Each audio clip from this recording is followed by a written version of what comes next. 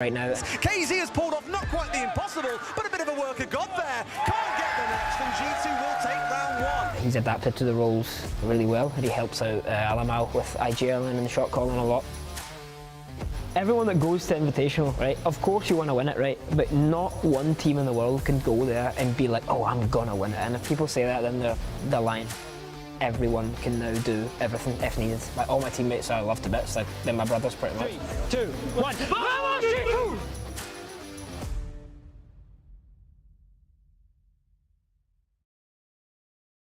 My name is Gustavo, or Psycho, my nickname.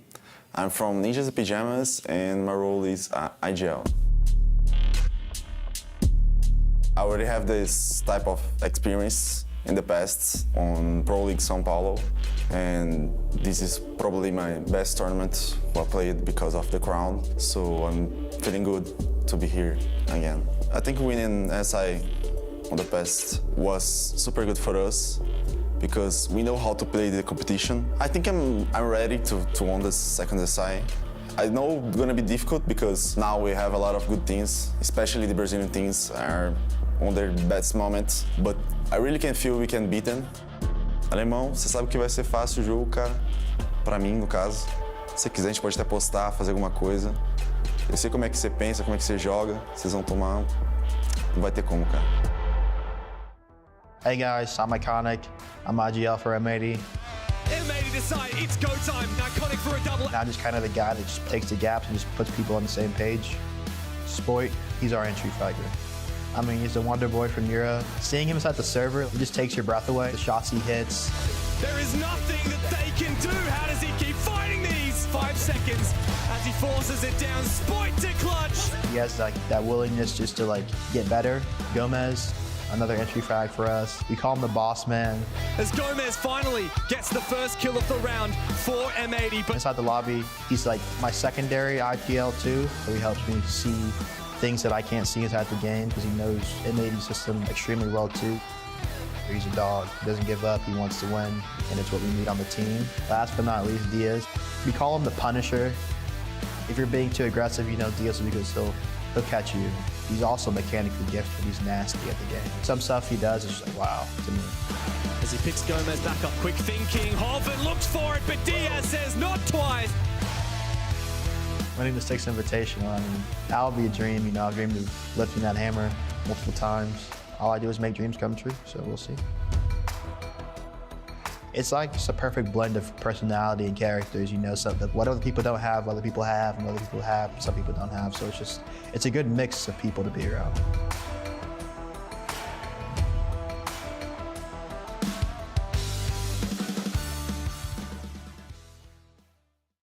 Meu nome é Jaime Pereira Ramos Jr., mais conhecido como Cyber dentro do jogo Rainbow Six. Jogo pela FaZe Clan. What is the idea for FaZe to try and mix things up? Oh, what a shot there from Cyber. Major Suécia, eu quebrei o recorde, né, de kills que teve em campeonato de Major. No próximo campeonato que a gente jogou, que foi o Major Berlim, eu quebrei novamente meu recorde, mas não fui campeão. Meu estilo de jogo é muito agressivo, então eu sou um jogador que pensa em muitas possibilidades ao momento. Tem o Vita King, né, que é o nosso IGL. Ele é um jogador que direciona a gente onde ele precisa. Forrest, you cannot fumble this now! Vita King! He's stolen the round away! He's stolen NA's hopes and dreams! Essa parte, assim, ele faz muito bem, então acho que ele meio que nasceu para essa parte de fazer essa parte de IGL, assim.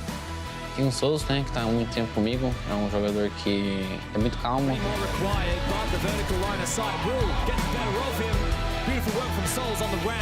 Ele consegue pensar muito sobre o jogo também, ele consegue trazer muitos rounds importantes pra gente, que a gente está perdendo. Ele é um jogador muito habilidoso nessa parte. O KDS é uma pessoa que fica parado, não faz muita coisa assim fora do comum. KDS is looking for him and the opening kill is for FaZe. Acho que essa parte sim é uma parte mais forte dele, assim, de ser um jogador também que pensa bastante dentro do jogo e sabe a hora de executar alguma coisa. O Range é um jogador que é muito bom também, ele tem uma parte de skill muito boa também. Acho que todo jogador do nosso time é muito bom em questão de skill. Handy from above. is able to deny, and that means there is no chance Palmer can clutch this. Ele consegue fazer bastante round que a gente está perdendo ali de uma forma drástica. Acho que esse Invitational, todos os jogadores querem ganhar, né? Acho que cada um quer se provar ali dentro do campeonato. E eu acho que todos os jogadores pensam assim que é o maior campeonato assim para si, né? Que é o troféu mais antigo que tem no jogo, então acho que é o que todo mundo quer ganhar. Esse é o time, querendo ou não, que eu tenho que é mais unido dentro de jogo e fora. É um time muito agressivo quando precisa. Sabe que o nosso estilo de jogo é totalmente diferente do que eles jogam contra. Então acho que a galera assim tem um pouco de medo de jogar contra a gente nessa parte.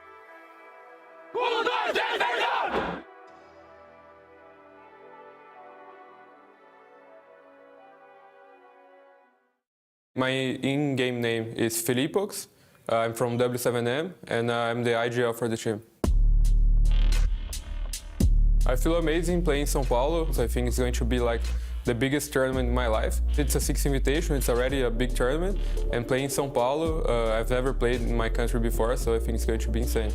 I'm not afraid of anyone, but I think we're going to have great matches. Our first game is going to be against M80. It's always a great game against them. The last time we played, we lost. So I think we are going to get our revenge right now. We are here to win, but we are trying not to think that as much because we already got a lot of pressure because everyone's saying that we are the favorites for the tournament.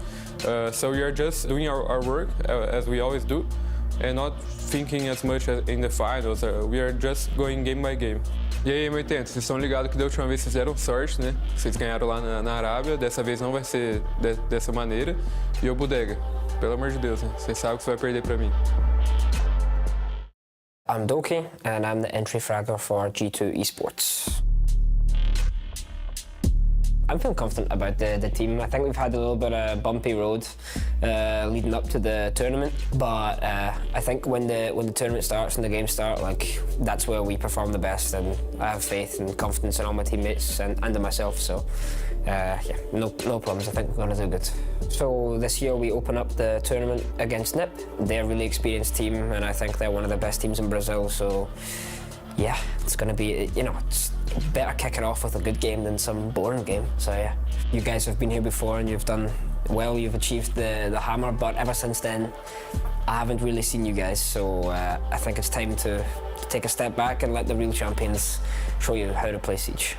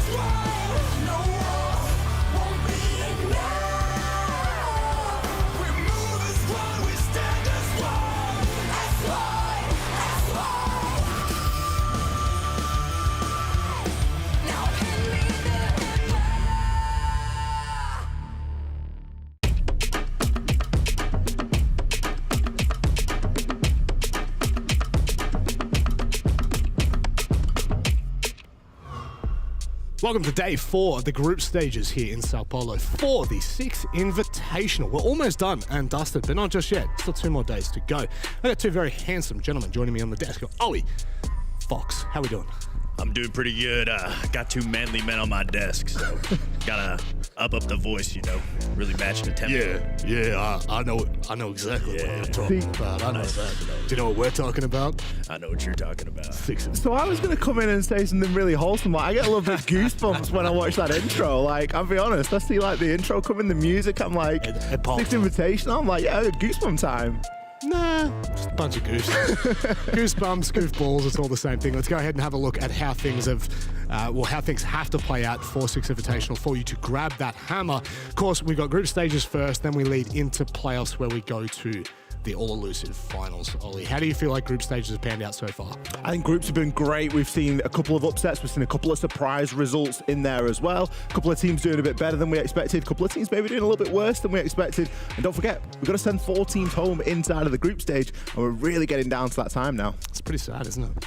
It's a little sad, but we couldn't ask for some better games. No, we couldn't. This is how all the groups are panning so far. Of course, 1 through 5, that is the rankings in each of the groups. It's probably important to have a look at who's at the bottom of the group now, because that's where things are really shaping up. That's where the conversation is going to take a very large place. Fox, looking at this, what's the biggest disappointment so far? I think we can all agree the biggest disappointment is probably Group C, but in my opinion, it's not too uncharacteristic right now. I actually kind of predicted this going into the tournament, just of how Group C shaped up and how M80's played in prior events. Yeah. But then being at the bottom now, with few days to go with 0 points, it just ticks down little by little, 1 day at a time, and when you don't get a point under your belt, it's very stressful. Yeah, it's incredibly interesting how last night's games panned out. Of course, if you weren't watching, Virtus Pro took top spot after beating W7M in a very close series, and then it was backed up by Bleed, then beating Team Liquid. Ollie, that was maybe the biggest shock we've had so far in the tournament? We knew that this group was going to be stacked, right? We were calling it the group of death from the start. You've got 2 Brazilian teams in there. You've got one of the better teams inside of Europe in there. And you've got M80, the super team that is looking less and less like a super team as every single event rolls around. And then you've got Bleed. And Bleed are that team that can just come out there and throw a surprise result in. Yeah, they are APAC's best hope at the moment. There's no doubt about it. That's what I thought. I think Bleed's bringing out a lot of innovation. Yeah. They've been playing a different style of Siege that not many teams are, I guess, used to. Yeah, well, let's go ahead and have a look at how today is going to play out. Of course, the second last games. I think there's a couple of teams that have, obviously 4 teams have today off, but there's a couple of teams that will be playing their last game. I know for M80, this might be one of their last chances. We'll talk about that a little bit later, but when we're looking at Stream B in particular, Fox, you got anything you're keeping your eye on? I think the most 2 important games is Liquid W7M and Bleed M80. I think we mentioned it a little bit on the pre-show that if Liquid and Bleed get some points away today, that kind of seals M80's fate. They don't even have a chance to make a comeback today and tomorrow. Looking at that as well, you think both W7M and Liquid lost yesterday. So this is going to be a real big revenge match for both of these 2 teams. Obviously, it's a local derby. You've got that thrown into the mix as well. And it's when the points matter so much. It's kind of crazy. Is that our first local derby?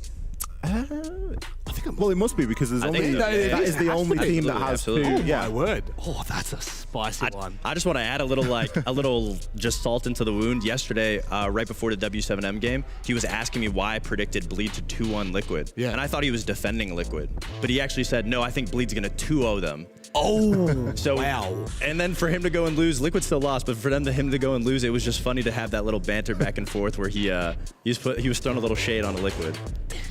We love a little bit of shade around here, but it is time for us to hone in a little bit closer on our first matchup of the day. We've got FaZe taking on Team Bliss. Team Bliss yet to take any points away from their matches, but overall, maybe a little bit of a disappointing in the attacking win column for Bliss. Ollie? I think Bliss are that team that you've got to give them a little bit of credit. I know that they're a fan favorite team. There's a lot of people out there that get behind this team because of the personalities on the squad, and that only takes you so far. They have come tantalizingly close to picking up map wins so far. They have lost both of their games 2-0, but both of their games have been extremely close. We're talking 7-5s, 8-6s. they're 1 or 2 rounds away from taking a map and just changing the entire landscape of that best of 3. What do you think about this matchup? It's a stressful matchup for Bliss. I mean, Oda kind of came up to us and was like, what do we got to do? I mean, I think they have a very good, strong defensive side. They're able to handle a lot of aggression that teams throw at them. The prior 2 teams that they've played against, Wolves and SSG, Wolves have been very aggressive in this tournament so far, and I think they handle that very well, but FaZe is one of those slower tempo teams, so it'll be interesting to see how they handle more time to execute. Sure. Well, if that's what we're doing, let's go ahead and talk about the slower paced team, Team FaZe. My name is KDS, I play for FaZe Clan and I'm Enter 2. For me, the best parts for SI in São Paulo is because in my home country, so that's amazing. I think our group is much better than Atlanta because we have a problem with the aggressive teams, and now we are very much stronger. We're feeling very prepared to play against all teams. For me, the toughest match will be against SSG and Wolves because are aggressive teams and they are very good in their region. All the players in the group are motivated because we really want to win this SI. Então, The Plus, a gente tá vindo forte aí, vocês vão perder e é isso, tamo junto. So, Ollie, coming into this, 2-0 and 0-2. Do you reckon they're feeling the pressure? I think that the pressure is definitely going to be getting to this FaZe squad right now. We haven't seen them play the lights out siege that we expected them to play. We know that FaZe is a real top tier team. They are a contender no matter what. Now, you're always going to have a couple of wobbles inside of the group stage, but I'm seeing some trends that I've seen before on this roster, and one of those is Cyber. We expect so much more from this player, and currently he's -6 overall, -3 on the entry. I'm not sure if he's having that desired impact that FaZe really need at this point. Especially with FaZe being the best attacking team currently in Atlanta and him still struggling. They have a 55% win rate on attack. With him struggling, it just goes to show that their structure is very in place. He's the main player that you'd expect to go in, get 1-2 kills before he's taken out, but right now he's been getting shut down by the teams that he's playing against. I think from Atlanta, because he had such a strong showing there really just is a lot of information on how they play, and I think teams are focusing him specifically. But the rest of FaZe is just so slow and methodical with how they attack the bomb site that they're able to pull that round through with or without him. How do you think like that's panning out so far in this group? Obviously, a slower, more methodical approach leads into a different conversation altogether, especially coming from a Brazilian team. I mean, I think FaZe showed up day 1, and I really got to commend SSG for day 2. I think they just outperformed and had a really good game plan for FaZe specifically. I don't think FaZe did anything wrong in the grand scheme of things. They just played their consistent game, focused on themselves. SSG was just able to exploit that. Well, let's go ahead and have a little bit of a deep dive into KDS, player for us that we felt like was needed to be highlighted. Ollie, what do you think of the performance so far? So we talk about Cyber and we say, where is he lacking? And well, look at it. This is where the slack is getting picked up right now. KDS, top performing player currently on FaZe. Souls, interestingly, has got one more kill overall than him, but the overall stats, the overall EPS for KDS is fantastic right now. You can see him hitting 78% cost there as well. Really doing a lot of the hard work. If you look at his operators he's playing a lot of Buck. Buck's been one of the most played attacking operators so far this SI. We would let him off on the defense. He runs around on the Legion. He maybe picks a good gun and stuff like that, but let him have it if he's performing. I'm going to ask you, how important do you think it is for a player like KDS to pop off against a team like Team Bliss? They're from my region, okay? They're from OSA's my region. I love them. But how important is it for an individual to be on point in this kind of game? I think when you are a team at FaZe's caliber and you have everyone that can explode at a moment's notice and you have that structure for years to come, I think it's not too important. But on the other side of things, when you're Bliss, I feel like you need a little bit of that individual flair to really guide you and bring your team that momentum and confidence that they are slowly lacking a little bit so far in the tournament. Every time they yell and shout, I always get thrown off instantly, every single time. But a team that currently is struggling in this group, 0-4, it's Team Bliss. My name's Oda. I play for Team Bliss, and I play Fragger/Lurk. I feel like me and my team feel very confident coming here. We made both majors during last year, so we have a lot of confidence coming into an event like this. But it is an SI, so there's high stakes, and yeah, we're just keen to perform really. Preparations for SI were kind of adapting to the new meta. The game's changed a lot since Atlanta. So in our group we have FaZe, who looks like they're the strongest opponent for us. Definitely feel like we can beat them. I'm not really scared of anyone in our group. We've also got SSG and Wolves, which we're kind of looking for revenge from Atlanta. You know, only losing by 1 round to both of those teams. And D+, they're a team that we've practiced a lot against, but it'll be good to verse them on an international stage with no ping. So our first game is against the Wolves. I feel like they're going to play very aggressive, so you know, we're here to match their energy and shut them down. Hey Wolves, this is Oda. Make sure you don't trade to an APAC team again. Damn, that's tough. Unfortunately, they didn't, brother. So that's just how the cookie crumbles. Look, to be fair, you know, in that interview, he's talking about SSG and Wolves and the fact that they only lost them by 1 round at Atlanta. Guess what? It's happened again. Yeah. They've struggled, but only just, Ollie. The thing is, it's really difficult for us to sit here on a desk and to pick apart what Bliss is doing wrong. Because overall, they're making the same mistakes that a lot of the teams make. They're coming super close to picking up maps inside of these best of 3s. It's tantalizing. It's got to happen at some point. And all we can really sit here and say is that I feel like they just need to hold the nerve a little bit more. Yeah. Look at the experience that they're going up against. You've got a side like FaZe. You've got players that have been there, done it, won majors, you name it. They've played Siege at an international level for a very long time. Host region, Bliss, still, in the grand scheme of things, quite new to this. And there's only one thing that's going to get them better, and that's reps. Getting the rounds in and getting put in that pressured situation and seeing how they react. To even go one step further and confirm that theory, they were up 5-3, 5-3 yesterday against. This is the thing, yeah. In their matchup, and they threw the rounds. And that was pretty much their downfall, is just they didn't know how to handle that pressure that comes with the nail-biting games. Look, the way I'd put them in this event is they're the worst salesmen. They can't close. It's just unfortunately how it is. But for one player in particular, he's doing very well. Brendo has been popping off so far in the grand scheme of things in comparison to maybe the rest of the team. Maybe I'm going a bit harsh. I think Pop-Off's maybe strong. He's playing the best out of the roster at the moment. Is he popping off in the scheme of the tournament? Maybe not, but he's certainly doing his part here. Again, one of the trends that you may have noticed there between the previous player highlight and this one from Brendo, for anyone watching at home, play your Legions.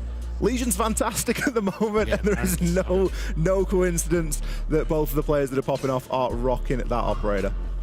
I mean, even though he is only +5 and he is leading the statistics on his team, you got to commend how Bliss is still able to keep these games so close by 1 round, 2 rounds. The way that they, like, their strength is pretty much being on defense, and it looks like they hold their own very well. They're able to handle multiple people at once. Oda, significant position that I know that he plays in is open area on bank. He was able to fight off SSG a bunch. And so if we can see a little more of that on the attack side of things, a little more of that confidence, and they don't let the fear get to them, I think the rest of Bliss could actually help Brendo in this situation. Oh, God, I hope so. I pray to God.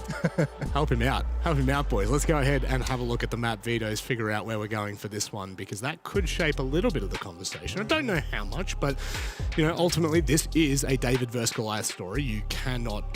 There's no 2 ways about it. Skyscraper, Chalet, Cafe, Border, gone. Wow, we got a Clubhouse and Bank to kickstart this one.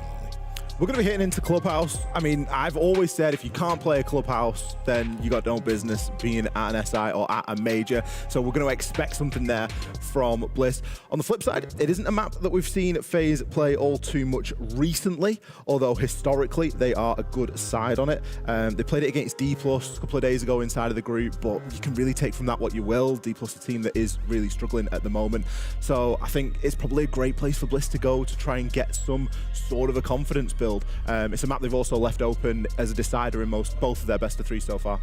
To highlight specifically on Bank, I already brought it up with Oda. I think they were doing a very good job against Wolves on taking position and holding position on defense. Sure. But they were lacking the ability to read what the enemy team was doing on their side of defense. So when they were attacking, Wolves was giving them full top floor control, full executability, wanting them to go for that plan. And Bliss wasn't taking that. They were just wasting their time out and hurting themselves in the long run. Well, one thing that we haven't said so much this far is that this game is critical for Team Bliss. D+ and Bliss are currently 0 points at the bottom of their group. They'll play together tomorrow.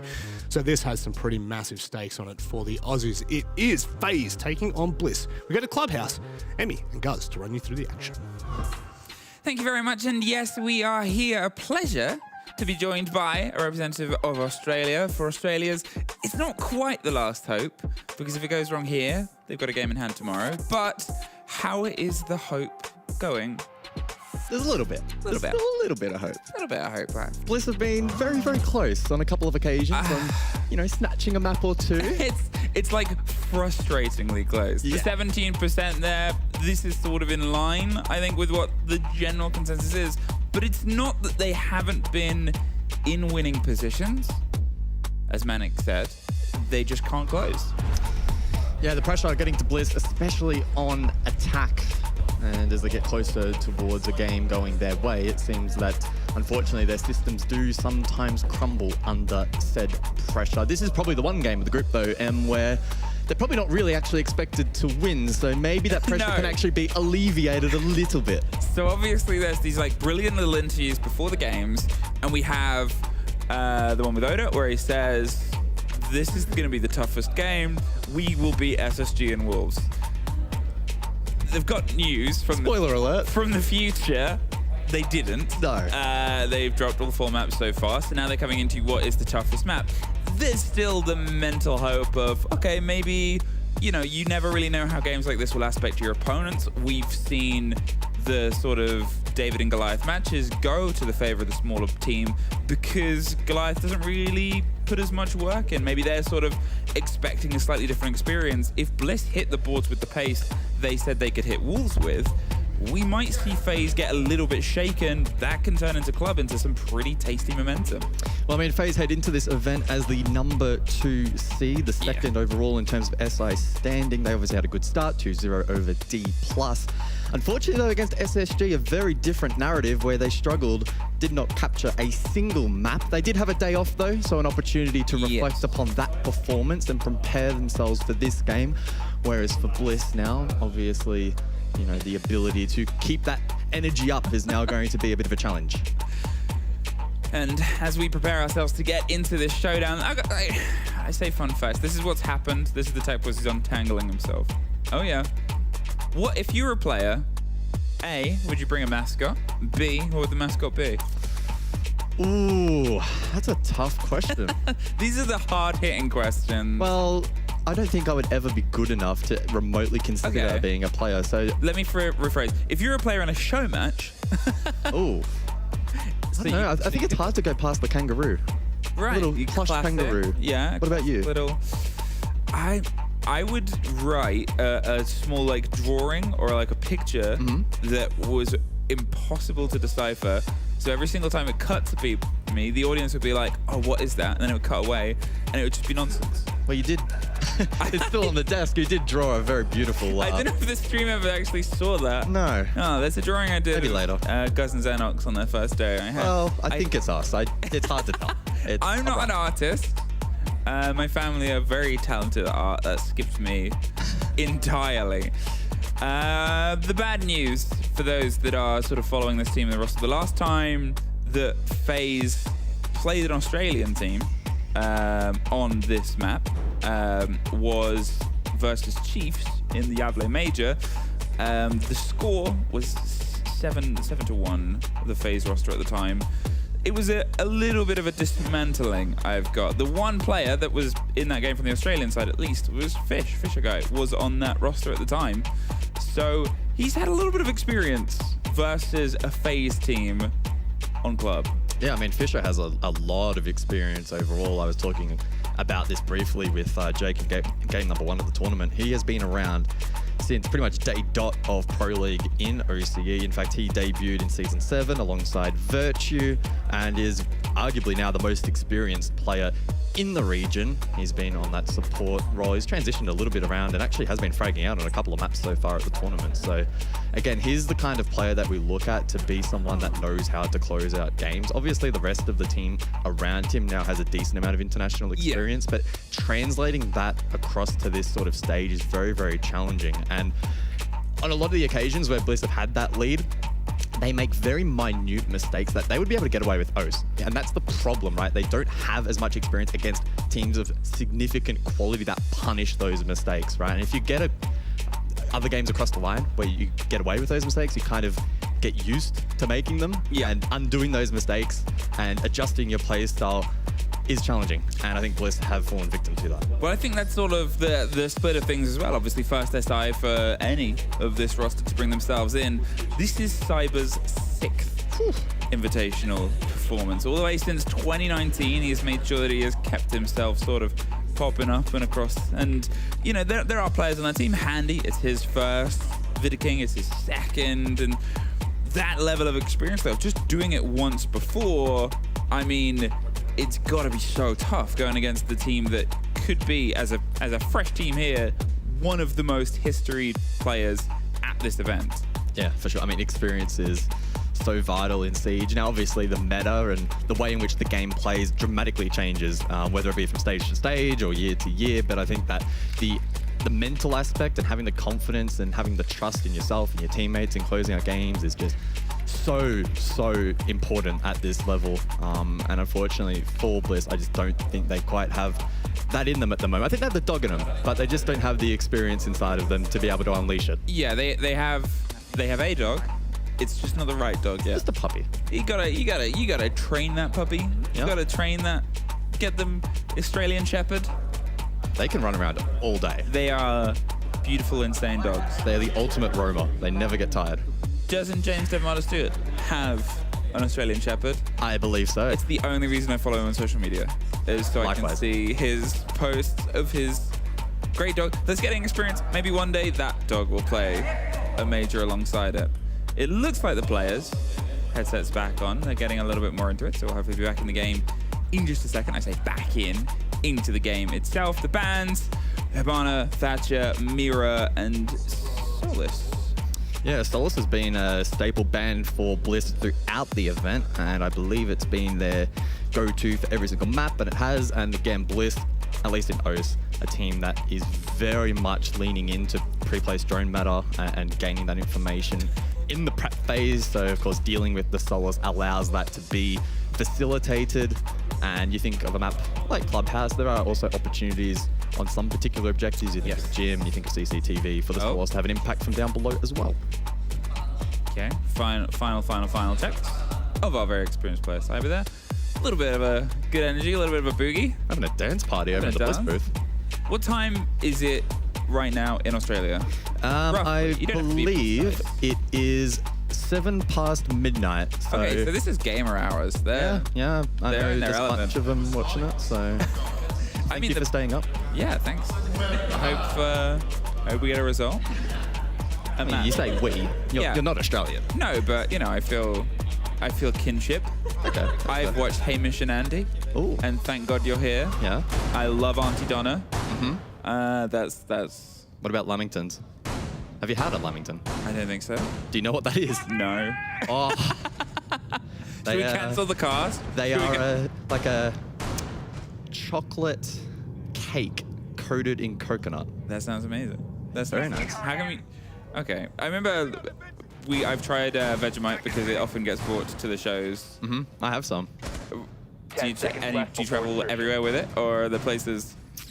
Only overseas because it's very difficult to get. Yeah, I can imagine if you go to a Brazilian store and start speaking Portuguese for Vegemite, I don't think they would look at me like I am insane.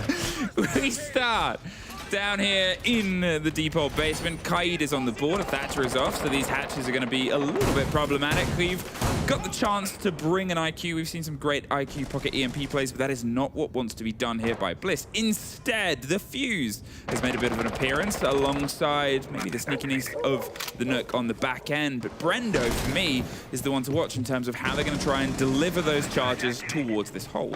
Yeah, looking to cook something up. Sledge as well in play, prioring that over the buck, which you would more typically see to open up LOS through that kitchen hallway.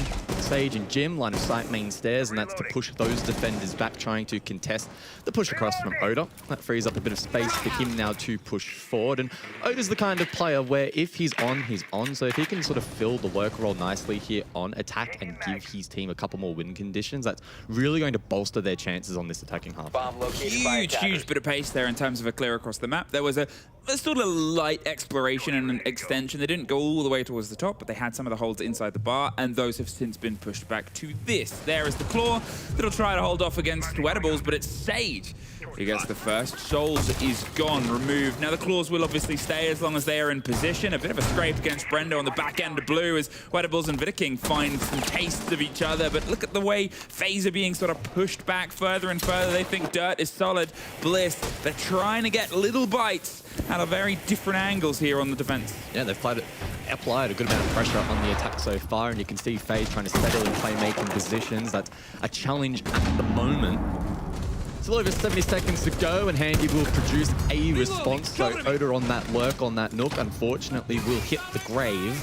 Brendo, of course, taken low before, so he'll have to be mindful for the push through blue, and it's KDS to lock that down at the moment on the Wamai with magnets in hand. He's just mindful of the push down the staircase from Bliss, which will hopefully be synced with a push elsewhere. Fish over secondary on the kitchen hatch, and it's likely going to be a drop plant.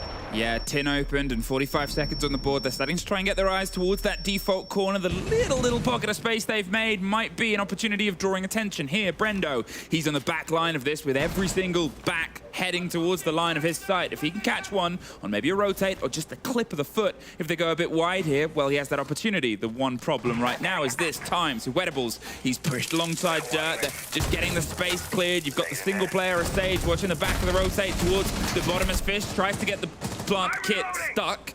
Pushed off and picked back up. He's round the corner as Sage has the cover of Handy that we talked about before down the long corridor. They get the rotate though, and he's able to get himself up and down and get it to the 4 versus 1. Cybernado blown asunder.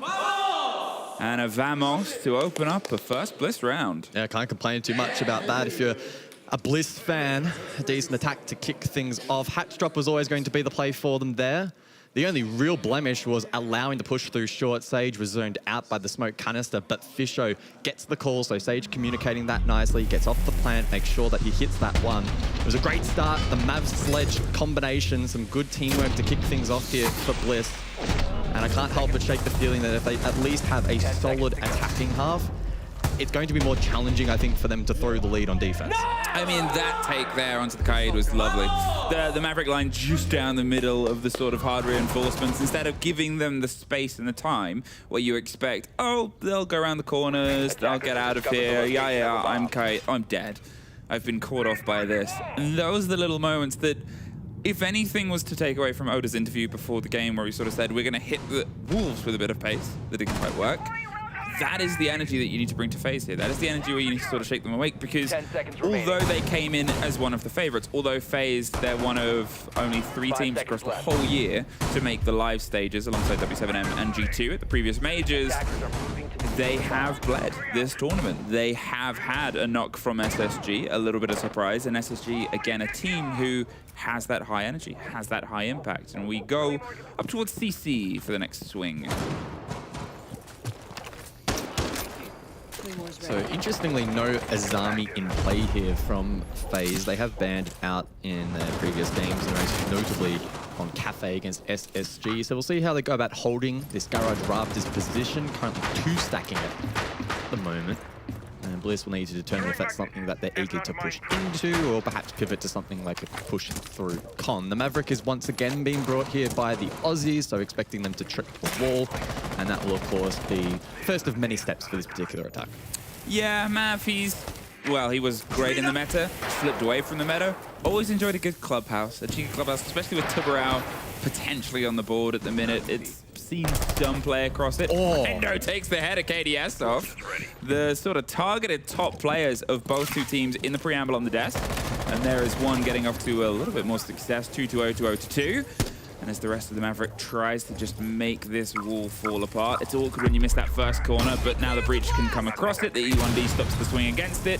And as the Bees try to force the Raptors players into a more uncomfortable situation, as long as they have some discs up there, or the ones generated in their pocket, they should be able to survive and hold this. With the man disadvantage, though, they have to be aware of just where this pinch might come from. I mean, Raptors now weakened. I don't know if KDS looked to overpeak that position, or perhaps was unaware, but a nice pick from Brendo, and Handy falls as well. So Garage not going the way of FaZe, and Bliss off to a blistering start here on Clubhouse. A 5-3 advantage, and now it's just about consolidating their positions. A default plan will ensue in a moment. From here, this is just fundamental siege and ensuring that they get it done. I mean, fundamental is what this site is built on. You can see the drop, the rotation towards CC window on the back end. You assume there's maybe going to be some pressure onto Souls underneath, and it does, but it doesn't quite come together. Fisho goes down as well. The canister just will get the tip of the finish, and suddenly we found ourselves in 3 versus 3. Souls, he's rotated his way back up. The Fenrir mine on the inside of the left door is causing nightmares for a lot of players, but Wedables might be the nightmare that hits the player. No, swung either side, a body on red and on the back of logistics. Wedables needs to keep putting the pressure on, but the frost mat catches the player. All eyes on the site, and now all eyes only on Brendo. Open up the round with the opening kill against KDS. Now to see if he can try and find the sliver of the remaining 2. The ping's onto 1, and the diffuser with a little bit of an eye onto the default position, but he knows he has to try and push the advantage. A great take onto the first. The second has found their way around onto the back end of red. Cannot get a proper swing here. They're going to play against Audio. There's nothing in the pockets of Vidaking, so he's going to get in close with the shotgun. Brendo comes off, but he stops just in time. Vidaking gets the swing with the shotgun and levels things up. That's the kind of round that Bliss need to be converting. 5-3 advantage, top floor. It should be a set-piece push, but it falls apart. Good disruption from Vidaking, able to drop Fish. There was another frag elsewhere, and then, of course, Vida in the 1 versus 1, very composed, wins it out. Unfortunate for Bliss on that occasion, but for FaZe, being able to bring that round back will instill some confidence. It was sort of everything setting up to go well, and then suddenly things go wrong. The first take by Brendo, just great positioning. Again, working alongside the Maverick to have that angle on the unexpected players here. The push and the take towards the top of the stairs. 2 canister kills on 2 downed players, and I guess when we have the conversations of experience, of worry, and of things going wrong when the pressure is at its highest, unfortunately, the longer they go in the tournament without a win, without a map to their name, the pressure will just get worse and worse and worse. Things like being able to scream up those stairs without that pre-placed drone or the physical intel makes things a bit stickier. The third site rotation takes us over towards Jim and, well, takes us towards a Monty for Fisho. Yeah, Tim and I were having a couple of discussions yesterday about the effectiveness of Monty in the tournament thus far, and we sort of came to the consensus that results have been mixed. You have to be really, really careful in this kind of meta, the way in which you actually employ the Monty and how you play around it.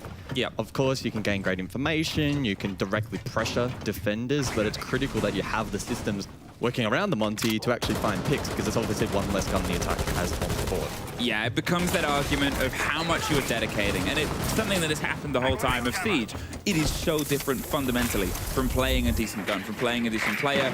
You have teams where their top fragger has to go onto Monty because no one else can play the shield. Here, Fisher taking that mantle, taking that big Monty and getting towards this position, it sort of shows that little confidence behind the guns behind him. And to be fair, when you've got Brendo on your shoulder, when you've got the swing onto CC as well, it's a pretty solid lock-in, and it does allow this. We set the problems behind the idea of getting intel onto frost mats and other traps. Well, that's less of a problem here for Fisho. They hit it with the EMP, the push up from underneath. They want to take onto KDS, gets hit by the air jab, and Handy gets the cover.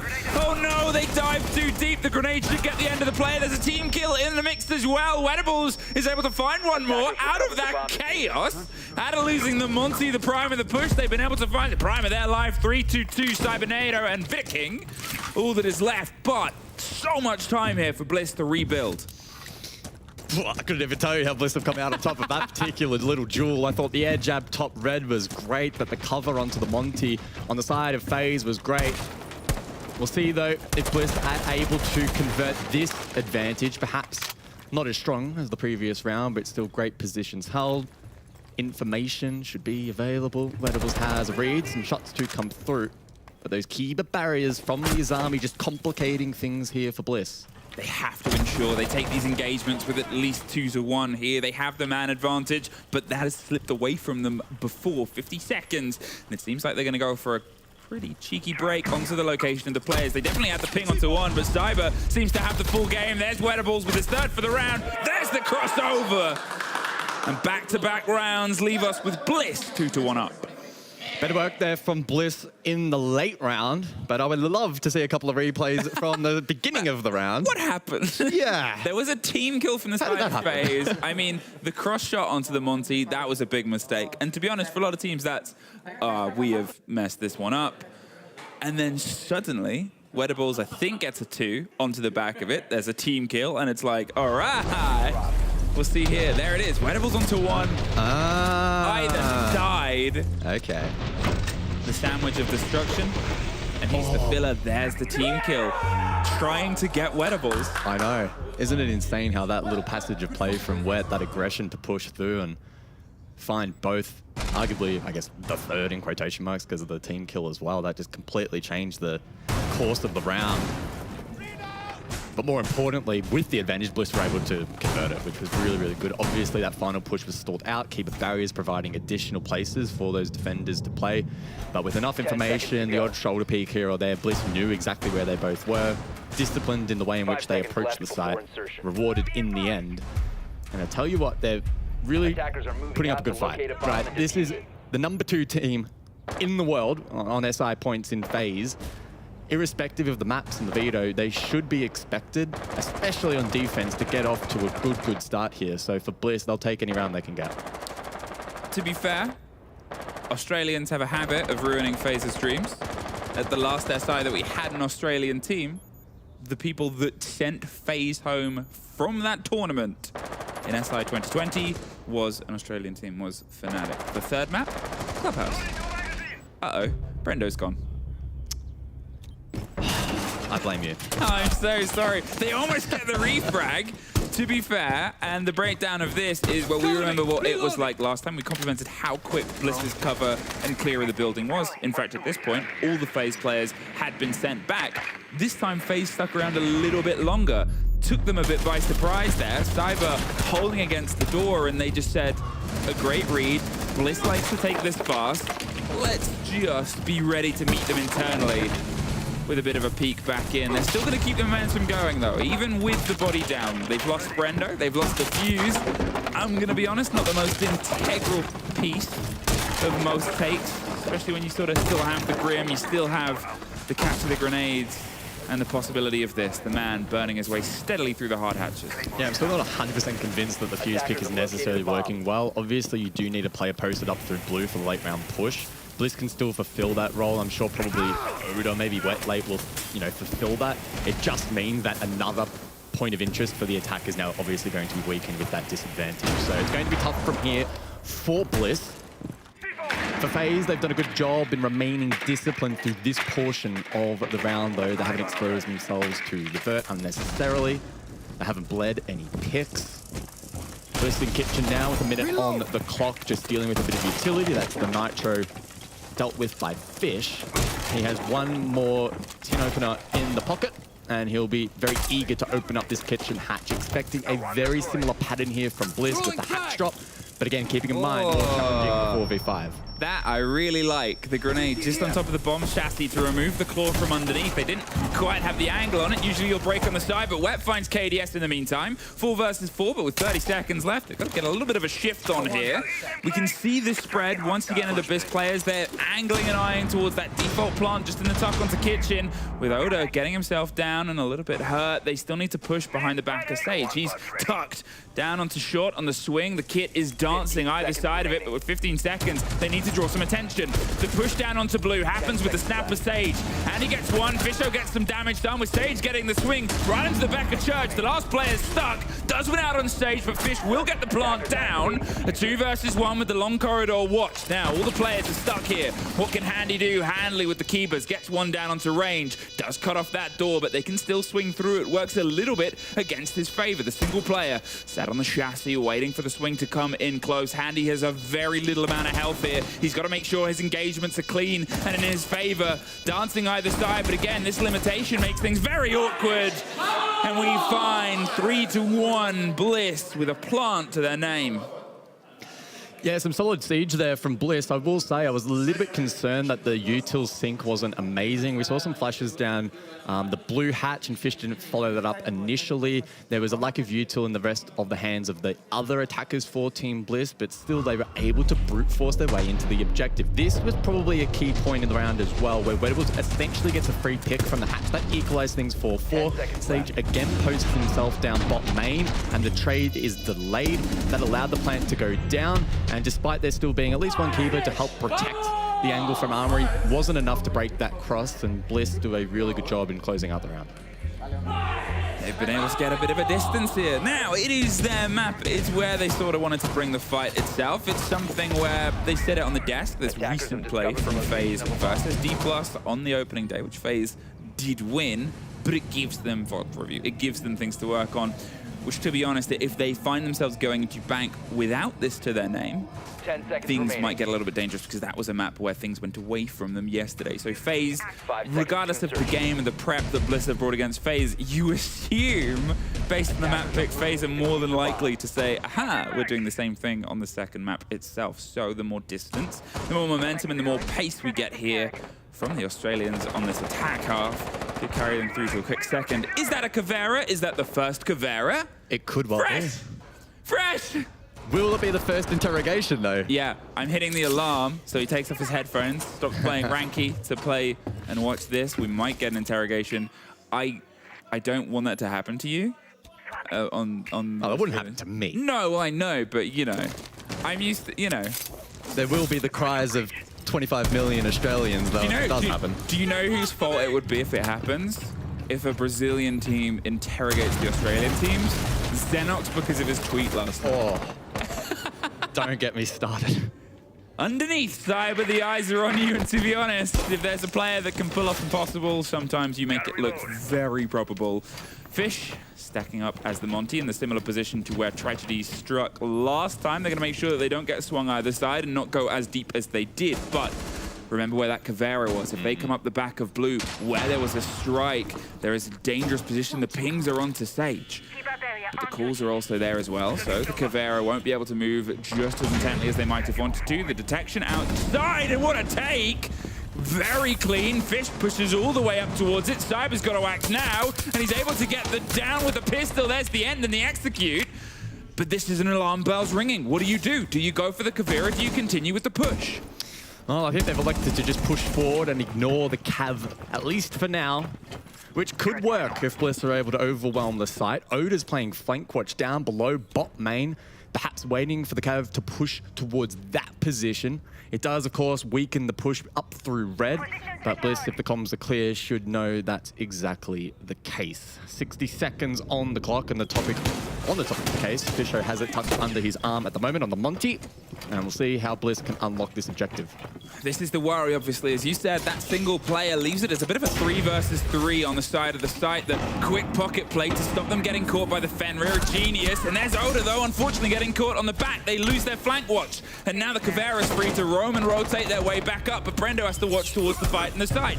There goes one, there goes Wet, leaving the shield alone on the backside of Jim. They want to try and Gon 6 their way through. Fish is trying to draw as much attention towards the back, but with 20 seconds, they're going for the swing. Fish drops Trow's shield and the player as well. Vidikin goes, but Brendo goes down. A 2 versus 1 for the Monty, doing everything he can to swing and pop bullets, but it's not quite as precise as it might have once been. Oh no, all of this has been in 4K, and he's been caught. Well, the risky strategy from FaZe pays dividends with that Cav off site, able to pick away one and then dropping Brando inside late. I think Bliss did an okay job in trying to tame it, but again, if you have the Monty on the board, that's one less primary gun, and I think they felt the effects of that late. Util as well playing a huge role in the late round. The mines from Fenrir made that push through really quite challenging, and once again, a similar array of key barriers to fortify that bedroom position made it difficult to flush out those defenders.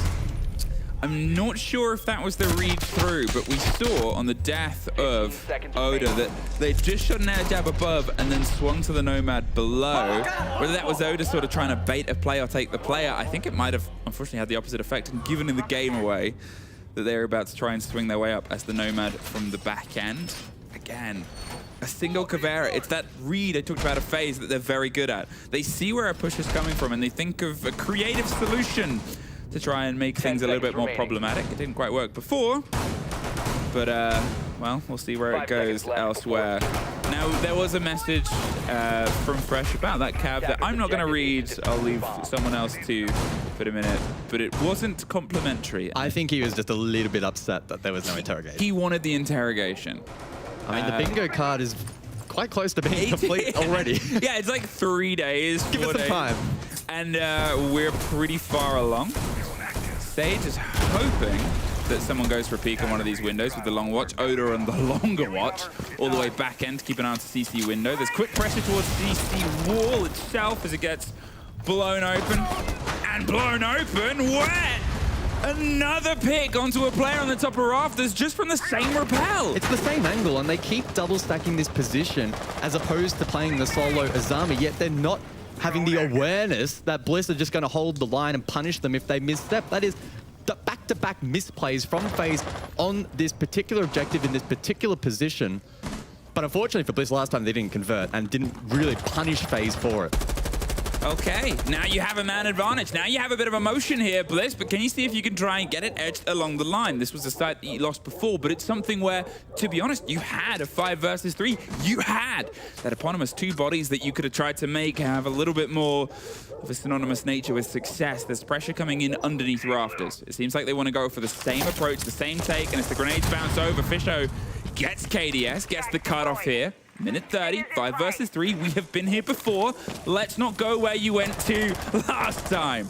They're going to eke and each their way in, just slinking around before they get caught, concerned about the ever-present idea that FaZe is going to swing it and shoot us in the face as more breach comes into the back. There goes construction. There goes a little bit more territory for FaZe. So much time available here for Bliss. Will FaZe be able to lock it out again? Vidaking will use the first of his smoke canisters to try and create a space for the defense. No! And it's a Frost Mat, the first dent in this attack for Bliss. Oh, and the second time it's happened. They're at least able to get themselves back up. There's time to work on it, but obviously they'll be hobbling a bit. I think they might have been caught up. No, there was a player there, so they don't have to suffer the ill effects, but what they might need to do now is try and force their way through. Vidaking still has 2 smokes. We only have 30 seconds. That's enough time to generally play them against default. There goes the first, just to stop the rotate, and Brendo goes into Souls. Sage going for the kit down, but it's a flawless round to end a 4-2 for Bliss. My heart is palpitating though. When Fisho launched himself into the Frost Mat, I was like, guys, please. Not again. Not again. Not again. But it was a lot cleaner from that point onwards. I think for Vidaking to be able to help his team in that round, get it across the line, had to land the shot, and the smoke canisters had to be on point. He didn't really do either, unfortunately. And that's obviously focusing in on him. It was very much a team effort, and a lot of it, again, a launch pad off the back of clearing rafters. This angle was almost identical from the one we saw from Brendo previously with the Mav combination, and Handy just walks straight into it again. You have a read there, Fish, and you get the kill, obviously, with the Grim Launcher. Oh. Didn't have a read on that, though. He, like, double dipped as well. There was like a,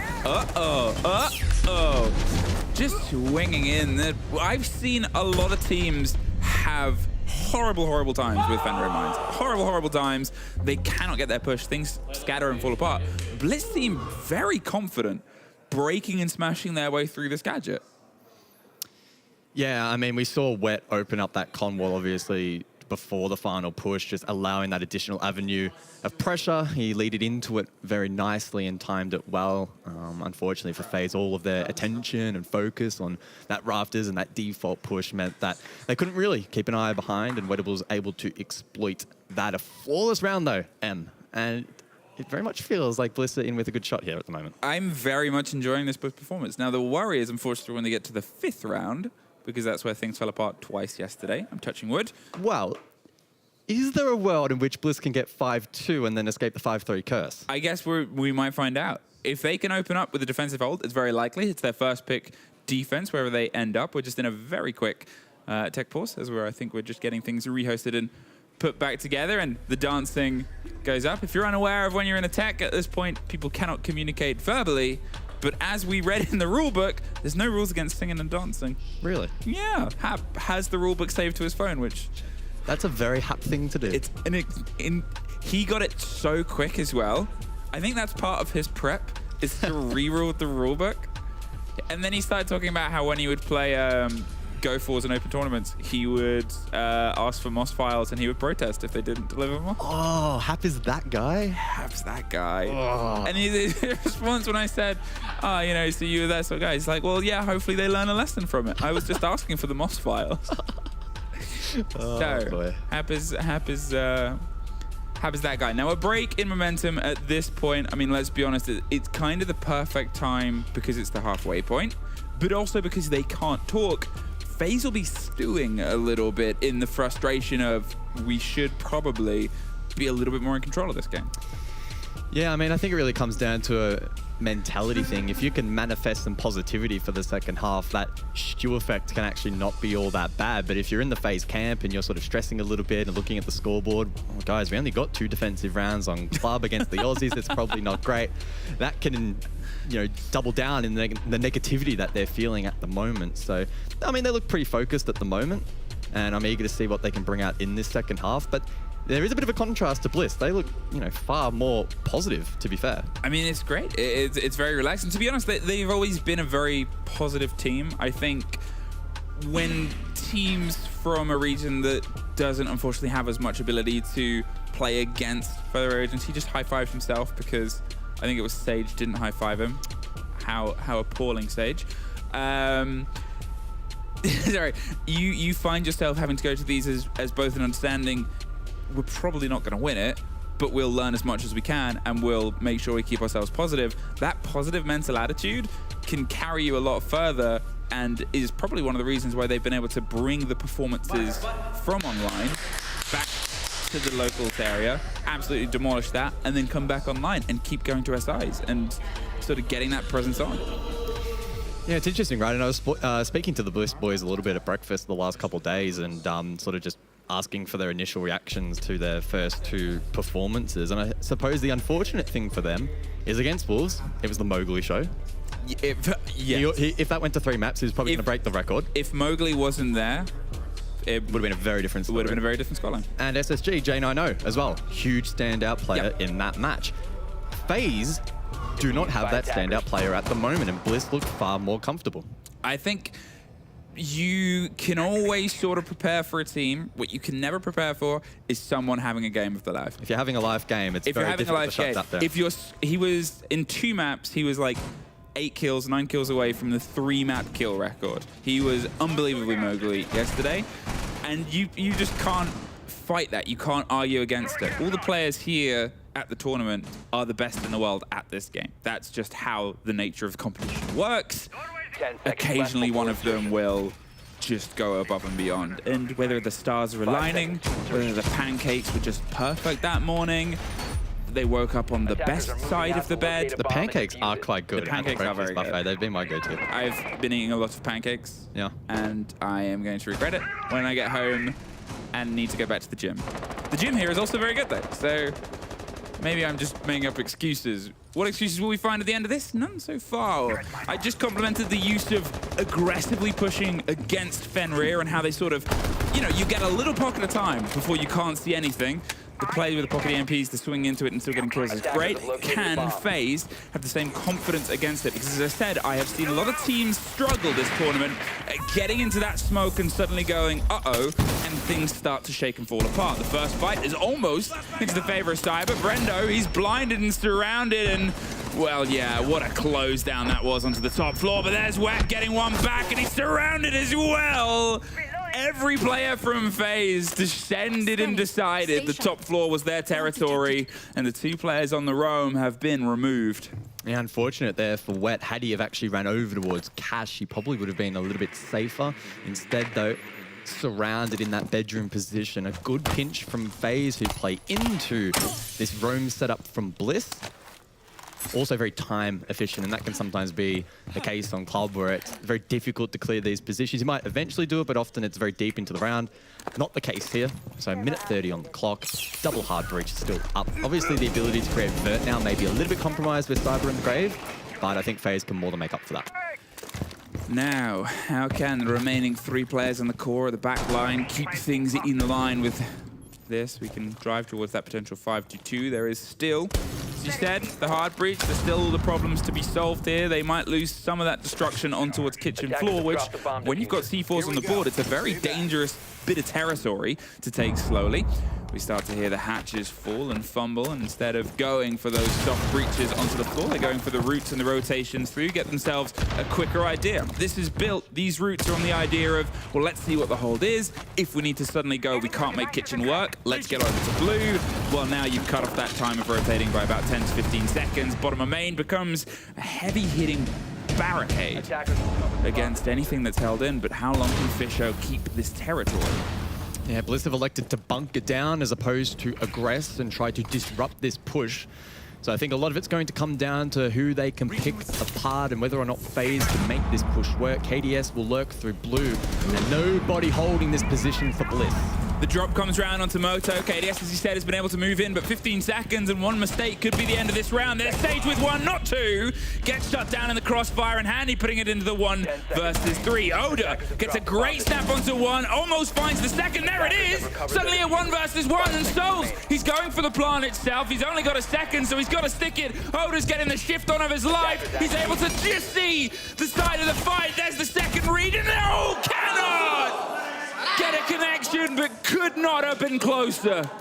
Souls is the kind of player that is never going to fake that plant. Oda just respecting him perhaps a little bit too much in the 1 versus 1. Additionally, didn't actually have a read as to exactly where the plant was going down. We saw that moment of hesitation, perhaps expecting a plant behind the bar or the black box, but it was next to the vending machine. Souls then forced to swing, and perhaps Oda probably still should have won the fight in the end, but it doesn't quite go his way. That 50-50 going the way of FaZe. It was a good start to the round for the attack, of course, clearing the roam in an efficient manner, and they had the man count for the late round. They almost slipped the final hurdle. Oda, a snappy 2K, but Souls too good with the S and G at the end. Just a quick little flip to the right, and FaZe win their first attack.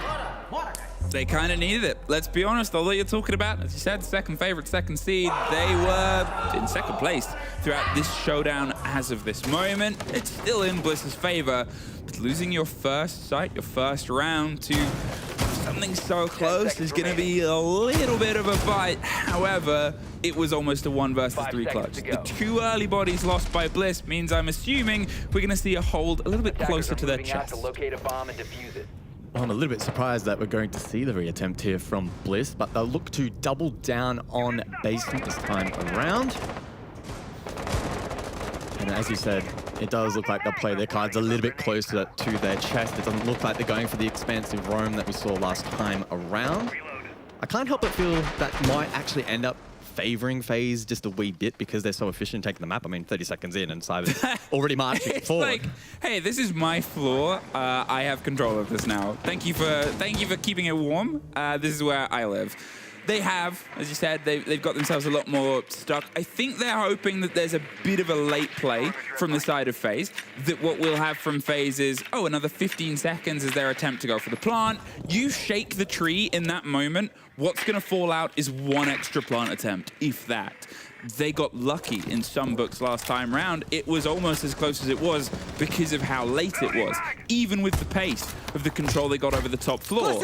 More fuse, and this one is going to be able to get its way through and try and remove anything, including a player that's inside there, but you'd be surprised if the player got killed by a fused card. That should be on the bingo card. That should be on the bingo card. I think that's probably less likely than a grenade, even with modern nades. Probably. Yeah, just being used to clear underneath these hatches, any potential utility down below, something like an F-Not mine as well, if that's opened up by Sage. Minute 30 on the clock, and FaZe are just chipping away at the checklist at the moment. Now up to the stage where they're looking to establish vertical supremacy and just ensure that Bliss are tucked in the corner. Doing a good job so far, Vidiking using the second, or second last rather, fuse charge, and that secondary hard breach as well deployed on the kitchen hatch. I think FaZe have opened up plenty of different avenues now that they can look to exploit. I don't know exactly what they'll probably lean into. Of course, they can go for a kitchen hatch. They could even go for like a motor drop kit if they wanted to. But for Bliss, they've played discipline. They haven't given away anything for free, and we didn't often say that about FaZe on their defensive half. split theory coming through here in full taste. I've said the words, and they've said, let's try and utilize that as the break on towards the back end of Church. And look at this impact play. You're able to get the first two, but the middle wall will fall. And so does Sage. KDS is able to get the swing onto the first player. They're looking up and dropping down the hatch itself. They're inside the site and going for the default plant, but with the fight with Handy, being able to get Oda, it's a 3 versus 5. However, they're going to bite back and fight their way through. Suddenly it's over, though. Souls, they had the idea of an execute there from the side of FaZe, and, well, Bliss just could not hold back the wave of red that smashed down from Kitchen. Yeah, it's a good collapse there from FaZe. I'm a little bit, I'm questioning a little bit the utility game there from Bliss, right? They didn't have like a Nitro or a Smoke to be able to deny plant, create a bit of space, and try to disrupt that push. I suppose, again, they're looking to lean into probably the Legion-Fenrir combo to do that job for them, but then they didn't win the ensuing gunfights, which made it very, very difficult. So unfortunate for Bliss. If you lose back-to-back defense on, you know, a singular site, it can sometimes plant that seed of doubt now that for the rest of the half, things could be a challenge.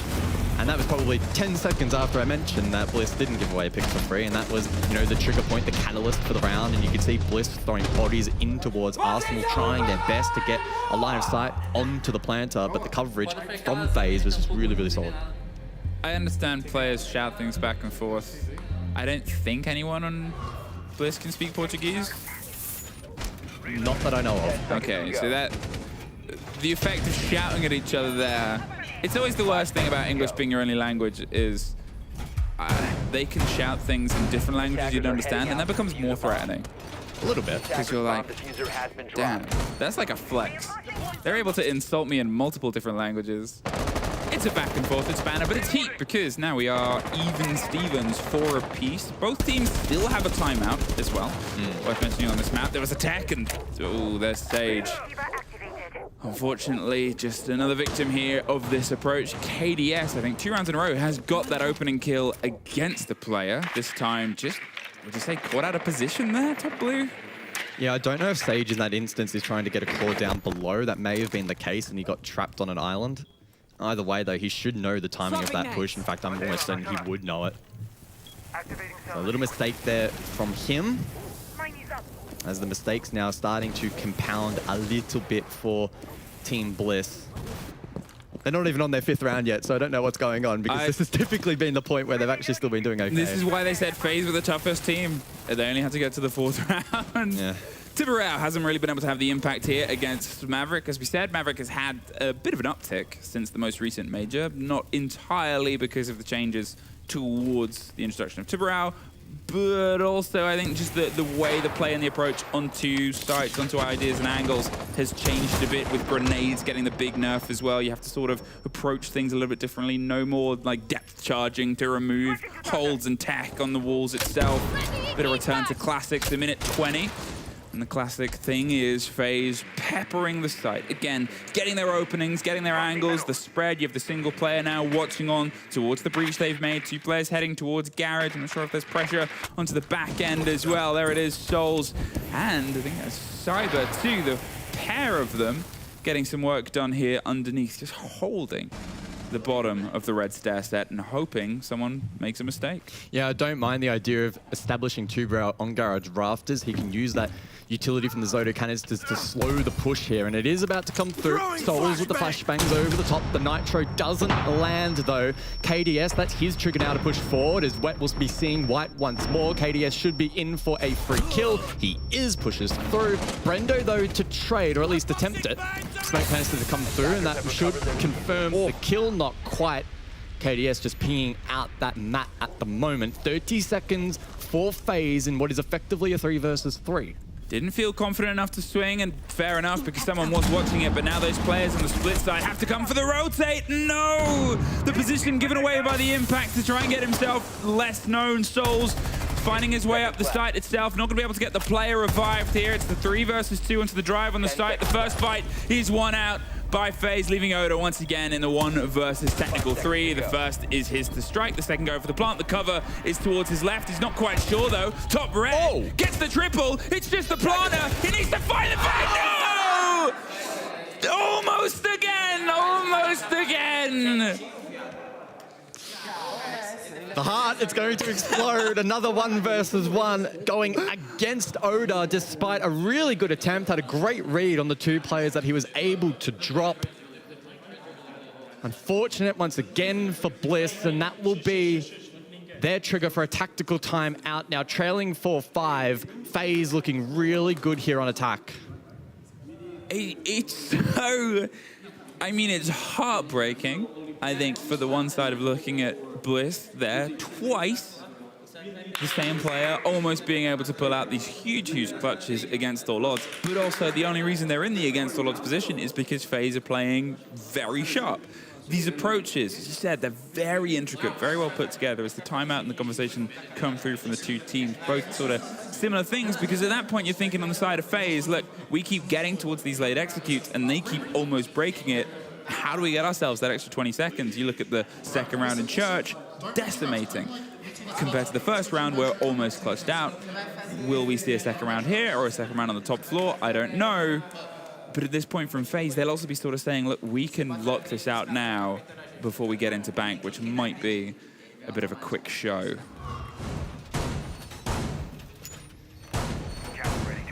Now into round 10 then, and an opportunity for everyone inside the server, us as well, to sort of catch our breath a little bit. Because it's been a stressful game and we're only in map number 1. The Greys are growing, they are multiplying as we speak. I can hear James screaming from here. Oh, yeah. Can only imagine. 10 seconds left. We were talking about how much we love his dog earlier. I hope it has earmuffs. Ear protectors. 5 seconds left before I hope so insertion. too. Well, it is quite late, so hopefully the neighbors as well. That's true. I think legally he has to give a notice saying, I'm so sorry, I watch Rainbow Six Siege late at night. Well, it's not even just I watch Rainbow Six Siege, it's I watch Team Bliss play. I watch Team Bliss play late at night. You would understand. 5-4 FaZe, and they've been able to now have 3 attacks in a row. It's not been as clean sailing as the statistics might make you believe of 3 in a row with 2 plants, but this success is still etched on the board. They can build off the back of this just as much as Bliss can try and fight against it. The Flores and the Gridlock will make an appearance here. I'm not sure if it's just to control the space or cover some of the motion and audio of what they do here, but it's the first time we're seeing them approach the opposite side on the second story of Gym. So the third unique objective here for Bliss after the double attempt down below and the previous round at CCTV. Waves in position. Jim we go, Fish contesting the breach, but unfortunately not really having much of an impact in terms of being able to stall that out. So some good work there from Souls. Maverick Trick is pretty spot on. FaZe may well look to go quite direct here. They will of course be playing into the hands of Fish, who is a very strong anchor, arguably one of the best in Oath. Elsewhere, the team is extended and Oda currently inside of Garage, and he'll probably be communicating to the rest of the team that there isn't a whole lot of action on that side of the map. It's like, yeah, guys, I mean, it's a very heavy push in, and to be honest, FaZe, they've often given the game that they're going to go with a bit of a wide push here. There's a single drone watching the play of Fish, who's got, well, I was going to say 1 canister left. He's going to hold it just to show everyone at home what that looks like. The blinds come through, and he's not quite able to sit there and stay, and he doesn't want to, because otherwise he'll get executed. Brendo here with the backup and support. They can try and restructure and rebuild, and it's a very dangerous game you're doing here, Fish, as he sort of dabbles with the idea of going further forward. Oda has 4 goo mines in pocket, and you wonder if he might try and get those anywhere close to stop this push. The first is starting to fall, and Fisho somehow retakes what is a sliver of hard territory in front of him. 50 seconds left, and more of a drive and more of a catch here. You're wondering what the push is going to be. Is Fisho's dangerous do or die position something that can work? The blinds come through. FaZe make a move. The shotgun is Fisho's, surgically executing the man from the top and sending him to sit down in the jacuzzi and catch his breath. KDS takes the scrap on the side, but it's finally Souls to remove the man from the bathroom and tell him his job and business is done. 30 seconds, and at this point FaZe have found themselves a little bit stuck against a single player with a lot of pluck. KDS is able to try and get an angle, but it's only to watch Souls die as the rebuild of the Architect is making things more traumatic. Barely any time left to try and break in, and I said that was the big question, and Oda might be the solution. Handy gets 1 more. They get the pick back up to ensure they have the 4 versus 3, but at this point, Bliss, they pulled themselves further away. Underneath might be the final play. Wettables, they know where he is, and they go for the drop. It's just Oda left. And what was almost a swing round, he doesn't have the read on where the plant is going through, and no! Things fall away. That's really unfortunate for Bliss because that attack from FaZe for the most part was very linear, stacked outside the breach. It took until about 40 seconds to go before they had any pressure on the windows to actually punish Bliss, who were just flailing around inside of the objective. Obviously then the push came through, Fish probably losing his life a little bit for free there with this peak right here. Then they're able to flood through. Oda didn't have any impacts or information down below for the plant denial. Vidaking also allowed to go deep, and Sage again caught off guard, and he was able to then double down for 2. Again, ultimately it doesn't look very close there for Bliss because it is the 1 versus 4, but I'm of the mind that it actually, could have flipped with a couple of plays here or there from Bliss going the other way. And you can see that frustration now really beginning to mount. I mean, it's always that sort of position. We are omnipotent. We see everything. We can see where the players are.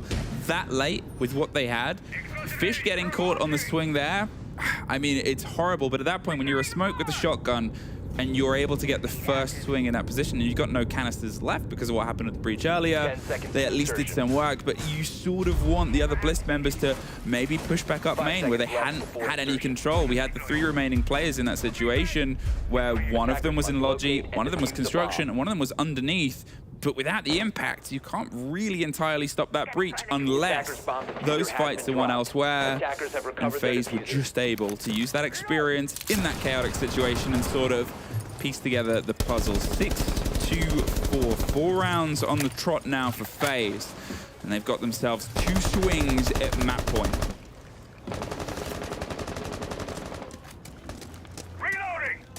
So into round 11 then. And FaZe once more will commit to clearing this roam established by Bliss. Last time, they were very efficient. Didn't take them all too long to clear out this phase and find a pick and actually win the trade game and give themselves the advantage. It's a triangle roam here. Wet, Sage, Brendo, all over towards the CC half of the map. That allows Cyber to get free reign over towards bedroom. I'm intrigued to see, though, will Bliss actually look to flood this and contest it, or instead fall back through secret? Well, things went wrong for them at the top floor last time, and as he said, their response has been to dedicate more players, more people up top. Unfortunately, Cyber is there too. Gets rid of Wet. Sage in a position where he can slip away. Brendo caught as well, and once again, FaZe has been able to remove 2 players on the top floor. There's a third. As Soul screams through the skull of Oda.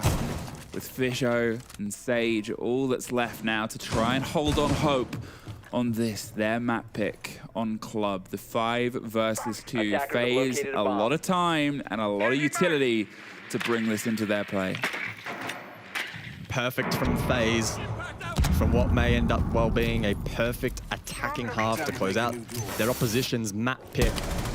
We were a little bit scared for FaZe after the first half, off to a little bit of a slow start today, but they have more than made up for that here in the last few rounds. Fisho low. It's him and Sage to try and combine here and ward off this threat, but a 2v5, very challenging to win out, as FaZe looks to put the dagger in the hearts of Bliss on this map. Fish against the world. But not for very long. A flawless to end, a flawless half from FaZe Clan. And that is, unfortunately for Bliss, a display of why the Brazilian roster is the 2nd seed and is the first pick place for a lot of people and a lot of viewers and even a lot of teams at this event. They were a little bit slow to start, and it is only the first map of the series. However, if they get any win, whether it's 1 map or 2, FaZe have confirmed themselves a playoff spot. Ruthless from FaZe, and unfortunately Bliss unable to maintain their pressure on that particular map. It's a story as old as time at this event for Bliss, but they still have an opportunity to maybe rebound, but it's going to be a challenge. It's a terrifying prospect. You're not only going up against one of the best teams, they found their form, and that is such a risk. And not only is it a good form, it's a form that leads them on to bank. We're going to go through a quick break before we're back with the desk to have a breakdown of that.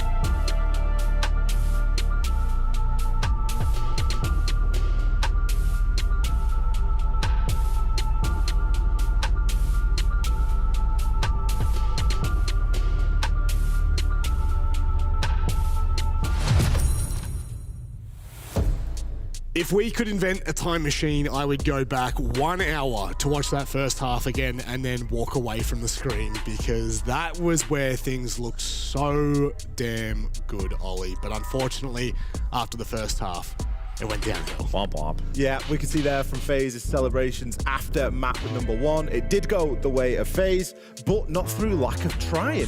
I think Bliss did a great job in the opening half of that map, as you say. They did a lot of the hard work, Fox, but they weren't able to convert a lot of those rounds. I know, I really loved the ability of the Grim being used out from Bliss, the way that they were pretty much locking down FaZe from being able to move and help each other on the trade on their attacks. But I just really thought that, I'm going to start calling it the side swap curse. I really think as soon as the side swap, everything goes downhill for Bliss. Yeah. They show a lot of potential, but once the side swap, I don't know if it's the fear settling in. It isn't dependent on map or side. It just really starts to creep in the, you know, maybe it's the getting so close, but not finishing out. Yeah, look, coming into this, Ollie, I think 23% attacking win rate for Bliss. And we went to Clubhouse, a map that only has roughly 30% attack win rate. Then they go on 4-2 half.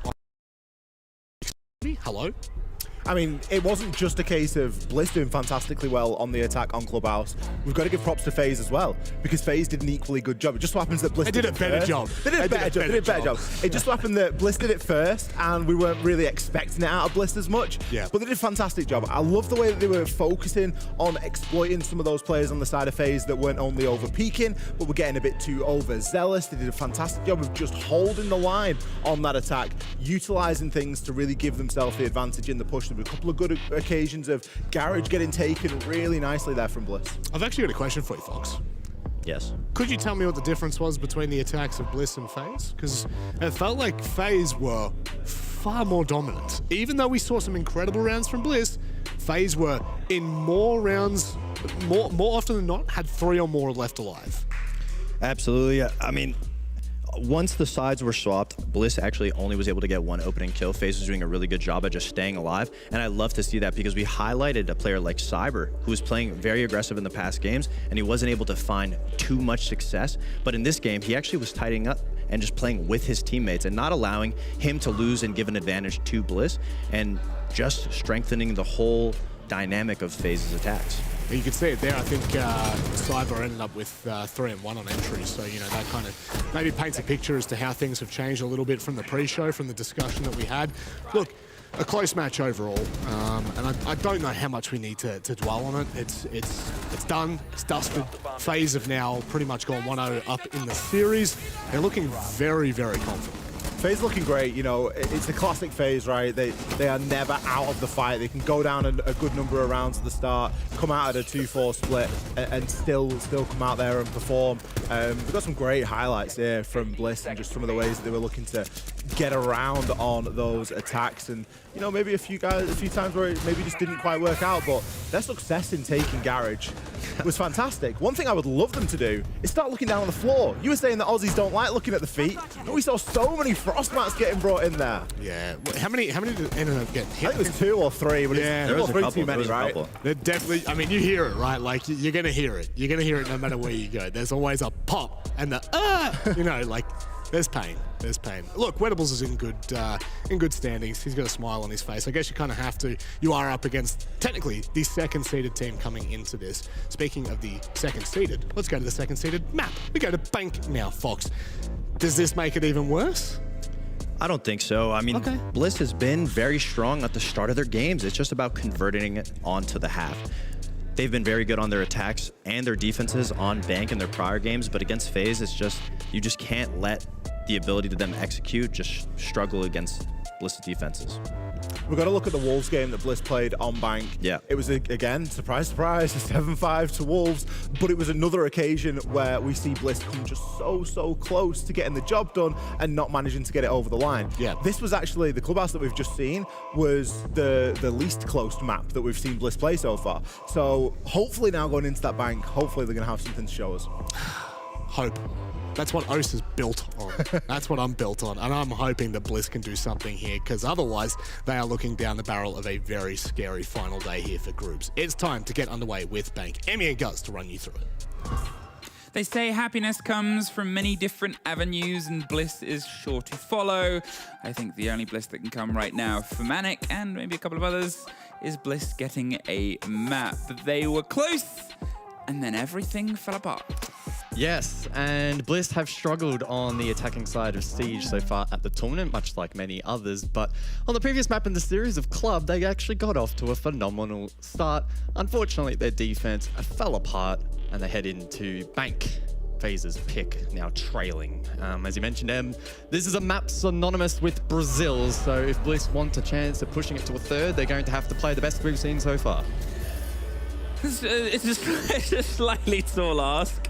I think always going, look, we need you to play at your best, especially after the first map. Now, if these two maps were the other way around, and they were sort of coming into Club with a little bit more heat, you do wonder if things might have been different.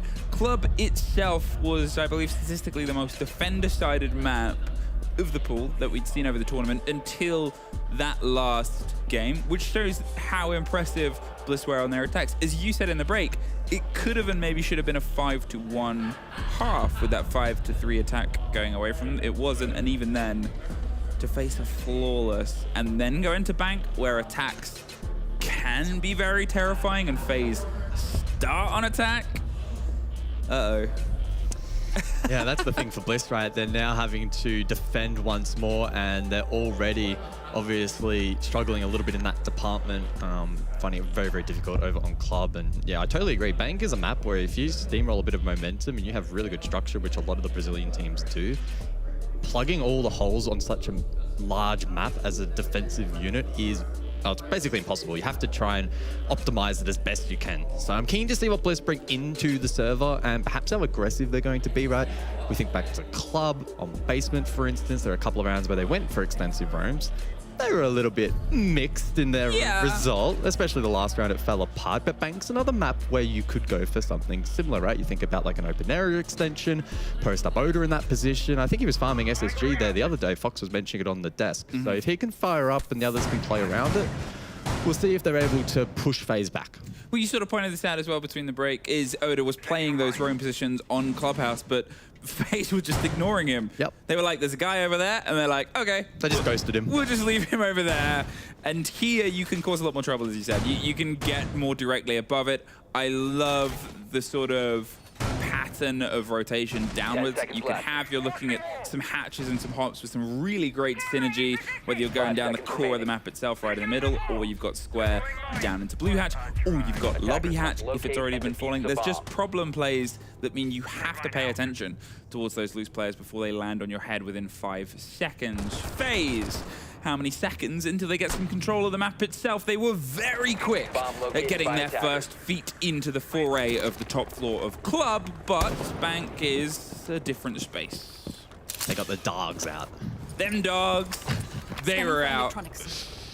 In the same way, I mean, kick the flip-flops off, Carter. We're in for a ride. Yep. I feel like I shouldn't out the casters that enjoy getting the dogs out in green room, but Nothing wrong also with that. I've seen so many other casters feet this week that I'm sick of it. Speak for yourself. Can't say I've been paying that close attention. Welcome to your first SI. this is the atmosphere.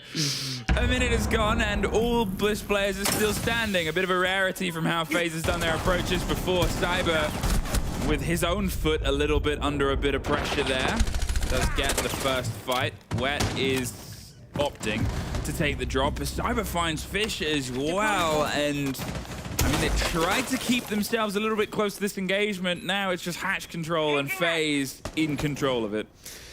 Yeah, an obvious weakness there from the defensive structure of Bliss, and FaZe exploiting it in through electrical. And despite the goo mine from Brendo, not enough to allow Bliss to win that opening duel. But Brendo finally does produce a response for his team. So we're 3 versus 4. But of course, the nature of this extension and the hatches being opened up, it means that it expedites the push for the attack phase. Don't have to worry about opening them up. Handy now over towards main. Brendo get his second in the round. Oh, almost. They trade blows. FaZe, though, retain their advantage. I do love how they seem to keep stepping in. You can see that Bliss want to make sure that FaZe can't quite blaze into the position of power and just keep threading through them. Do not turn your back towards the sort of corner and hope for the best here. The big rotate that comes through from the zero. Looks like they're trying to angle up to the opposite side as Vidaking goes towards the default plant spot here. They're trying to just get the calls, get the cover so the cams can't see them. There's a bit of the audio cover too. Brendo is blind on the back line. 40 seconds and, well, there's the end of the round. One off for Flawless, but still, there's that terrifying attack I talked about. Yeah, unfortunately for Bliss, the round was pretty much lost in the first 30 to 45 seconds, allowing to push through open. Not winning that critical one proved to be very costly. And you can't be slipping up against FaZe on a map like Bank, because FaZe will be ready and waiting to pounce. Here is a replay of that opening engagement. Cyber actually didn't have the initiative. It was Oda who's been having some mixed results throughout this game. And then the secondary trade doesn't land either.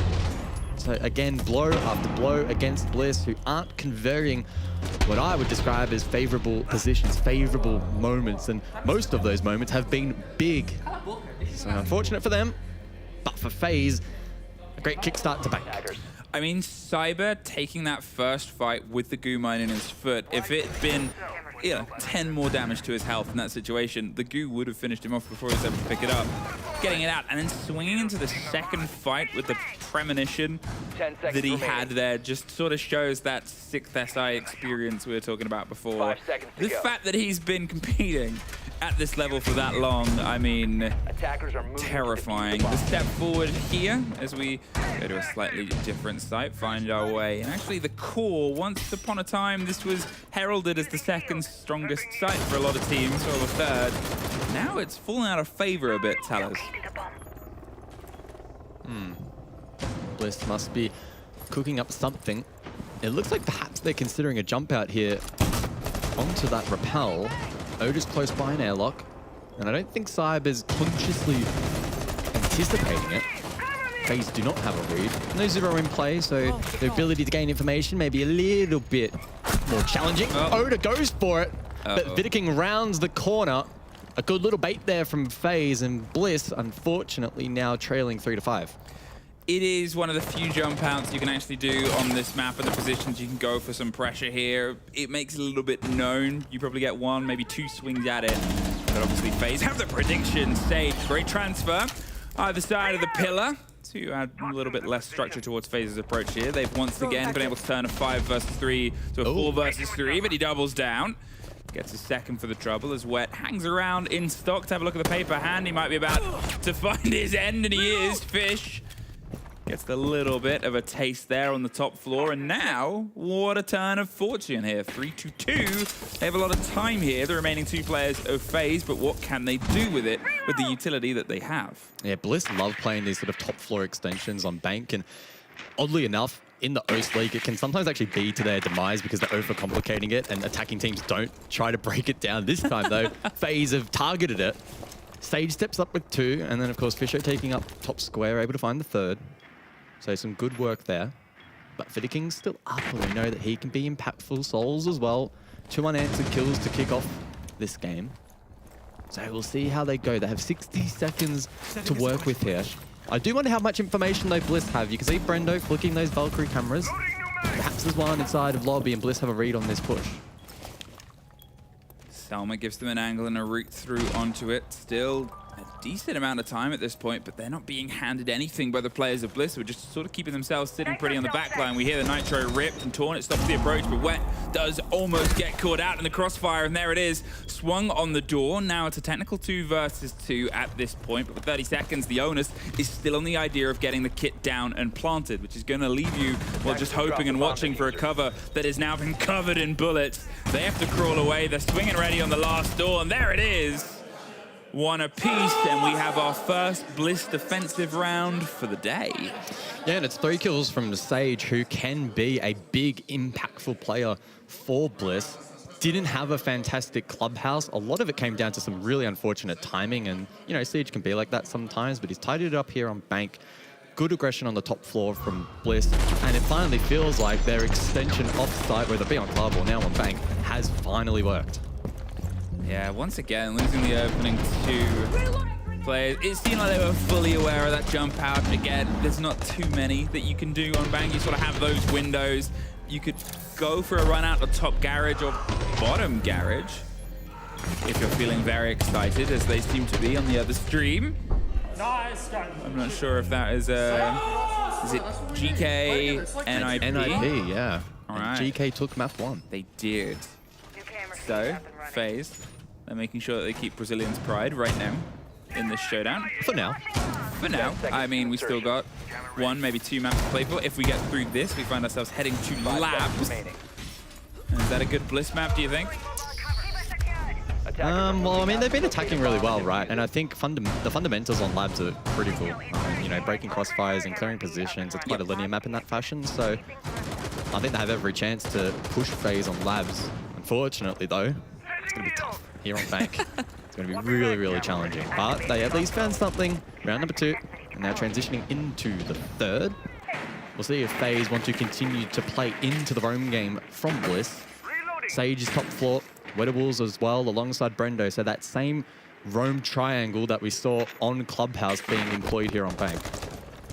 It's a clinical removal here of the utility. Those Valkyrie cams, the black eyes are being spotted out pretty continually by both drones and obviously the IQ, and then send in the Twitch. It's that sort of, we know it's a problem, we have to deal with it first before the second problem of us appearing shows up. And I do love this approach from FaZe. They pay a lot of respect towards the utility game that's ahead of them. Bliss, they've approached it in a slightly different way from this showdown so far, in which they'll sort of hit it head on, whether they're entirely aware of it or not. In the case of a couple of Frost mats, they haven't been. They still seem to be able to have a couple of pocket plays to pull it against it, but FaZe just seems so much more rapt and attentive towards that, which, whether it's something that just slows them down a bit or Bliss expected to hold on to it, it's a different story. This is, again, the longest we're sort of getting without this first engagement, but usually when I say that, we have one almost immediately after. Well, it's taken until the midpoint for FaZe to actually get bodies in towards the map. So that's probably a win for Bliss. But they now need to win these engagements, and the brothers connect. It's Sage and Brendo. And there's no trade in sight here for FaZe. Cyber, he's going for the swing round onto a janitor's closet. That's a very small amount of space there. There might be a hatch to get the drop, but he didn't quite see the player towards the long desk and somehow wins it out before Wet gets the back end of 3 versus 2. Bliss just hold on to that man advantage, but they're still dicing with death and danger. Remember where the site is, but you have to keep some sort of concerned effort onto that verticality. That's why they take the drop, because there's still the chance of putting the site down, and that will turn a 2 versus however many into just a single player doing their best to watch and cover against all the utility left, including the 2 C4s either side. Tucked all the way behind the bomb chassis. They've reclaimed some of the power, and the power is onto the player, but there's Sage once again popping up before being popped down. Souls with a sliver of health, and a goo mine in his foot is battling back and forth on a single hard wall. They're going to breach it, make the position awkward for Wet, and force the motion to have to come around the double door. Pre-fired, but Wet gets the connection. 2 in a row. Really good roam there from Bliss to kick things off. An equally good response, though, from FaZe to bring the round back. Good work from Wedables. He hits a late trade on the top floor, then disciplined late in that piece. Very, very low, very, very close. And I tell you what, if Bliss had have lost another clutch, I would have been right upset. That's it, that's the headset. They finally did it. They finally did it. And now a 2-1 lead for the Australians. And that will be a confidence builder for the boys.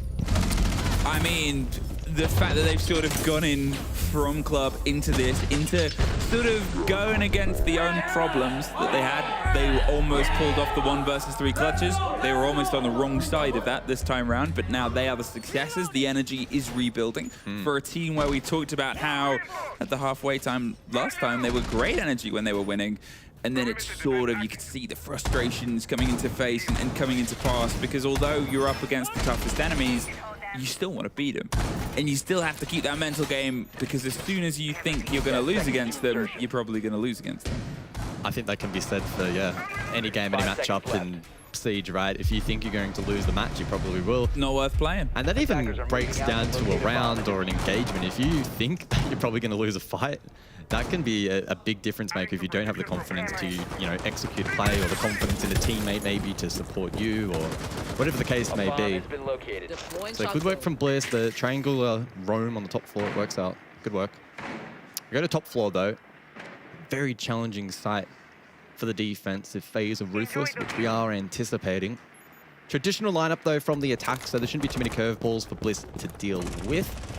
It's all about just having a read, and they do have the Mirror and the Valk in tow to help facilitate that. I actually like the fact that Bliss have been playing away from the more sort of default takes, more for default structures. They obviously played Lockers first and lost it pretty handily. And since then, they're going towards these sites that I say are the less common. Obviously, Tellers, generally, I think the lowest picked. Open is the next, and here up towards CEO. There's probably more familiarity. I think for Souls, that drone might be moving.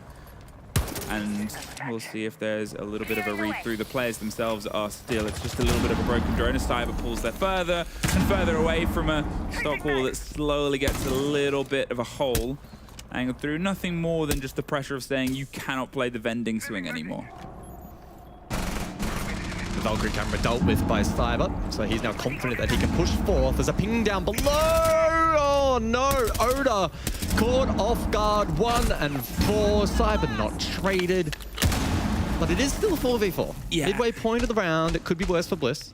Was just able to pop the C4 in the swing, and the ping came a little bit too late. Cyber, if anything, is probably beating himself up for being a couple of steps out of pace here. Smash the plant, get it out of the way, because the breach in the pocket is going to be where Souls is. The upside down rappel outside the window secures some of that space around Janitors that's forcing them back towards the long desk, towards the reception area. And look at this control that's coming around onto the hefty sort of push here from the eastern front. They are just looking for a tiny sliver behind maybe the A-bomb chassis, behind the desk itself, as Bliss seem to have this habit of peeling away. They want to try and keep their life and go for a retake, which generally hasn't always been the most successful. Sage, though, as you said before, is starting to pop into life and into gear over this map as it gets further and further into the series. It's a gun that you need to pay attention to. KDS almost caught out from what is a pretty standard swing onto the front of the lobby as Wet has more than enough time to come back round. They finally shut out Sage inside stock, but the trade against Cyber does come together. Once again, a 2 versus 3 here with a single player down at this point.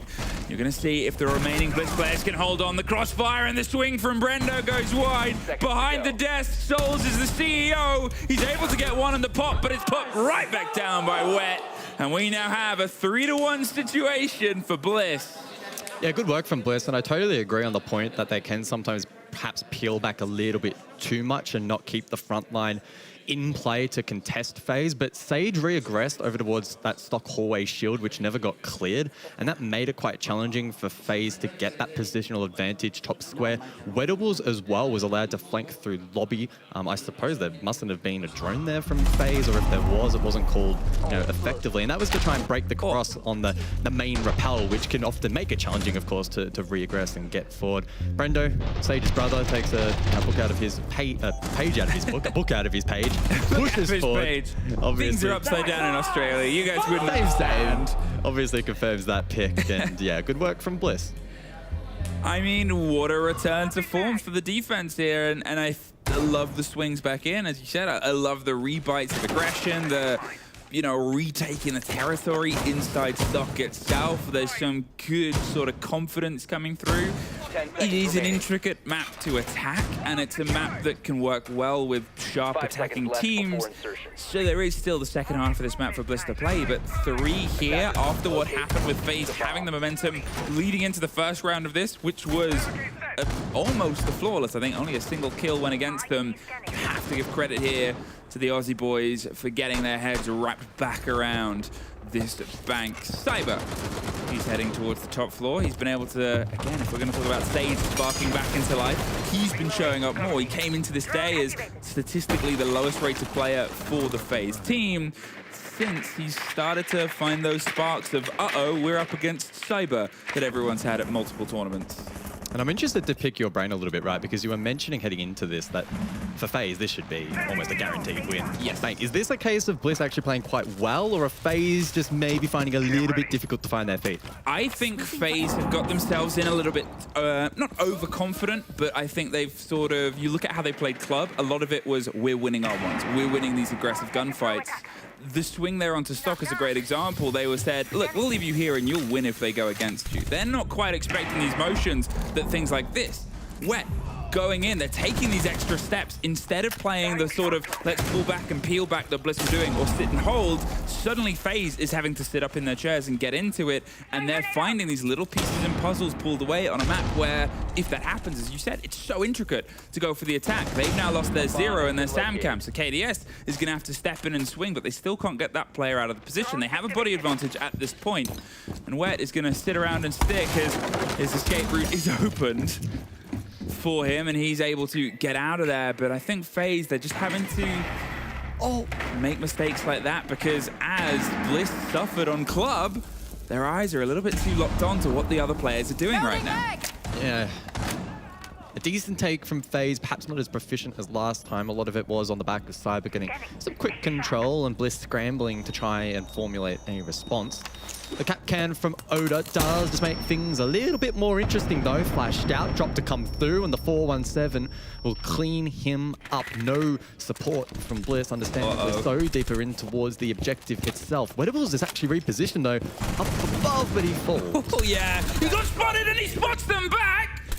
I mean, they had the read on where he is, but not entirely where he was going. KDS tries to chase tail, but the only thing he sees is the trails of bullets going past.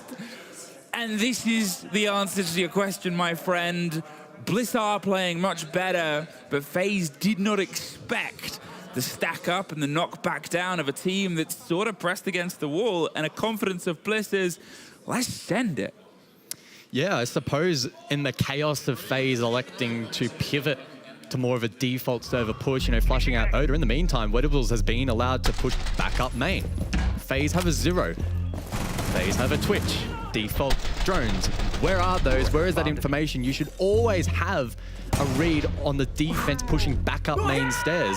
Now, I don't know if Wedables had counter info to then drop the hatch like he did and get the 2K. That may have been an element of luck, but he had a good read, great game sense, and he's rewarded. You make your own luck.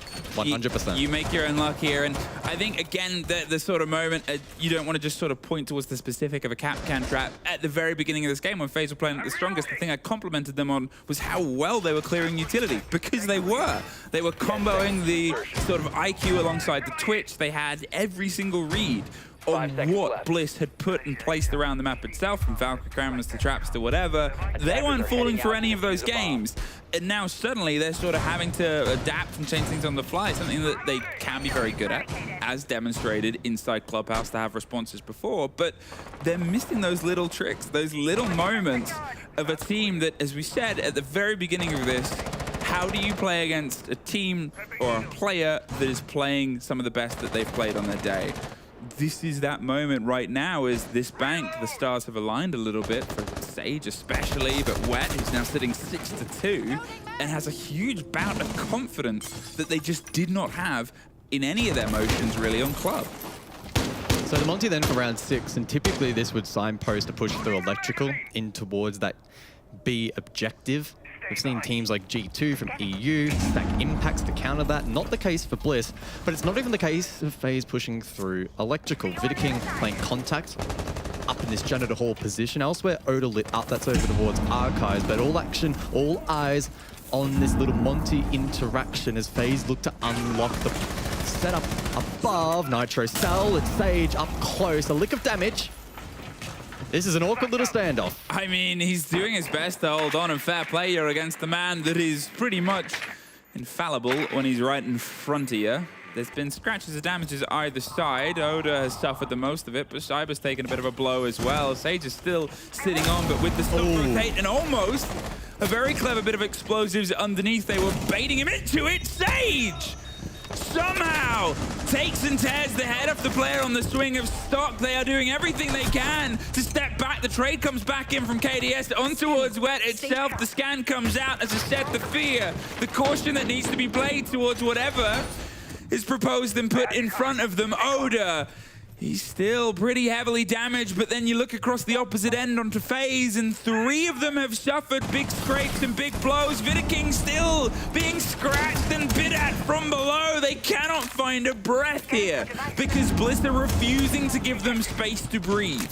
2 players off site at the moment for Bliss, and Cyber now looking to flush Oda out. He's directly below, and that skeleton key may well expose his position. Bot square. Brendo as well, but he'll make his way up main. 30 seconds then on the clock. Can Bliss hold on while Oda can't? Will the other three be able to step up? It's so tight for the timer, and we've seen this be the punishment factor before. Brendo has a bit of the width and the wiggle room. We talked about the height of rotations, where you can go and what you can do with it. As Cyber goes down, there's Sage traded off. They know about the beepers read, though. And FaZe finally stem the bleeding. And we find ourselves in the 4-2 half. Yeah, a little bit more of an unconventional use of the Monty on that particular site from FaZe. And I think Bliss, to their credit, actually did an okay job in sort of dealing with it. Sage perhaps lacking a little bit of support that may have made that a little bit easier. Let's say that Nitro actually had have killed the Monty initially on Jandor. Could have been a little bit of a different story. But FaZe, to their credit, through the mid to late round, ensured that they flushed out and were aware of the double roam that Bliss still had employed, instead of, just looking to directly hit side and ignoring it. I think it worked really well. So 2 rounds for FaZe, 2 attacking rounds. Again, probably okay. For Bliss, they've got a decent platform though, I think, to play off. I think the thing about bringing the Monty as well in that situation is, for me, that is the testament of everything I'd said about what things weren't connecting for FaZe. They could not get control of Bliss's front line. They couldn't get that little sort of wall that they could push behind, so they brought the wall that they could push behind. They kept on utilizing it to just sort of force the play of Sage to sit still, because controlling those players before proved nigh on impossible. And even then it was close to scrape, but I think them getting through now onto their half, their preferred half of their preferred map, as weird as it is to say, this is where that pressure comes back to Bliss, who were in a 4-2 split on the opposite sides last time on Club, and now they got to see if they can try and bring some of that attacking magic back that they had on that previous map. Sorry, we're posing for a photograph. It's the halftime photograph. It's tradition. I'm sorry, we're talent. We love ourselves. Do you ever see, when I was first referred to talent when I was given a job, this is the official name. We're not saying that we are the talent, we're not that ego-y, but it does feel a little bit ego-y when you get a badge that just says talent on it, or talent. Well, it's talent, it's not talented. Yeah, I know. Cyber, he's quite talented. Takes care of Oda. As I said, a lead-in player. He's definitely stepped up a lot. Fisho, he's up towards the top of Banana. He's gonna just get some width here. The castle walls are going to make things a bit awkward, and that's worse. Cyber strikes from underneath, and there's a demonstration of what a C4 can do to a Monty. FaZe say after not quite giving them the same win last round. Yeah, this attack has petered out before it's really begun. Thought that was wallbang the other way, but it's Sage elsewhere to fall. KDS with the UMP. Brendo's trying his best to fight his way through top square, and he does have weatables alongside. Still an extensive roam, though, committed to by FaZe. Keep in mind that this is a basement defense. Deploying drone. But I get the sneaky suspicion that we're probably not going to actually see the objective in this round if FaZe play it well. A lot of utility stacked on the top floor. Bliss will try and grind their way through the round, but it's going to be a challenge. I mean, it's a horrible bit of utility to get through there. You think of that swing, doing it blind, nightmare. And there is, suddenly a trade out. Either of them takes either of them, but Cyber's done his work for this round. Weatables gets the first, but unfortunately, so much had already been done against them. I said it, Cyber, he's definitely started to pop off a lot more today than he has previously in the tournament. A very strong first round there for FaZe, but we said exactly the same with the first round of this game entirely. So there's still a lot to play for. Just given hope. Hope, cope. Belief. No, I think it's a very strong round for FaZe. Again, these are the moments where you go, this is how FaZe plays. The Valkyrie performance. Valk on this map is, for me, one of those, like, it's peanut butter and jelly and jam. It's cheese and crackers. I'm allergic to peanuts, so maybe just bread and butter for me. Anna's as well. Yeah. Maybe it's a thing. It's not really a flex, though, is it? No. I mean, I could die at a moment's notice. Yeah. I have that hanging over me. The Grim Reaper. Could be worse. Hap is allergic to alcohol. Well, He can't even. He's not an APAC fan, so he doesn't need it. No, but he is Dutch. 10 seconds to Watch the 3. Bliss. Bliss, they still have this advantage. The swap towards the Oster, the Capitao. They're going to play for themselves a little bit of a smoke plant here. You know, you can get those common sort of drives across the top end. You look towards what the site is. Obviously, with CEO, you're thinking, okay, well, they'll probably try and get control of top square, reach open to the wall, just set that in by the cover of the windows, as long as you keep the cover of the windows. Unfortunately, they lose the E1D. The Lion is gone. Handy. Horrifying things have been done towards the player that was entering, by the looks of it, on the lobby. Yeah, I mean, pretty old school strat here from Bliss, assuming, again, they're looking to open up that northern wall, the right wall into CEO, sneak in, get the plant down, trying to mitigate, you know, the ability for FaZe to deny it. It's been an unfortunate game for Oda, not to obviously highlight it all too much, but from a 1.1 rating at Copenhagen, best on the team, to a 0.88, 5th on the roster at Atlanta. Obviously, he underwent a bit of a role change with Wet coming in, but in this particular matchup, the entry Jules not going his way. Now, it's not the worst operator to lose in this instance, but obviously just losing that player in general on the attack makes it very, very challenging, and it means that you cannot make any more mistakes. And it's also noise. You often think about EU1Ds to obviously cover the motions of defenders moving, but if you're swinging on a rappel, the difference of being able to hear it cleanly or the difference of trying to hear it under a French man with a very angry drone in the sky is awkward at best. Here's the breach onto that wall. As I said, the default plant spot stuff has otherwise gone a little bit uncontested, but his army can make it a challenge, is the easiest way of putting it. Sage underneath could try and pop a bit of an impact below the feet if they can get a read on where they are or where they might be. They're also keeping in control on no one being underneath. With the C4, we've already seen that be devastating before. There's 2 options for them to play against it, and unfortunately pocketfuls of smoke as well. So what needs to be cleared here from Bliss is still, unfortunately, a lot of structural work left to go. I mean, this attacking setup has taken so long to prepare that I have every belief FaZe know exactly what they're going to go for at this point in time, especially if that Osa has been spotted out. So they should have a read, and FaZe is just about executing that denial. First canister comes against them. Vitter is pushed a little bit further away, and there's the swing onto the back of it, and there's the cover of the bolts. They're trying to get inside, and there's again, a little bit more of the pressure of the smokes itself. It's a bit chaotic at this point as Fisho goes in with Brendo and Wet finding one apiece. The breach is there, but he needs the smoke to clear, so he goes for it, and Sage goes for another for his tally. Vitter and Soul, suddenly all that's left. This feels a little bit akin to the strikes of FaZe before the shotgun doesn't quite rock the rotation of Sage here. And now the 3 versus 1. They've been in this position before, the wrong side, and they went out the clutch this time, last time round, but Souls is the man to try and stop it, and he cannot. Broken the trend of things going wrong in the second half. 5-3 now. Yeah, an old school strat. I don't think I've actually seen that one, you know, executed in an official for quite some time, at least not in OS. Do we call it a successful execute? Because it did end up just being, oh, we got to send it, lads.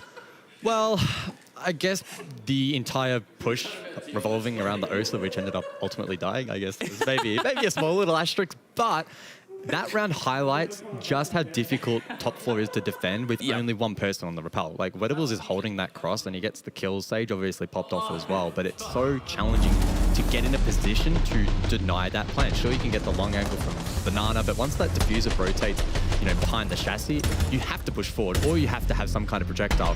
FaZe late in the round didn't have it because they burnt it against the Osa. So not too bad from Bliss. Sage was a little bit lucky on that particular fight against the shotgun. So a shotgun a foot away. Do you know what the difference is? Belief. If you believe in that English shotgun, it can get anybody from any range. Well, as soon as that... If it's an English shotgun, it's just shit. Yeah, well, you know. As soon as that... hey, name an Australian gun in the game. Does the Mozzie launcher count, kind of? Nah. No, unfortunately not. Rip. Is that what... You could cosplay a pretty good Mozzie, I think. You're growing the tash out. You've got... Yeah. I thought you were going to say Gridlock. No, that's... I probably don't quite have the physique. You need at least to come like another foot of height. I'm sorry. Really? Yeah. I'm not that short. I know I'm shorter than James, but geez. Yeah, well, everybody's shorter than James. James was the basis of Slender Man. He has to duck when he goes through doorways inside. He's like, hello. You know the famous story, James and the Giant Peach? I have heard that one, yeah. Yeah, he was based on that, but they got the words in the wrong order. Giant James is Peach. Drone activated. I can't say I've looked at Devmada's Peach. Bliss, living it up, 5-3. Both teams still have their attack timeout. You assume if you find yourself sitting on match point on bank, we will cut towards the opposite end of it and get it. Cyber does go down first.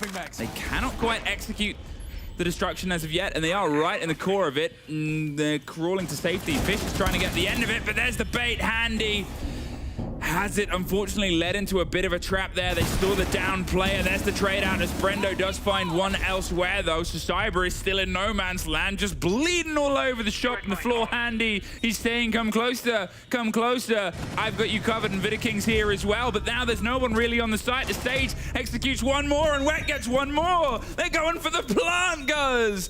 Oda's on the back line. They've had to try and retake the site itself. They fully sent to get Cyber, saving Private Cyber, but unfortunately, the Australians were filming a different film. On the site itself, the long-range fight is handy. He's not quite handy enough with that gun to get the catch on the player inside the small box. The cover of the vertical as Brendo gets the one on the site. It's still down. The Vidaking once again gets one, and a little scrap and a scrape with the remaining, but with Amonsi on the site. And one more player to get through here, either side. We are sitting on map point here. Well, there was a tea party in Tellers and Bliss were not invited. A 3-stack there from FaZe. Now, the initial play to bait the res was great. I think it worked really, really well. Now, we have the privilege of the overhead off stream. We can see that there was no one really around that area. I don't believe Bliss had any line of sight or any ability to actually stop that revive from happening. We then go to the free cam. There's a 3-stack there, and the entire site is vacated, allowing the Monty to push forward. Bliss do a good job. They had the read on that, obviously, and they're like, okay, guys, let's just take the site, I suppose. And they're able to convert the round, and we are at 6-3. And you might be able to tell in my voice that there is a little bit of hesitation, because I don't want to get too excited just yet. No, it's not over. It's not over. No, it's not. Till it's over. This is the most rounds they've been able to get in maps so far. This is technically, statistically, their best performance after technically, statistically, their worst performance on the previous map. So it is a great return to form here from Bliss. As I said, they were against the odds. Not only statistically on the map itself, but also how the game was going. And then you can see it on their faces. They're feeling it now, Mr. Krabs. The timeout from FaZe. As I predicted, if they did find themselves sitting here, well, there's no other time to take it. Sometimes teams will go, we can roll through, but with a couple of rounds now threaded in a row, and again, a little bit of a mistake in the understanding of where the players were, because you almost wonder if they had connected and killed Cyber, the site would have still been full of bodies. FaZe, a little bit of a snafu. Vamos. Oh, Vamos indeed. Vamos fresh as well, probably. It's become the word of the tournament. Vamos. Ooh. Well, 3 match points for Bliss. Where was on a blitz? And I'm going home if they lose this map. Okay. I'm I'm taking the next flight home, my next 30-hour flight home. All right. Well, so would they be, probably. Well, they do have they still have one more choice. There is, depending on DK's result later on today against SSG, I believe. If D+ lose, then it's all still to play for in a straight shootout if Bliss are to lose the series. It's not over. I ask you, Wet on a blitz. Is this, what's going on here? Yeah, a bit of a pocket pick. I mean, we see it from time to time from Wet. I don't know exactly what the set play is likely going to be here, whether it's maybe like something like a gold drop and a back push with the blitz to head that charge. It could also be used to actually help clear the roam. There's currently only 2 players from FaZe actually on the basement floor, so it could be an effective tool in creating that space and then allowing the rest of the team to capture it. It's all a little bit up to the wire right now here. Who is going to get this first read, this first take and play? Because the advantage generally has still ended up with 1 versus 1s from 3 versus 1s, but it has statistically always gone to the team that has that body advantage, apart from maybe once across this whole series. So this first bite is something that you can see FaZe is very aware of. They've pulled themselves further back. They're playing a lot more sort of, we need to have this as a 5 versus 5 on the site. We need to stop giving them a little bit of space and a little bit of a chance on the first fight. And Pull, look at this, handing their bodies back, rotating, getting themselves pieced together. They are full heads on a swivel, hoping to get the first taste of Australia. Well, Bliss have been able to push their opponents back towards the objective. No damage traded at the halfway point of the round, which I think for Bliss is probably a tick in the attacking column. Both teams, though, probably relatively content with how it's played out thus far. We think about the late round, though, and it's Goyo and Smoke in play for the defense. So Bliss, I doubt, will be able to go for a default plant. If they are to, they probably need to start going about it right now. That won't be the case. Brendo has actually made his way in towards site with that shock drone. He's cleared the Goyo canisters on A. So as I make that point, perhaps there is still a world in which that is a win condition, but a lot of it will be on the shoulders of Souls to deny that area for Bliss. They're eyeing up the default plant spot here, and I've talked about how good the utility game has been from the pockets of FaZe throughout the throw of this, and 30 seconds, 3 smoke canisters, 2 C4s. You fully expect them to have this in the bag. They're gonna have to try and push deep at this point. Tuck themselves on the wall as Brendo tucks the first player. There's the first canister.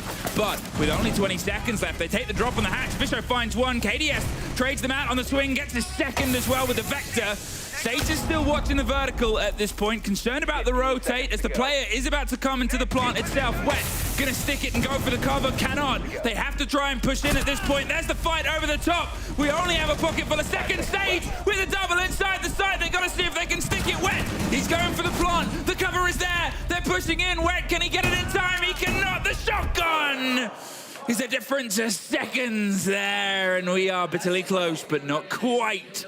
FaZe get it to 6-4.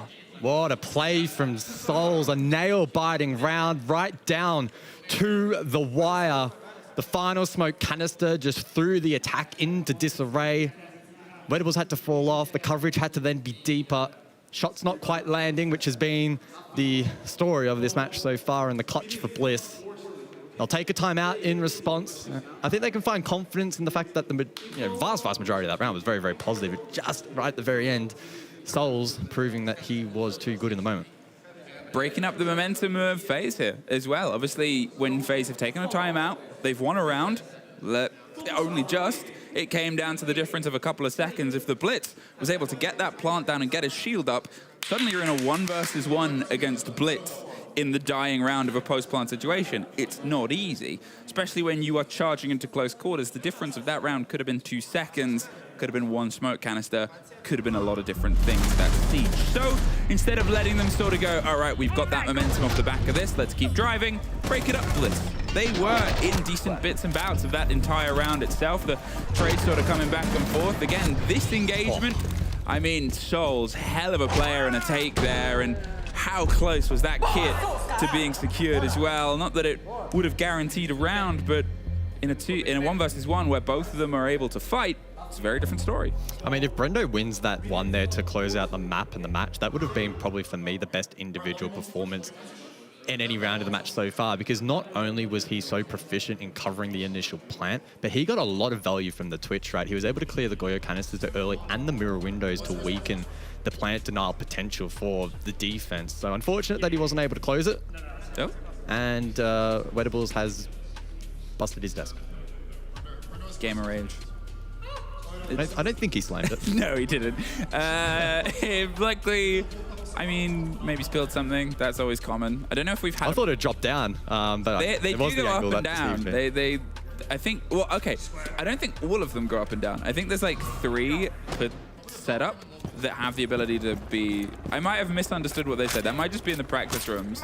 But I saw them going around with them, and apparently when they were first... When they arrive, by default, they're set really low. So one of the fun jobs the refs and the setup have to do is just sit there and raise every single... They're not quick. If you never used like a standing desk before, they're not fast. And imagine having to do that for every single practice room, for every single desk. I understand why they're not all standing desk. 64, 2 opportunities here for Bliss to lock this out. FaZe, they've been able to win, well, now 2 different sites, I believe. It was Open was the first, although it might have been Lockers actually. I can't remember if my notes were wrong there. the joys of it, but CEO was close. Plan A, I still wouldn't say was a success. So they haven't gone with the Oster again. Instead, the Monty. Yeah, they've certainly switched it up.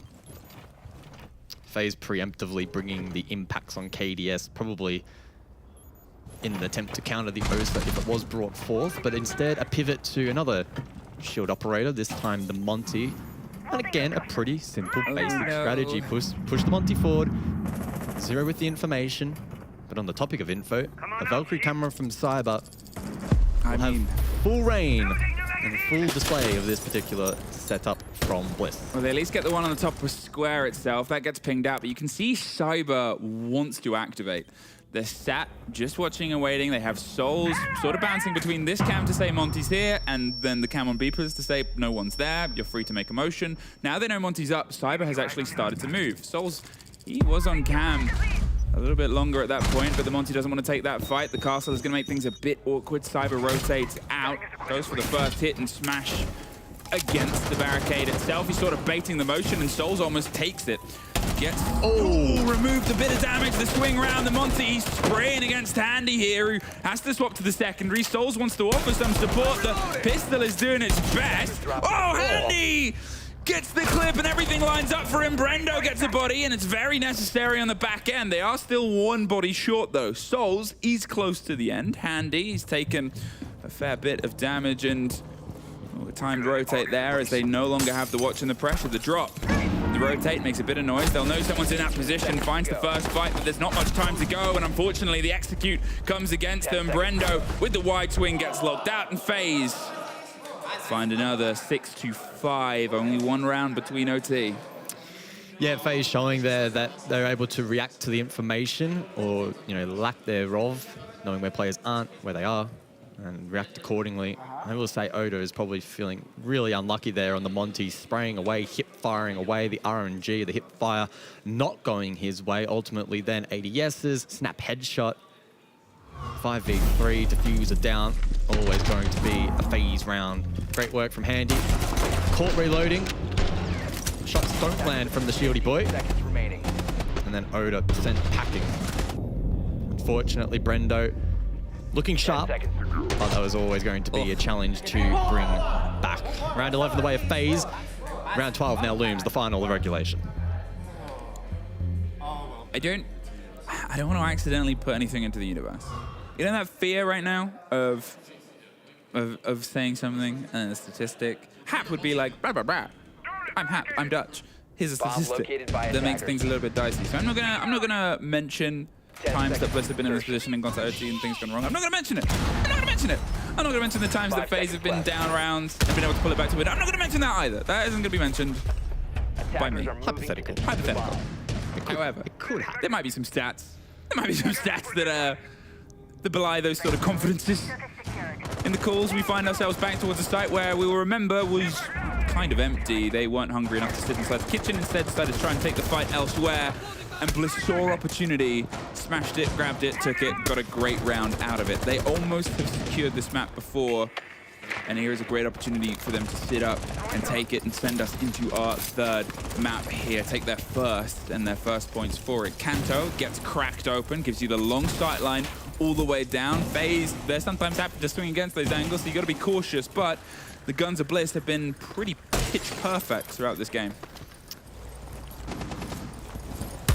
Well, records are meant to be broken, even those with a negative connotation, which Bliss have unfortunately being bestowed at this event so far. At the 2-minute point of the round, KDS under a little bit of pressure front desk, as it looks like Bliss will look to clear top down across. Again, Bliss have kept this bank very, very simple, very straightforward. And I think for FaZe, they've often had that read and the execution has fallen short. Information available. Oda falls first. He's having a really, really rough game. I don't think he's been able to deploy much in the way of information. Repel to come through, KDS to reposition, and FaZe really making it challenging here for Bliss to clear. The blinds allow the player to get a bit closer, but he's unfortunately caught mid-step. I don't know if they knew that both players got themselves into that situation, so Sage is suddenly a lot of alone. Wet is on the far end of the rappel, but it's a long road to help him out. He does get KDS, But there is still a Janitor's player, and as I said, it's a very, very long rotate to Wet to offer some support, and Vidaking's got out of there because, well, it's a 4 versus 3. There's a minute. Give them vertical. We can always retake. There's a couple of staircases, and they've done no structural work on the middle floor at this point. There'll still be intel. There'll still be calls and concerns. They're still busy smashing up the boards and forcing, again, rooms that aren't the site itself. There is a lot of work to do around it when you're pushing onto this. And still, it's got to be done as they go to approach the wall itself. They wait for the break. Don't get lucky. FaZe, they are handing them nothing here. Keeper's still standing, presumably if not mines as well from the Fenrir. So this will be a very tricky clear for Bliss. Weddable's almost spots Handy down below, but his position not exposed. Time dwindling. Bliss need to make a Hail Mary play to try and convert this map in regulation. Setting breach charge. The breach comes against the quad wall. They have them in a position, but Brendo gets caught out as soon as he opens up. A great take onto the Azami, and no! The swing and the TK at the worst possible time because you're just shooting at anybody. Bliss does not fill the fans with bliss. We go to OT. Yeah, again, for Bliss, they're going for pretty simple attacks. That one there, the top floor clear across with the vertical play. And once they eventually got their feet in, it wasn't all too bad. Losing Oda first really hurt them there. Made it a challenge. And I think Oda really needs to step it up going forward because he has, unfortunately, been bestowed with, the mantle of struggling on entry in the game so far. It was a very nice shot from Handy. Can't take that away from him. But with Bliss on attack for overtime, they are going to once again have to play perfectly. And the unfortunate story for them has been that in overtime so far at this event, they have not been able to capture a single round. It was a 6-8 loss to Wolves and then a 6-8 loss to SSG as well. But Attackers have discovered the location of a bomb. in the positive, if they're able to take Locker's site, which, to be honest, they were very close to the last time we played it here, and they set themselves up in the 7-6 and get back on their defense, where they had a very good run across a couple of sites, getting 4 of them. You might be feeling pretty good about Bliss's chances because FaZe, their attacks were struggling at points. They weren't quite able to get control of Bliss's players. Cover me. The pressure is the highest it has ever been. There's no two ways about it against the second top seed, one of the best teams in the world, and a team everyone expects to be at the live stages, if not in the final. You have a chance to take a map, your first map of this tournament, the first map Australia has been able to take at SI since SI20, when we had Fnatic here. The catch on the intel, something that has proven very challenging for Bliss's holds, is just all of that sort of combination of the Valkyrie, the Maestro in this case. They start to lean in against it. Yeah, and Brendo's been able to sneak into server as well. Keeping in mind that there are currently only 2 defenders on the basement floor. FaZe investing offsite. Valkyrie cameras in play, and Cyber looking to lock down that bot square position. Sage has been spotted. There's a Maestro Evil Eye to his right. Oh, the swing. KDS gives away that pick. It's under the bubble is underneath his feet. Sage is going to get down by a Maestro, probably can't see. Souls goes off of it, but he has no idea that that bubble is underneath. It gets pinged out, and Brendo gets Vidaking from the hatch down. They don't know that Brendo's in that position, but suddenly Cyber, he's sort of saying, hey, we're sitting pretty, or whatever that is in Portuguese, and at this point they're going, uh-oh, or whatever that is in Portuguese.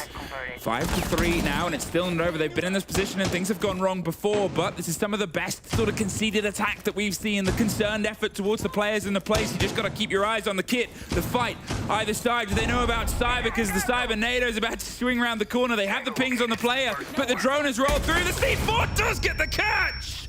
Oda, again, still struggling in this fight, and the fight goes back against them. Handy is able to take care of Wet. The 3 versus 3 as Souls slings his way back towards and gets Fisho through the soft. Disaster starts to strike. Brendo! Boyo, all that's left with 50 seconds. They can't quite get the confirmation. FaZe sit on map and series point. 5-3 for Bliss. And again, we're privy to info, but there was hardly anyone on the objective. There was one player deep inside of Lockers. Bliss, all they had to do was consolidate, ensure they had square control, and default could have begun to be worked. Instead, Oda gets caught in lobby. That was not really a particularly good playmaking position. And then another outside of that push through to open area. So again, Bliss slipping up. Obviously, they got into the round with a couple of slip-ups from FaZe. Nice shot there from Brendo, who again lurked into that position, but so close yet so far. Once again for Bliss. And unfortunately for them, they now are staring down the barrel of series point. Twice they've attacked that site, and twice you would describe it as a situation where it was close, winnable for sure, and again that pressure just strikes. As you said, we are sitting here able to see that there's no one on site. Getting that second kill that they got that round, I've saved Sage's life from that Maestro bubble because the Maestro popped off. There was about 3 zaps left in Sage's foot before he hit the ground, and they got what would have been one of the worst ways to go. Sort of like death by 1,000 drops. But in that situation, suddenly the Maestro is the only one on site. He's on the opposite side. The default is unwatched. There was a little bit of a rotate towards the site, the hatch above itself around open, but that's where Wet was putting on the pressure and was holding on to it. Again, just these tricky moments, these tricky reads that are going against them. KDS on the job that I said they sort of struggled with towards the middle. I mean, we've seen a player die to a Capcan trap. They're going to try their best to make sure it doesn't happen again. Yeah, Capcan in play. So important that that information is relayed effectively by FaZe. Cyber again going for a swift entry. He's been so deadly, especially on this buck roll here on Bank, and in particular on this objective, often sweeping in through open area. At the moment, just making his way down bot square. His eyes now on Brendo. Probably the first target on his hit list. Brendo needs to be really careful, because I don't think Bliss have any sort of a read that Cyber's being able to sneak into this position. They are either side of a very narrow fight here, and the Sam Cams are getting some idea of the rotations onto lobby, and as you said, Cyber's unchecked right now. Brendo does not know they're on the other side of a soft wall, but both these players are more than capable of it. You sort of have this wish to shake them and say, look, you know how close you are to each other. Raptors in Jurassic Park. Stay still, unfortunately not still enough. There goes Brendo, the first off the board. A player who has had many moments swinging into the favor of Bliss right now is unfortunately the first to find himself on the opposite end, sitting watching cams. Vidiking rolling through and getting the read on the next player for Cyber to tear his way through. Sage does find Vidiking, at least makes it not an entirely clean take, but Wet, he's under a bout of pressure here. He has the shield. The drone is going to give some of the game away. He's waiting for the swing to come round either side and just takes the drop and thinks, nah, not going to sit around and see what happens next in this story because Green is under pressure. There's the Barb to stop some of the motion. But again, the top 2 floors have been cleared at this point. Yeah, the drone work from FaZe in this round, impeccable. Hunting down these players off site. Brendo, the first to fall immediately after, oh, pardon me, Oda then immediately falling after, again off the back of really good information gathering from FaZe. Drone's now in sight. They know what the utility is in place. They now have 30 seconds to formulate this push. Everything has been prepped here for FaZe, and they have been very good at this specifically. Getting the kit down at the dying throws and knowing where they need to watch things. A C4 from Fisho does get the down onto Handy, and Wet gets KDS. Suddenly it's a 3 versus 2, and the 10 seconds are left. They're getting the player up, and Souls drops and tries to rock one, but Fisho has the trade out. It's a 1 versus 2 technically, as the other one's got a plant. The vertical gets the kit. We're going all the way. And Vingarang rallying the troops. Really well done at the death there from Bliss. It wasn't the best of starts. FaZe dismantling the roam. However, once again, they fall to a retake up above. It happened very early on in this game. If we cast our minds back, FaZe allowing the retake, I believe, once more up the main stairs. Hatch presence there, able to deny the plant for a second time. And with no time or manpower left on the clock for FaZe, they do fall. And the scoreline, 7-7. 5 seconds left. I mean, the sort of perfect cover. Wet, they've been playing a hell of a game. throughout this so far. Sage as well in those situations, and this is those moments where you sort of say, oh, Bliss's games before, there's been a player that's popped off and sort of set the pace here. At this point, you're up against Cyber, who's been having a hell of a game. But to be honest, you look across the boards here and it's sort of evenly matched. The one or two missing moments are being picked up. Either side, 7 apiece, as far as it could possibly go. They're breaking records right now. They've taken an overtime round. I was going to say they've doubled their overtime win count, but you can't multiply it by 0. So. I'm sure there is at least 3 people that are actually-ing right now. Well, they could double it now because they have finally captured one. Yeah. But it will have to be on the attack, and we go top 4 for round number 15. What will the push be here from Bliss? They brought the Monty once again, so they're not going to revert back to the Oster strat that we saw previously. Yep. It would probably be Monty up Banana, but once again, Cyber playing the Valkyrie, and if he's using the same camera and it isn't spotted out by Bliss, it could make it a challenge for the Aussies. I mean, there's this almost frustrating thing here about the Aussies not bringing IQ, right? And obviously, Cyber has played... It's the same one. Yeah, and they've played Valk every single round, and they've played it very well. They're 15-10. They have been decimated multiple times by players coming up round the back, not knowing about these surprise strikes, and instead of going, oh, we have an operator who can just get the read. It's such a big room lobby. That's why the SAM cams, that's why the Valk cams are so powerful here, because there's a bajillion different places to tuck those little cameras and make things tricky and sticky to see. KDS takes the first scrape of damage here. Hey Monty, you're on cam, caught in 4K, yada yada, said before. I feel like I shouldn't have to keep saying again. I mean, if Bliss split the attack properly, this could actually work out in their favor if it draws phase over towards lobby and then they can hit, you know, top square and stock. There is, though, utility standing, and I don't know if Bliss have a particularly good read on that half of the map, so I don't know if that will be an option. It does look like there is a bit of presence outside top square, and obviously the repel game from Bliss at the moment. I don't think that castle got cleared. No, it didn't. Might have just rolled underneath, I think.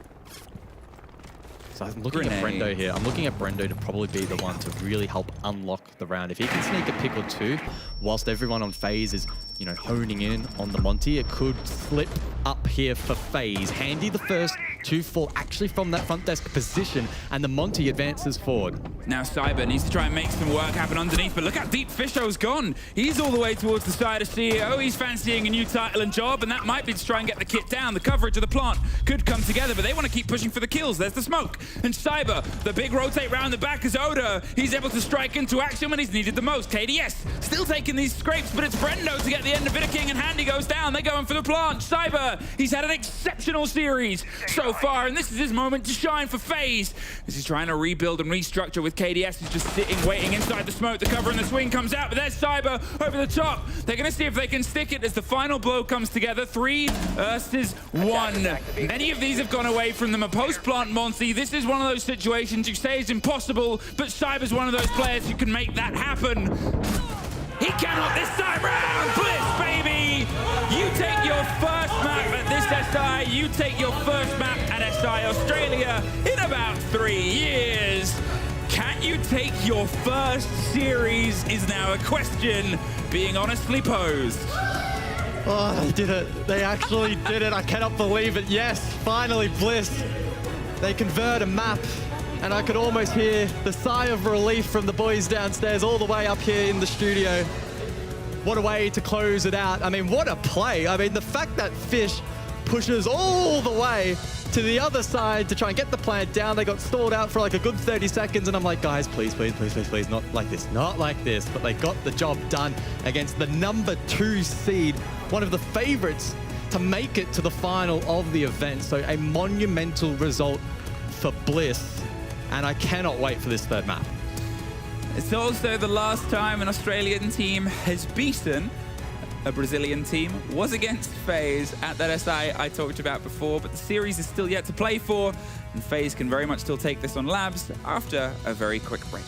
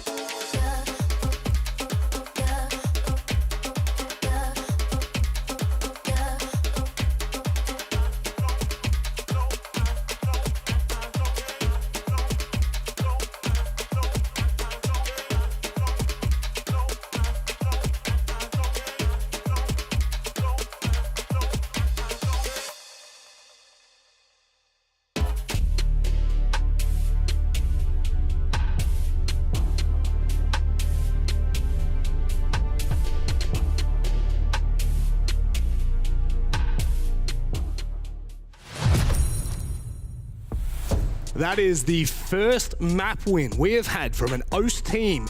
6 Invitational for 4 years. Not since 2020, where Fnatic had that miraculous run, have we seen even a map from an OS team. And now they have gone and done it against the 2nd seed FaZe. They told me not to swear on broadcast, but I'm gonna do it. Yeah, the freaking boys.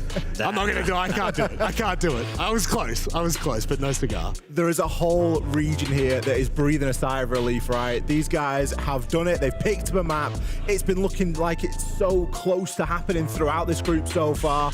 Finally, they get one on the board. God, that made it hard, brother. It was very hard, especially that first map. Yesterday, the days before, they were getting so close to finally close that out. I mean, you got to feel so relieved if you're a Bliss fan. If you're Bliss, you know, it gives you a little bit of a confidence going into the next matches. You know, we can do it. We can finally, like, get some points. Well, let's actually break down Bank and have a look a little bit deeper into it. First half, good first half from Bliss. Where was that half on Bank from Bliss? During Clubhouse. Yeah. Because they played fantastically well. Jeez. Look at the gut-wrenching second half from FaZe there. I know, we're not even talking about the second half yet, but like that was, oh God, that was devastating. My God. So they pick up a 4-2 split, which is fantastic because they started off on the attack. Started off on the defense, sorry. And that was the side that they struggled in on Clubhouse. Fantastic job on the defense. It didn't always translate, and FaZe were able to seriously start to chain some rounds together there.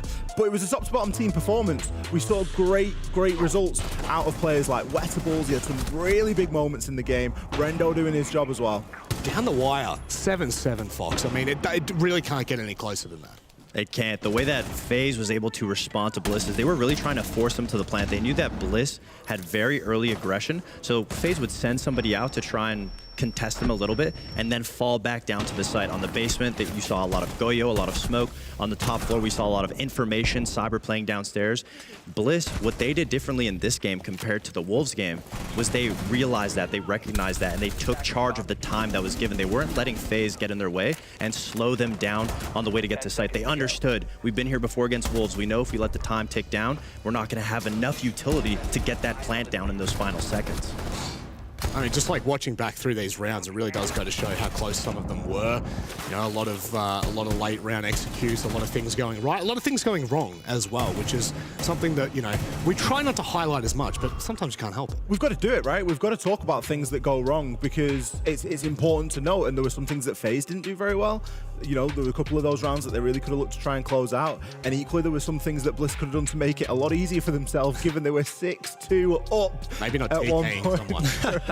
That might help. Yeah, I mean, maybe not de-shielding as Monty, maybe, you know, having a little bit more of a, I mean, you were talking about that, it was like looking at the mirror for you folks, wasn't it? No, I mean, when you have the Monty going up CEO stairs, we were like, oh, this is like a great information gathering piece, but the Spider-Man rappel didn't work out. And when you have your Monty unshielding as a final say, most of the time it doesn't really work out for you. And then that last round, Monty was able to just push all the way through into CEO. I was getting stressed that FaZe completely gave him the complete site, and there was nowhere for him to plant. All of the FaZe members were waiting for that execute, but the rest of Bliss were just posted up around baiting that, and they got the picks. Well, you know what? We can move forward now. We can look to the last map of this series. Can't believe we're saying that we got to a third map. Bliss have finally done it. They've finally pushed us past Bank. Now we go to Labs. What's interesting as well, just as like a little side conversation, both teams have taken each other's map pick. You know, make of that what you will. But Fox, going into Labs, how do you feel about this one? Labs is a very untested map so far. I know a lot of the Brazilian teams enjoy playing it, but I haven't seen too much of the APAC teams, especially OCE teams. I mean, we don't see too much out of them usually up until this game right here. Sorry, I didn't mean to do this to you, but you just like I didn't mean to do that to you. But there's a lot of untested and unproven ground, so we'll have to see how the meta shapes up within regions, especially on this map. I think they have a lot of unpredictability on all of their other maps with how fast they've been getting in the map and how fast they've been moving on defenses to respond to FaZe's entry, especially Cyber. Yep. So I'm expecting the same thing on Nighthaven. All right, very, very quickly, prediction. I'm gonna say it's gonna be another close game. I wouldn't be surprised if Bliss do quite well. Their attacks today have been fantastic. I think we can forget the 23% number that we threw out at the start of the day. We're gonna need a new number by the end of the day for Bliss. FaZe or Bliss? I love how you set that all up just to be like, yeah, FaZe is probably going to win still. I'm going with FaZe. I'm going with FaZe. Well, you know what? I got to do it. I got to do it for the boys. Bliss are taking a map. That's right. They're going to go. They're going to go ahead and take the series. They're taking all 3 points from this one.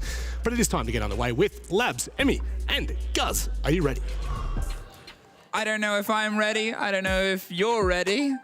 Manic is living up to his name because, let's be honest, they've done one map. A series? Is that too impossible an ask? Well, I'm just happy I've had an opportunity to dry my hands. They were so sweaty during Bank as Bliss. Look at that ratio that's changed, though. That was like 10% at the start of today. Yeah, I mean, Bliss trying to fight off that 5-3 curse on the previous map, but they did it. They finally put it to bed, which is lovely to see. Labs, though, is a bit of an unknown quantity. I think Bliss actually are pretty decent on this map. Will it be up to the same standard as FaZe? Not too sure. FaZe, of course, were pretty happy to let it through against the Plus, but the series didn't get that far. As for Bliss, they have not had it in their aforementioned series just yet. So it's a bit of an unknown quantity, and I'm keen to jump into it. It's one of those awkward questions now, because the 2 maps that we've seen has obviously been 2 teams taking their opponent's maps that we had seen them on before. We had, you know, a little bit of Club from FaZe, a little bit of Bank from Bliss, and now they've been able to find success here. We're up to what is fresh ground, fresh territory, fresh turf, which is the freshest turf in the map pool as well. If you're looking at how this map can handle strategically, it's a little bit awkward. Bliss banning out Maverick. I mean, they used the operator very well, but think about the basement, think about those hard walls, think about the play that might slow FaZe down. Slow FaZe down could be a good game because, well, FaZe have done all their executes pretty much sub 30 seconds. And this, with an unknown quantity, with an awkward space, could turn into a little bit of a dicey situation for them.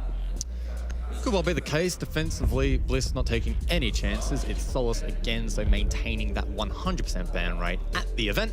Azami to follow up, and I feel like I'm always talking about Azami on this map, especially top floor defensively. The other objectives is relevant as well. The Azami provides so much value to the defense because it makes so many positions that are otherwise unplayable far more tenable.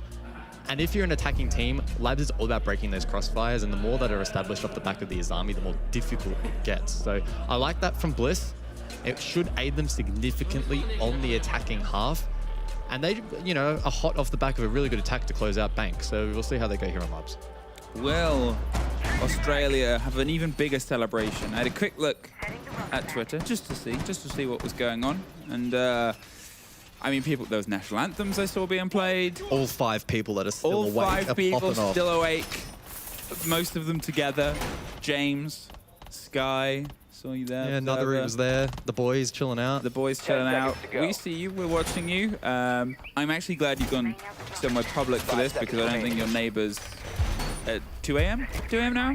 I think it's closer to 3 now. 3 a.m. Yeah. Well, let's see how long this series goes. As Ollie sort of said, I think this could turn into a bit of a brawl that goes the distance. Carly in the pockets of Oda. Obviously, you know, it's never fair to sort of look towards a single name as someone you want to see step up. It's fine. Oda can take it. He played shit. It's also because the other 9 players in this lobby played pretty decently in the previous map. He was the unfortunate outlier. Against that, Bliss still won. So if he finds some of that pace that he had in the first map, it could be something that works into their favor. With these claws up, and with the ban onto Maverick, it limits some of this, but that is a claw that is not close enough to the wall to get the impact. It's either at the top or underneath, and the drone is going to have to do some recon. Yeah, I think Bliss ran into that problem expecting the solution to be pretty straightforward. I think there's now a re-attempt, and that will be the case. So wall opened up, double hard breach either side. Summer exothermic wall now confirmed. That will open up the passage in towards the connector. And I'm presuming that the next objective for Bliss will be the main IT breach. That rotation coming through now as KDS having to watch this position and ensuring that no one from Bliss is able to sneak forward. Yeah, you sort of expect this wall to fall at this point. It's not the only point of pressure, and then you move on to here, towards the computer side, towards the back end of Garage, maybe if you want to try and force the fights into the big open rafters and give yourself a bit of a route through. Sage is the cutoff at the middle point. The first burn as they just slip on by. There is that removed the Fenrir mine just at the top as they swing towards the connector, past electrical all the way up. There's a frost mat, and we've seen 2 of those strike beforehand. He's handily sat with a shotgun ready for the swing. But nobody is immediately leaning in. It's turning into a little bit of a dead bit of territory. That line on connector, that line on towards what Handy decides is the only door that's going to stop them in as the rest of FaZe start to rotate to offer some backline support. Cyber in a peculiar position at the moment. Bot Garage, he does have a Nitro to go for denial from below if that's the goal, but perhaps just trying to ward off the threat of the lurk. Sage, meanwhile, he's the one up above and he's pushing forward, but slain. So a 2 versus 4, and FaZe doing a good job in pushing these attackers back. Can Werdables get his team back into the round? Well, it's a resounding no. Oda with the sniper. Able to find one, but this will be a challenge. Yeah, it goes in with the secondary, but the second is unfortunately ready to swing back onto them. FaZe, they're able to hold out. They sort of, as I said, the first wall fell. They expected it. They had the Warmidas to catch it, and then they also had the Warden with his glasses to stop any of the flashes push. They just did not have anything to force those players out. The ways you can sort of deal with that problem, if you go underneath, it's a big rotate, but it is soft immediately underneath that door. Used to be done with grenades. Obviously, that is no longer possible. And then also the pressure that you could apply onto the opposite end, which they did attempt. We saw one at the top of Aquarium Stairs. We saw one towards the garage swing as well, but both of those players, unfortunately, weren't able to cause enough devastation. Down to the basement we go. Yeah, I think Bliss just probably lacking enough complexity in that push to, you know, flush out those positions, as you mentioned, and going linear there, again, can work without this army on the board, but you need to have tools to flush out those key power positions, and I think obviously the Warden plays a huge role in that. And if you're not flushing it out from down below, you're taking an unfavorable fight head on into the shotgun. Makes it very, very challenging to then unlock the rest of the site. And despite the best efforts over towards the likes of Rafters and obviously Oda lurking on the back push, they didn't get as much value as they would have wanted. Down to the bottom floor though, and once again Vert will be the name of the game. And also from the defense, at least initially, with FaZe electing to hold offside. Yeah, there are awkward walls to approach, but there are multiple ways to do it, and one of those is bring the Thatcher, get it sort of locked down, and whether the ban on the Maverick was to force the Thatcher play in towards their opponents here, the Tubarão is going to cause those opposite problems. There is a little window after activation, and it's about half a stack into a second. However, it depends how quickly the Tubarão is at reacting towards it. They roll that, assuming the count will go soon enough. The second onto this window, takes a little bit of the damage and goes for the pop itself, but with the ice not quite working off on the other, it does just get through, and both walls do get blown open. Good balance against the new operator. Yeah, pretty easy to deal with that Tubarão at the moment, and Bliss putting that on full display. Next challenge will be helping clear this roam, and it's Brendo on the Jackal to try and gain a little bit of information, a scan to come through. Souls is the key player up above, pre-established Vert in towards the breach so he can ensure that nobody, especially with the diffuser in hand, can fill and go for a plant. Looking to draw in the attack. But Bliss not quite biting. Brendo instead will play a little bit more reserved, perhaps a little bit less direct, now going top floor.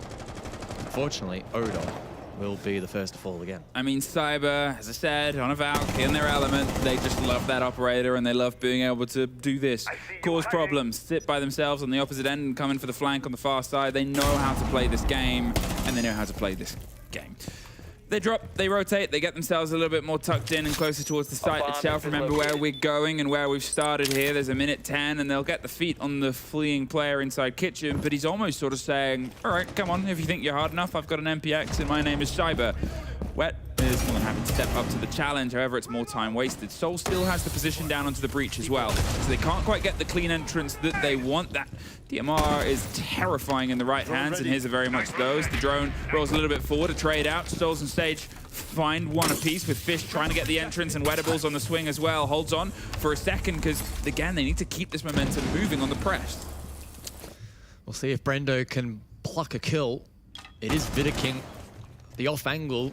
As we head back up above with Souls, he is being contested on this position.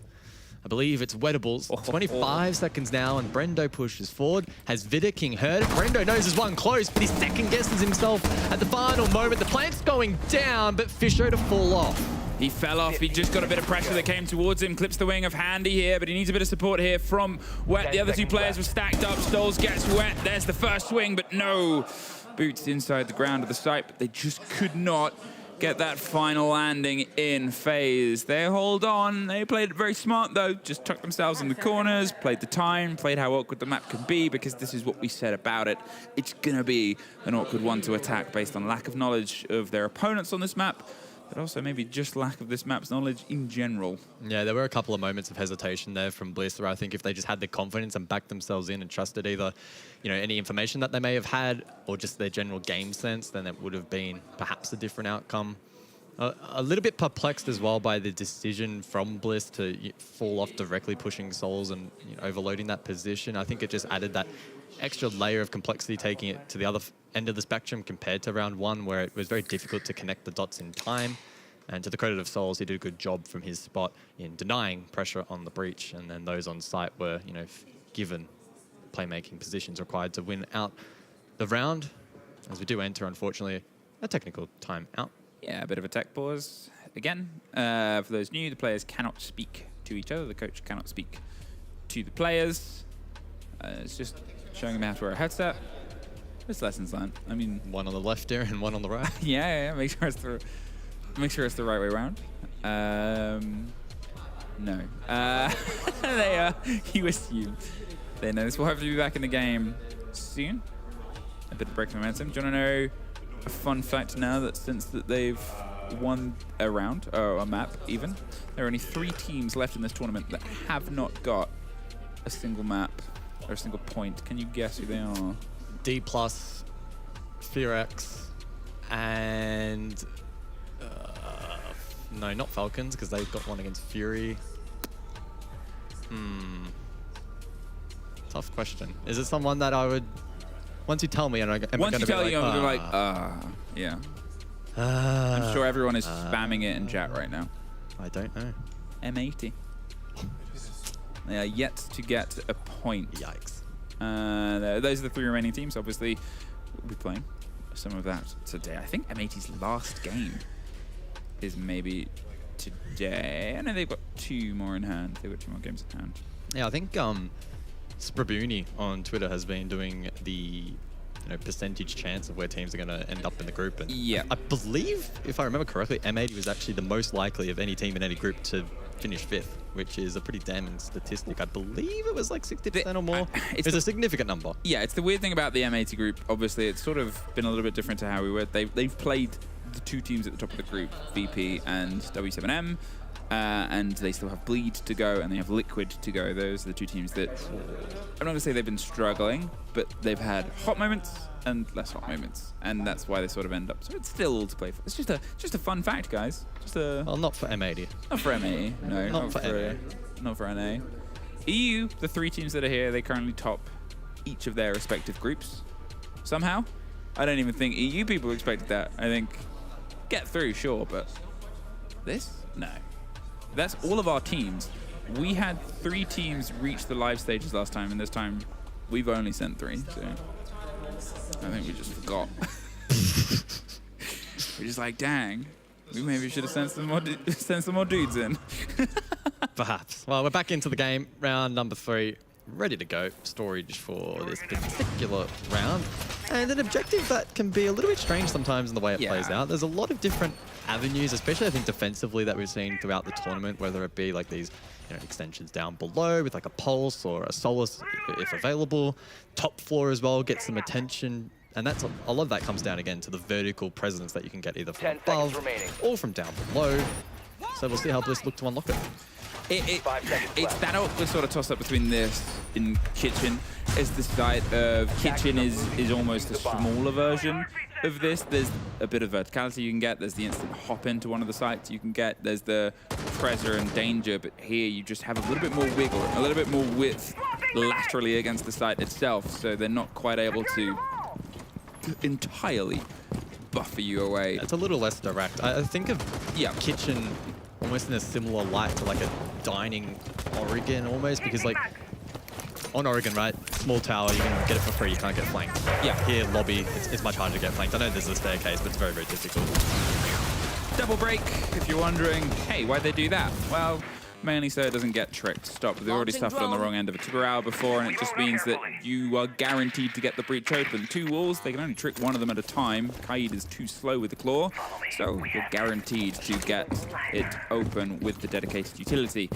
Here, they rotate round. They're making sure the jobs get done, so the job can be done. Fish, he's going to go down towards the little box entrance here onto warehouse. Just get all of these doors smashed open as the warehouse itself gets broken. Gives them sight lines in that now they can exploit. Cyber is going to see if he can try and loop a C4 up through the top. He's ready for it, but he's a little bit too eager. They're well lined up towards that door. Yeah, had Fish have not walked into a boom mine and then fallen back, it could have actually been quite a different story. Would he have tanked it? Well, we'll never quite know. BPC watching Fish on this push up the staircase. Frost in place, so something to keep in mind, especially later on into the round when chaos ensues and sometimes attacking teams can forget that those traps are laid around. Fish being used here to create space on rafters. FaZe not looking to directly contest though, pretty content to play into their setup. But only 70 seconds to go, time may become an issue for Bliss, but they get pick 1. Yeah, Cyber has been removed. He obviously plays that loose role for this team anyway, so if there's one to lose, it's him. There's the swing. Souls gets Brendo, and then there's Wettables to get 2 on the back of it, with KDS finding Oda in and amongst the mix. The 3-2 at this point with 50 seconds, but the first strikes towards the verticality has come together. KDS creeps their way underneath the entrance that was made onto the computer side, with Handy far away on the opposite end. Now they're getting themselves some clarity. There's 2 ways to utilize those, but one of them is intel. You can know as soon as people are entering from far and far across the map, so you'll know if there is aqua pressure that you might need to be prepared and aware of. They might go for the rotate there underneath, pop up a couple of different staircases. Probably not going to play the hatch itself because, well, there's not a lot to do, as Fisho is going to see if he can stick the kit nicely tucked on the opposite end. No stopping this from the swing. There it is, and you can see KDS look for it. Does find the player, but the trade comes out. And a first round goes to Bliss's favor.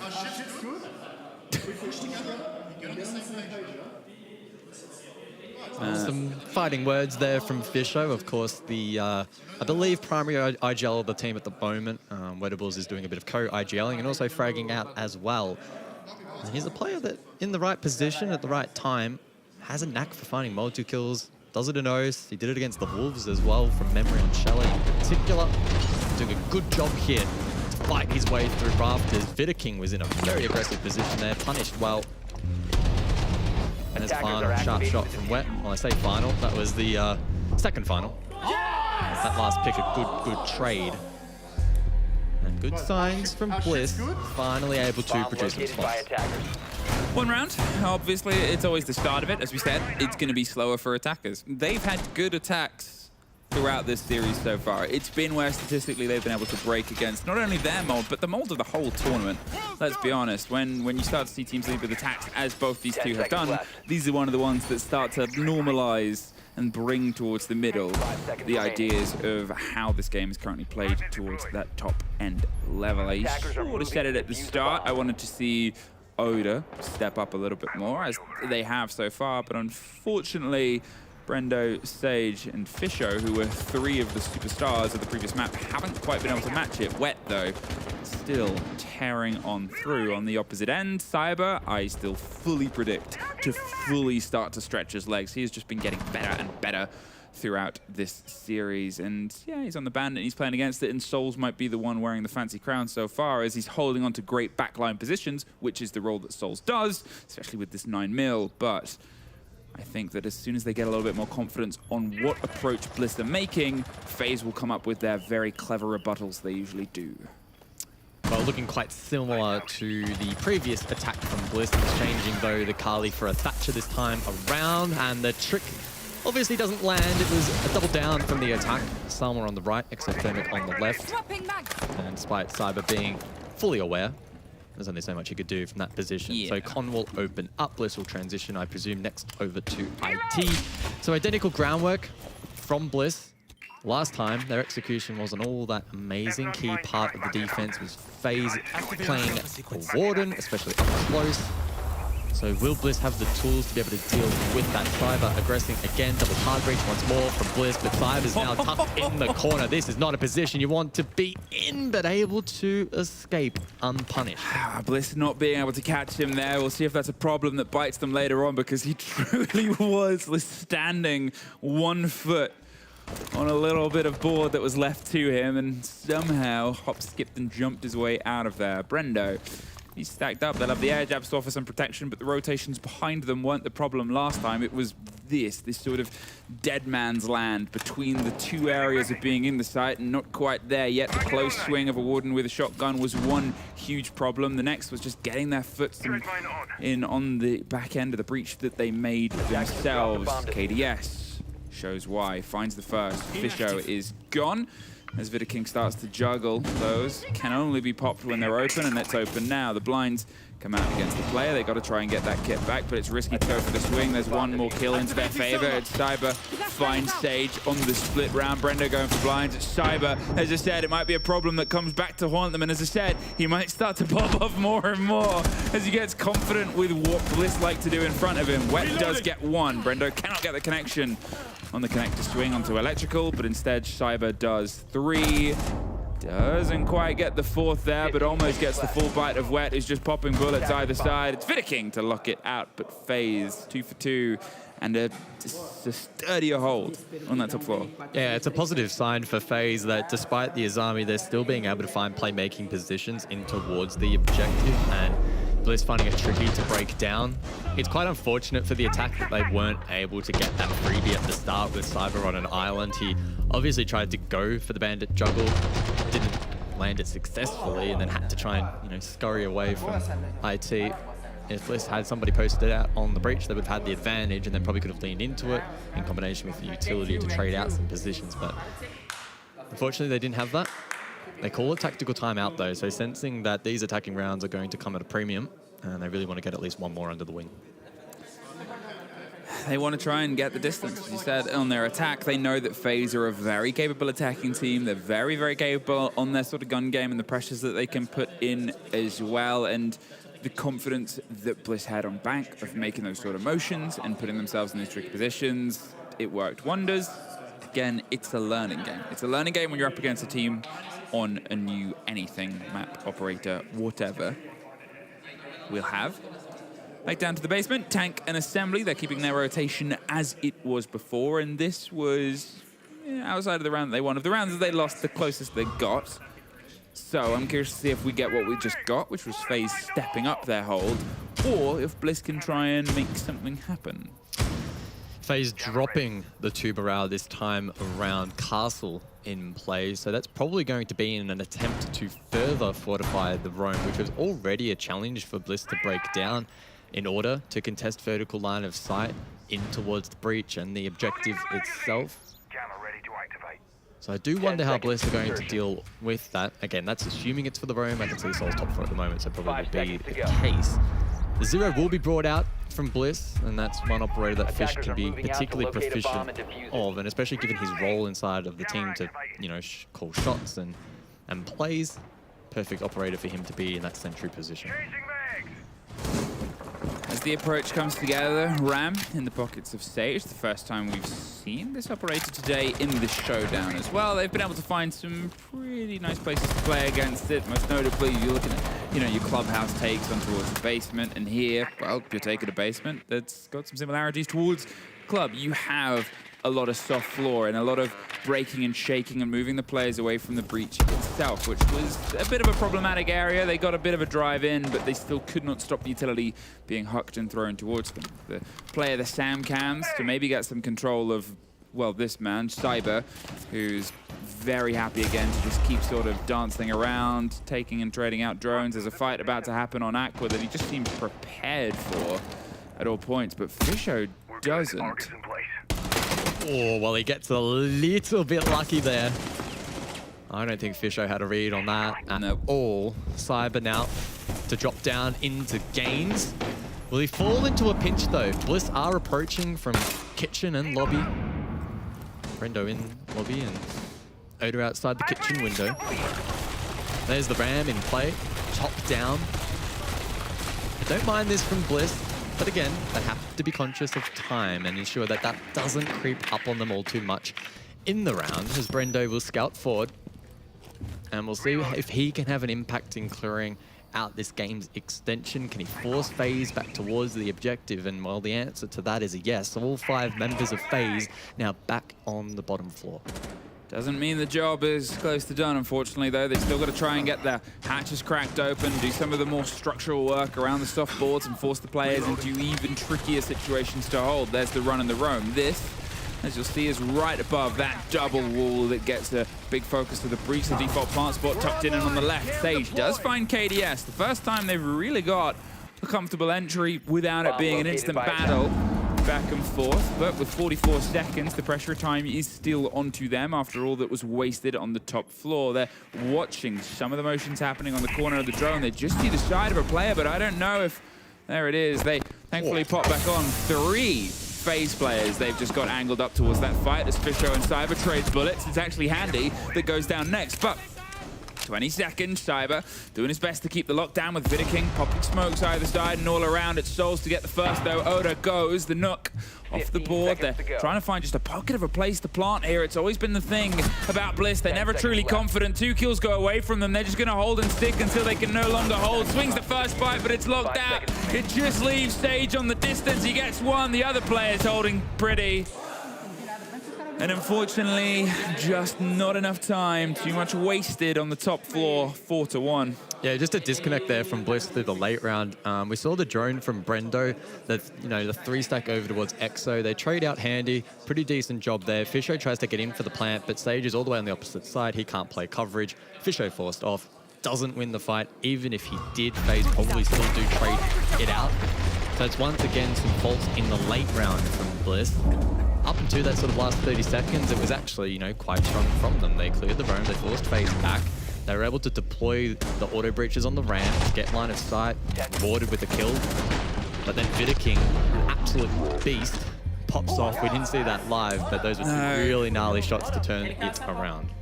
That's a little bit of frustration there as they sing it that way around, because they were getting the kit down on the corner. They had the breach to watch it. If they'd have sat on that angle a little bit more passively, whoever it was who died outside double breach, they could have protected the diffuser planter from going down. They could have given them some safety. Watch the door. If they go for the hop over the wall, then you might need to come off the plant to go for the 2 versus 1, but you've still got the angle. Instead, leaning into the fight makes it a coin flip. You give them the 1 versus 1.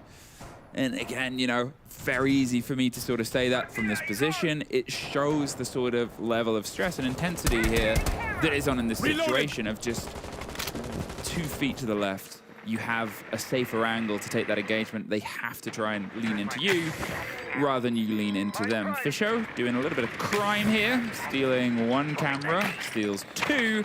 And now they have, well, eyes in that otherwise the Monty had to steal last time.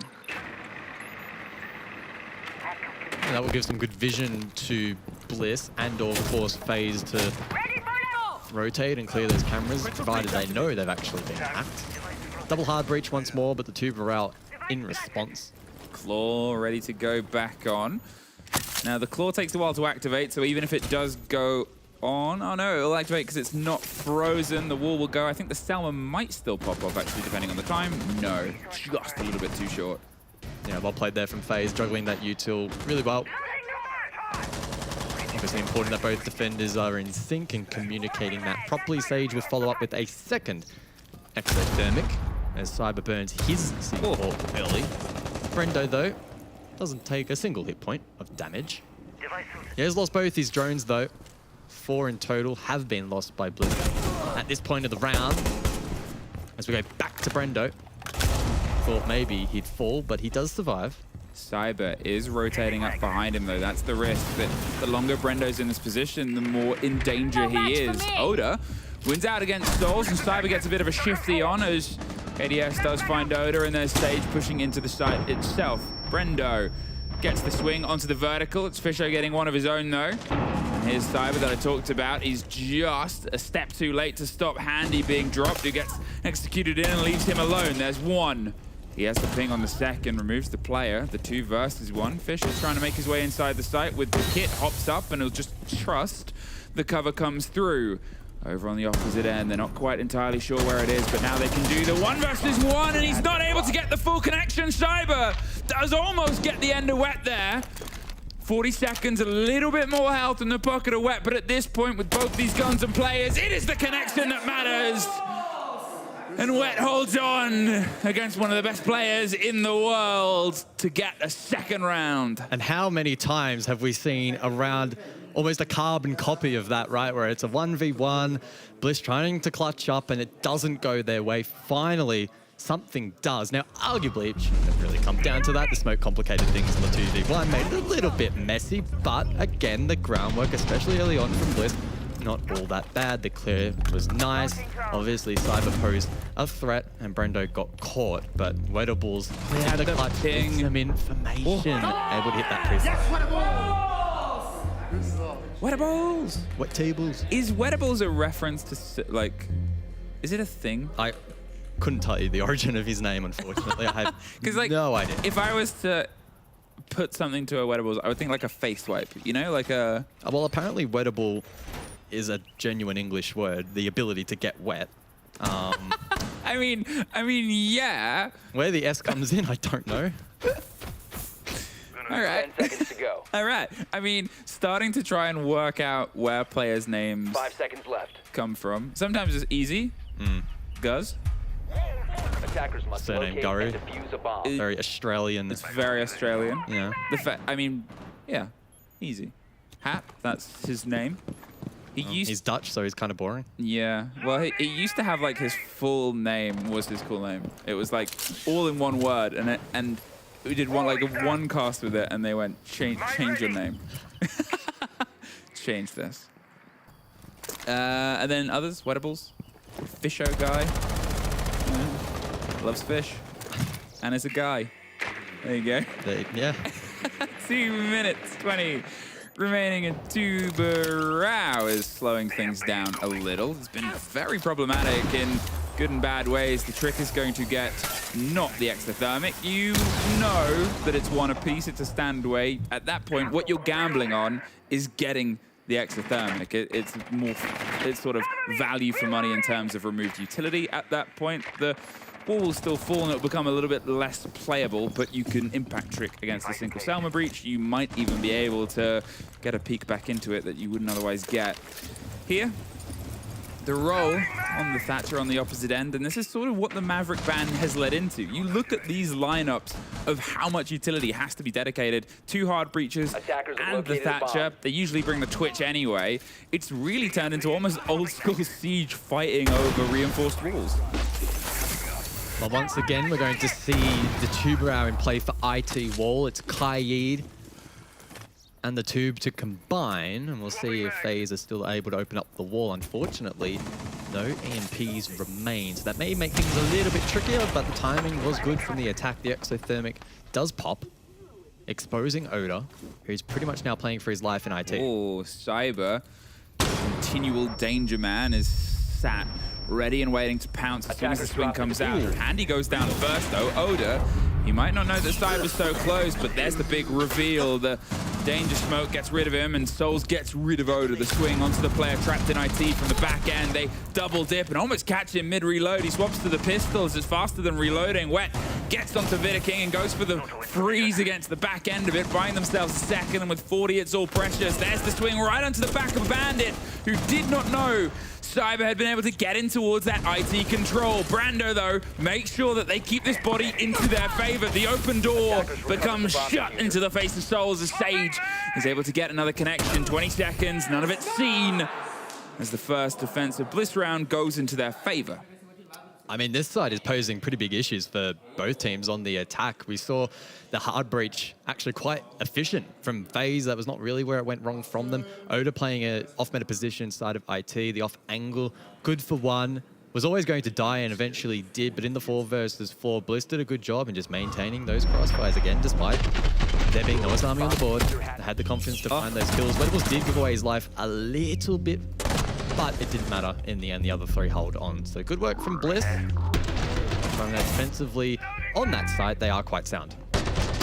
It's almost a little bit of map 1 Bliss, a little bit of map 2 Bliss there on their defense. We got some of the sitting in place, some of the little uh-oh moments of FaZe is able to set themselves up, get into position on top of rafters as well. Very clean, a little bit unaware. They're swinging onto the door on the bandit, but then those little dabbles with danger.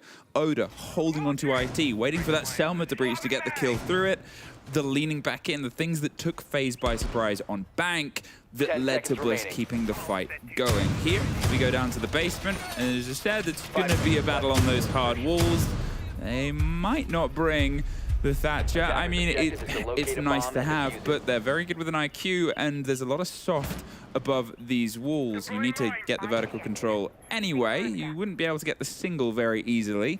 However, the double wall, which can put a lot of pressure on, the combination of that RAM and that IQ should make pretty quick work of it. Yeah, we've seen a decent amount of IQ play from FaZe in the series. That's perhaps been a point of critique for Bliss in the face of the Valk, that they haven't in most cases. So we'll see if FaZe is able to get value from that here in round number 8. Castle in play, a grenade to deal with that particular window, which is to weaken this roam up above from Bliss. Both teams employing roams on this objective, and we'll get some answers as to which team is perhaps a little bit more proficient at it. Sage now top blue.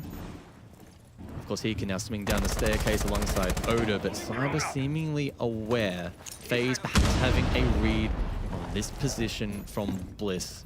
An ill-advised peek there probably would have been to the demise of Sage, so he'll fall back to connect with the rest of the team.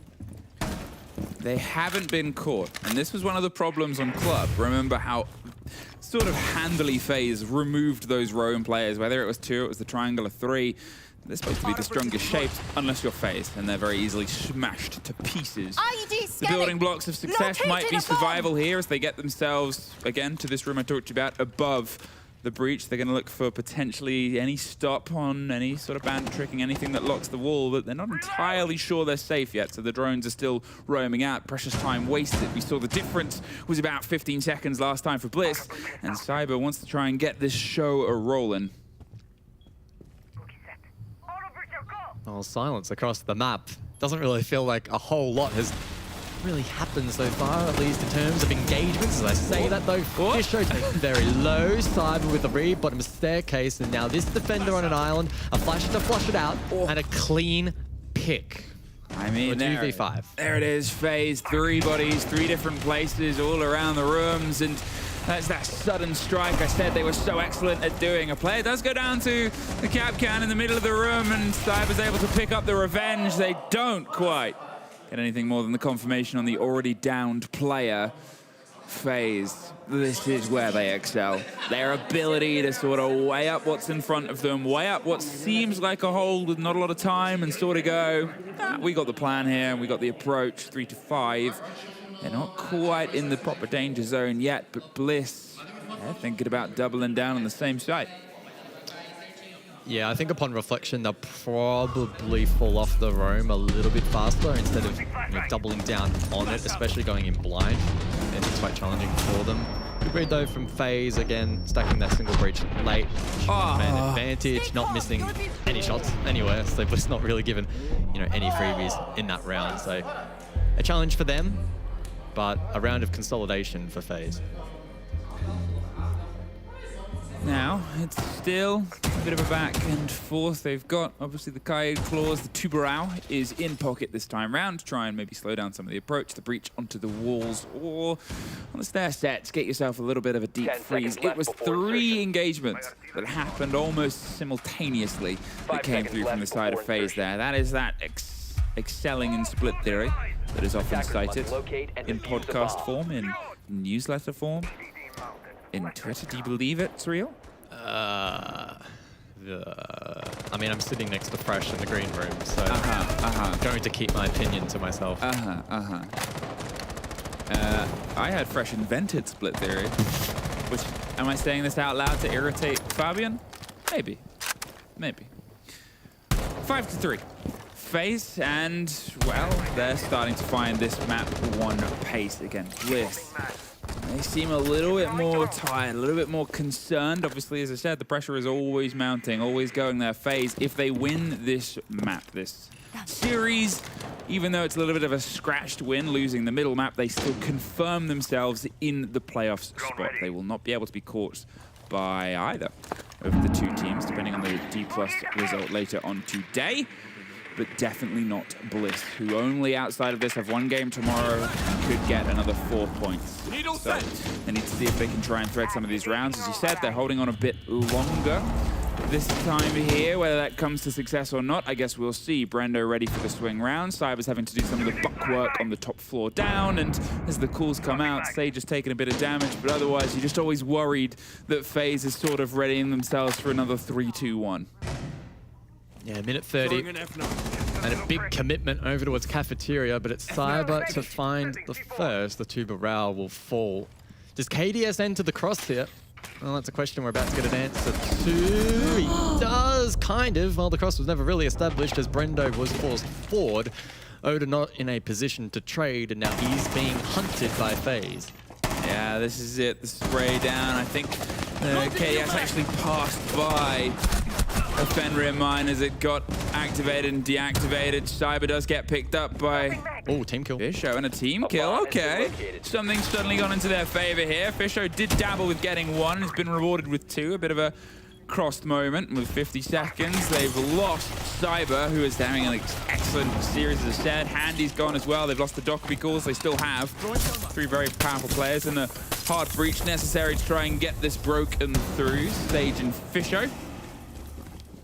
They're waiting for the first dabble, the first drips of the players to come up against them to try and hold off and stave off map point. The walls are solid. The only drop is via the stairs or the hatch itself. They'll hear that being passed, and Sage decided he wants to try and step into the fire in the fight, but just seen the split of the player there. A bit unlucky as they're opening up more and more angles. He's surrounded, but they've got to surround themselves inside the idea of putting the kit down. KDS almost goes down, taking the drop and a bit of damage. Where are they going with the plant here? Vidaking's blind. He's trying to tuck himself in. KDS does get his third for the round. Fisho, he's able to get one down. Vidaking's going for the plant. If he swings now, it's a 1 versus 1, but he's not quite confident enough to get the take. He gets it. He gets it. A quad for the guy who loves fish. Well, he's gone fishing and he's found all 4. What a play from Fisho Guy. Clutches up. Only a fraction of HP remaining. Had to pull out the pistol. What a play.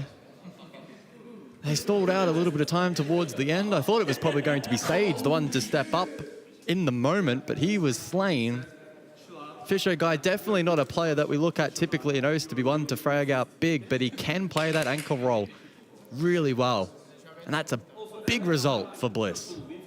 That's the first time in this series of almost clutches, almost misses, almost hero moments.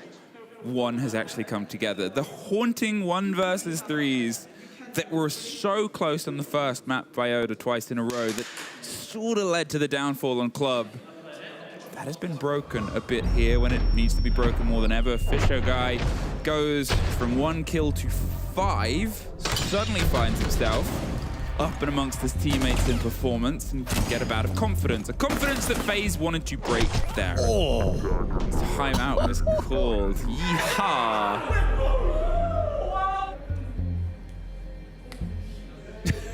He's just like, yeah, another day at the office. Another day at the office. He was actually in the last time FaZe played against an Australian team back in Yavle. He was the player that was on that roster that was dismantled 1-7. I was there, I had the pleasure of being there, and I saw the team leave after that game, and they said, oh, they're bleeping good at Siege, aren't they? Hey, so are you. 5-4. Bliss, they're still fighting for this phase.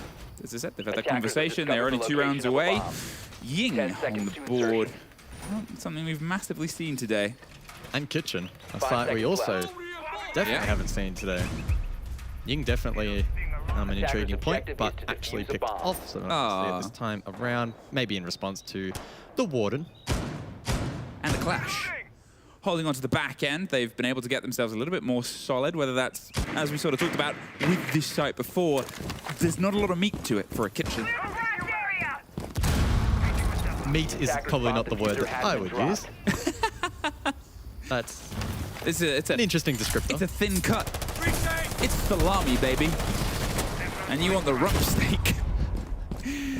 Fisher guy will have that important thing. We often actually talk about shields, and you know, you talked about this with Tim Esports, right? For what words you can understand from him is you're putting someone into this position where they don't have that gun. They have to have a little bit more of like a less active, but also proactive role of trying to keep that front line put together. Cyber, as the Buck has sort of pinged it out and played the place of that position, he is thirsting for this first engagement. Do remember that in the previous round, the one that Bliss got, there was a team kill as well. So there is a ferocity here of FaZe to sort of say that was a blip on our radar and we are about to smash through your kitchen. Yeah, so I think Fisher is going to play side to try and draw in this attack and then feed information as to what FaZe are looking to execute upon. Don't drone hole. Please don't get them through the drone hole. I'm having a premonition. And they obviously don't know how much they're droned. There's one single sort of window as the quick hop in. They're getting the full eyes on the players. This is how FaZe does it, by the way. We get the great taste of how come FaZe can suddenly just go from 5 seconds, they've killed 3 people in different places. This is why. And this is what they've battled against as they get themselves on the upside down Aussie Repel. It's actually called an Aussie Repel. Really? Yeah, 100%. In the documents of the game designs, this is called an Aussie Repel. Wow. I know. I never knew that. Really? Yeah, fun fact. Yeah. Okay, well, let's see if Bliss can take it down. The Vault to come through, aggressive from KDS. Oh, but Flisho puts the shield on his back and turns around to survive the next engagement. So it's a 3-on-3, 40 seconds, and the push stalled out, but Handy steps up.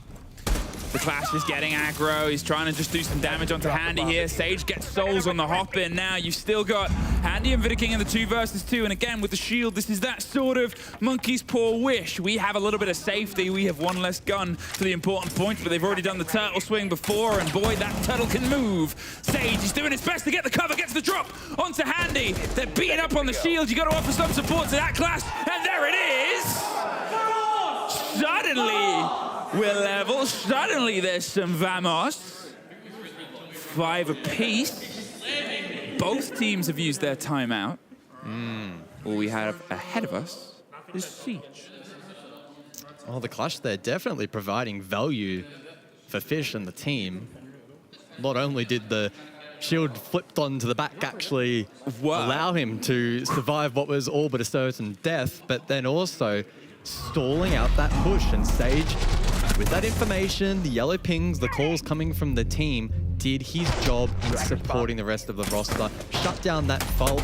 Then here in the 2 versus 2, able to find the down onto Handy, and Vidaking, unfortunately, not a whole lot he could do in that position. So Bliss flexing their muscles on Kitchen, and as you can see, fired up at the moment. Vamos. Probably in both comms at this point. FaZe, again, you know, you lose the round after a timeout. It makes things a bit shaky. They went for one of their collapses there, and it was working until a plucky play. Another, I'm not going to say it was a clutch back-to-back, but definitely an against the grain hold here. We return to a site that has proven troublesome for both teams. And at this point, obviously, if Bliss can get this on, then they're sitting on that point. They're sitting on series point. This is their best place to try and get themselves concerned here. If FaZe win this out, you probably have them taking the map, just because of how this site has fallen throughout this series so far. Well, Hardbridge hasn't typically had a big influence on how the rounds played out. Generally speaking, the attacking side has not had too many issues in opening up the main walls. So I'm assuming we'll see this once again. Double Hardbreach. Not the Thermite on this occasion, though. It will be replaced by the Habana of Souls. EMP to come through. And I don't think Bliss are directly contesting this at all. No, they're sort of letting them take it a bit. Wettables is doing the best he can to keep it safe on the other side. The top of blue smoked off. You assume Fisho's calling this all to the rest of the team, and he's trying to find his way out, but also wants to try and stop anything on the way in. More flashes, more blinds. They swing in. One more smoke canister will stop them moving in directly behind it. They're more than ready, but how much utility on a single push. Oda finds a fight. Sage loses one, but Oda does win out his against KDS. The swing with the shotgun, and we just missed it, but they do get the down onto the Ying outside, but the King is off. But Cyber's about to be on right up round the back of the site itself, and if he's gone uncontested, this could be a blind swing. The cover. Handy's able to get Oda. Fisho, he gets one, but the second is too far away, but Cyber's on his left-hand side with some support, and there's the strike that he wasn't quite aware of. Brendo gets Cyber. It's a technical 2 versus 2 at this point. He really wants to try and get that player up with Handy. A little bit watched and down, winning out 3 for the round for that player. Vidaking in the smoke, recollecting the diffuser. Brendo, he's really not sure if he's safe to get the revive at this point. He has the C4. The rotations come out. They're popping around either side. They're holding on. They have so much time. The wide swing, it unfortunately goes away from him. So close as it can be, but FaZe, they're sitting on map and series point. So much utility dumped over towards that top blue position. FaZe trying to brute force it with the Ying. Fisho, to his credit, did a great job in denying that initial push. Unfortunately, though, then falls. In the meantime, the sneak over towards the garage rafters position from Cyber had the potential to really dislodge that defense, and he was probably a little bit unlucky to not get rewarded for that position as much as he ultimately did. But FaZe just able to chip away, find a couple of unanswered picks. And they're the kind of team that doesn't typically make a lot of mistakes in the late round. I mean, Handy, what a round for him to pop off as well, finding 3 of his own. Across the back end, we sort of started this day talking about the experience these players have, how many SIs Cyber has played, how many SIs they've been to, and for the fact that it's the first one all these Aussies have been to, it's also the first one Handy has been at as well. So he is experiencing all that pressure in a very similar way. 5 seconds to go. FaZe. 1 round now separates them from locking in this series and confirmation in playoffs. Not upper or lower bracket, but they will at least get themselves a safe enough distance to stave off being the team eliminated from this group. Yeah, certainly pressure and expectation on FaZe at this event, given their standing overall. Second heading into the event. Trailing by a decent margin to W7M, of course, but that's not too unexpected. Everybody is. They're in a world of their own. Apart from Bleed. Well, true. Got the win. Yeah. Good idea. Onto the mirror window. Now, mirror doesn't get as much play, but not for this reason, actually, because they could be breached and destroyed from the front with the Ash anyway in the pockets of Cyber. But this quick play against utility, the catch onto nothing. That is a well-played Thatcher. Will leave that Selma both popping off. Actually, no. Oh, I thought they were able to just get the timing there onto the bandit charge, but not quite. Well played and placed enough. Decent bandit tricking stops half of this wall being open. Gives Wet a little bit more wiggle room towards the back of IT. Well, Brendo stationed down below on the mirror. I suppose looking to lean heavily into the Nitro cell, as well as the ability of the shotgun to create vertical lines of sight and playmaking opportunities to deny the plant. But FaZe often haven't really looked like they want to get that plant down, instead flooding sight, finding picks, trading kills, and eventually winning out the round in that way. Minute 30 then. It's Brendo looking to lock it down. Vidaking applying a little bit of pressure as an EMP comes forth from the Thatcher to deal with, again, additional pieces of utility elsewhere. Brendo traded. FaZe with the advantage for now. Sage is finding a fight outside the IT breach either side. There's a couple of players on their shoulders, but they want to make sure the site isn't entirely swapped through. Hot pinged. They're sort of saying the statement, we know you're here. They know they're here as well. Cyber, he locks in one. Doesn't get the second with the pistol. 2 versus 3. With 50 seconds left, and the 2 remaining players, Oda and Sage, have everything to play for to keep them in this fight, to keep them going. Now it is just Sage, another 1 versus 3. We have been here many times before. We've lost it, most of them. Vidaking's stuck, but it's a post-plant situation. He's trying to find the first fight and popping bullets, but this is all time. Vidaking wasted, and unfortunately wastes the player as well. Bliss, bitterly close at the end there. They took their first map in the middle of the series, but almost took their second, something to carry them through towards tomorrow. Their final day and their final opportunity to stave off elimination. FaZe, congratulations. They have confirmed themselves for playoffs, but that game was a lot closer than I think everybody expected. Yeah, certainly a little bit of a nail biter for FaZe, but they can find comfort that they will see themselves into that bracket.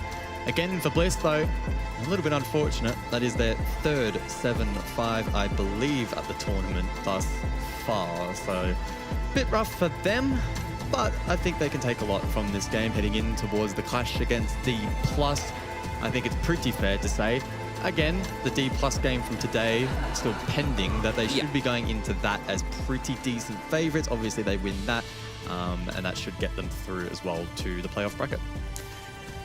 It was as nail-biting as watching any underdog fight can be, and it was almost a repetition and a fight. But it's been a pleasure casting alongside you guys, and we'll throw it to probably another Australian who is probably just as sad.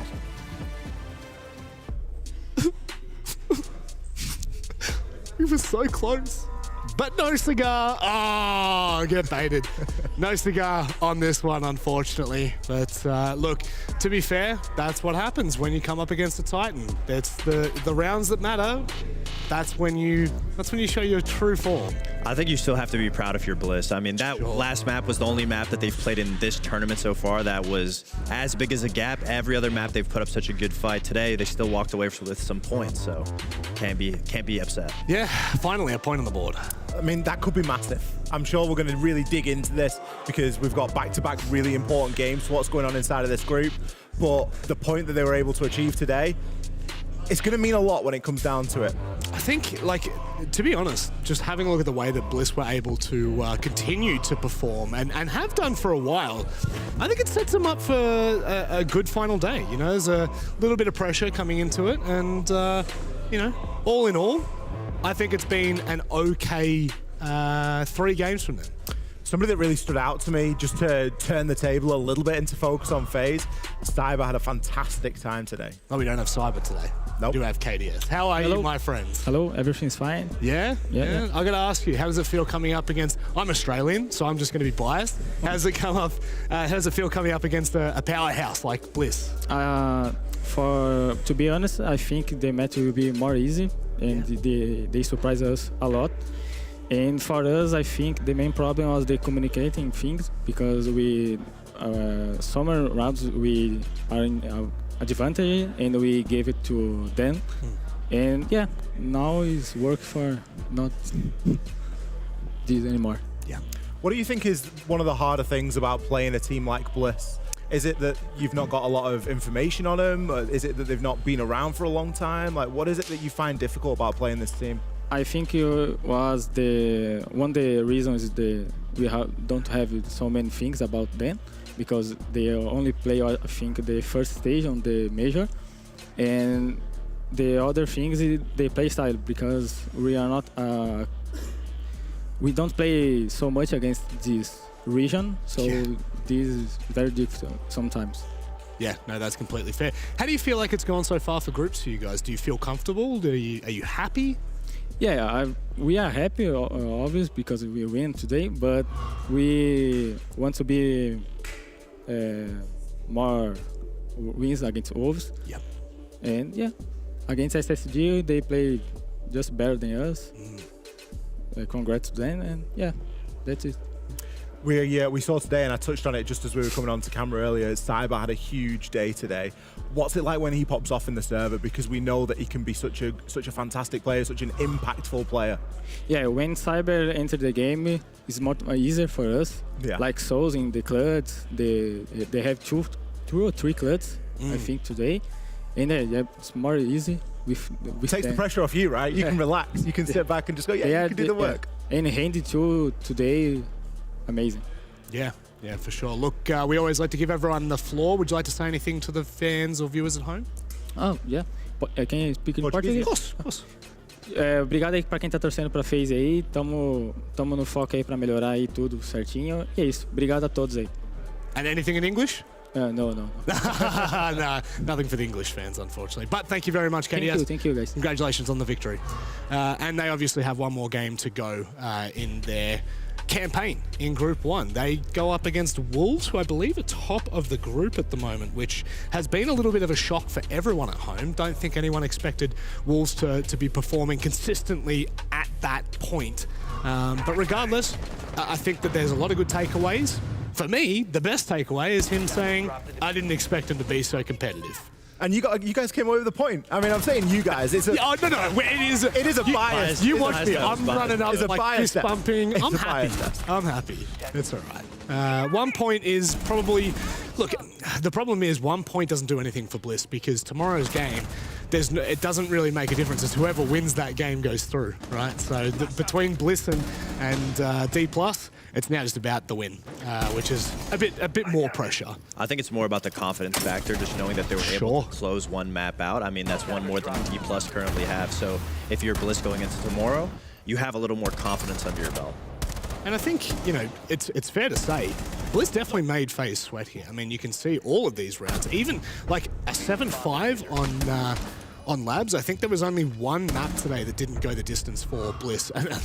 That just seems to be the common reoccurrence. Yeah, and you maybe look at that and you start thinking there's a bit of fatigue sort of settling in there, maybe potentially. When you've got so many results that don't go your way, it can start to build a bit of a mountain. A couple of rounds that really stood out to me in particular, we got round 9 and round 10. We had huge impactful plays there. We got Fish, he hit a crazy clutch downstairs in Labs, and then we got Sugoi, he got one as well. And I was thinking to myself, is that the start of something that's happening? Because we've spoken about it so many times. Sometimes you need a big play to like drag you out of that mental dip. They needed big plays because when I looked on the strategy side of things, I loved how FaZe was using the Tubarão and the Cade Electro Claws, being able to deny walls and force Bliss to, I guess, kind of deal with it in a different way than they're used to. I don't think Bliss had to match up against a team that was forcing walls to get closed, forcing them to get inside the map. And when the sides flipped, it looked like Bliss was doing the exact same thing, but they didn't have a response for FaZe's roam ability, the way that they are comfortable clearing out the map and isolating the Bliss roamers that were trying to, I guess, keep FaZe away from the rest of the site. Keep them at bay. Keep them at bay. Yeah. They've tried. It didn't work. I believe that you actually have something that you want to break down for us. Especially touching on that point that you've just made there, Fox, about the way that we saw the operator bans kind of influence this a little bit. We saw Maverick actually get removed, which really forces you into playing that Thatcher. It forces you into playing that Ace and potentially a Thermite as well. We've got a clip, we're going to roll it now, and we can see just exactly what that meant for the side of both teams really on that attack. You can see Bliss forced into using double hard breach because they're worried about that bandit trick. Obviously, impact nades, depth charge nades not as effective from below. But here's the problem, you see. Cyber gets droned and he gets away. Now, that should be punished. He should definitely be losing his life. He should definitely be taking a few points of damage because guess what? It's Cyber. And he was activated inside of this map. Hit himself a lovely little 3-piece, which sealed the deal and secured the round. It just goes to show that it's small, minute errors like that and things that Bliss are letting slip through the gaps that's really costing them. It feels like a little bit of a shame, a little bit of a missed opportunity, but regardless, this now puts FaZe in a good position to go on and beat Wolves tomorrow and potentially finish toward the top end, if not the top of the group. Like KDS said, I don't think it was a matter of them playing bad against SSG. I think SSG just played very good, and he said congrats to them. I think FaZe know exactly what they need to do against Wolves tomorrow. They know Wolves is usually more of a slower team, but they've seen a little bit of their adaptation and the aggression that Wolves have been bringing, and I think FaZe going up against Bliss is a good matchup leading into that game. Sure. Well, it's time to have a look at the intel play of the game, and I believe it might even be something again. We can't seem to get away from him. I don't think Bliss could get away from him either. Lights out. He played fantastically well throughout every single map here. This is, of course, a clip from Bank, and we can see him there doing the business yet again. One of the things about Cyber that impresses me the most is his impact. He doesn't just pick up 1 kill, he picks up 2, 3, sometimes even 4. Yep. Once he gets started, it's devastating, and he was certainly that guy for FaZe today. I think it was super important because we touched on him not being able to, I guess, find as much success as he normally is in the we highlighted him at the start of the show, right? Exactly. We were like, it's not that he was doing bad. He just wasn't able to find as much success. But when it came to today, I mean, he was the standout performer on FaZe's side. Yeah, look, nail in the coffin here for Team Bliss, but that doesn't mean that we're done here for today. No, we've still got 3 best-of-3s left. Let's go ahead and have a look. Oh, geez, that was a closer series than I thought between NIP and GK. I didn't really expect a 2-1. That's exactly the prediction I gave. So I'm. Oh yeah. Oh, here we go. I mean, Talk to me about the prediction you gave for FaZe versus Bliss, Fox. Oh, I gave a 2-0 for FaZe, so I gotta say Bliss definitely surprised me. But at the end of the day, it's just about the teams that are winning. You know, the map count could go either way. Shut up.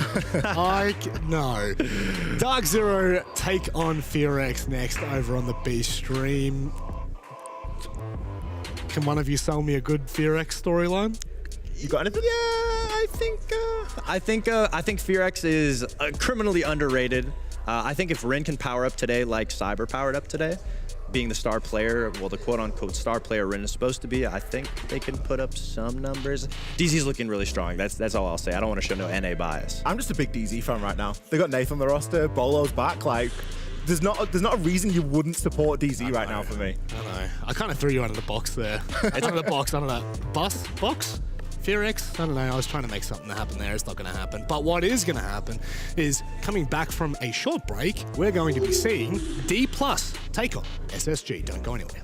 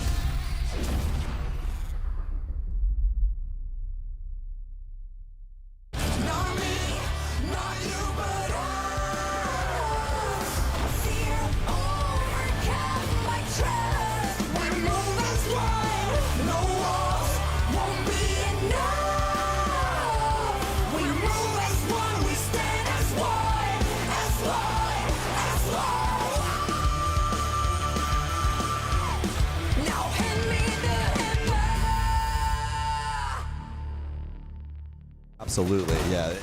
The fact that FearX are already in the driver's seat up against Dark Zero and they're applying pressure like this is truly incredible. I mean, when you look at the stats of Dark Zero, it is nothing to shake a stick at, especially for Nave. A 1.28 right now, he's plus 20, and you still have NJR to 1.25, and he's plus 15. So you practically have two players that are coexisting and performing the same on this squad, yet FearX, which, you know, for all intents and purposes throughout this tournament, have not really been able to attack. They're taking it to DZ, which, as you said earlier, Derry, one of our more structured teams in North America. They are going to think through all of these strategies to the nth degree. So, for FearX, this bodes extremely well. Absolutely. I imagine Dark Zero, I was kind of surprised we didn't see attack timeout come through there. Maybe a conversation about needing to get a little bit more active around the map, be willing to trip FearX up and stop, don't let them play their game, be willing to get up in their faces. We haven't really seen them do that. Even this round here, Canadian's going to be the only player I'd expect to see running around off-site and trying to cause a little bit of chaos. There is like a extended hold as a group of three out towards the east right now, but Canadian's the only one playing on the vertical downstairs, and I imagine Pamba and Pamba and Bowler will both fall back towards site at some point as this round progresses. So for FearX, not too much to worry about them getting tripped up. They'll have been well drilled by Dark. They'll be trying to get rid of Canadian as they've already done once before, and it's Napier being pitched out in the middle on drum. Arakaze in now. Oh my God, they're already in. Yeah, absolutely. Like, there's like no one here. No, there's no one in Geisha at all. We have a There's four players from every DZ player is the other side of the map, and they don't know, but they have got full coverage of this west side. Well, you have the mirror set up again, so they're going back to that similar strategy that we saw before, but this is where we saw that explosive play come out from Mephi, where he got a swath of kills over inside of Drum. This time, no, he's trying to occupy the terrace balcony, try and utilize that rappel to his fullest advantage, but you still have to worry about Canadian down low. This is the thing that they crossed off earlier in that first round, where they went downstairs, executed Canadian, and then decided to bring things back up top, try and figure out that Mira setup, got that plant inside of T. So they're really going to have to try and concern themselves with this. Hopefully they've thought far enough ahead, and it seems like they have with Rin now in kitchen. Yeah, he needs to get rid of the Solus underneath. They know that he's down here somewhere. It's going to be a shot in the back. Canadian twice playing in his position. He's been caught out from below. In they step. It's not a Monty this time, but the Ossa works in through a breach, getting the plant down. It's a 3 versus 3. No denial from below, and they can do nothing but watch here as well. C4 comes out, gets shot through, and now they've got the Ossa down. They can see everything. So now suddenly, actually, this position for the Ossa is so strong. Good boy put on his backside, ran into a 2K. I said he might have a live game today, and it's coming out stoked. Pamba once again left in a 1 versus 2. Pambazoo will at least be able to get Arakaze. Rin does have the 1 versus 1 now. An opportunity for Pamba, but he hops soul instead. And Rin has him from downrange. And Derry, I just got in my ear. There's going to be a timeout from Dark Zero coming in. I know you're very surprised. Not at all. I mean, 3-1 down twice. You've been beaten on this. Admittedly, I do love the mirror setup they're using, right? Reinforcing both the Geisha box walls, having the mirror looking across both sides, and just holding hard towards the east side of the map is really smart. And you've also got that Solus playing downstairs. But you already saw FearX bring a solution. They brought the Monty. It completely shut it down because he literally walked in front of the mirror window like, hello, planted in the corner of the room, and then that was it. And this round, they very simply opened up the Geisha box wall, got the Ossa inside, planted it down again, looked at the mirror and gone, hello, and then also controlled that space themselves because both sides are already wide open. So both times FearX have brought along a different but equally successful solution, and Dark Zero are probably thinking, well, that strat is not working. We know these guys now love Blitz, they love Ossa, they love Monty, there are lots of shields coming.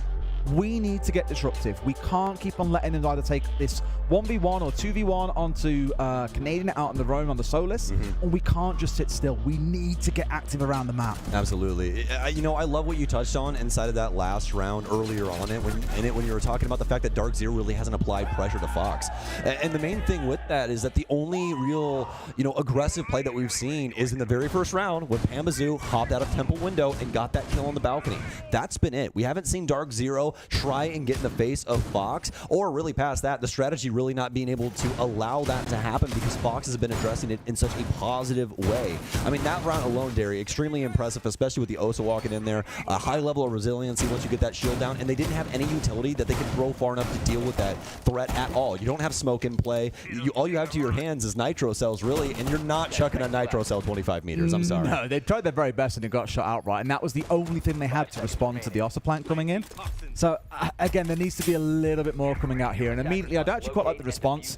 3 sets of impacts coming out because they're expecting to see shields again. But this is where FearX zig while Dark Zero zag. They've gone away from shields entirely. The whole lineup has changed, and now they've got to deal with a new set of problems. Yeah, I'm sure one of the first things that Mint talked about was the fact that they need to start bringing Legion. You put something out there where they're going to have to try and deal with that animation, deal with that tick damage if they do end up stepping on one of these goo mines. But as you said, there isn't a shield here any longer. In fact, they've doubled down with a lot of really solid gun power. Last time round, they brought the IQ for Mephi as well to get rid of the Evilize from below. This time round, it's the Brava and the Twitch on side. So they've still got the ability, of course, the Ash as well.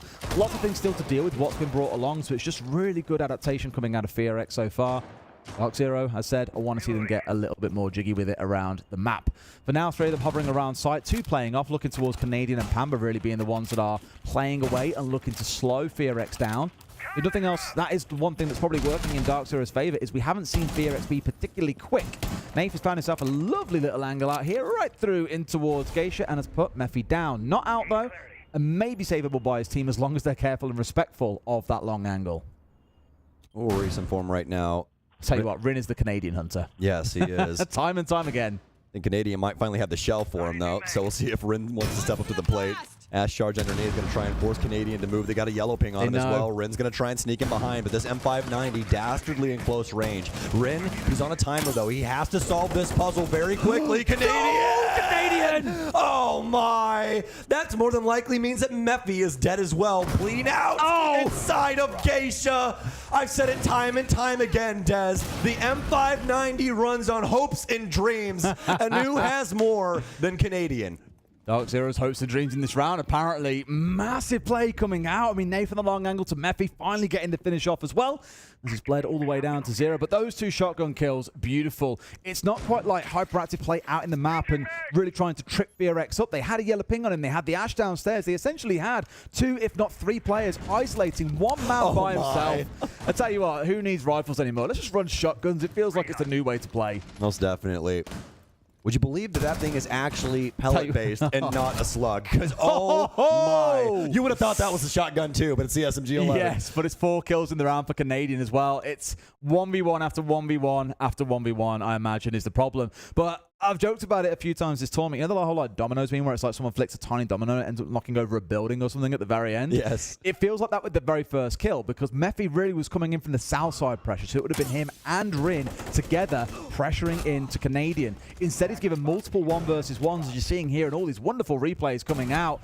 And really, Fox there, I think, has shown some of that weakness we've seen throughout the tournament. They didn't really have the enough synergy to close things out. They had a yellow ping, they had pressure below, they had a player swinging in, but it wasn't quite all done in perfect sync, and Canadian exploited that perfectly. Yeah, it's always the little things with that. I mean, if Mephi doesn't go down to Nafe on that cross right there, that round's more than likely completely different because they can pinch T in a completely different way. Yep. But obviously the circumstances were a little bit different as Dark Zero, and specifically Canadian, with a lot to say there in round 5. And Pamba Gumine, legit. That was what saved Canadian there and got the rest of the kills rolling as well. All right, time to focus on our second matchup here. We're going back to D+ and SSG. This is an interesting one because this also adds even more pressure to the game that we just saw with Bliss. Absolutely, we are talking about both of these teams as teams that are likely going to be going home, and we've now got D+ versus Space Station. I know that you're excited for this one, Fox. You're a little bit of a Space Station fan at heart. Yeah, I mean, we showed the Bliss fan base a little love earlier. I think I got to show NA some love here. I mean, I love talking about SSG, watching SSG. I think they've improved so much. I feel like I've been following them for like the last year more in depthly because I'm friends with a lot of the guys on the team. Yeah, well, I mean, it's kind of fun, isn't it? Yeah, it is a good time for like watching. I mean, but at least like it feels less delusional when I'm hyped about NA. But when you're, I'm kidding. I didn't mean it. Bliss played great. Let's start talking about D+ first, because no more SSG. 저는 D+ 기아에서 플레이하고 있는 야스라고 하고 플렉스로를 맡고 있습니다. 한 해의 큰 대회인 브라질 상파울로 인비테이션을 와가지고 기쁠 만큼 대회에 열심히 임하도록 하겠습니다. 일단 첫 경기 상대가 페이지고 그다음 뭐 SSG나 울브즈, 블리스 이렇게 있는데 저희가 뭐 미니게임만 잘 이긴다면은 충분히 할 수 있는 상대라고 생각을 합니다. 일단 첫 경기는 페이지인데 일단 페이지가 브라질 팀이라서 뭐 총싸움 같은 걸 좀 잘하는 편이라서 그거를 이기기 위한 조금 같이 팀적으로 움직이는 그런 움직임을 좀 많이 하려고 연습을 하고 있습니다. 페이지 긴장해라. 저번에는 졌었는데 저번에는 아쉽게 졌는데 이번에는 이겨본다. Almost no conviction in that last line there, but that's okay. It's very hard to. Look, D+ coming into this, a roster that, you know, again, domestically we always talk about as a bit of a powerhouse, but unfortunately they've never been able to get back to their former glory. They haven't, but the one person that I can glorify on the team is Woogie Man. When I played against him, he was always devastating, and he still is to this day. I mean, he's one of the best players on the team, and he's been putting up numbers for D+ so far, regardless of them just not winning games. Look, one thing that kind of sticks out to me a little bit might be the attack percentage. I don't know. You've gone there. I can't believe you've gone there. It's kind of hard. I saw it in the graphic, and I was like, let's wait to talk about that. What's it, 19%? I cannot believe you've gone there. Do you want an actual number? Oh, I don't. 1 attack per map. That's pretty. That's where we're at. That's pretty good. They've played 4 maps. They have 4 attacking rounds. Wow. Fox, what do you reckon about that? I mean, obviously, like defense is a lot more stronger, but when you have a player like Woogieman on your team, I mean, he's the individual highlight player that you're going to have to hope that he can pull out some of these attack rounds out of thin air. I mean, he's been so good, the 1.13 rating. He is currently the 3rd best player at the whole event, which is insane because they haven't accomplished much, but he is individually putting up huge numbers. And you can't take a team like this too lightly because if you have a player that can pull rounds out, you know, it's just one step away from being able to pull a whole map away. It blew my mind. When we were looking over this game, we were talking through it, and we were like, right, what are we going to sort of hone in on? The fact that Woogieman's top 3 rated, but D+ is so bad. Like, how is this a thing? I don't even know how it's like the math ain't mathin', but do you want to know what it is? SSG, let's go ahead and start talking about the NA roster. I'm Foltz. I'm a player for Space Station Gaming, and my role is hard breach / flex. So after last Invitational, we did a big revamp of our roster and kind of switched our identity and a lot of players and even coaches around. Through Copenhagen and Atlanta and now here, we've gotten better and kind of built those blocks up to kind of get to the point we're at now, and I think this is the best form we've been in, and I'm excited to play.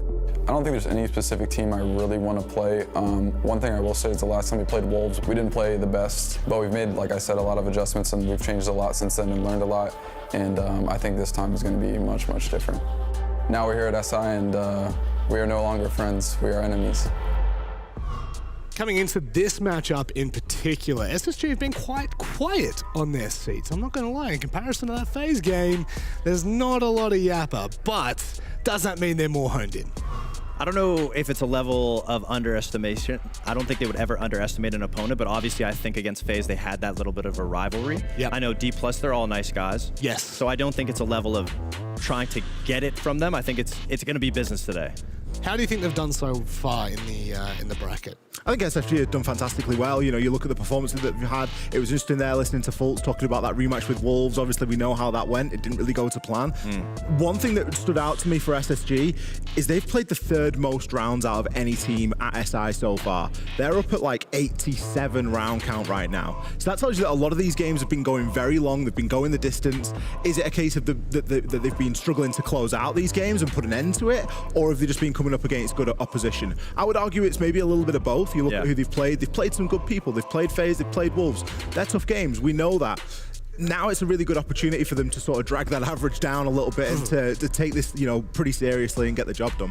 We heard Foltz say it specifically about changing roles and changing coaching staff around. I mean, I think they're really trying to hone down on the aspect of countering teams and going really into it with a game plan, with a good head on their shoulders. I think the thing that I could always glamorize about SSG, especially, is they always get better with the way a tournament goes. And I really want to highlight on the fact that every round we're seeing a different SSG. One round they'll play very aggressive, one round they'll play very slow. They have this kind of ideology where teams will always counter the round prior. Yep. So they're always going forward. Each round is a different look. Well, we'll have to wait and see if they continue that trend into this match with D+. Let's go ahead and have a look at the vetoes. And figure out whether we will be seeing anything that might even slightly favor D+. Border, Clubhouse, Cafe, Consulate are gone. Oregon is where we go first, picked by D+. This is very expected from SSG from their prior games. Their defenses were very strong with how they were trying to attempt to slow down every team that they were playing against. So seeing a map like Oregon, even Bank, that are very heavy defensive teams where you can really be able to, I guess, abuse that two-brow, abuse the stall, and the individual playing from SSG's players. We can look back at the D+ game that they played on Oregon against FaZe. They were good for 3 rounds over there. They got 1 round on the attack, as we've kind of already mentioned. They got 1 round on attack, but they also got a couple of rounds on the defense as well. So you can see maybe why they've gone there. But then coming into the point about countering that you made, Fox, is that a case of SSG have gone and looked at that and gone, yeah, we're pretty happy to play Oregon. We can counter this quite easily. SSG's map pool at the moment is very condensed. They've not got a lot of difference in between their preferences, top 3, bottom. They're a team that can play every map. Scary for D+ coming into this. Let's get a rough prediction on what we think. Are you serious? I mean, this guy. I'm going to predict. I think SSG is going to win. So, give me a number. Oh, I mean, I think D+ could probably get away with a few rounds. I think it'll be a 2-0 for SSG. I think they've been getting pretty good, and I think they have a really good understanding of how the teams in their group have been playing. Lovely. Ollie, you having a chuckle? Yeah, I was just laughing at the box. I mean, I think you'd be mad to sit here and say that SSG aren't going to come away with this one, but there's always a bit of a hope, and I love an underdog, so let's see what we get. That we do. We all love an underdog, especially an Australian who, that's all we've ever got here at these international events. It's D+, it's SSG. We're headed to Oregon. You guys might like an underdog, but me personally, with SSG and NA team, getting one over FaZe Clan, I don't want to see them drop a game to D+ Kia, right? I mean, they should win this, Tim. They should have this in the bag. I think that is, you know, the by far and away the clear expectation. SSG, we've been a little bit hit and miss so far. The Wolves game, they were a little bit slow, particularly on those second two maps. I think, you know, the game after against FaZe, they just look so good. So SSG definitely got it in the locker. We were speaking about it earlier. I think they're on an upward trajectory when you look over the last year. I think that's going to continue. But, you know, you made a very good point at the time, and it's about how they get there, not just where they get. Yeah. We have quarterfinals, an appearance in Atlanta. We have almost a main stage appearance in Copenhagen, but then a surprise drop in the final best of 3 to Scars. Here, even if they don't end up making quarters, because of how much of a gauntlet SI is, you really want to see SSG, who had to fight their way back from 0-2 to 3-2 in Atlanta, you want to see them get into that upper bracket. Maybe not seeded further into the winners portion, but certainly not start out on their last life in the losers. You want to see them start on that upper bracket and push off needing that second life, that second chance at redemption until later in the tournament.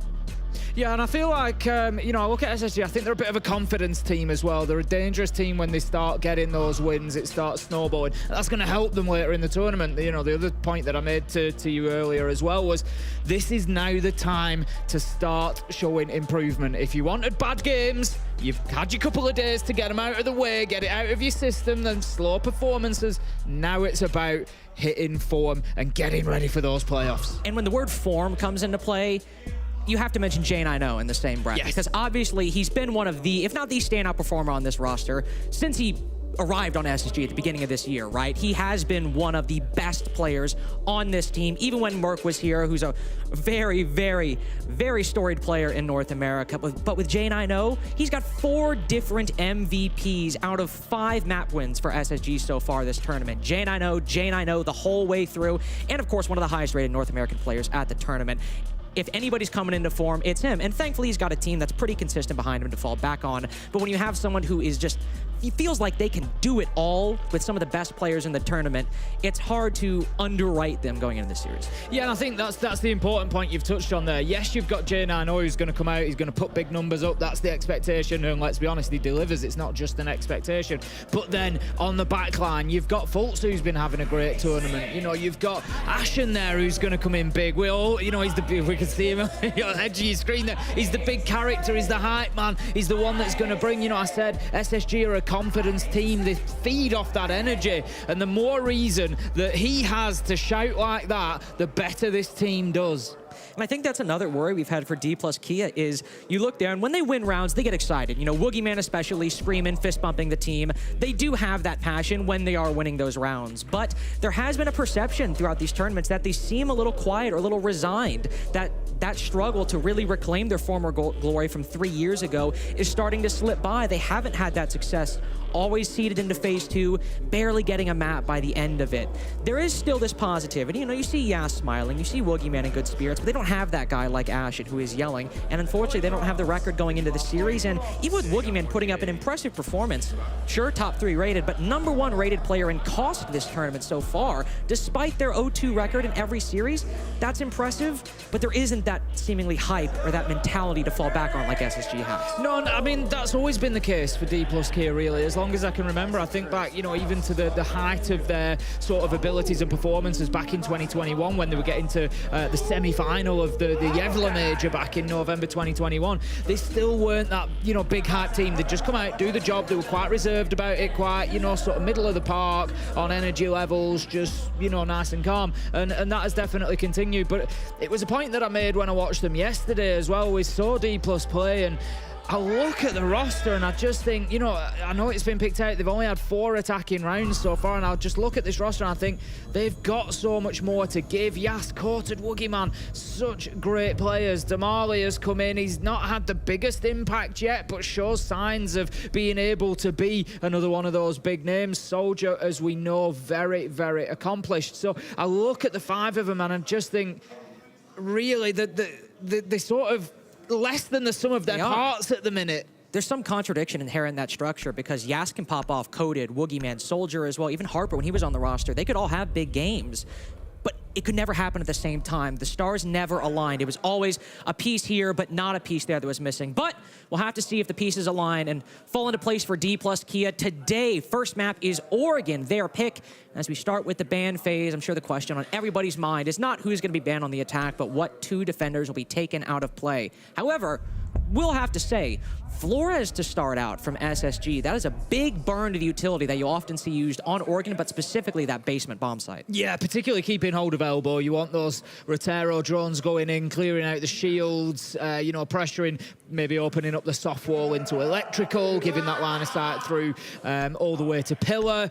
Yes, lots of uses for the Roteros, particularly down on that bottom floor, potentially top floor as well. You know, there's usually a lot of barb and a lot of utility that needs to be cleared out before you can push onto that site as well. We're going to have Nock and Kaid taken along the way. Kaid, obviously the interesting one there because it is freeing up sort of some of them big 4 that we look at. Fenrir is going to go. Solis, Azami, Valkyrie, Tubarão you can kind of put in there, I guess, but Tubarão hasn't had necessarily the biggest impact when we've seen him played so far. Very effective at slowing attacks down, don't get me wrong, but it is sort of becoming clear that it's kind of quite site-specific, depending, you know, how urgent is that hard breach for the sites, and that determines his usefulness. I've also noticed, and again, you know, Tubarão is still very much being experimented with. We don't know entirely sort of the big meta uses for him, but seemingly very wall-focused instead of more hatch-focused. You see him used on exterior walls like on Clubhouse, but on the hatches, Kaid very much still reigns supreme, and likely why D plus Kia decided to ban him, to give their very low attacking percentage a bigger chance of success, because if they have more trouble clearing out those bunker shields now with the absence of the Rotero drones, they can now balance that out by hopefully bringing a Habana or some hard breach charges to open up those hatches a little quicker. For SSG, though, one thing D plus Kia can exploit is SSG yesterday on Oregon against Bliss were quite slow on their attacks, and some of the high points we saw in the phase game were much less pronounced on this map yesterday when Space Station played it. Space Station, I imagine, will try to run up the scoreboard on the defense, get a 5-1, maybe even a 6-0 half if they can, because if this game is decided by the attacks, you want to make sure you give D plus Kia as little a gap, as little room as possible once they get to their defensive side to start running up the scoreboard as well. Here we go then, let's get into things. 20 seconds into the action phase we are already. D plus Kia on the attack. It was, you know, spoken about very expertly on the desk as to the problems that D plus Kia have had on the attack so far. So we're going to get a test of that immediately coming into this one. And given that it's D plus's map pick, it is no surprise to see SSG taking the defense to start with. Put them on the back foot, make them feel uncomfortable, try and make it as difficult as possible. The answer, or the question really rather, is how many rounds can D plus Kia get here? Is it going to be enough of a buffer when it comes to that second half? Well, the question might very well have at least a hint of an answer. Look at the operators that are left up on the attack for D plus Kia. You, of course, have the Dokkaebi and some powerful ops like Ash and Buck, but Grim and Ying on Oregon. Ying, who, of course, one of the most banned operators in all of Rainbow Six over the past year. She's going to be great on any bomb site, on any map, any given game. But Grim, of course, since the buff, he has had quite a lot more play, but this basement bomb site is really where we saw him start to flourish. The narrow hallways, the small rooms and corridors make it really effective to get those Bs down and find intel on players playing close on D plus Kia. Not the start of the action, though. Yas, he's doing his thing at the moment. Woogieman, the 3rd highest rated player at the 6 Invitational so far, gets the opening pick, and D plus Kia, it might be half the round, but look at how rapidly they're opening the rest of this utility after that opening pick. Yeah, this is looking great from D plus Kia so far. I actually love that opening kill as well. The team play of it, the drone goes in, Woogieman's immediately behind it. There was obviously a very swift call as to the location of Fultz down there on the corner of the stairs, and he went round pre-firing. It was absolutely fantastic, really, to clear out those stairs. We do see the players with the shotguns down at the bottom there will hold that for an age sometimes, so really great from D plus Kia. And the next obstacle they'll have, now that these hatches are open, they need to clear these mirror windows. We saw Forrest with one in pocket, placing it on that freezer wall. No matter where D plus Kia push from, that's going to be an issue. So those Candelas, those Bees from the Grim, no Dokkaebi calls anymore. These pits of utility need to come into impact if they want a chance at winning round one. Absolutely that. Coming up to the final 30 seconds now, it's time for D plus Kia to start thinking about that start execute. And this is what I'd be worried about at the minute. I think they've maybe been a little bit slow. They've got that initial kill. They've got that sort of map presence, that map control, but then they haven't really used it too much, and they're going to be playing in behind these gadgets, but ultimately into 4 guns, and those guns start firing. Carter, hot and cold, J9O taking 2 out. Woogieman manages to get 1, but Forrest, he slams the Marley. 2 versus 2 though, as it starts to shake down. 10 seconds left to go. Diffuser is not in hand for D+, and there's a big problem. It's Forrest, 1v1 up against the Woogieman, but he's not scared. He shuts him down, and that's going to be round 1 going to SSG. Still a good omen for D plus Kia, able to get that first round to a 1v1, but still some glaring holes in that execute, specifically J9O playing in Harry Potter underneath the big tower stairs, because the Candelas flew down E-Box and the Bees swarmed all over Pillar.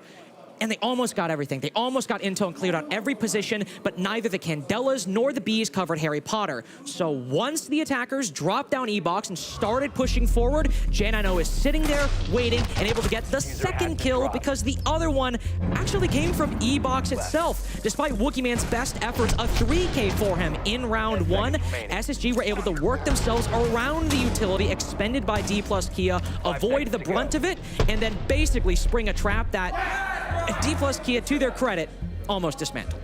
Yeah, I think I sort of mentioned it as they were coming into the final 30 seconds. I think D plus Kia were just a little bit too slow. They got given a lot of the map. They managed to get that great opening pick onto Fultz, and you're thinking, yes, D plus. You know, a minute 15 into the round, they're opening hatches. And you're thinking, yes, you keep going. But they just kind of slowed down. And with 30 seconds left to go, they had no choice but to just dive into sight. And had they used a little bit more of that time to clear under the stairs, maybe get themselves the 5-3, get that pillar control, that's a different looking round. But look on the bright side. Sometimes you criticize teams for taking far too long on the clear, not leaving themselves enough time to do stuff. Here, we're saying you had the time. Yeah. You had what you needed. Make better use of it next time. And 100%. I think for D plus Kia to start, that's very good. For a basement attack, you had the time to make something work and you just didn't use it properly. Instead of denying yourself that opportunity at all, it was there, it just went unrealized. So a lot of workable pieces for D plus K once we inevitably go back to that basement bomb site. All Dokkaebi calls, by the way, have already been used in the first 45 seconds, and at the moment, nothing gained from D plus Kia. We do have some players quickly in the map, Yas all the way in Green Hall, but the presence for SSG, while there is some, of course, on that top floor, is also downstairs inside of Kitchen. A classic setup for dorms. We'll likely see Woogieman, I have a feeling, trying to deal with this very thing momentarily. Yeah, it's a different kind of test for D+ this time. In round 1, we saw them giving up, you know, a lot of the map, essentially. They challenged onto Fultz, took freezer stairs, and that was pretty much it. Top 2 floors were theirs. This time, they have clearance work to do. Ashen, hot and cold, both need to be dealt with before they can think about just going on into sight. Hot and cold on the Solis underneath. We know the power of that operator. Use the gadget, spot out any plant attempt, impact nades go up, you deny from below, so they have to deal with it. They can't ignore it. Woogieman is clearly cognizant of it, but just watching flank at the moment at the bottom, or the top, I suppose, of Laundry Stairs. Both those Dokkaebi calls gone, and still plenty of drones to be fair, but without those Dokkaebi calls, clearing is going to be a little more difficult. To be fair, if Woogieman can just stop Hot and Cold getting to, you know, if they've decided this is where we're going to plant, and he can just stop Hot and Cold getting underneath, that method might actually work. But look at this from Forrest. He's just walked out and claimed himself a freebie onto Damali. Coated is there for the trade, but that's a little bit of damage done. It can sometimes be a curse, but also be a blessing. SSG's restlessness can allow them to go for big flanks. Fultz 2 moving up the attic hallway, won't find Yas, but certainly cause some concern for the Zero. 4v4 now. SSG stabilizing on this defense, and Woogieman looking to push forward in the Z hallway. At this point, that's a very big risk. D plus Kia might just have to settle for what they have. The Master bedroom wall open and not much attic control. You want to see Yas maybe push forward or Woogieman find a kill on this side, but again, they're starting to run out of time to find these things. The big problem for Woogieman here is he's shaping up to go up white stairs, but guess what? There's a surprise in the showers, hot and cold. He is still there, and he's still waiting on that flank. Ashen and Fultz managed to pick one up a piece on side. Woogieman has no choice but to go. He turns, he manages to hit the shots onto hot and cold, but then the trade is there. This is something that SSG have done really well so far, and that is cover each other as a team. They've always got each other's backs. They're always there for the trade. And this time, the clock ticks down. It's the end of the round, and D+ once again are just short on time. Definitely a bit of a step down from that basement round where it seemed they had all the options and the utility available to them. Just a bit of unrealized potential that still resulted in a 1v1. That time, they're not getting much for their utility, and they're not getting much control, period. All Dokkaebi calls used in the first 45 seconds of the round, and nothing's really gained from it. Maybe you allow Woogieman to entry into the first floor a little bit and acquire that control while knowing it's safe, but you want to see more from such a powerful operator. Also, the flank watch faltering outside the bedroom, allowing for Forrest to go for that kill. But really, the big thing for me is that round is the lack of control. That was ultimately the undoing for D+. Woogieman, the boogeyman indeed, but D+ Kia open up the bedroom wall very quickly, and at that point, half the round in, it seems they're in good straits, but no attic control, no big window control, no white stairs control. You need that second dimension, and D+ Kia were really struggling to find which one they even wanted to go for, let alone which one to use. It was kind of the same thing again. 25 seconds. Woogieman just has to go into white stairs, knowing hot and cold's behind him. So yeah, he gets the kill on hot and cold. Great. It was meaningless because he got peeked from top of the stairs at the same time. He was just having to go into that situation and put himself in a pinch because he didn't have time to go anywhere else, and they hadn't dealt with hot and cold. You know, had hot and cold been dealt with earlier in the round, Woogieman can go in there and he can challenge white stairs. Maybe he wins the gunfight onto the man at the top, and you've got a different story then. And so again, D+ Kia, they're recognizing where these players, they just need to work towards, right, we've got them recognized, let's quickly go and deal with them, put them under pressure, put them in difficult situations, don't allow them to sit there, whether it's under the stairs on basement, whether it's in kitchen on a dorms hole, don't let these players sit there. You've got to clear those key critical positions. It's a game of opposites right now. SSG, a team with very solid macro strategy, but it's those small plays that sometimes can cost them rounds, whereas on D+ Kia, sure, there were individual mistakes, but they have confidence to know, all right, we have 30 seconds left, I need to break this stalemate, so I, Woogieman, will hop into bottom right window and try my best. They can make that decision and make it decisively, but it's the overall cohesion, the overall teamwork and strategy that D+ Kia have not only struggled with this tournament, but for years now, it feels at this point. And that's what they're going to struggle with in this game, particularly because, by contrast, they've got a team that are very cohesive, that are working together, you know, that are trading, that are covering each other's angles, and SSG really working well together. Nitro comes out, will be shot out, and look at this, Forrest being bullied immediately by the Monty, but Forrest doesn't care. He gives him the razzle-dazzle, and he comes away with 3. Unreal play from Forrest. Well, there's a micro play and a half right there, just hanging out around the split doorway. Not only takes down the Monty's cover, but wraps around, takes down the Monty, and the third is simply the icing on the cake. This round is pretty much gone for D+ Kia at this point. Damali, Yas, very little options, especially with the Fuser dropped inside of split. Ashen following up with a 4th. The coup de grace likely incoming. Damali might be just slowly walking outside a split, but Forrest knows he just needs to hold the diffuser. He does not need to swing. Sometimes he can get a little antsy, but right now the strategic importance of this position cannot be overstated. Molly finds one and a second. Skeleton Key ripping open the wall in front of Forrest.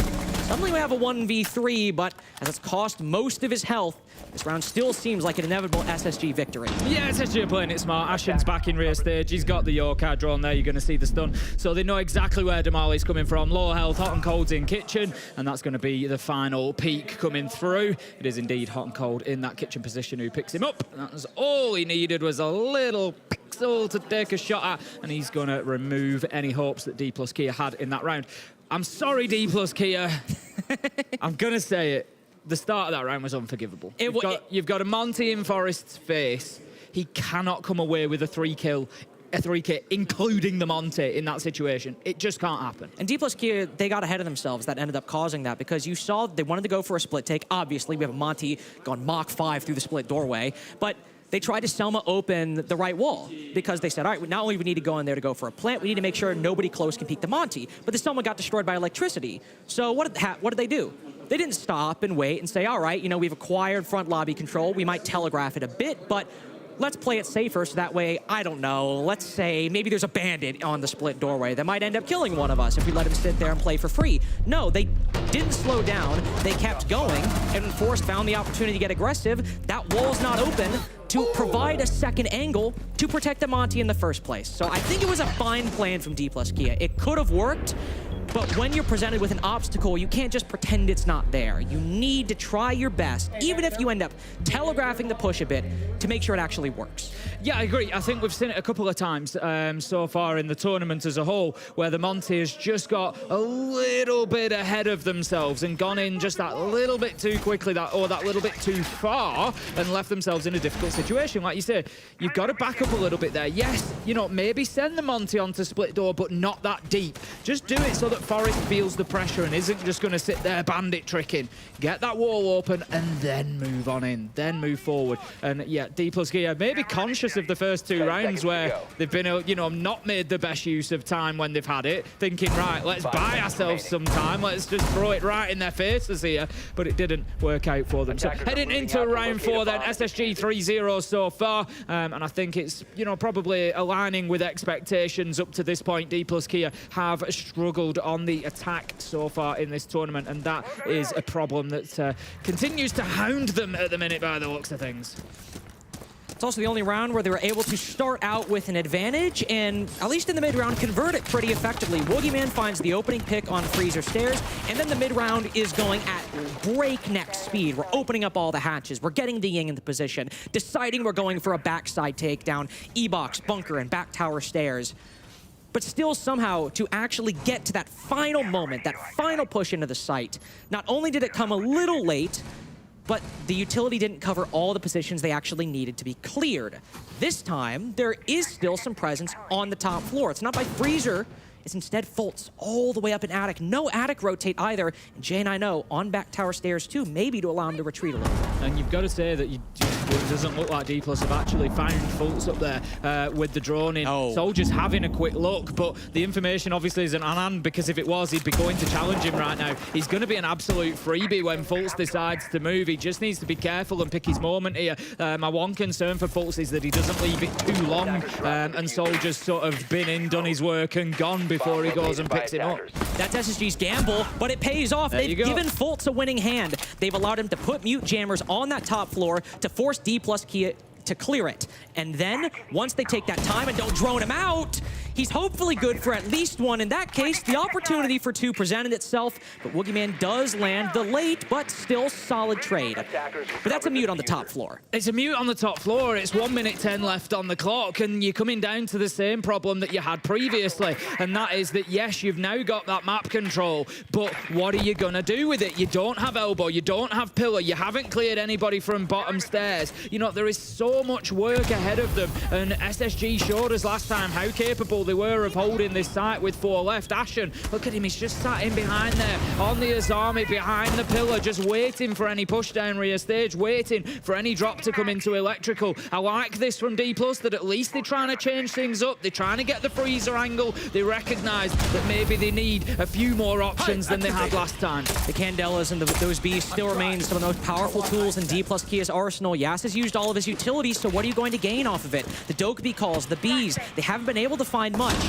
There's still 2 out in blue with 20 seconds left to go. They're not even involved in the round yet. Courted starts to push in, but Forrest and Hot and Cold find 2, and it's almost certainly going to be too late again. 2 versus 2. D+ making the best of their situation here, finding a few kills. 5 seconds left to go. They are going to have to stick this. Damali goes down, and it's a easy mop-up for SSG again with 5 seconds left to go. I suppose if you want to be positive, Coated and Damali, who might have been in blue the whole time, did almost bring back the round, brought it to a 2v2, but it's another step down from that first round from D+Kia. They're able to move through that middle floor, open up those hatches, but SSG made the call, all right, They only executed with 20 seconds left the previous round. If we can put Fultz on that top floor, put those mute jammers there, even if he doesn't get a kill and the flank doesn't work, we're likely going to waste a lot of time forcing D plus Kia to clear it. And if they executed with 20 seconds when they didn't have that obstacle, how late is the clock going to be with it? And then Fultz gets the opening pick, and sure, he's traded out, but the damage is done and then some at that point. This is it, Courted and Damali, as you say, yes, they had an impact coming in from blue, but it was so late in the round. But it's not even necessarily about how late it was. It's that same problem again as round one. Pillar wasn't clear. Electrical wasn't clear. They were still having to play in and through those. So yeah, they might have got a couple of kills. Great. They've gone in and D+ start getting a couple of kills. But all they've done really is clear areas that should already have been clear when they start to push in. So then they've still got the back line to play against. They've still got Hot and Cold, and Forest sat there with a Nitro, sat there with everything else they need to then shut down that final part. It's like, yes, they're going through step 2, trying to transition into step 3, but SSG have just got the numbers to soak up that pressure because there's still 4 of them left alive. They can afford a couple of deaths. It's not a massive problem. Talking about numbers for this defensive half, J9O actually a bit more quiet, 1-3, but Forest 8-3 so far. A very, very powerful anchor for SSG on this Oregon map against D+ Kia. As we go back to dorms, another situation where that site set up, well, the extension as well, but those players just holding entrenched positions, not pushing too far, not going for these crazy roams, but just holding what they're told to, whether it be in dorms or in security and kitchen below. Soldier going on the generator rappel, looking to find somebody rotating inside of the bomb site, but SSG, to their credit, aren't giving these early picks away. Ever since that round 1, that first round where Woogieman got that first kill, it has been SSG winning the early round unequivocally and never finding themselves caught out. Yeah, absolutely. They've always been giving themselves the man advantage, but also just sort of baiting D+ into fights elsewhere in the map. Now, last time that D+ attacked onto this site, they didn't deal with the player underneath. It was Hot and Cold in kitchen. He's actually not going to be in that position this time. He's playing more through into armory. You can see his silhouette just above there, actually, with the book underneath, but he still gets away with it. Even with the book underneath, Hot and Cold is likely going to get He's pinged with the Grim. He's just giving him the runaround at the minute. He's taking chip damage, but he's just burning time, looking for the fight. Ultimately shut down by Woogieman, but we are 1:40 into the round. This is such a great call from SSG. Just put forth these little mini games that D+ Kia have to solve. A player inside of Attic when it's a basement defense, a player inside of Armory. It puts that very player on an island and potentially in an untradeable position, but SSG have such confidence in their individual players to either hit shots they need or burn time when they need to, that they can end up coming away the victors, even if maybe Hot and Cold doesn't get a kill there, because as you said, he's wasted over 1:40 seconds of the round. Just looking over to the other side as well. Yas obviously just breaching Attic there, but there's no further hard breach available on the side, so Yas essentially having to move across. The soft wall is open inside a closet, so they can sort of use that defensive rotation, but they need some options here. And it's exactly the same thing as the previous dorms attack. No options. Bedroom wall open, but what else? You don't have Attic, you don't have big window, you don't have white stairs. You're forced to just go through the wall and play into all the crossfires from SSG. Woogieman does manage to pick up Ashen, and that gives D+ something at least, but is time going to become that big factor again? Woogieman absolutely deletes Fultz with a beautiful headshot onto the bottom of white there. J9O and Forrester left trying to hold on. J9 misses a couple of shots, gets gunned down by Yas. Surely this is the round for D+ Kia to pick it up, and yes, it will be Yas who picks it up, and that's going to be the first attacking round for D+ Kia, but it still sees them 4-1 down on the scoreboard. 4-1 down, but if you just need 2 rounds on the attack and you're confident in your defenses, then I'm fine if those are the kinds of rounds we get from D+ Kia. Woogieman, again, the player to see the reality of the situation and make maybe not necessarily the best decision possible, but take a gamble that ends up paying off. Both times on dorms, he says, my team is stalling, we're not making progress, I'm just going to be the one to try and break the stalemate. And he got 1 kill before, but wasn't able to progress much further. This time, he's good for both the kill in Cafeteria and the kill on White Stairs, while also being the one to take down Hot and Cold earlier. So that's a 3K for Woogieman by the round's end, but the impact of those kills, sure, this position might not have been adding a whole lot to the defense, but just making it a 4v2, allowing D+ Kia to theoretically play the trades on the bomb sites. Without Woogieman's decision, that round likely goes the way of SSG. SSG going to take us into their final defensive round. It's going to be round 6, and they've decided they didn't have the option, Carter, to go back to that top floor, to go to dorms. Instead, they've headed down to that tertiary site. They're going to take us to meeting. Did pretty well at defending this last time. I don't feel like D plus Kia really got anywhere near after the attempt of the Monty rush in through split. I think that's going to be a bit of a different situation this time. There is no Monty on the board. I'm sure they will have learnt their lesson, so SSG probably going to have to show us a little bit more of just exactly what this defense looks like. Action is there. He's ready to challenge right up at the boundaries of the map, but he's taking a ton of damage. He's on the soul list. Doesn't want to give that operator away, but does. Oh, the trade out from back tower. I was about to say, all right, Ashen, soulless sitting by yourself inside of Armory. Maybe we shouldn't try to channel round 1 where you get caught out. But he's still able to bait himself, calls out the players on the rappel, and great reaction from SSG. They have not just 1, 2 players rotate over to Big Tower to get that 4v4. And it's the Ying that's been taken down. Big loss in terms of, you know, when you're looking at that step 3 of the round, getting the execute done, getting the diffuser down on the ground. You've just lost an awful lot of important utility with those Candelas going into the ground. And I think especially with Jane, I know that Azami being the player on that top floor. Sure, she can get blinded like any other operator, but being able to use those Kiba barriers to block off doorways, deny angles to the attack.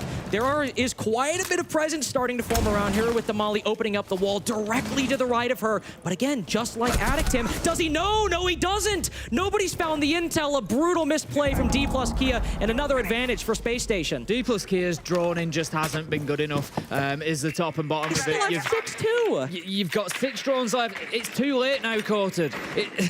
That's the honest answer. It's so reactive. We've lost somebody in there, so now we're going to drone it. Right, is it too late? Guys, I don't know if you know this. There's an Azami inside of Dormers. We should probably deal with her, right? And Coded's solution is to prone peek the rotate. I mean, it ends up working out, but what have we said? Over a minute and a half wasted for D plus Kia on these extensions and these roams from SSG. And sure, they have a 3v3 now, but they're just opening the hatch. They barely even have cafeteria control, and there are still players lurking, like Foltz on freezer stairs, who could undo the execute if, shockingly, D plus Kia's droning game doesn't suddenly improve in the next 45 seconds. I'm not going to hold my breath that it will do. I guess we'll see. They're going to be heading, still looking to clear top floor. Let's not forget, this is a meeting site. Yes, they're trying to get the verticals. Yes, they're trying to ensure that they can get in there safely. But ultimately, D plus not even really pushing themselves into a position to be able to put the diffuser down now. They're going to be heading in towards kitchen. That's where they're looking for that final execute. Courted has it in hand. They've got the man above. There is the potential here, but Forrest is just going to play the smoke game from deep. There's 10 seconds left to go. Woogie Man, he knows somebody might be on freezer, whether it's droned or not. He's going to check. The goo reveals his position. The first gunfight doesn't work. Foltz gets the initial kill, and the trade's going D plus Kia's way. 1v2, but Hot and Cold's got the drop. Coded planting the diffuser. Do they have the intel? He's going too far to the left. He can't quite get the angle on the ace. Just barely sees him at the last second. 0.5 seconds remaining in that diffuser, maybe even less. And that's what separated the 4-2 for D plus Kia, and now a 5-1 half instead for SSG. Yeah, it's tough for D plus Kia because you look at it now, and I always say this about a 5-1 half. SSG move on to the attack, and they just need to find one site. They're not going to be happy with the 7-5, which is what it would end up if they can only win on one site, but ultimately, they just need to find one site that they can get those wins on, and they will, at some point, double it up and get those 2 wins that they need, and I just can't see D plus Kia holding on at the minute. SSG, it's not just been about attack versus defense.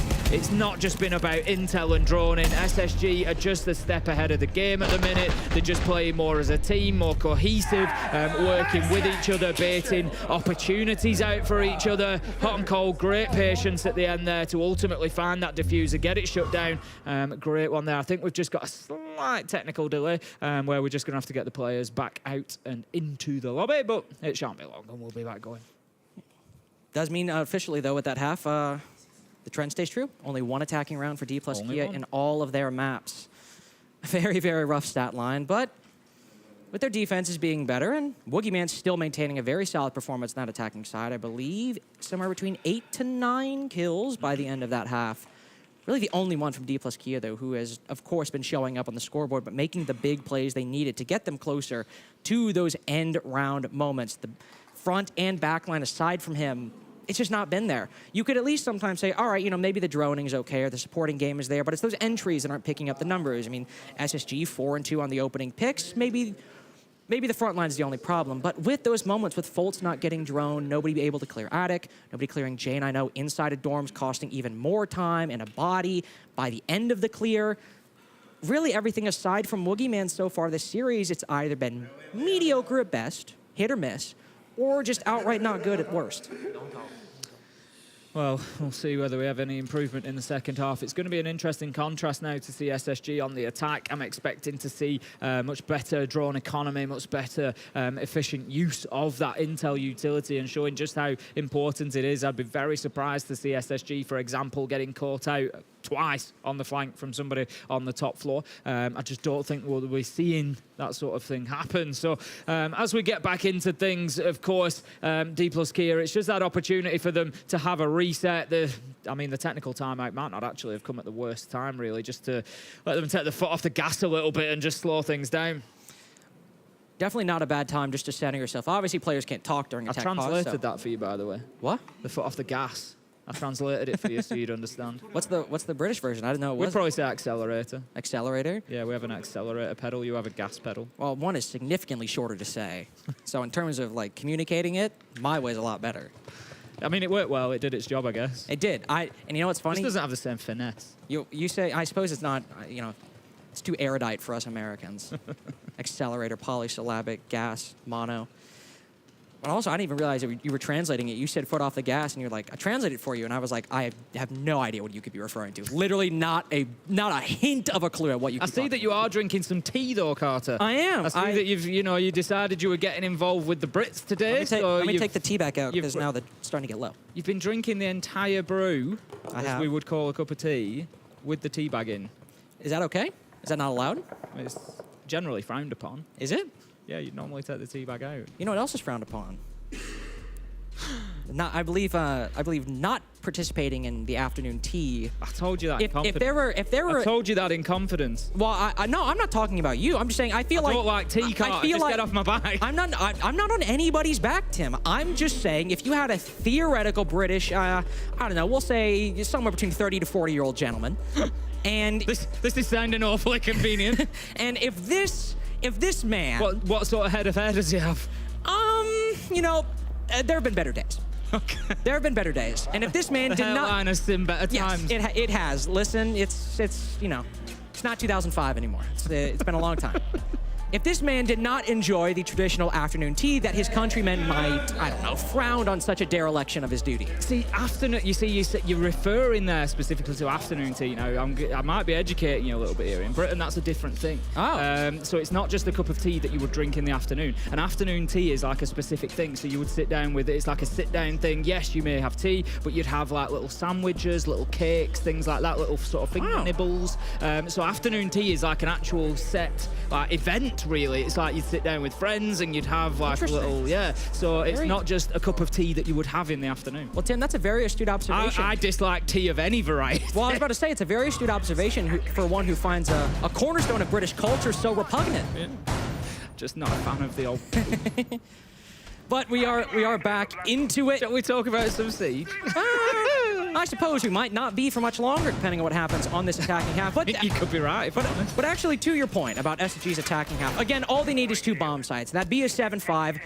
But that could potentially happen. Again, SSG's Oregon game against Bliss yesterday, both were incredibly slow. I used the word lethargic to describe them, and not only is it, 1, just a very good word, but 2, very apt to describe SSG's performance because, again, they could fall on, they had their fallbacks. They would bring a blitz to try to either rush elbow or rush down freezer stairs, and now they have the Ying and the Grim as well to try to make this a lot easier. But the SSG drone economy, it was very hit or miss. Some rounds getting great value, some rounds not at all, especially with that Solus on the board. Of course, not used right now, but still, the potential is there for D plus Kia to start picking up rounds.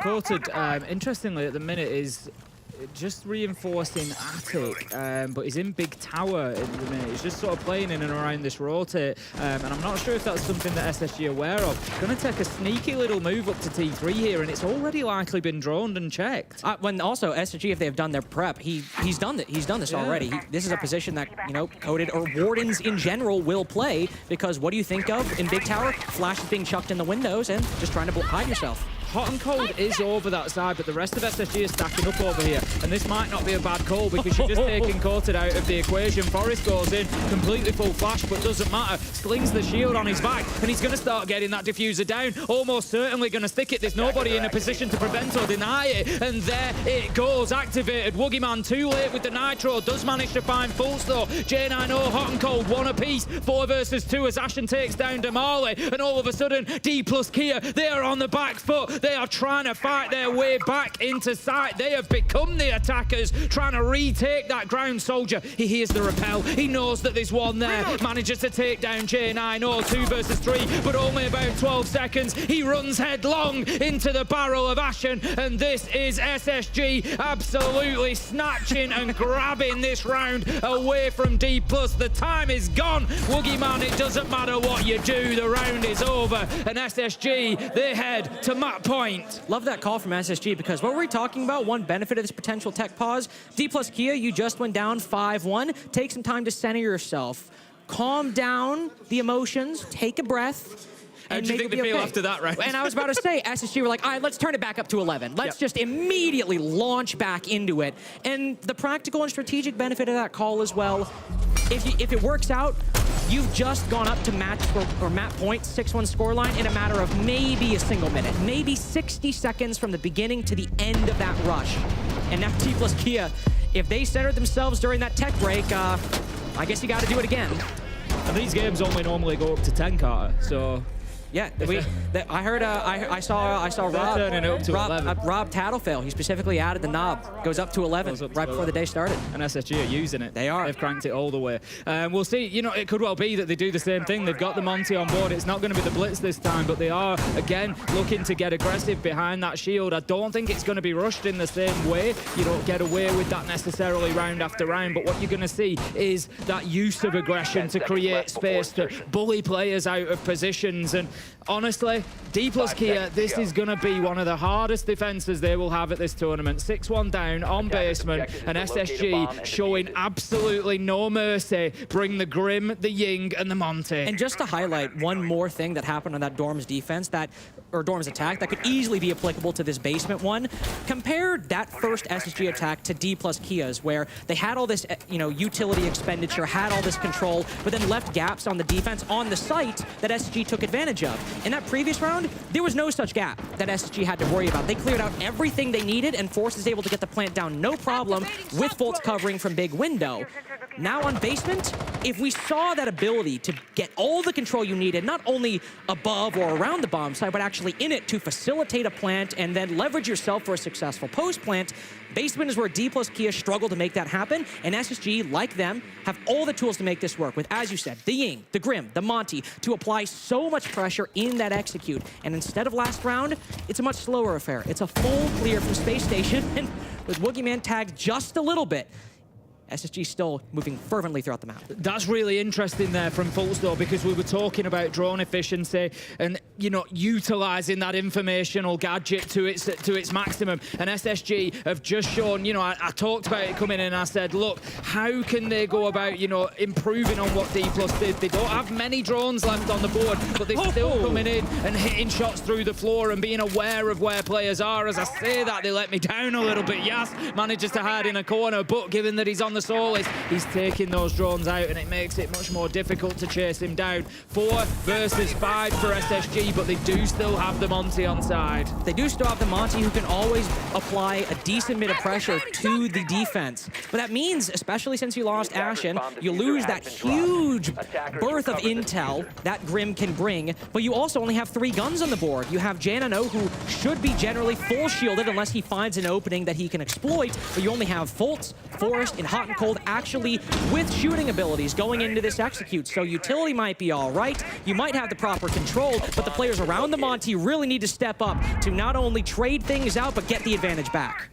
J9 just pressuring that doorway on Freezer now. Soldier standing up tall at the minute, isn't going to overcommit on that fight, doesn't want to get caught out. Oh, look at that though. The Monty just going in and doing the business. Damali manages to take down Forest, but we're effectively 2 versus 3 as Soldier is still on the deck. Hot and Cold drops to try and get in on the action, but will be cut down by Damali. Big round for him, exactly when his team needed it. J9 all alone on the shield now, and it is going to be a tough finish for him here. 1 versus 3, only a pistol in hand. Very unlikely that anything is going to be coming out of this. Closed down by Courted on the shotty, and that's D+ managing to lock down their first successful defense. Losing the opening pick and not trading it on a Monty-focused execute is always going to be a difficult gambit to work your way out of, because a 4v5 going into the execute, if you have Grim, Ying, so much of that oppressive utility in your hands on the attack, you could very realistically be in a 4v5 the entire round, but if you really use that utility well and you have all 4 players with guns in their hands, you can make that a 4v3 if you're really well coordinated and play the strat well. But if you're using a Monty, even with a Ying and a Grim, you've only got 3 players if you're in that 4v5. It is so much easier for D+ Kia to play those trades. I imagine that's probably why J9 going into that was not really full shielded the entire time. He was quick peeking Freezer door with the pistol, trying to find the kill on that player prone inside of Armory. But still, the reality of it is, with the uncontested 4v5 to start, you're still putting the Monty in an uncomfortable position and the rest of your team in an uncomfortable position. Not because the strat itself is bad, but the situation you put yourself in is one that the strat is very difficult to work your way out of. Going back to dorms again this time, then it's going to be up onto the top floor. Of course, D+ losing their first defense here in round 7. SSG did get away with a bit of a rush, sent in the Candelas and the Blitz just to throw that diffuser down on the ground. Not something that they're going to try this time. The Ying is on side, but instead of the Blitz this time, we've got alternatives coming along, including the Grim. So I think we're going to see probably a little bit more of a sort of a textbook take rather than a rush through double window. But you just feel at the minute, even with that round on the board for D+ Kia, it's a matter of time until SSG finds round 7. And it might not be a big window rush, but I still look at this lineup and I'm like, man, a big window execute would still be so good, because that's the nice thing about this. When it first started coming into play, at least when I started seeing it just 2-3 years ago, those Candelas, once you throw them through that double window, it causes so much chaos, and you don't need as much control as long as you take care of any players playing in security from below who can potentially take down somebody as they vault in. Everything can cause so much chaos inside of dorms that you don't need much to actually get the bomb down. And for SSG, barely any hard breaching. They have the secondary charges from J9, but no primaries. Beyond that, a big window might be what they need. Bolt spots one. The Soulless meleeing that garage door, but Yas risking his own life will cross successfully and retreat down the laundry stairs. Yeah, Yas has got away with one there, really. Fultz is watching that door on a different day. He probably gets slammed as he tries to cross. Fultz is going to potentially go on the chase a little bit, I think. Just trying to bait it out and see if he can get another bite from Yas there, but he's not going to overcommit by the looks of things. They're definitely conscious of this Soulless. They do have the IQ there, so Hot and Cold potentially could use that gadget, and for example there, would have picked up on Yas, and they would know his position, but I think it's a good guess on their part now that he's disappeared into the basement. Yas can also give intel about the positions of the SSG players. Say, hey, their Buck, as you heard that C8, their Buck is still in garage. He's not going to be below dorms. We might be in position to rotate up laundry, rotate up Freezer, excuse me, depending on what intel we have. Yas might very well find himself in a contest of wills against that Buck, who's now rotated over to security itself, spots the head of Yas. But looking at the wrong side of the doorway, the one roamer, the one main one for D+ Kia, able to get that opening pick again. D+ Kia starting a very solid trend and compounding it with Coded following up onto Hot and Cold. Just like D+ Kia's attacks, the control is really lacking for SSG.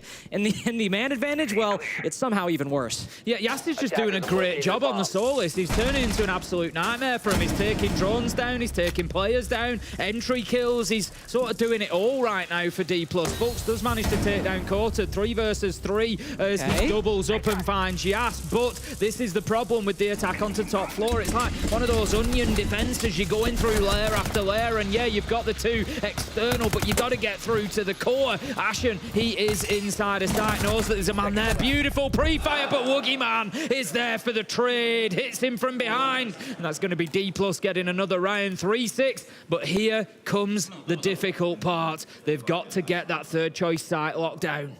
This is where SSG finds D plus Kia at their most vulnerable. These two defenses so far have been quite nice. 2 times now, D plus Kia have found that opening pick. SSG have been unable to trade it until a later point in the round, and especially on that Dorms defense, at least when SSG were attacking basement, they wanted to go for a freezer laundry take, and they generally had the ability to do that. The advantage might not have been there, but the control at least was starting to go their way. There, I can't really entirely tell you what they wanted to do by the end of it because things had gone so awry. They got so focused on hunting down that Solus that you had J9O, sure, lurking up attic and players positioned on the bedroom side, but I'm going to say it, not what D plus Kia had on that part of the map. Sure, they needed to diversify as well, but they at least had the bedroom wall open, had control of that position, and didn't focus on attic. There was a much more individual affair, not necessarily SSG's fault, but going down 5v3, again, it's very hard to come back from if D plus Kia, to their credit, are like an onion, just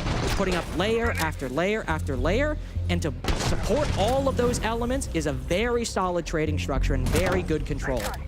Yeah, much better from them, and I'm sure they're going to be looking for more of the same as they continue. For me, I think SSG need to just go back to what was working for them in the first half. I know it's, you know, defense versus attack, but I think they just need to get in and get that opening kill. Stop giving it up to Yash. Just get in there. You know, get the Solus taken off the board, get the opening kill, give themselves the advantage, and you feel at that point that SSG are likely to tie this up and get the job done.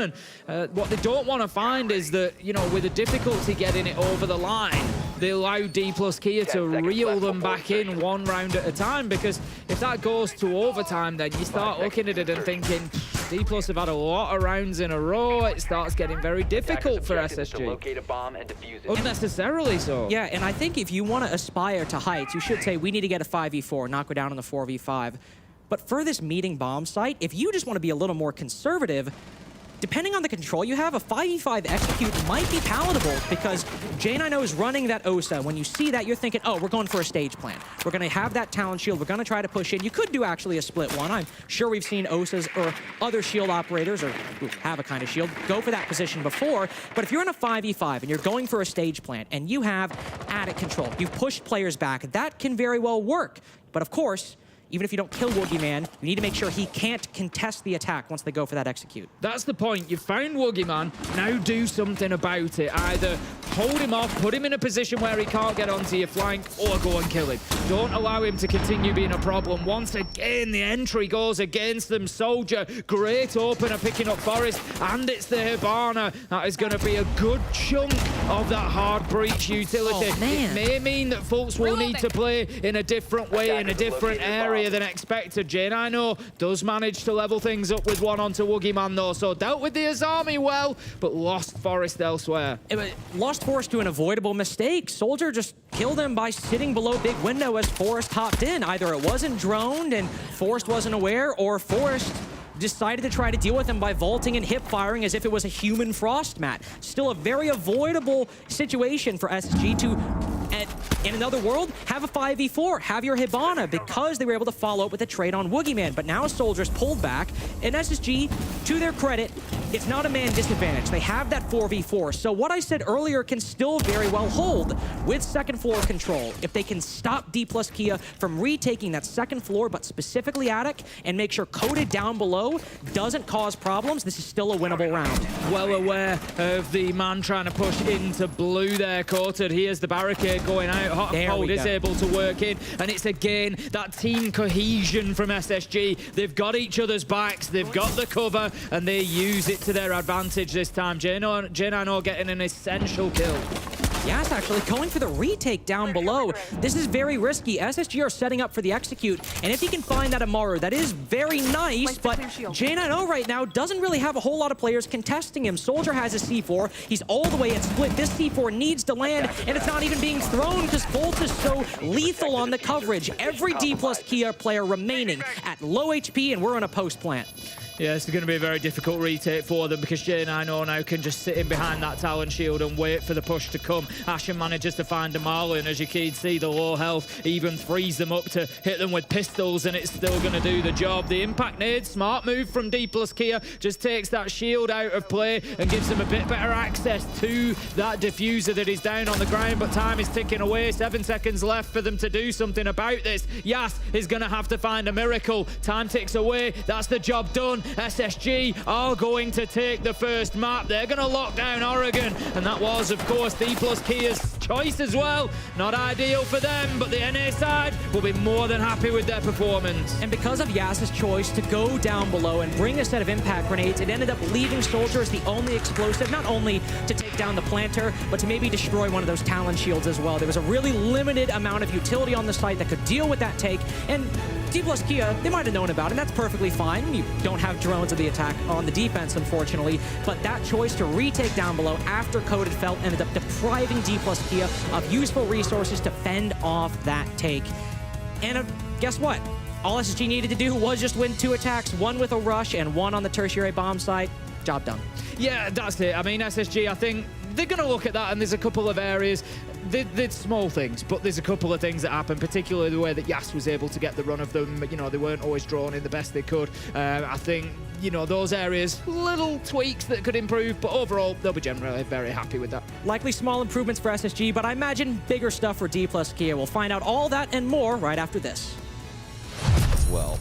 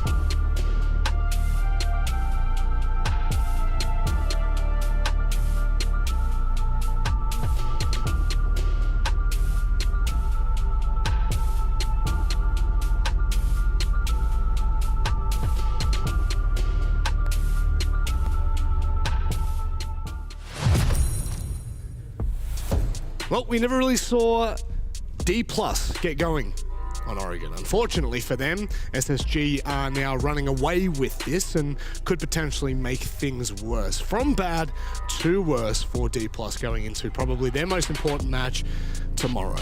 But Fox, what'd you make of Oregon? I mean, Oregon is primarily... The map, just to pretty much put it in basic terms, is you need to get a good amount of attacks. You don't judge people on their defenses. It's all about the attacks. And there just wasn't much methods on attacks that was able to get any rounds, and they couldn't go anywhere. Once you swap to defense, you need a little bit of a padding to get you going.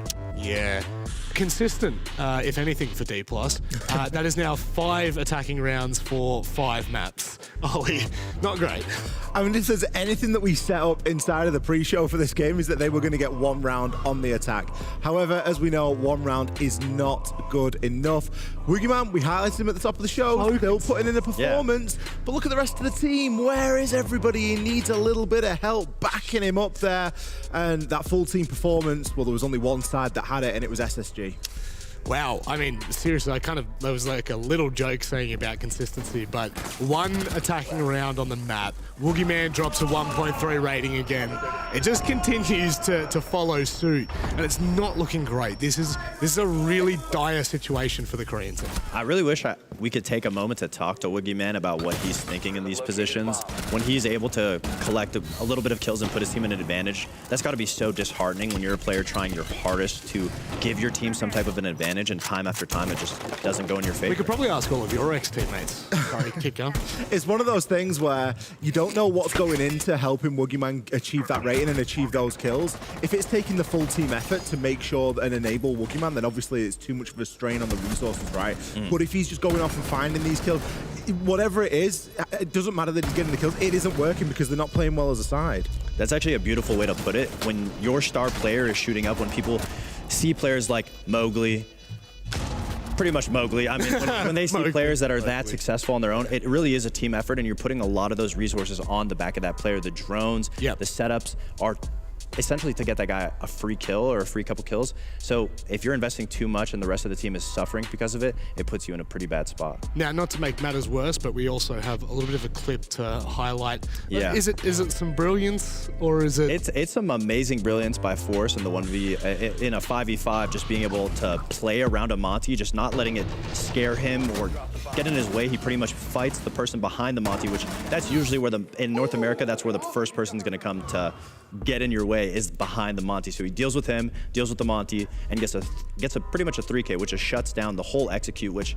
not to make matters worse, but I don't know what the game plan necessarily was by just shoving Monty into a split doorway with 2 entrances from both ways. It was kind of like you're just getting spit roasted, shot from both sides. There was question marks from the start of that because they tried to ace open the wall, it immediately got tricked off, and you just start thinking, how deep is the strategy? We're like seconds into the round here, and you're just trying to go full send through a single door. Like, you can bring a Monty, but you don't bring him for that. They just kept going, even with the wall getting denied. Maybe if the wall got opened, it makes a little more sense because it pushes the bandit back. But it wasn't opened, and the Monty, I mean, it just took Force. It didn't even take the rest of the team. Yeah, look, it wasn't open, and to be fair, I don't think Oregon was either. It's open, it's shut. Let's go ahead and talk about map number 2, which is going to be taking us to Bank. Ollie, hopeful? Always hopeful. Something that I do worry about a little bit is D+'s ability to solve the minigame. They really struggled on their attacks to deal with the little minigames that SSG were putting out there. SSG were playing a fantastic Oregon. They roamed quite a lot. They were giving little problems here and there. I can think of times where players were hidden up inside of Armory. You've got a book below. He's getting beat by Grim, and he still gets away with the kill. I think it was hot and cold. And, you know, he burnt like 40 seconds doing so. Like, that's a minigame that you need to solve quite quickly, quite snappily. Shouldn't really cost you too much. I worry about that when I get to Bank. I don't know if I'm getting too far ahead of myself because D+ start on the defense, so we might not even get to see that based on what we've seen with the way that the games have been going so far for them. Bank is also a similar map. I would argue it's kind of a bigger version of Oregon. You can apply the same fundamentals and still get away with a lot of those defensive rounds the exact same way. Well, there's only one way to find out whether D+ are going to have any skin in this game. That's by getting into Bank. Well, I can tell you this, SSG getting banked through the pool, a map that rewards coordination on the attack. They'll be laughing all the way to it, I'll tell you that much, because a D+ Kia team that really struggles to find that ground on the attacking side. Sure, they start on defense, but the side swap probably ain't going to be pretty. I think they could be making a hefty withdrawal here, if I'm honest with you, Lynx. I think it could look a lot like 3 points. Well, I'll tell you, it's not looking great right there, given the social prediction. I have seen so many 89-11 stat lines this event on the social prediction, and to give the audience some credit, it usually goes the way of the 89, especially in matchups like this.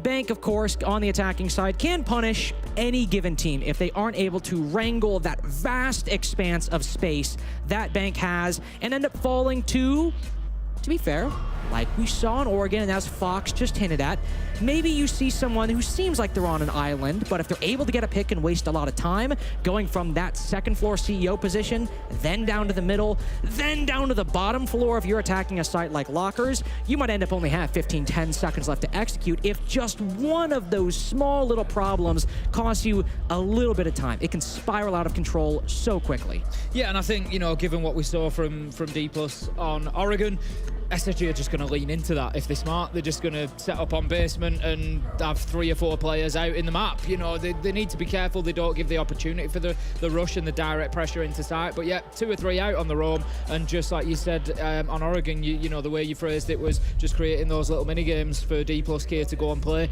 and just burn away that time. And you know they're going to come 20 seconds onto site and you're going to have 3 guns left and win the round. And I think SSG will probably lean into that. D+ Kia's strategy in this ban phase as well. We'll see what their final defensive ban is, but for their attacking ban, taking down Ying, who even if the attack, you know, overall maybe didn't have the easiest time on Oregon, leaving Ying in the hands of the attack, which can compensate for potential time lost earlier in the round by saving time in the end, can be very, very useful. But we don't see that same power ban manifest on the defensive side of things. I mean, maybe you could argue Mira, who definitely is a very strong operator who can change the way you approach a bomb site, but Solus, Azami, Fenrir, Tubarao, and happy number 5, Valkyrie, all left up for the defense to play with. Now, we might not see all of them in a given round, but when Solus and Azami are up, especially it feels like, those are the go-to ones people will go to on Bank. The Azami to hold specific positions, and the Solus, just like we saw Yas do on Oregon, run around and reduce as many drones as possible before the prep phase ends. Yeah, interesting to see that operator maybe switch hands here. Woogieman going to be on the Solus instead. Yas moving across to the Azami. We did see it switch around a little bit on Oregon, but Yas was just having such a field day on the Solus. But it will be mixed up. They'll head up to the top floor to kick things off. It's going to be CEO. And one thing I will guarantee you, given that D+ Kia have only managed 1 attacking round per map so far, is that they need a very good start on the defense. They need to get as many numbers on that scoreboard as is possible.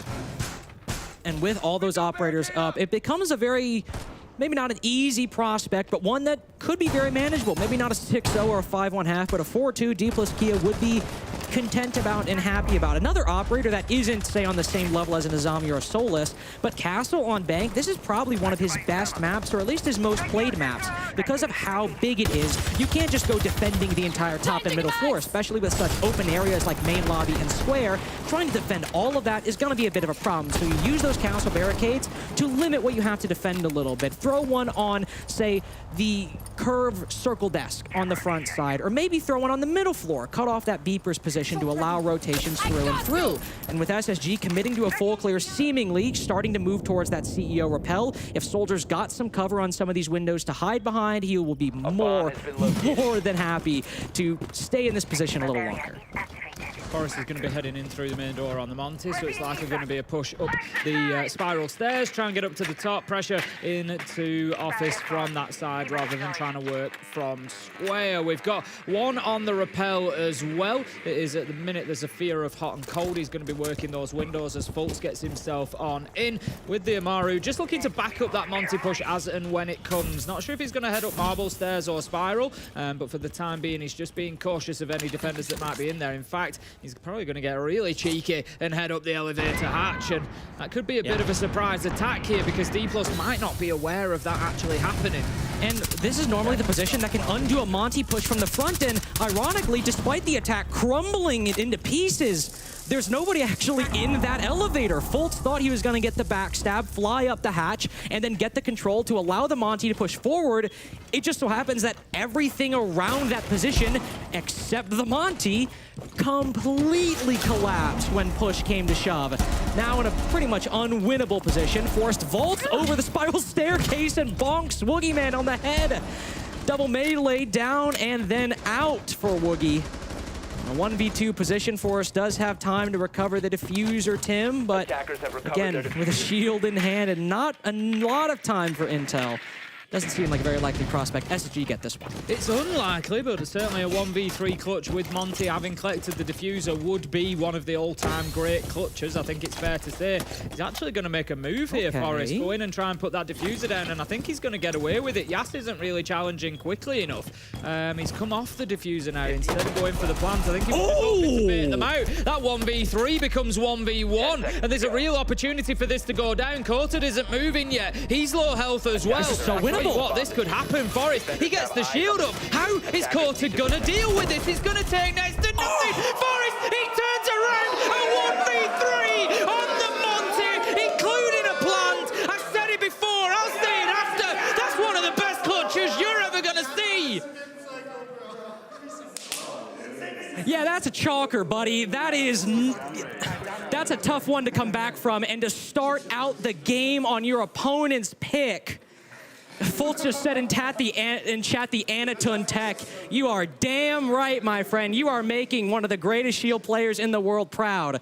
Cyclops might not be here, but did you see that flick on the second kill? I don't want to speak about it until we see it, because this start with Woogieman, meleeing him on the floor, that's ridiculous enough. But look, he flicks up to cover his head as he takes the gunfight. It's almost... You know how people will take out the shield, put it away, turn around, and flick back out? That's almost like doing the same thing, except ADSing with a pistol. I don't think I've ever seen that before, and I highly doubt I'll ever see it again. But god damn, Forrest just won that round in style. That is absolutely unbelievable what we've just witnessed. What an unreal play from Forrest on the Monty. The thing is, a 1v3 clutch is difficult at the best of times, even when you've got a regular gun in your hand. Not only that, he played the diffuser, he tried to bait them out, he then moves off, finds the kill, then puts it down. It just, everything came together for him, and D+ Kia must be sat there stunned right now. I mean, you saw Coated after that round. His head was in his hands after round one, and honestly, for good reason. I mean, sure, there were some misplays there, but when you get styled on to that level, you're just thinking to yourself, how did that even happen? Not how did we mess up? You've just got to push him together. That's all you got to do. Just push him at the same time. There's nothing he can do about it. But no, they fed him 1v1 opportunities, and boy, will they rue the day. Forrest, he's just stood in the middle of site. He doesn't have the diffuser. He can't put it down, but he's there. First of all, Forrest after that 1v3 was like, I'm upgrading myself to 417, all right? I'm killing people in 2 shots. And then he's like, hey guys. He's just hanging out. So, I can't see everything, but Red Hall is clear. And as we know, there's 1 player in gold and a 1 player bottom green. He's cut down the first, that's Damali, and now knows about the next player sitting inside a gold. Soldier's giving the call, but so is Forrest. Ashen and Jane, I know that last player, he has the diffuser inside a garage at the moment. Now he's backing out, as D+ Kia are surely wise to this, and they're not rotating back just yet. They're still, likely waiting to play the retake. They know what SSG are going to do. They're waiting to call their bluff. They're saying, come in and plant. We'll go for the retake. But now SSG are taking down the players holding these positions. Yes, could be an important factor here. He's trying to make his way back through onto the flank. Woogieman continues to challenge, can't quite find his shots. They know he's there, but they just keep giving him the opportunities. Fultz gets caught out throwing a flashbang. It does back Woogieman up, but he takes a lot of damage whilst he goes. And then Yas is on the challenge as well, trying to support. And SSG is scrambling a little bit at the minute. Yas manages to take down Fultz, 3v4. And this is not good for an SSG that was stood inside a site after 40 seconds. No. This is a very, very different look, but still have the advantage. There's also a great read from D plus Kia, but we'll get to that later. This is still around very much in action. Ashen, 2 different defenders surround him. 1 around gold, 1 on bottom green. 3 defenders, all remaining players right by Ashen. Moving 1 step he could find and meet his end. Indeed he does. Soldier cuts him down. SSG now into the execute, into a 3v3. J9 looking to push forward and get what is Forrest doing? Potentially. Forrest has managed to work his way in. He's been here before. He's been here at the beginning of the round. Forrest walks into gold, manages to get a kill. 2v2. J9 is going to try to hold on to this. I think he sticks it. Hot and cold gets shut down. J9 comes off but doesn't have time to get his rifle up, and it's going to be a D+ win in what is potentially one of the strangest rounds of the basement side I've ever seen on Bang. One of the strangest, but you really have to give credit to D plus Kia that round, because let's just recap the whole thing, okay? We cut to Forrest 30 seconds in. He's literally in the bomb site, just sitting on the CCTV bomb chassis. And he's just calling to his team, hey guys, it's clear. And SSG aren't rushing in. They start moving in to take the control. Once Forrest gets that first kill, then SSG say, all right, let's blitz in. But then something happens that gives J9 pause. I think because they realized, sure, there was nobody on the site, but that means D plus Kia have upwards of 4 players, 3 to 4 players upstairs who are watching hatches, and watching the hatch, J9 would have to cross under to go for the plant. And D plus Kia made a brilliant call. They said, okay, SSG want to rush the bomb site, they should do it. Because what are they trying to do? They're trying to get us to all rotate right now to have chaos in the comms, create a very hectic round that they can exploit with their position in the site, and likely get a man advantage and win the round, not on a plant, but on kills. So instead, they said, go on SSG, plant. We dare you to do it. And instead, SSG didn't. Perfectly understandable, because if they start planting, they have a gun down. D plus Kia would then have a chance to get the advantage with 1 gun on the floor. It was a true battle of wills between those two, and D plus Kia happened to prevail. But as you said, these have been 2 extremely crazy rounds in different ways. Oh, heading into round 3 then, feeling drained already with the energy and excitement that this one is bringing. It's 1 apiece at the minute. D plus needing to lock down as many defensive rounds as they can. As a reminder, if we're looking realistically at things, D plus have won 1 attacking round per map that they've played so far at SI24, so they need to be looking to lock down as many defenses as they can. This time they're going to be defending open area and cafeteria, so it's going to be a top floor clearance coming in from SSG. There is a couple of the defenders up there, Damali and Courted at the minute, playing in and around stock, and Janitor Yash joins them as well inside and around of that CEO and office area. First Oakby call going out. Ashen can hear some of those ringtones. Those bulletproof cameras if they don't get just the right angle. They are. Yash does find one though. Folds on the top floor. Forrest just repels on in. 4v4 now. Ashen also still applying pressure to the main lobby. Soldier on the other side of that circle desk on the middle floor. Final Dokkaebi call goes out. Ashen hears it. He knows someone is around this position. But D plus Kia's credit, they're not biting. There's 1 barricade on the left, and it's open to the right, but Soldier knows he doesn't need to peek right now. The setup is fine. They have an equal man count, and whether they know it or not, Forrest is on 1 HP. This is still a decent chance for D plus Kia to win this round, not on repelling and execute, but just holding these positions up top. Immediate pressure then found by Damali. Hot and cold just going in with the skeleton key, taking him down. Out go the Legion mines as well. Courted peeks around. They've no idea that he's in Janitor. And Courted springs the trap, slams them for a double. And all of a sudden, D plus Kia are back on the up. 3 versus 2 with a very low health Forrest. Not looking good for SSG in round 3. No, not at all. But I said those exact words in a very similar position and ate them approximately 1 minute later. This is a very different spot. Somebody on the marble stairs, and Ashen isn't aware of it. The beeper gives away his position. Soldier's able to peek up and finish him off soon after. Forrest still at 1 HP from his earlier engagement in the round. He's likely... Of course he's in the bomb site. Where else would he be? He uses the flame bolts to try to cause Woogieman to give away position, maybe to find another kill, but the shock, the lightning from her shield at this point can be the undoing of Forrest. And I think he's accepted his fate, trying to go for it. 1 melee down, but Soldier finishes him off. D plus Kia take the lead on Bank. Yeah, pretty much the expected outcome there, Forrest. I don't think you get away with 2 1v3s with difficult degrees of difficulty in the same game. You got the Monte, you weren't going to get the 15 HP 1v3. So shut down very well by D+ Kia. They managed to get themselves 2-1. They're going to be looking for at least 2 more successful defenses, 3 if they can manage it. And we're going to see them heading back up to that top floor this time. I mean, realistically, I don't think they need to be scared of the top floor. They lost to a almost sort of, you know, freak 1v3. It's going to be so rare that you actually see something like that completed. That, you know, that is 1 in 1,000 or more in a 1v3 with a Monty like that. So I think they're going to be fairly confident getting themselves back up here. We're not going to have the Monty brought along by SSG. You know, they've sort of run that race. They're going to bring something a little different. They are going to have the Ursa, so a little bit of a shield on side, but just a bit of a different vibe. And that Monty clutch, not only is it 1 in 1,000, it's also the 1 round SSG have won so far. Assuming D+ Kia just win a 3v1, it'd be 3-0 for D+ Kia right now, and SSG would very much be on the back foot, trying to find a way to get into this attacking side. And with this rotation to the Osa, to the Grim, and the Capitao, I have to imagine this is going to be a CEO execute. Not necessarily a rush.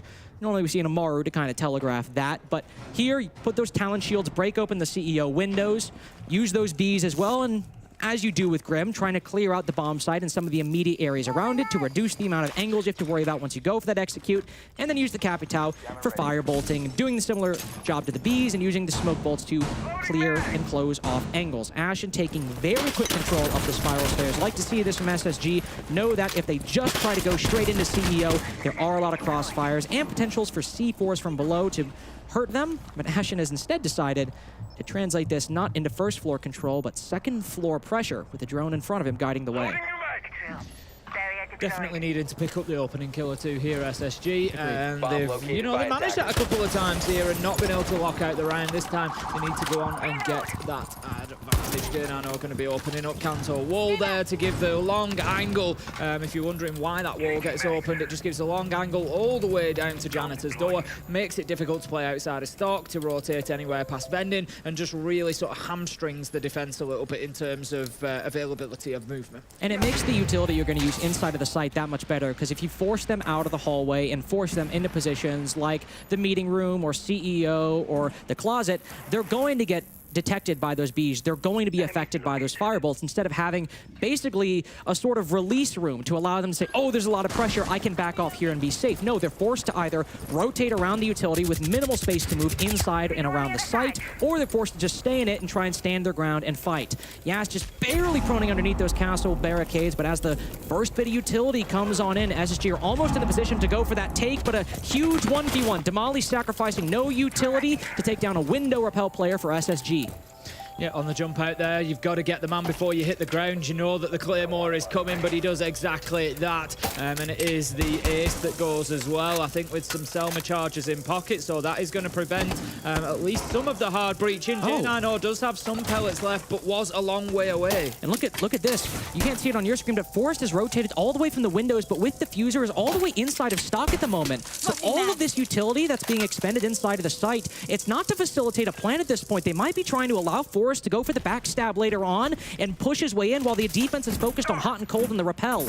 The Yorkar drone is going to pick that up though, stun out, and now they are fully aware. Corted has turned his attention towards stock door, and that's going to make things a little bit more difficult for Forrest. We see one of the shields destroyed, second one goes down. J9 manages to pick up Woogieman, and here comes the push. J9's walked up Spiral for free. They've tried that third angle and it's worked. Yas is rotating around 1 versus 3. He's got a lot of work to do here. Diffuser starts going down. He manages to find Ashen. Could we see a second 1 versus 3 of the game? Unlikely now after Yas takes an absolute ton of damage. He's trying to work his way back in from Banana, but the problem that he's got is that SSG know exactly where he is. Forrest, after planting that Diffuser, gets the kill onto Yas, and that's SSG taking another successful attack. Oh, that's such a massive gamble from SSG, but one that's perfectly understandable.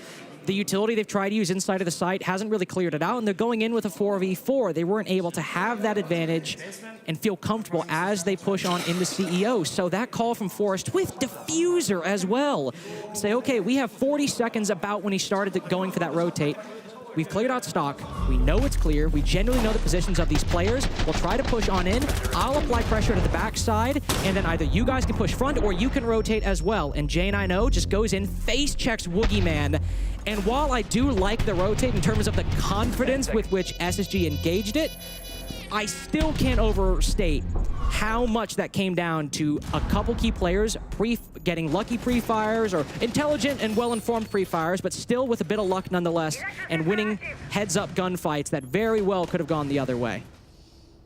2 more rounds for D+ to defend, and they will desperately want to pick up 2 rounds as well. If SSG can get a 3-3 split here, I think honestly a lot of the work is done for them once they get onto the defense. D+ Kia, statistics and maths will tell you, have struggled on the defense so far. Sorry, on the attack here at SR24. And I can't see that changing on such a big map like Bank. SSG can just sort of flood the entire map with utility and players and just give D+ Kia far too many problems to deal with. Time has been their big issue, and it's an easy one to burn away quickly on Bank. So SSG will, I'm sure, be looking for one more successful attack as the mark of a good half for them. Anything after that will be a bonus. I agree with your characterization. I mean, it hasn't had as many plays as, say, a Clubhouse, but Bank 4 times played so far, and just like most of the other maps, is defender-sided. 65% overall, and all of the mainline bomb sites, save for Teller's Archives with only 2 rounds played, have above a 60% defensive win rate, and Locker's CCTV pushing into the 70s. So if SSG can get that 3-3 here, at least for the statistics of the event, the defensive side should be a lot better for them. Woogie Man turning off that phone just as Fultz propels on in, takes him down through the bookcase, and not only do the SSG get a man advantage, they also get to hack these cameras. So all that intel gained by the Valkyrie and the default cameras, that is now in the control of SSG. And that's a tool now denied to D+ Kia, because those default cameras, they might feel more compelled to shoot them if they want to go for a flank or a big play. They know that there's one in behind the teller's desk there. J9O just taking the cam out as well. Predicts that he's going to be challenged by the Mozzie. It's Ashen who actually manages to get a kill. The Mozzie was downed as well. So we're effectively 4 versus 2, but Damali there for the trade onto J9O. Leaves us 3 versus 2 with D+ Kia scrambling back to site now. Damali and Soldier, the only 2 left alive. And SSG, they've got all the time in the world here, Lynx. All the time in the world, and that's the power of the 417 when you're given 2 1v1s. If you can just hit 2 shots, you can at worst down a player from that range, and that's what happened. We see Coda take the gunfight in the elevator, 3 shots and he's down. A player tries to swing from the other side of the doorway, he's downed as well. The benefit D+ Kia have, I suppose, is they have this Pulse who can play in gold and find where SSG are pushing from. So even though they're in a disadvantage, they can try and coordinate with the Molly and use those C4s to get something done. But while Ashen's down, Forrest just walks on in, blinds Soldier, and pushes forward a little more. Damali now in a 1v2. 1v1 technically with Hot and Cold, the only gun actually up at the moment. But he'll retreat to allow Forrest to get the bomb down and force Damali into a very, very difficult position. That's it, Forrest now. Shield back in front of his face. He can just roam around. He's given him the information. Meanwhile, you will notice that Hot and Cold has fled upstairs to get that superior vertical angle. Just needs to be careful of the push from Metal, which is where Damali might go now, but Forrest should have that information. The fact that Damali isn't pushing into sight should tell Hot and Cold what he needs to know, and it certainly does. He's going to dip away, doesn't need to take that fight. Damali cannot deactivate that diffuser from up here, so he's going to have to go back to sight, and when he does, Hot and Cold will simply rotate back in. Forrest has made the call. You can see Hot and Cold moving above us, and it is almost certainly over for Damali. SSG just completely aware of the moves they need to make in that post plan to both force Damali's position and then what they need to react in turn to keep him in this perpetual loop of having to retake, but then Hot and Cold doesn't bite, just lets him run around to the top floor. So once he drops down, Hot and Cold then moves back in. You put it perfectly, just this never-endless cycle that Damali simply can't break away from. SSG do get an opening pick that time, and one that gives them some intel. And while it was a 5v4, what really makes it is this set of engagements by the front lobby. Ashen also working his way around through Archives. I wasn't aware of that dimension to it, but adding that alongside J9O pushing lobby, sure, it was technically a 2v3 in that entire main lobby, but because the 2 players peeking J9O gave him 2 1v1s, it might as well have been a 2v1 with J9O and Ashen coordinating where they wanted to push and what J9O needed covered, and D+ Kia instead taking, sure, there with some planning, but still it ended up being solo engagements that gave SSG the true advantage they needed for the execute. Heading into round 6 then, final defensive round for D plus Kia. It is going to be open area again. We saw them defend it back in round 3, and they defended it successfully. They'll be looking for more of the same. They'll be desperate for more of the same. To be honest, I said a 3-3 half would be looking pretty good for SSG, which you backed up with the stats for me, Links, and it looks like they've at least secured that, and a 4-2 is going to make it even more difficult. And the thing is, you've kind of got to put on top of those stats, you've got to account for the team that we're talking about as well. So Bank is defender-sided, but how defender-sided is it against the D plus Kia side that can't attack? You know, those numbers potentially go further up and up. They get that little buff because the team has not been able to utilise its time effectively. Fulton going to head on to the upside down rappel, looking for that top floor clearance to kick things off. Need to deal with Yas, who has been a continual thorn in their side so far when D plus Kia have been on the defense. These Solus players have definitely caused a bit of problems for SSG, not only in terms of destroying drones, but they have been the wiliest of roamers. Very difficult to track down, often having support, in this case Coded, who was playing this position before, sitting inside a janitor and providing support for these players who are pushed far up inside of CEO. So the setup for D plus Kia is not bad whatsoever, and SSG have struggled to deal with it. Ashen just face checking an angle, not once but twice, does manage to down Soldier and provides some much needed relief. Damali takes down Forrest, the Hibana to start off the round on a basement execute. That can be very, very difficult, but SSG suddenly have a 4v2. My apologies, it's not the basement bomb site, but frankly, doesn't really matter in the long run. The kills are happening on so many different portions of the map, barely in relation, it seems, to SG's potential plan for an execute later on. And Yas, who seemed to be the most forward-positioned player, ends up being the last guy alive alongside the biggest anger you could get on D plus Kia. A very odd pair right now. Yeah, it's one of those situations that I'd describe as 4 versus 1.5. You've got that shield. You know, the clash is very... The more your defense dwindles, the easier the clash is to deal with. Really, what you want is that clash to be an attention sponge whilst your other players come in and get the kills of the players that are focused on the clash. That's not likely to happen now, and Yas is going to have their work cut out. They need to find a couple of kills realistically. I like that SSG are being patient here. They're not rushing it. They've got 5 drones left alive. They can just take their time, see what's happening. They can maneuver themselves into position and make sure it's advantageous before they decide to pull the trigger. Pulse does drop. Boogeyman doing what he can to just keep himself alive with the shield on his back. Not going to have any joy though as Fultz takes him out. Yas is there with one onto Ashen. Diffuser going down at the minute. Hot and Cold is going to stick this. And Yas, he's trying to do what he can. I'm sorry, I'm losing my mind at Woogieman right now, but we'll look at this Yas potential 1v3 before we get to that. Yas moves into the small office position, does spot one, cuts down Hot and Cold. That is an excellent start, but in a post plant, your time is limited. There is a very, very hard limit on your potential for success, and it is dropping rapidly at the moment. Yas doesn't even check the prone angle, and Fultz is able to shut him down. All right, so anyway, Woogieman is inside of the bomb site, and he makes the right read. He says, all right, if I'm putting Yas in a 1v4 because I'm sitting on my shield and he's kind of playing in his own position, I need to take the gun out. Good call. I like that. And you know what's an even better call? Reading that they're probably going to drop down that stock hatch at some point because they might peek you on the close door as well. But if you have to choose one, that player on the hatch is a lot more vulnerable. And he looks there. And then Tim. He literally shot him. He shot him and then looked away. I get timing happens sometimes. I totally get it, and I imagine that is somewhat of a case of timing as well. But why don't you commit? You could have had it there. You have to make a decision. We've said one of the few strong points for D plus Kia is that in individual moments like that, they can say, all right, I need to do this to work. And Woogieman specifically will say, all right, I will do it. And then he second guesses himself. At a moment like this, especially when he's 0-5 at this point, the only positive player for D plus Kia on Oregon. Now, Yas has, of course, picked up that space. I'm not saying they could have won the round, but there's now a level of indecision creeping into the ranks of D plus Kia that is already undermining what has been a very weak team in SI so far. Yeah, it was certainly tough. I mean, I'm trying to get into the mindset and figure out, you know, exactly what's the line of thought. You know, maybe he thinks that he's done enough to down the player coming down the hatch. Maybe. And he was a little bit... The fact that he was looking at the ground, he was trying to put his shield up in the air. and I think he was maybe worried about vertical angles above him, so he's thinking, get my if I point down, my shield's facing towards the ceiling, I don't get that fire from above, I've downed somebody down that, but then he found out to his detriment that he hadn't found. That's still, if I'm trying to find the positive spin and figure out what he was doing, maybe that's possible. Maybe that was the thought process. But one way or another, it doesn't matter, because round 6 went to SSG.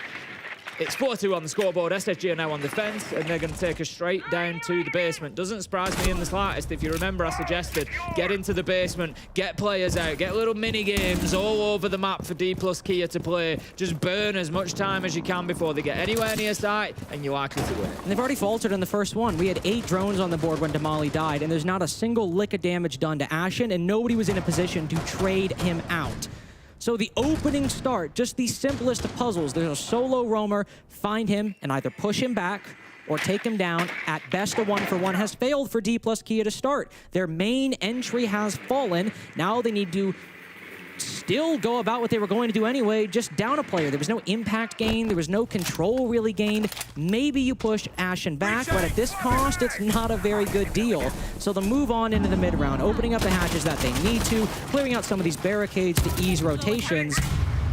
And, I mean, they're doing it fine. They're doing it well. They also have a lot of utility, those smoke grenades and those flashes, and a lot of those drones to make this easier. And if they can clear server stairs, maybe we'd have something positive, but Fultz kills Soldier with a Maestro camera after Forrest downs him with a shotgun and now has trapped another player inside a server. This is not a great start.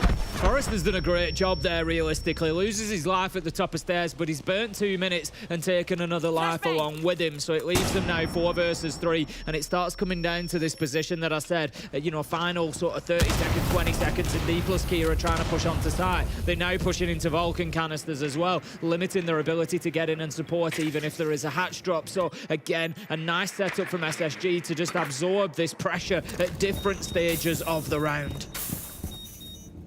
How are they going to get out of it? They did take down Forrest, that smoke, and they popped a lot of those Vulcans, but with those 2 C4s, as long as SSG just stay alive in red and stay alive inside of gold, D plus Kia don't have the time to bait them out. If these land properly from SSG, this round's as good as done. 15 seconds to go. The Habana pellets have not opened the wall cleanly, and I'm not sure if they can actually go in through there. Corted had to rotate up above. He's going to get himself onto that rotate, but they know. Out goes the Nitro. Easy as that. As you said, quite rightly, Lynx, there was no opportunity for them to come off that plant. They just had to stick it, Nitro or not, and that's going to be a very clean and easy round for SSG. Yeah, maybe you have Woogie Man who can shoot the C4 out of the air, but how close that gold position is to that plant spot, which I will say, by the way, is probably the position you should go for in that situation, especially because the X-Kairos holes were so small. You don't have a whole lot of options, but at least there you're not exposing yourself to gunfights and C4 angles. Playing close on that wall, you're really just exposing yourself to the C4, so maybe you're able to... Okay, I was curious. I'm like, did he actually get down by the Evil Eye completely, or did he get down by the shotgun? But there you go. Woogie Man is too focused. Not too focused. He just is focused on the doorway because that's where the most immediate threat is. But in the 3v4, you don't have the ability. You don't have the advantage of, well, I suppose personnel to watch all the angles you want. You have to make a decision, especially when somebody's planting, and there's not a lot of good options at that point for D plus Kia, and it's just a shame that we're starting out with SSG widening that lead further. This game is seeming almost inevitable in some respects. Yeah, SSG going to take open area. It's not always top floor that's the second site choice, but I'm not sure here whether SSG would normally take top floor or whether they've brought in the third choice site, and again, it's just leaning into what I suggested. If you go to top floor, it gives D plus Kia an opportunity, almost forces their hand to play directly in towards site. They don't need to worry too much about the rest of the map. Go to open, they've still got a top floor clearance to do, so it's still another one of those scenarios where you can say, yeah, we're going to give you this, but we're going to give you loads of other stuff to do around the map. If anything, I would say that the top floor site in attacking terms is probably the most sort of direct. So again, SSG just leaning into those time problems that D plus Kia continue to have. We had the Vulcan canisters on the Locker's defense to really punish it once we got into that low time execute. We have the Yokais here from Ashen who have D plus K try to go for a plant. He can just hop on the ceiling, stun him, stall for a few more seconds. And we also have Fultz on that Solus who can do damage to D plus Kia's drone economy because 45 seconds in and 4 are already down with nothing gained from D plus Kia. They'll have to deal with Fultz, whether it's just finding him and even if it's as simple as finding him and just moving their drones around him. If they're not confident in their roam clear, maybe that will help at least a little bit.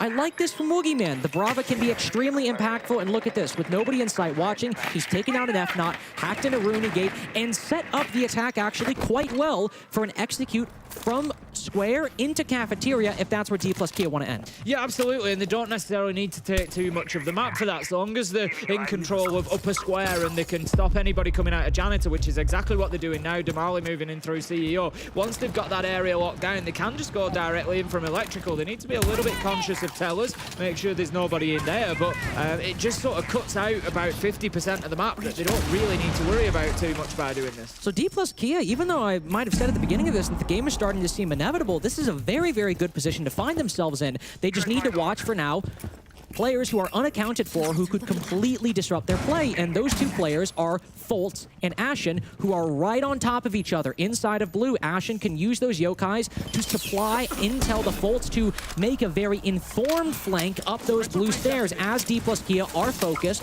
on opening up this quad wall and eventually moving in through the double door to get a bomb down. D plus Kia have also put Woogieman on the printer window, but as Forrest is getting aggressive inside of the site, the flank might not matter all that much because Woogieman sends it on in, but ends up going in unsupported, dying to SSG. Yas on a very late flank finds 2 kills, and suddenly D plus Kia are back in the race. That's a big mistake there from SSG. They can't allow both basement players to fall to Yas like that. The Honko will know that he's heading up blue stairs. There's no opportunity for him really to move elsewhere given the time. He needs to just continue this pressure. J9O gets one. Soldier on the hot and cold kill, taking him down off the counter. It's all up to J9O to hold on. We know that he's a talismanic player. Can he do it here? 1v2 becomes 1v1. Could it be another big clutch for SSG? 7 seconds left to go. J9O trying to flirt with the time as much as he can here. Burn it down, force them into something, takes the challenge, finds the kill, and this time it's a 1v2 for SSG. Put it on the successful clutch list because they are locking down round after round. That round could have been very successful for D plus Kia, and it's not because of the setup they had at the beginning. While that is true, that's not what I want to say. That's not what I want to highlight from that. It was the printer window position, because that's a very common position. When you're going for a take from Square into Cafeteria, you have someone on printer window to try and cause some chaos inside of the site, find a gunfight where the defense is focused on the front side where the execute is coming from. And 2 different players try to fill that spot. Woogieman and I believe Soldier as well, but either way, 2 different players. When Woogieman hops in, look at this. Forrest gets the first kill, and then Woogieman hops in by himself when D plus Kia are not going for the execute. Wait, actually, that wasn't even Woogieman. That was the second time that a D plus Kia player vaulted into printer window solo while the rest of the team was not in the right position to capitalize off of that.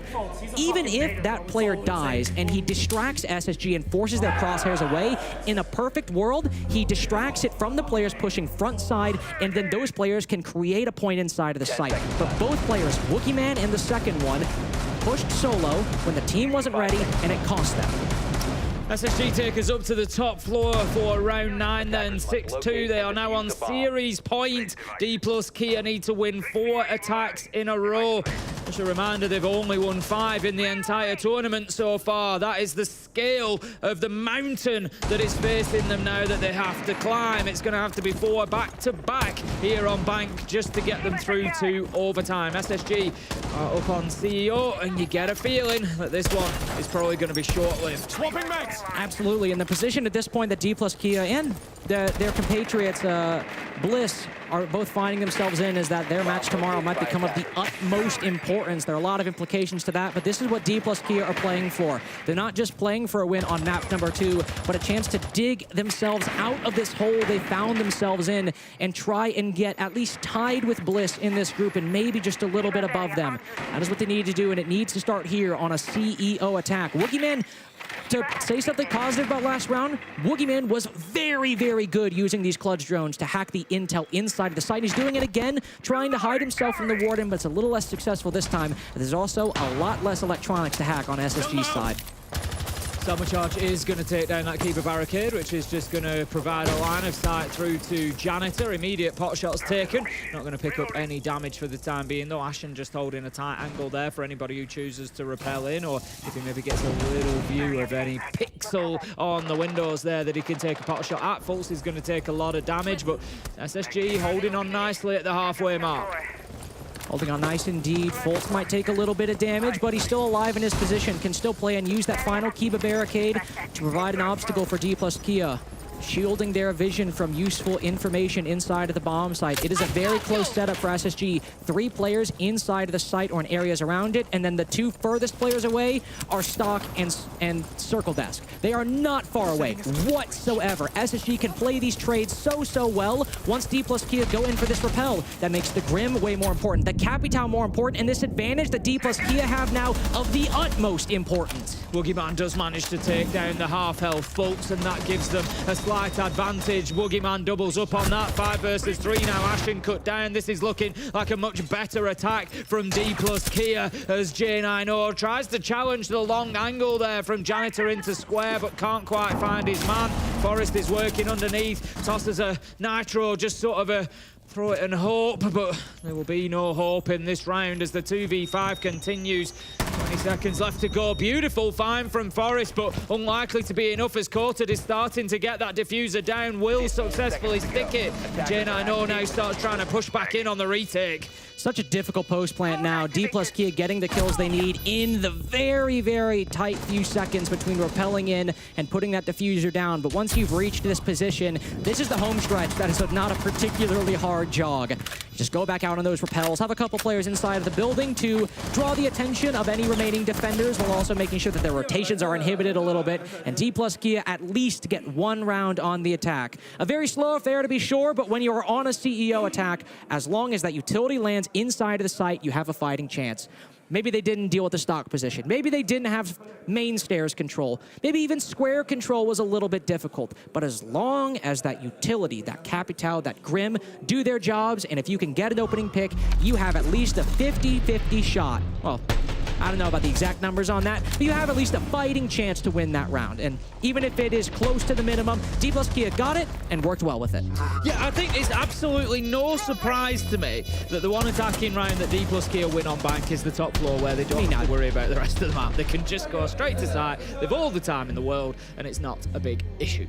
We will see then how they do attacking down onto the basement again, because their problems return, and that is that SSG will try to cause them problems around the map. They will try to give them as much to do to burn as much time as they can. D plus Kia, they've got 1. They need another 3 back to back if they are going to keep this matchup going.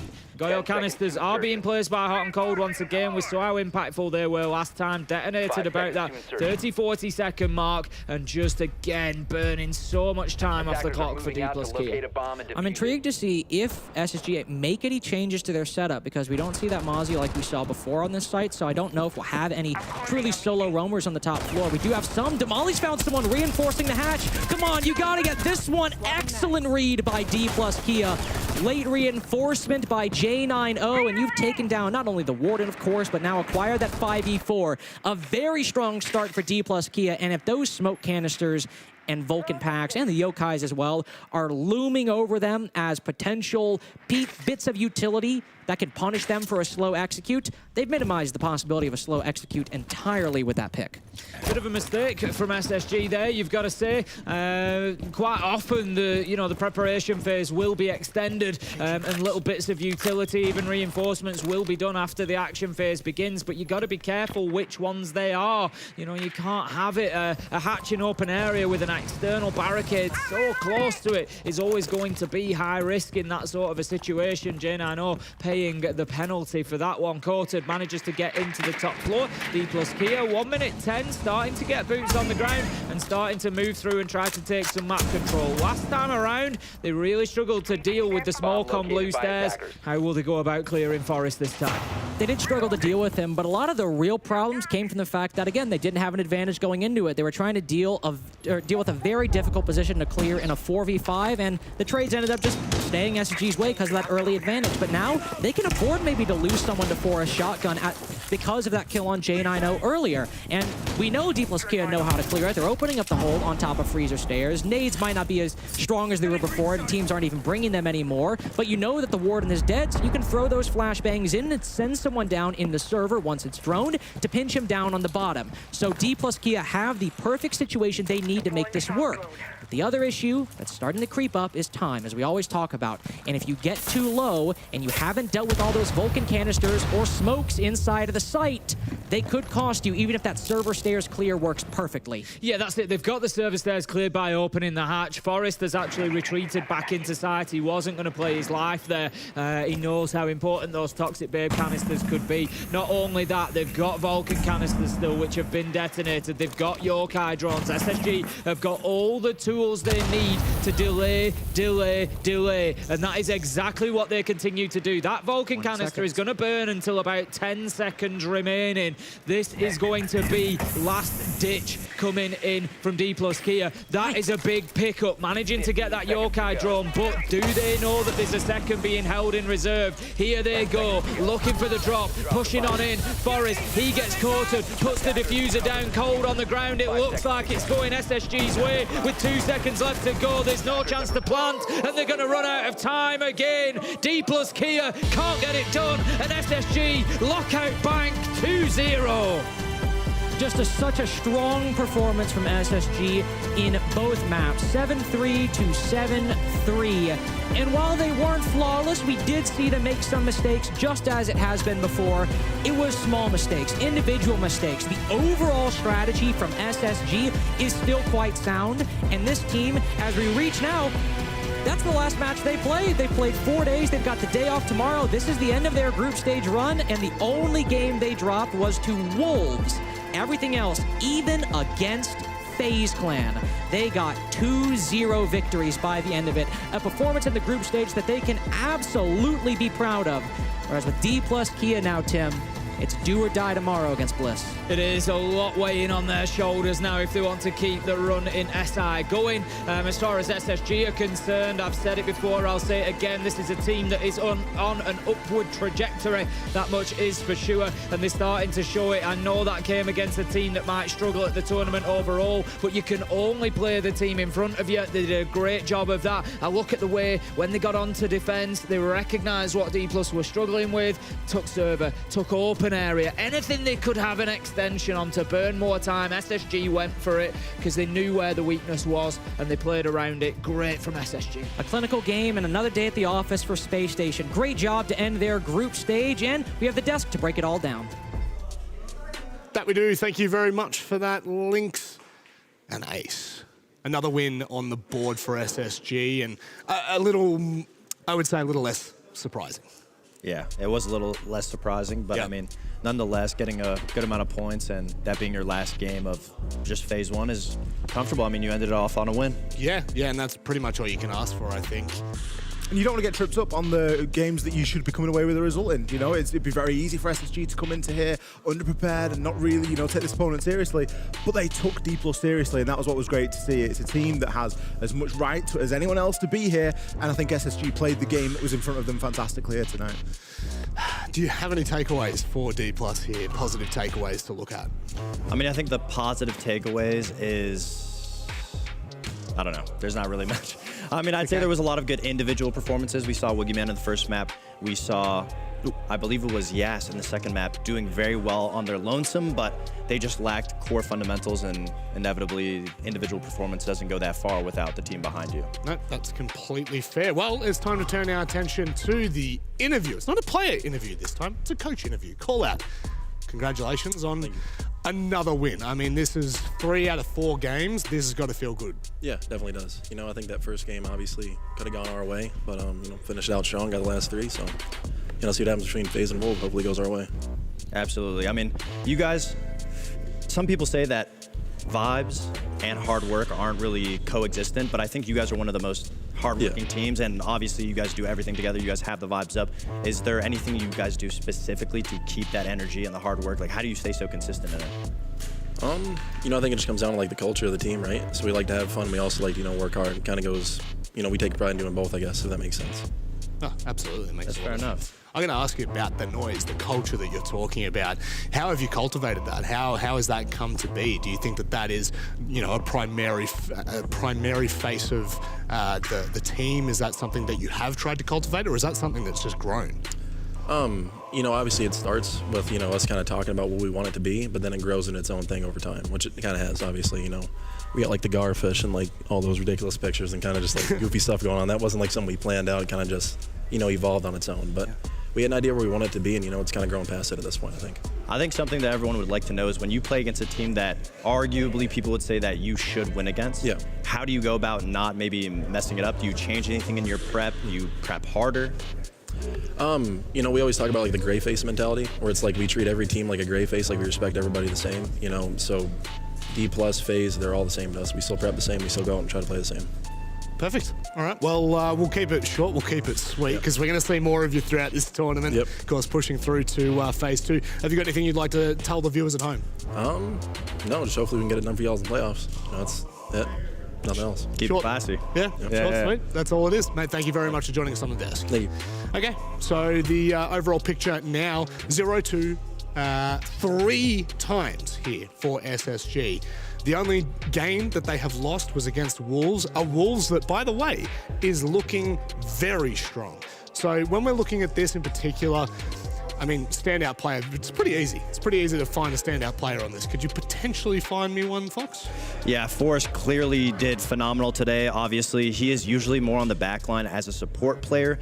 Most people look to him as one of the most aggressive support players when it comes to North America. He's very unpredictable. He's always making plays that you wouldn't normally see somebody who's holding so much utility do. He goes for these aggressive plays, these aggressive peaks, and more often than not, when he catches people off guard, it actually works out very well for him. Some of Forrest's positioning today was fantastic as well. You mentioned there catching people off guard and being that aggressive force and that person that is really getting up in the face of D+. Forrest did a great job. He played a lot of shields today. We saw him on a Monty. We saw him on a Blitz. We saw him also deal exceptionally well with a Monty in the previous map of Oregon. That's one that we highlighted a little bit earlier on. For me, top to bottom, SSG, it was a fantastic performance. They did exactly what they needed to do here today. And, a bit of an underperformance on the side of D+. Like, okay, they've not set the world on fire so far inside the group, but where was Woogieman today? Missing, unfortunately. And that's just in map 1, not missing. Yeah, he was there map 1 a little bit. Map 2 was a little bit more of a struggle, and I guess that probably sums up D+ as a whole, just unable to really get anything strung together consistently, or we say consistently bad. It's two sides of the same coin, Fox. Takeaways for SSG though. Let's keep our attention on the North American team here, who have gone 3-1 in the group. Where are your expectations for them leading into the playoffs? I think SSG is a team that slowly gets better. Obviously, they lost the first day, and now it goes to show they've won all the rest of their games. So I think with a little more time, they have the day off tomorrow to watch all the rest of the games. Going to playoffs, I think, is going to be very important for them because I know they want to make it to that main stage, potentially have a main stage match against FaZe where, they're the villain in the situation. Yeah. So I'm glad that call-out really touched on the fact that you never want to be too overzealous when you're playing against bad teams, or quote-unquote bad teams. Speaking of bad teams, I actually have statistics since Stage 2. SSG lost to teams that you would say SSG is better than. They actually lost to Wildcard, Beast Coast, Luminosity, and Oxygen. So, they lost to some pretty bad teams. Nah, I'm kidding, but... How are you going to swipe at yourself there? Like, how's that happening? How's that, like, across the chest? You never want to get too happy and think, oh, I got an easy win, because it can just go the other way just like that. Yeah, it can turn on a dime. We were talking about Forest. We're talking about Shield plays. Fortunately enough, the Intel game Intel play of the game, we got there in the end, is in fact Forest on the bloody Monty in a 1 versus 3. Tell me how this happens, Ollie. I do not understand. Well, first of all, it shouldn't happen. Obviously, when a Monty unshields, all that is visible is a head. And we know that Siege one-shot headshot is a thing. You can see the rest of his team hyping him up. SSG, I think that they're less of a vibes team than what they used to be. And I think that's down to some of the things that Callout's brought in.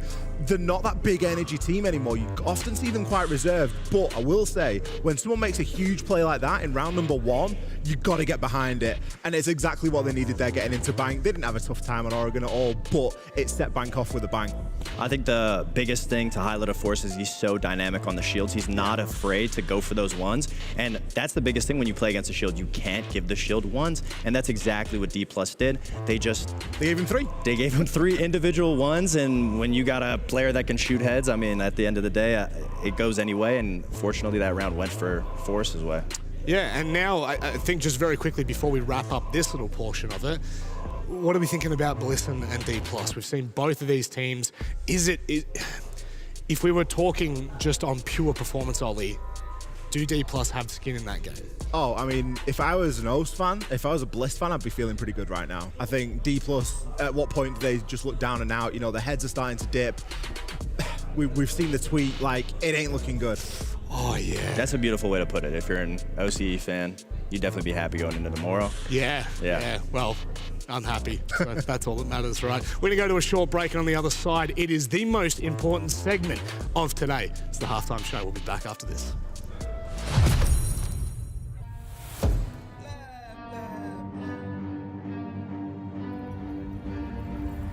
I got problems on problems on problems on problems on problems on problems I solve them. I run through the money, the pressure be calling. Left on my blessings, I feel like I'm falling. The birdie is back, tell me I'm garbage. I'm going through something, that's why I ain't calling. Phone and progression is all that I wanted. The phone in affection, I summon and dub it. Cause I got problems on problems on problems on problems on problems on problems I solve them. I run through the money, the pressure be calling. Left on my blessings, I feel like I'm falling. The birdie is back, tell me I'm garbage. I'm going through something, that's why I ain't calling. Phone and progression is all that I wanted. The phone in affection, I summon and dub it. Why you be all in my line about nothing? Why won't you go get you $1 or something? Don't hang with a who line for nothing. I see that we different, you riding, I double. I don't do discussions on bragging about hundreds. Don't go to your places, I know that they sunken. Don't call me your brother, I barely could trust you. I talked to a shorty, she bagging the bugging. And I'ma need all of my dollars on corporate, so hand me the money, I divvy the pie. I'ma give all of my people a portion to build them a fortune on flipping the ride. I can't be mixy when iffy the vibe. And 40 on 50 is really the time. Why are you all on my phone like you want me? Like you wasn't pushing the kid to the side. I run through the money, the pressure be calling. Left on my blessings, I feel like I'm falling. The birdie is back,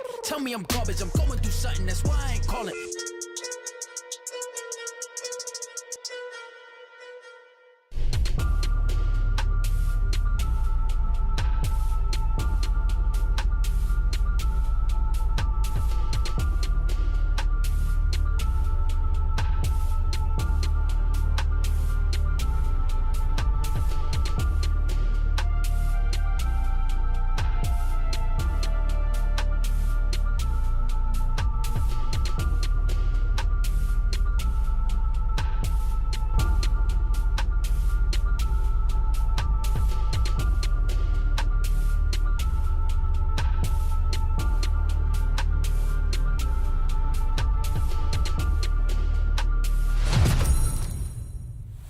Hey everybody, it's Guz here, professional moustache haver.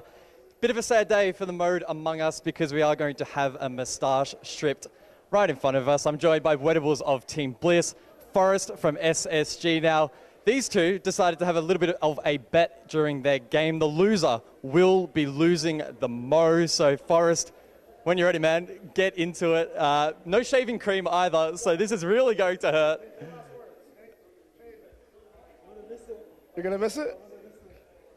Some fighting words from the boys.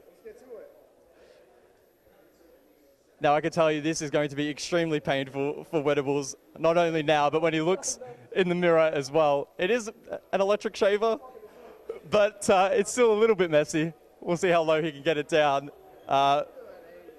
Forrest, how does this feel? Would this be painful for Wet? Looks like it. Looks like it, yeah. Don't blame you.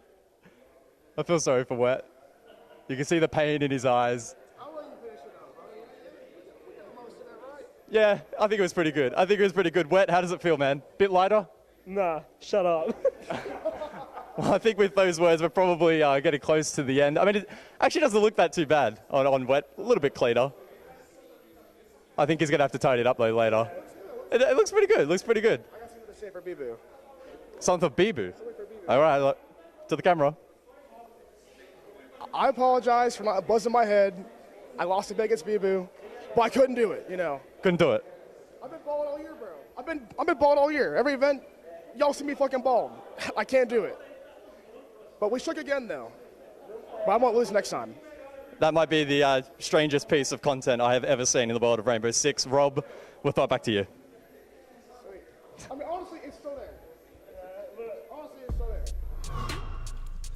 gone. It's true. It is gone. What's enjoyable about this is I was fortunate enough to be there when it all started. We were sitting down at breakfast on like literally the first day. I think it might have even been a media day. I don't know how this. Can you explain to me, Forrest, why has this happened? With the Australians, they're a good competition. They love the banter and, want to up the ante, right? Good challenge at breakfast. Let's see who loses the mustache. Was it Oda last time that lost the hair? Yeah. So it started with Oda and Ash, and it started like in Atlanta. Min was like, I want the SSG chain. And we're like, you know what, screw it, we'll put the Buzz head up. We got the SSG chain, like that was the wager. We lost SSG 8-7, so, Ada got his head buzzed. It's always a close game, it's always a close game. Look, to be fair, it's been a lot closer than we've seen any other OS team get in a very long time. But still, that's a mustache you're putting on the line, my guy. Look. You're versing an NA team. Come on, what's going on? Look, we're pretty confident we can beat them in their game. We know what they're capable of in the game, so, but us being Australian, having the culture, it's like, why not put something else on the line, make it a bit more fun, a bit more entertaining. A bit more enjoyable, do you reckon? Yeah, well, comes with my personality, I'm all about a joke, so, put something on the line and make a bit of a laugh out of it. Yeah, look, we enjoy having a bit of a laugh here. Forrest, I've got to ask you, what was it like versing Team Bliss? So just so you know, you're up against two Australians here. Yeah, what was it like? Watch yourself. What was it like versing Team Bliss at SI? I was down under, the whole time, bro. I was down under the whole time. I mean, these guys, they're sleepers probably, in our group, they've had the most competitive games out of, anyone, no one's had, stomps. So it's can't really sleep on Bliss at all. They've put the numbers up, they've shown, they took a map off phase, no one's beat us, no one's beat Wolves, they're here to play. Which I'm happy about. Happy about. I get to my first SI, I see my boys at their first SI and they're performing. Especially Weatables, he's been cranking. Yes, and I think this is the first time we've had you on the broadcast. So how's it felt being at SI? And this is not to just throw you under the bus, but you've come from the lower ends of OS to the top end, and now you're at SI. How's it felt? Well, yeah, you've seen me progress. I started, just playing the game for fun, just a content creator, got picked up into the bottom seeded teams, and just struggled to push through those hurdles, didn't even get to play in Apex South. I was always in the nationals, then finally hit Bliss, and now I'm here, and it feels surreal. I don't know. No, it should feel surreal, because it feels like a little bit of a fever dream to see you boys perform so well. All right, we've got some questions from Twitch chat here. I'm going to ask, I'll just bop about. If I feel like someone could add something else, I'll get you to do so. Forrest, this is actually a pretty particular question, which I'm genuinely surprised about. How do you know when to crank it and when to slow it down? I mean, when you're cranking, you just got the vision, you feel it out. It's something physical, a little tingly feeling. I won't leak too much, but it's almost, you can almost see it, right? But you gotta slow it down, when the cranking ain't working, that's when it's time to slow down. When the cranking ain't working, it's time to slow down. There you go, you heard it here first from Forrest. You've obviously just finished your game against FaZe. Did you ever see a world in which you'd be able to go toe-to-toe with them? Coming from OS, we're already secluded from APAC as a whole, and APAC struggles against a team like FaZe. So, we sit there and we go into a game against them, and we're here we go, this can be a blowout game, and we can just look so much worse than what we believe we are. But going into there playing our own game and actually being able to take it up to, a team like FaZe, even SSG and Wolves, like Forrest was saying, just showing that we can play even though we're from a secluded region, I don't know, just, gives us a lot more confidence, to go back home after all this is done, work on what we have and come back stronger the next event. Yes, the OS boys. Sleepers. I've been saying sleepers. Yeah, legit. It's one of those things. Now, you guys have built up an immense amount of momentum heading into playoffs. You are 3-1 in a group that is, well, it's a bit of fun, to be completely honest with you. How are you dealing with the fact, not with the fact, but how do you deal with not getting overconfident? We just treat everyone the same level. Even D+ today, they're still our current opponent. It's not think they're below us or we're punching down. We got to punch straight ahead still. Yeah, no, that's fair. So leading into playoffs though, do you surely you've got to have something up the sleeve. Surely you have to feel like you've earned this through and through. I mean, got stuff in the back pocket maybe, but at the end of the day, we're still treating everyone like they're an equal. No, that's anyone can beat us. If we can almost lose to anybody, then we can almost beat anybody too. Right? Yeah, absolutely, absolutely. And we've seen some teams drop the ball. I mean, look at Bleed and APAC, baby. They just keep showing up for some reason. I can't tell you why.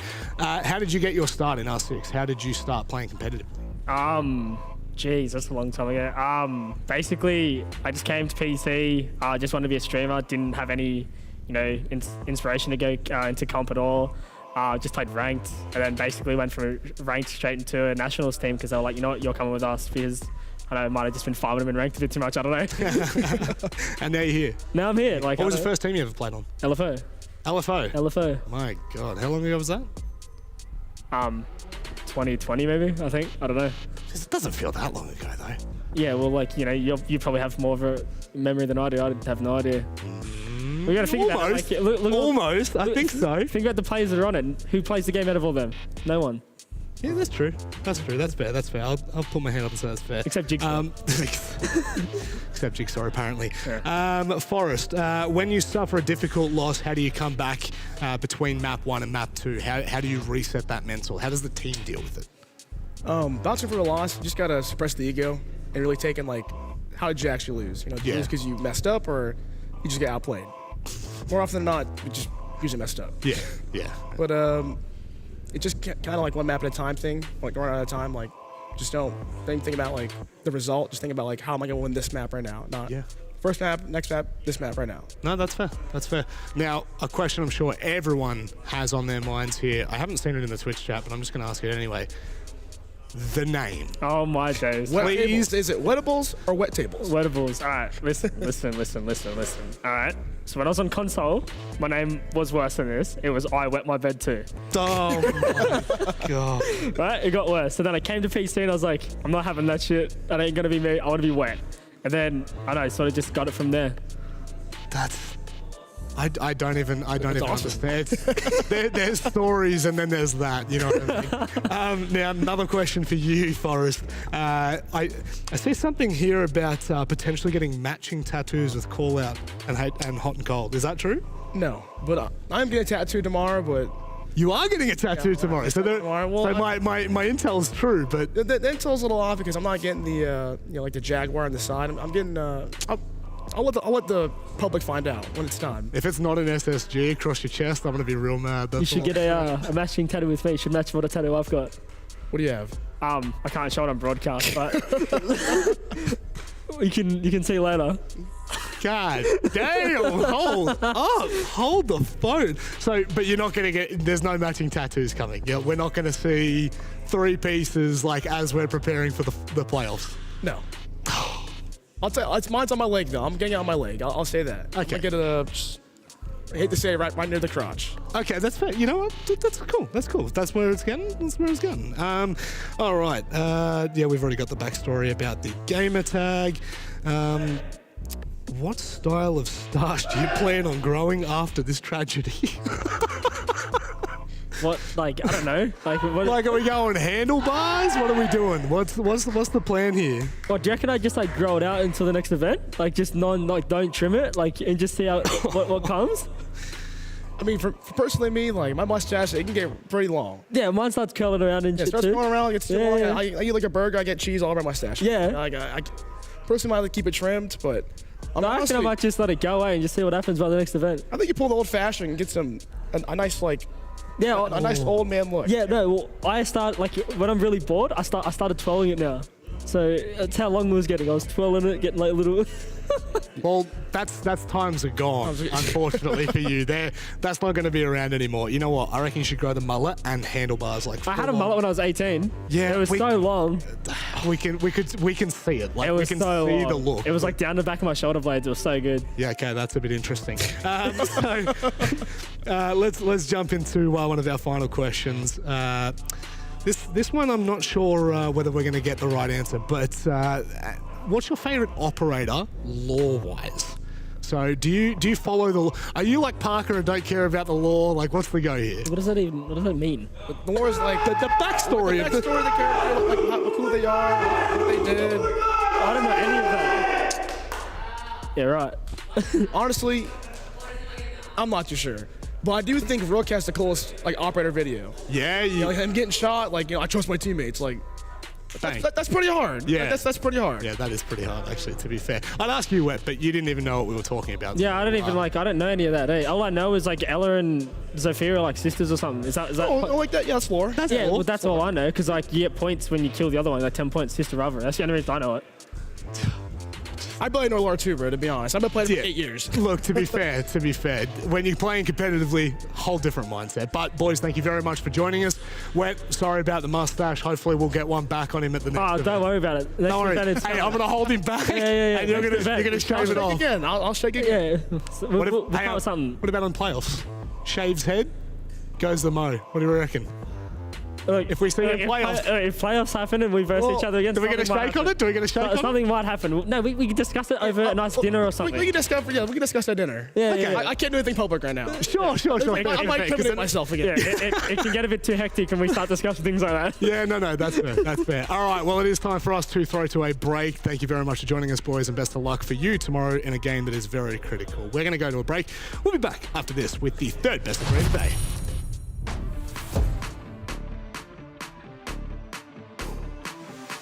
Let's go.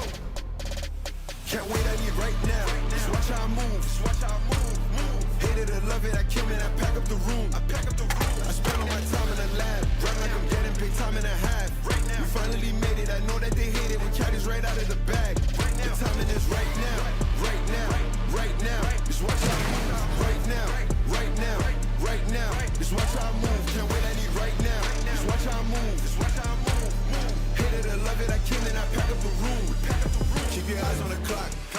You might miss on your chances to rise if you blink. Got a vision, your way to the top. The chamber alert, attracting the things you deserve. Just know I do this on a regular. The hustle keep calling me up on my cellular. 5 a.m. stuck, hot and the rest of them sleeping. That's why I'm still all the way up. I cannot be top, block, hand on the clock. Marathon running, ain't making no stops. I came from nothing, my days on the block. This just is what I just gotta do. Right now, just watch how I move. Right now. Just watch how I move. Can't wait, I need right now. Just watch how I move. Yeah, let's go. Yeah, timing is right now.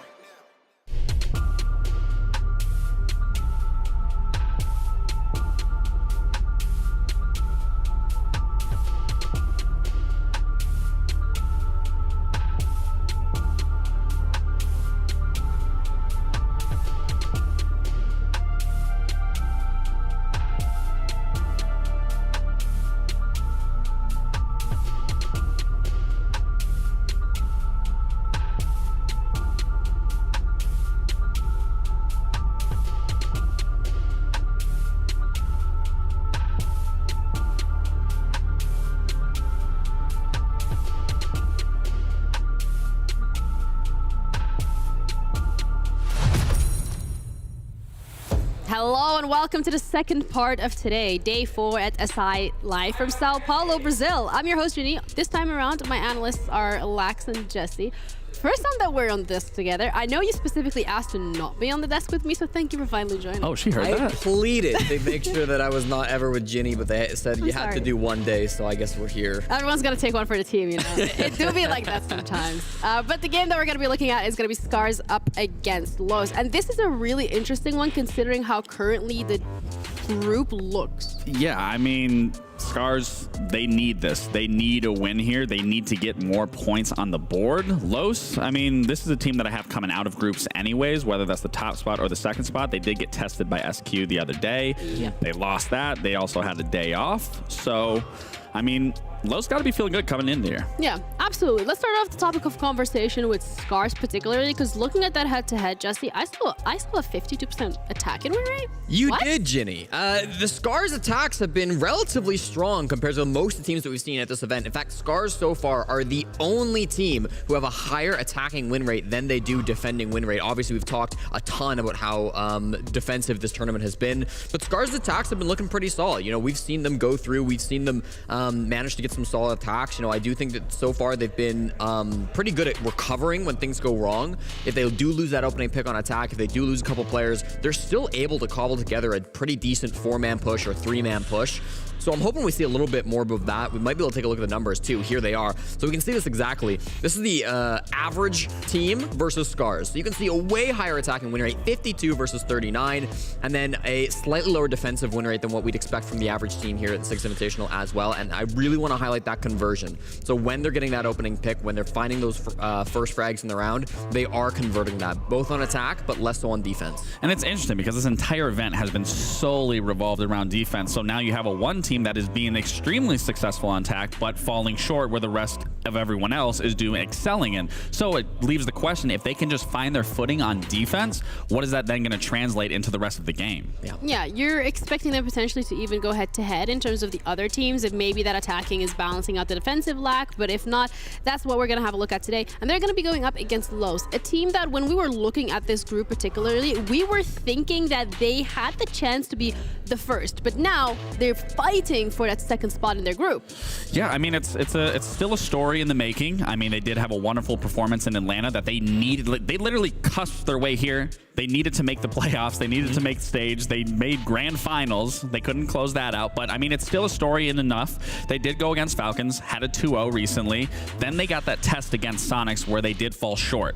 So they still need the points here if they still want to obtain that first place position. And I think they very well can. Like I said, they did have a day off. They got a little time of reset to figure out what went wrong in that Sonics game, figure out what happened, what went right, so that they can go into this game against Scars and be well more prepared than what they were against Sonics. Absolutely. I mean, Los, we know them as a top-tier team. We just saw them pop off in Atlanta. Now, a lot of people had some concerns. Are they going to be able to keep up that momentum? Are we still going to see them reach the highest of heights? And so far, I mean, they've kind of fumbled at that. Losing to Sonics, that was kind of the main matchup. Everybody thought one of these two teams will finish first in this group. We now know it's very likely to be Sonics. So for Los, as you mentioned, I mean, still fighting for that strong second place. I still think they look like a good team. Loban still having a great performance. He was their star player in Atlanta.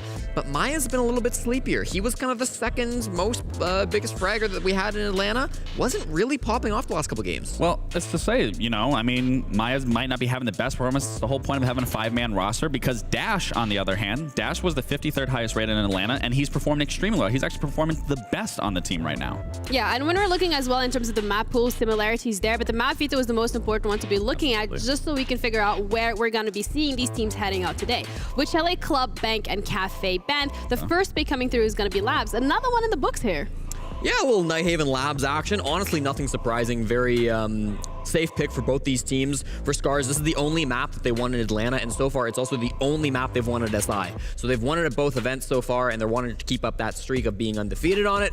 And then Skyscraper pick from Los, also very, very expected to come through. So this is a map that they've had two recent big matches on for North America, taking out Dark Zero at the Atlanta playoffs. And then they did lose to Sonics here, but this was 8-7, so that's still a map they're quite comfortable on. You know, what's interesting about that Skyscraper pick is that, you know, when we were watching them back in Atlanta, we were seeing those mirror castle strats, but we didn't see that during Sonics. So I'm curious if going into this game, making it into that second map, if we're going to see that sort of play, because that's what really excelled and pushed Los to their limits and made them, in my opinion, get to that grand final. Yeah, well, we no longer have to talk about that because we have the game ready, the players are ready, and the casters are ready as well. So let's head over to head into the first map of the series. Thank you very much, Jenny. My name is Hap, and I'm with the Guzzler. Sorry, I was going to have to introduce you like that. It is going to be one of those mix-ups. Again, you know, we keep doing them throughout the groups, just so we have the opportunity to work with everybody at least once. Yeah, this should be a good, fun series. By pure coincidence, I am wearing my Japan jacket today, so I guess I'm Was it coincidence, or? I guess I'm in the Scars camp for this one, and I don't know how to feel out this game, right? I think Lost obviously are favourites going in, and that's reflected in the social vote, but Scars at their best, this is a series they should be pushing to at least 3 maps. Yeah, I mean, that's kind of what we hope to see as well, right? Like, Scars, of course, made a bit of a deeper run in their previous events and kind of are wanting, you know, together with Bleed, one of the teams that people will be looking out for. Like, can they actually show up for the region? But first, we get into the bands. As we head towards Nighthaven Labs, it's the newest map addition, of course, to the map pool, and I know it gets played quite a lot by some of the European teams. Yeah, I've covered a little bit of Labs throughout the tournament, and there's been some interesting counterplay from, you know, both sides throughout the tournament, so I'm intrigued to see what we are shown in this one. Twitch, Monty off the board on the side of the attack. Twitch has been quite an influential operator at the event, hard countering the Fenrir and the Mirror in particular. Valkyrie to follow up defensively, and casting my mind back earlier in the day to the Bliss FaZe series, we saw just how impactful the Valkyrie can be, and often teams don't want to play the IQ to counter. Azami will also be following up, again, like the FaZe Bliss game earlier today. And like I mentioned then, I'll reaffirm it now, Azami is a very strong operator on labs, especially when you think about top floor and the ability to hold power positions. So that tool will not be available for Lost. They'll be kicking things off on the defensive side. Yeah, that's for sure. And, you know, of course, you have the Fantastic Four or Fantastic Five in defenders nowadays. Usually what we do see is 2 antidotes to get banned. It's very rarely that we see any of the outsiders to be removed, unless it's a very specific pick towards a certain strategy that you really don't want to deal with. It would have to be a very specific strategy, a very hard counter in this kind of meta, because it is an outlier as we prepare ourselves to jump into the game. Of course, day 4 here at 6 Invitational 2024. To an extent, both teams are fighting for their spot in the league, but none more so than Scars. They'll be looking to mount some points on the standings, only the singular point for them so far. And that was against Fury. A little bit of a disappointing result to drop that series, I'd have to imagine. Fury, of course, not the strongest of opponents, especially in this group. Probably many pitching them to be the team eliminated. But they have actually secured their spot in the top 4. Yeah, I think that this group especially, like, a lot of people would be going Scars, some going Falcons, some Fury. So it's like, I think this one was a tough one to call which team eventually will be ending up on the bottom of the standings. And it's still all out open, and we don't know yet which of these teams is going to go home in the end. Now, as we do see the start of opening up of the exterior walls, the Maverick, of course, coming through, getting the anchor points away. Should be opening up, or giving the opportunity rather, for a soft destruction to open up the wall soon. I'm not sure if he actually completed it.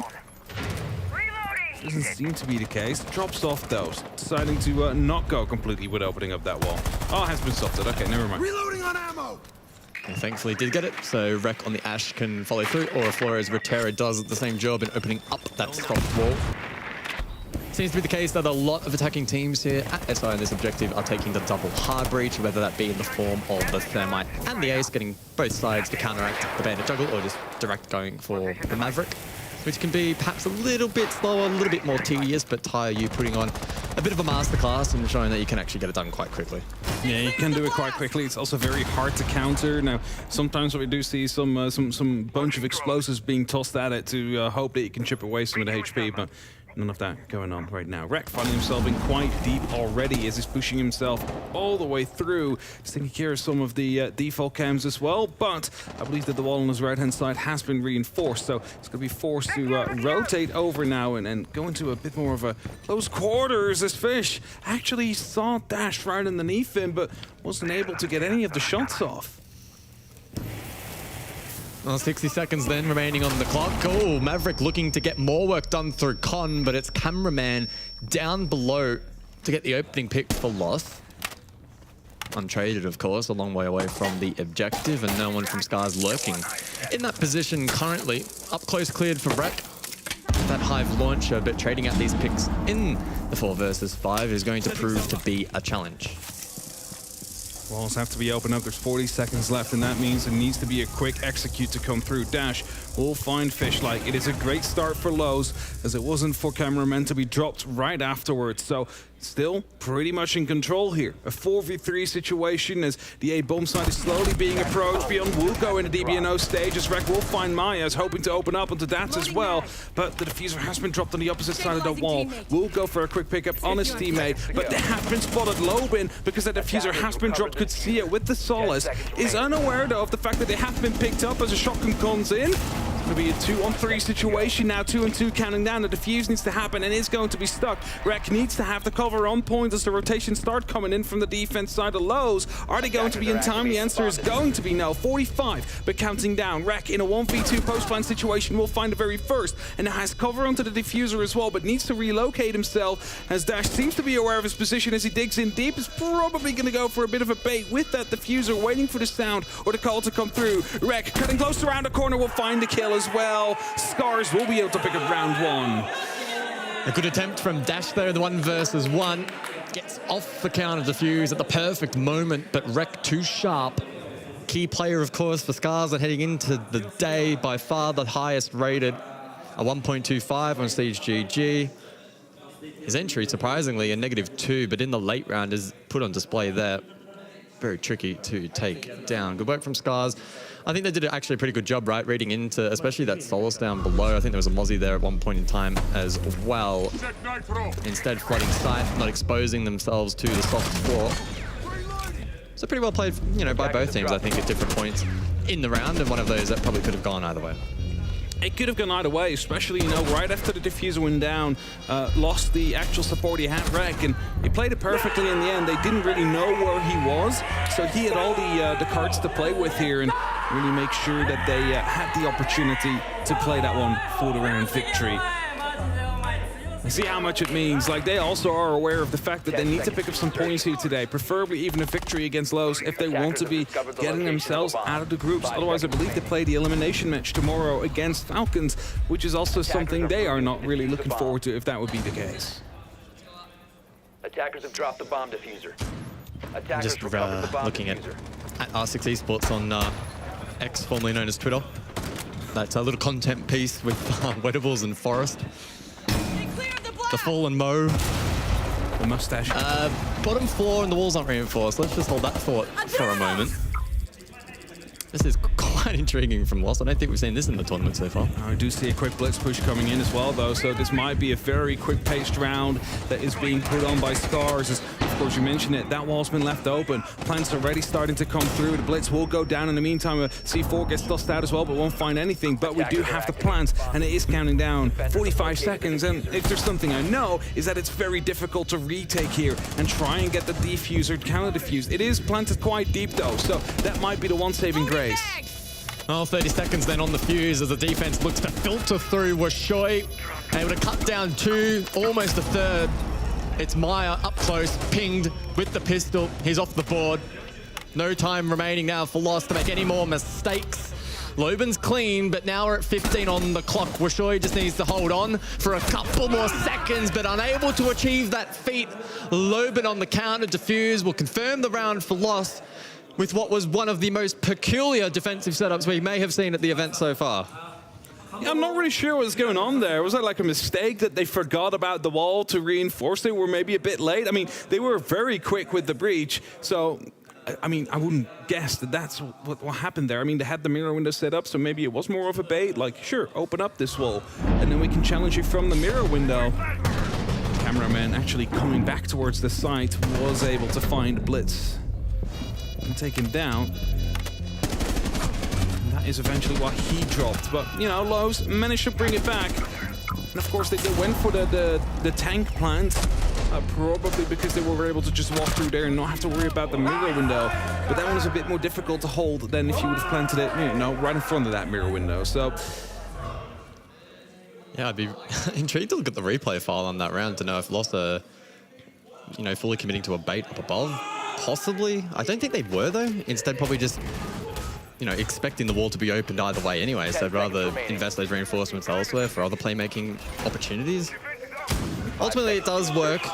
Don't know if it was necessarily directly off the back of the setup, but nonetheless, they claim a round. They tied the scoreline 1 apiece, but that's 2 very close rounds to kick off the very series. close rounds. Yeah. And both of them actually did see that plant happen. But, you know, in round 1, it was like a kind of last resort. In like the last 4 seconds, they needed to go for that plant. Here, you just saw it really quickly. So it's like 2 complete opposites of rounds that we've seen so far. Beyond hacks the bulletproof, is going to be hacking the new jammer as well. Oh, Dots will just take it out for him instead. Has been hacked though, so the charge has been lost on the clutch drone. But not going to be able to use that bulletproof camera into their advantage. Tayo, open up the wall outside. It's going to be softed. Again, waiting for the RC Rotero to come through, open up that wall. Get as high up as they possibly can. And this way, I mean, sure, right? The Maverick is a bit tedious to work with, but if you're really good at it, there's almost no counter to it. I mean, if you've got a Maverick that knows what they're doing, it's a minimal time loss anyway, and you can make up for that with, obviously, the global Dockerby, and then you have the Yin Candelas as well for the execute, and that isn't as reliant on, you know, a lot of time remaining. So don't mind it from Scars, and it frees up that, you know, secondary hard breach slot for something different. Rek using those Candelas currently over towards top blue. No one to directly follow that up. No, it was for the clutch drone. Pyeon was being hunted on his clutch drone there, and he was calling it out, and they were playing ring around the rosy on the door. He didn't want to swing because there was people on top, so Rek decided to throw in a Candela so the drone could actually go inside and check for utility. I've not seen a drone being flashed in, but I guess it's always something new to see. Rainbow Six in 2024. Well, those clutch drones critical though in countering the Fenrir, one of the more oppressive defensive operators at the moment. Flashes now to come through from Rek. That's the final Candela. Still a mine on the door. That wasn't hacked. Rek to push forward. Gets the first. And there's no immediate trade from Loss. A lot of damage done onto cameramen as well as the flashbangs come through. Double to follow, but it's just a trading game that we're seeing right now. There's openings in the walls and everybody's just running in wherever they can. Cameraman on the flank now with about 1 HP. He's gone unspotted so far. The plant again going down. Cameraman needs to strike true, but he misses the opportunity on Pyeon. And that might actually be the deciding factor for this round. As again, Command is the plays that they decided to go. And again, Scars able to get that plant down. Not really being contested whatsoever. Can Cameraman go for that clutch? Is that big question. Well, with the amount of HP he has, I would be surprised if he sticks it and indeed gets shut down. Well, success again for Scars on the top floor, and unfortunately for the defensive Loss, in a more convincing fashion, walls opened up early, space created top blue. Despite some utils still standing, Rek was able to get the opening pick, and there was no immediate trade from Loss. So good work there from Scars, leveraging the tools that they had available. And now we'll see if they're able to formulate a response. Again, and it's probably a point brought up by every caster on every map of every series of the tournament so far, but attacks come at a premium at the moment, irrespective of the map. So for Loss, it's about sort of correcting course as quickly as possible. Yeah, for sure. Like, the defense has been about 61% of the rounds that were won at the start of the day. That's only been increasing, I believe, with some of the games that we've been seeing, or at least staying equal to it.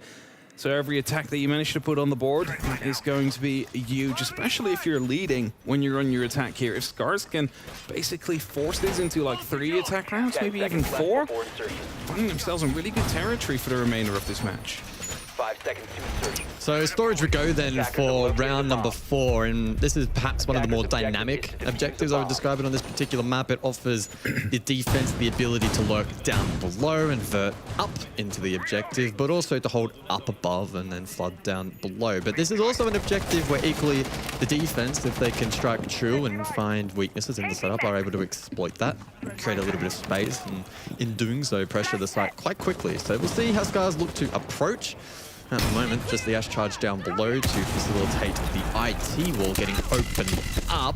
Dots flash. No immediate follow-up though. Elsewhere, the breach opened up. More so about like using utility, using the Candela to make sure no one was going to go for a swing. It's always a bit like wondering. It's like you used 2 Candelas, you could have gotten a free kill if they knew that the person in there was going to be flashed. Fishlight does have a good spot out on one of those drones, so probably will have called that out, waiting for the rest of his team to get into a position where they can actually deal with that situation. Exothermic going off on the opposite side as well, so it seems for now that there's a lot of pressure coming down horizontal from both the Ying and the Thermite. The rest seems to be going up towards that top floor, seeing if they can get that vertical under control. Of course, top down is always a bit more tricky to deal with than bottom up, and that Ash Charge is going to be making sure that that mirror window is going to be cracked. And cracked it is, now opened up, and Dash's position now compromised. For Lost, it's all about maintaining this man count and not creating a weakness for Scars to exploit. Rack up above. The Scars look to time something. Unfortunately, they haven't actually gotten a whole lot of map control at the midway point of the round. Yes, they've been able to poke and prod around, a couple of hard breaches open, but they need to force themselves in. And Fishlight says, well, okay, I'll just walk straight in. Yellow ping onto Maya, collects the kill.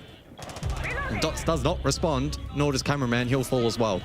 quickly exerts themselves as well, and they have a 2-minute advantage right now with about a minute left on that clock. It is plenty of time to start getting yourself towards either control or towards the storage room and start getting that plan down as well. Dot drops as he gets swung on by 2 different sides. Dash will strike back onto Pion, but the defuse is going through. As C4 gets tossed out, will blow up, and as Lowin will find a kill as well, we find ourselves in a 2v1 situation in favor of Lowe's. It seemed like this round was going to be a Scars round, hands down, but now it's only up to the last remaining member. Shut down quickly as well. Lowe's able to just shut down whatever Scars was cooking up there, even though it was like a 4v2 situation.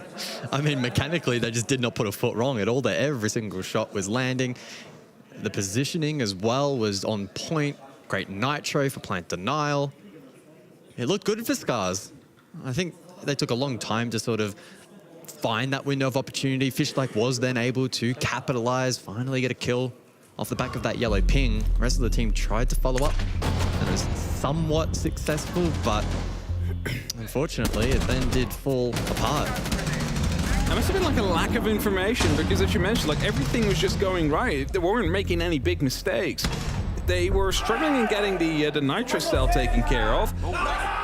That took out your diffuser planter, sure, right? But it's like you should normally still have like 3 other members left, but those all fell in their respective own ways as well. I love what all the What was that? I don't know what it was, but it looked like the items that people bring. Like VP, for example, has like a Bionicle with them. Some people have like plushies with Joel and a mannequin. It's always fun whenever we see like little personal items being brought out. Amy was asking me actually this morning during our game if I was a player, what would I bring? I'll flip that question to you, Hap. If you were playing at SI, what would you bring? Mine ready to go. I have to think about it. It's a tough question, right? It is a tough question. I ended up just saying a personal statement. I just said a plush kangaroo, but that is very generic. I don't know what I would bring. If I would have, right, you know, like the biggest... Yeah, it would be branding if I say that now. Do-it-yourself bricks, you know, you stack on top of each other that have nice clicking. I'm not going to call out the brand. Bring that one with as we see the entry coming through. Of course, it is the basement. Top-down approach is important. And they do have the Jackal track to help with the roam clear. Now, they are hunting a player. Surely they are going to be falling down back towards the side as the second set of pings will be coming through. And they're all just trying to send as much let-down range as they can, but you should see it right here. Loban falling back. He's taking quite a bit of damage, but still alive. That's the most important part. Whoa. Yep, especially on that Solace roll. Want to have impact later in the round, but once again, that window is the demise of Lost. It's such a powerful position for the attack to lock down. And it's 3 straight, unanswered. Lost struggling in this round, and the remaining 2 will now need to try and manufacture something pretty special here. I mean, they did a 2v4 clutch just the previous round. Surely they can go for it again, as it does get a little bit harder, though. Only Dots left alive to try and find himself something here. He's moved himself up the stairs onto cargo, trying to hold himself into a bit of a disruptive position. And I understand, because you do not want to take a 1v5 onto the side. You're going to be losing that. You need to catch 1 or 2 off guard, then suddenly it's a 1v3. It's a lot more doable, especially if someone goes for the plant. But as he moves through, it's a flawless round from Scars to come in. And as you mentioned, those attack rounds are so valuable right now. They've found 3. Arguably should have had 4 so far, Scars. They have been dominating Lowe's over those last couple of rounds. Yeah, it doesn't get too much more dominant than a flawless round. And I think the most concerning element of that for Lost is that the attack never really got going on the objective itself. A lot of it on the periphery. It's all up top, yeah. Yeah. And it's kind of the danger, right, when you go for such a heavy roam kind of play. And Scars read that perfectly. They just managed to find them as they were, well, falling back towards that first floor, really. It wasn't even back towards the site. And it seems all really controlled from Scars right now. We don't see any, like, panicky plays coming through, which we do sometimes, you know, when things do start to get close. It is very controlled environment right now. Like, they're doing what they have practiced a lot of times. And for now, Labs seems to be going into that direction quite decisively. I know it's still 2-3, but again, it should have been 1-4. And that was only like because of the like amazing plays that we saw from the 2 remaining players that they managed to get back into that round. Attackers are moving to defuse a bomb. So we head back upstairs for the final round of the half. Loban prepping himself for something a little bit cheeky here, perhaps at the beginning of the round. One of the standout players at the Atlanta Major. For a standout roster, still pretty crazy to think that Lost made it to that grand final. Still, Loban sitting on a 1.15 at this event so far. And we can see off screen that he's actually still at that damn window. So we'll see if anyone from Scars falls into that trap as they get to work on the hard breach in the early phase of this round, which has been, you know, one of the stronger elements of their attack overall. They haven't had any issues at all in opening walls, which, I mean, as I say, that sounds like a pretty obvious point, but sometimes teams do have issues and it can compound into Very tricky often attacks. teams have issues in opening walls. It's just like they forget how to double EMP, or to, if they're playing up against a bandit, how to use an ace and a thermite at the same time. It happens all the time. This no entry kill is going to be there for the side of Los as Rek gets taken down. You mentioned it before, a very important player for the side of Scars. Almost see the response coming in though. As the verticality hoping to return the favor. Fish-like will find Dash, so at least a direct trade, but a lot of damage that he takes in the process out there. I mean, 30 left on the clock. Really need to start putting up some pressure towards that ground floor, towards that basement now, because otherwise you're not gonna. Actually, now it's the top 4, but you still need to open up all those castle barricades. Oh, he sees the feet, possibly. Gotta crawl backwards, otherwise you can't see. I've at the radar protected. Forget about it. The castle configuration here is pretty wild. Gives the attacker a lot of space through IT. Good timing. Gone 6 bait on the barricade. Push to come through to the left-hand side. And Maya caught off. Fish like he has the diffuser. Molly falls. Attackers recovered the So that's bomb now diffuser. on a bit of an island for the attack to recover. Fortunately, though, it's not an issue. Dots, cameraman in a 2 versus 3. And unfortunately for the defense, one of those players stranded down below. We're sure he can push through. And now it is said player of cameraman to retake Warehouse. Can't do so. Scars, they take round 6, and that was a very impressive half. I was gonna say, that's such an impressive half coming through from Scars. Like they managed to just basically be the leading charge in most of those rounds. And again, like the attack is underpowered, you can almost say, in terms of representation in the rounds that have been won so far in SI. So them setting this up in a 2-4 is really building into a potential, like, quite dominating map 1 win. But of course, 2 sides to the game of Siege. It is now going to be that side swap coming through. And that means they also need to be showing us that their defense is going to be strong enough to actually hold on for those 3 rounds. Well, here is the replay package of that previous round. And I actually thought that that was the Grim that died there and the diffuser got jumped. Not the case, it just got juggled in the moments. That was throwing me off a little bit, but it did mean that the attack had the advantage heading into that final phase, and cameraman, he was lurking down below on an island, trying to retake Warehouse, never going to happen. So, good work from Scars. Happened multiple times now. Every single time we do see them attack the top floor, it was like the one member still coming in from all the way below, being like, oh, the side has fallen, I need to go back. And it's just not going to happen at that point, as you just mentioned. Turnaround though, as command again will be the bomb site. This time it will be Scars on the defense. Are they going to be able to be a bit more effective, I guess, at keeping Los out of the building than Los was at keeping Scars out of the building? Of course, cameramen will also be playing around on that Maverick, so should be able to open up some of these walls quite successfully. Electrification, of course, will hurt if you get close, but it does like 2 damage per time you go up against it, so it's nothing too big. EMP will be used to open up for the Selmas. Both of them just quickly falling out as well, not sticking around to try and challenge through the wall that just has been opened up. This cameraman is going to start opening up on the wall that has been bandit tripped. Yeah, so the Maverick being brought out in direct counter to the Bandit once again, so nothing too wild here so far from Lost. Nitro though, early from Washoy, won't land, trying to catch somebody off guard, perhaps playing Overwatch on the breach. Interestingly, Fish-like stood out to me on the Jaeger playing the M870. So I don't know where he's going to look to post up, perhaps inside of Electrical. That will be the case. And if Lost end up pivoting towards a comm push for the objective, he'll be in a powerful position to try and halt that attack. I was going to say, Scars had the better Maverick. It took a lot less time to open up the wall out there, but the job has been done. Now, I think that C4 we just saw being tossed out was supposed to be hitting out that Maverick, or at least forced him off a little bit, but it landed just short, as you can see out there, so wasn't able to deal any damage into that radius.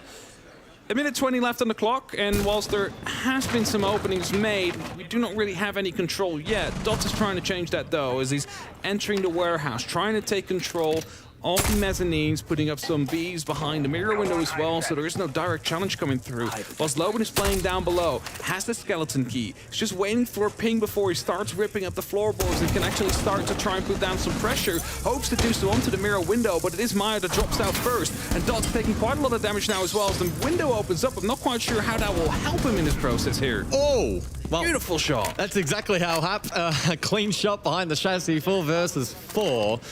40 seconds now on the clock, and Dots has the diffuser in hand, but he needs to push through top blue, and he'll be greeted by Tayu, who arguably has the favored fight, but he's pinged, falls back, and he just gets back to the objective. 25 seconds on clock, but Clock and Fenrir to just stall it out.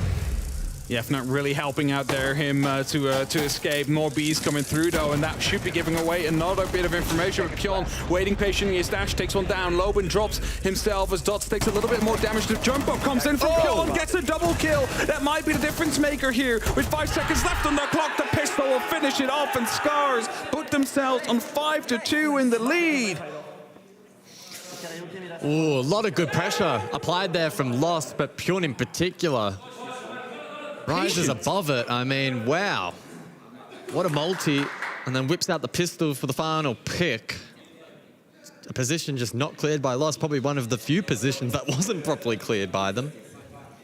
Well, I mean, to be fair, they did have the Grimbees on him, but, you know, he's just staying still, just out of range maybe as well. So he's just waiting for, like, the perfect moment to strike. And as soon as you know there's 5 seconds left on the clock, you know that they have to be on the side of that moment in time. So you see him pop up here, gets one, gets the second, beautiful flick to come through, instantly swapping over to the pistol, realizing he needs to help his teammate to make sure that you're always in that 1v2 situation, rather than going for a reload, saving your own life first, having the opportunity to turn that into 2 1v1 situations. So well played out there by Pyeon. Really can praise him for that round. But just the general team of Scars did very well out there. As we are headed back towards the basement, towards Tank. That's where Scars is looking to find themselves up towards 6 in total. 5 seconds left. The Kavera is being brought out from Rec.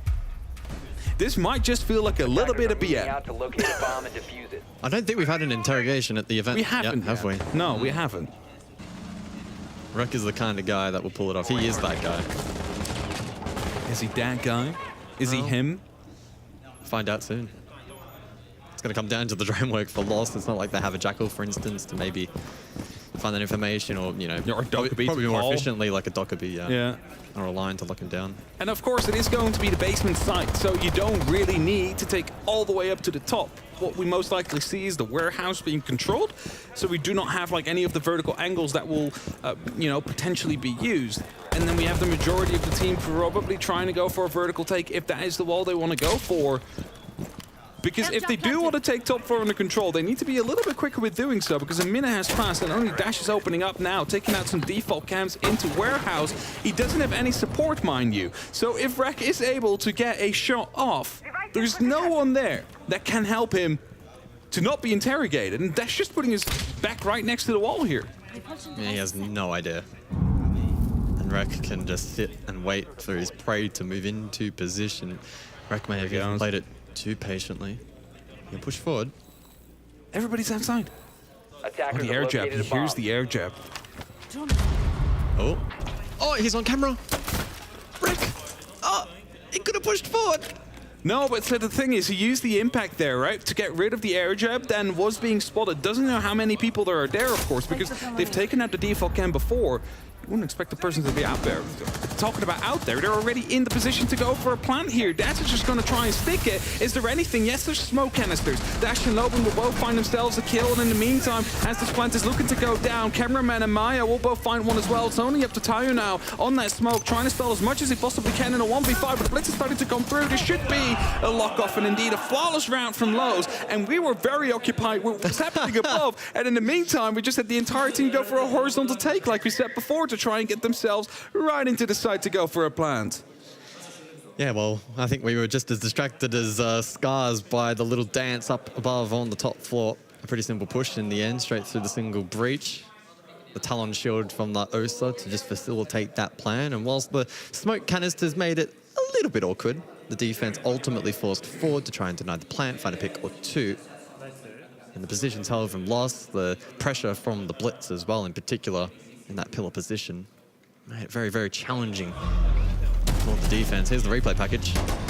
Ooh, pretty sharp there from Loban, who continued to apply pressure, and that's a really intriguing strat there on the main breach as well, right? They get the line of sight with the Maverick. Cameraman can play safe behind the shield, and it's actually quite challenging from that position for Scars to deny that plant and counteract the push.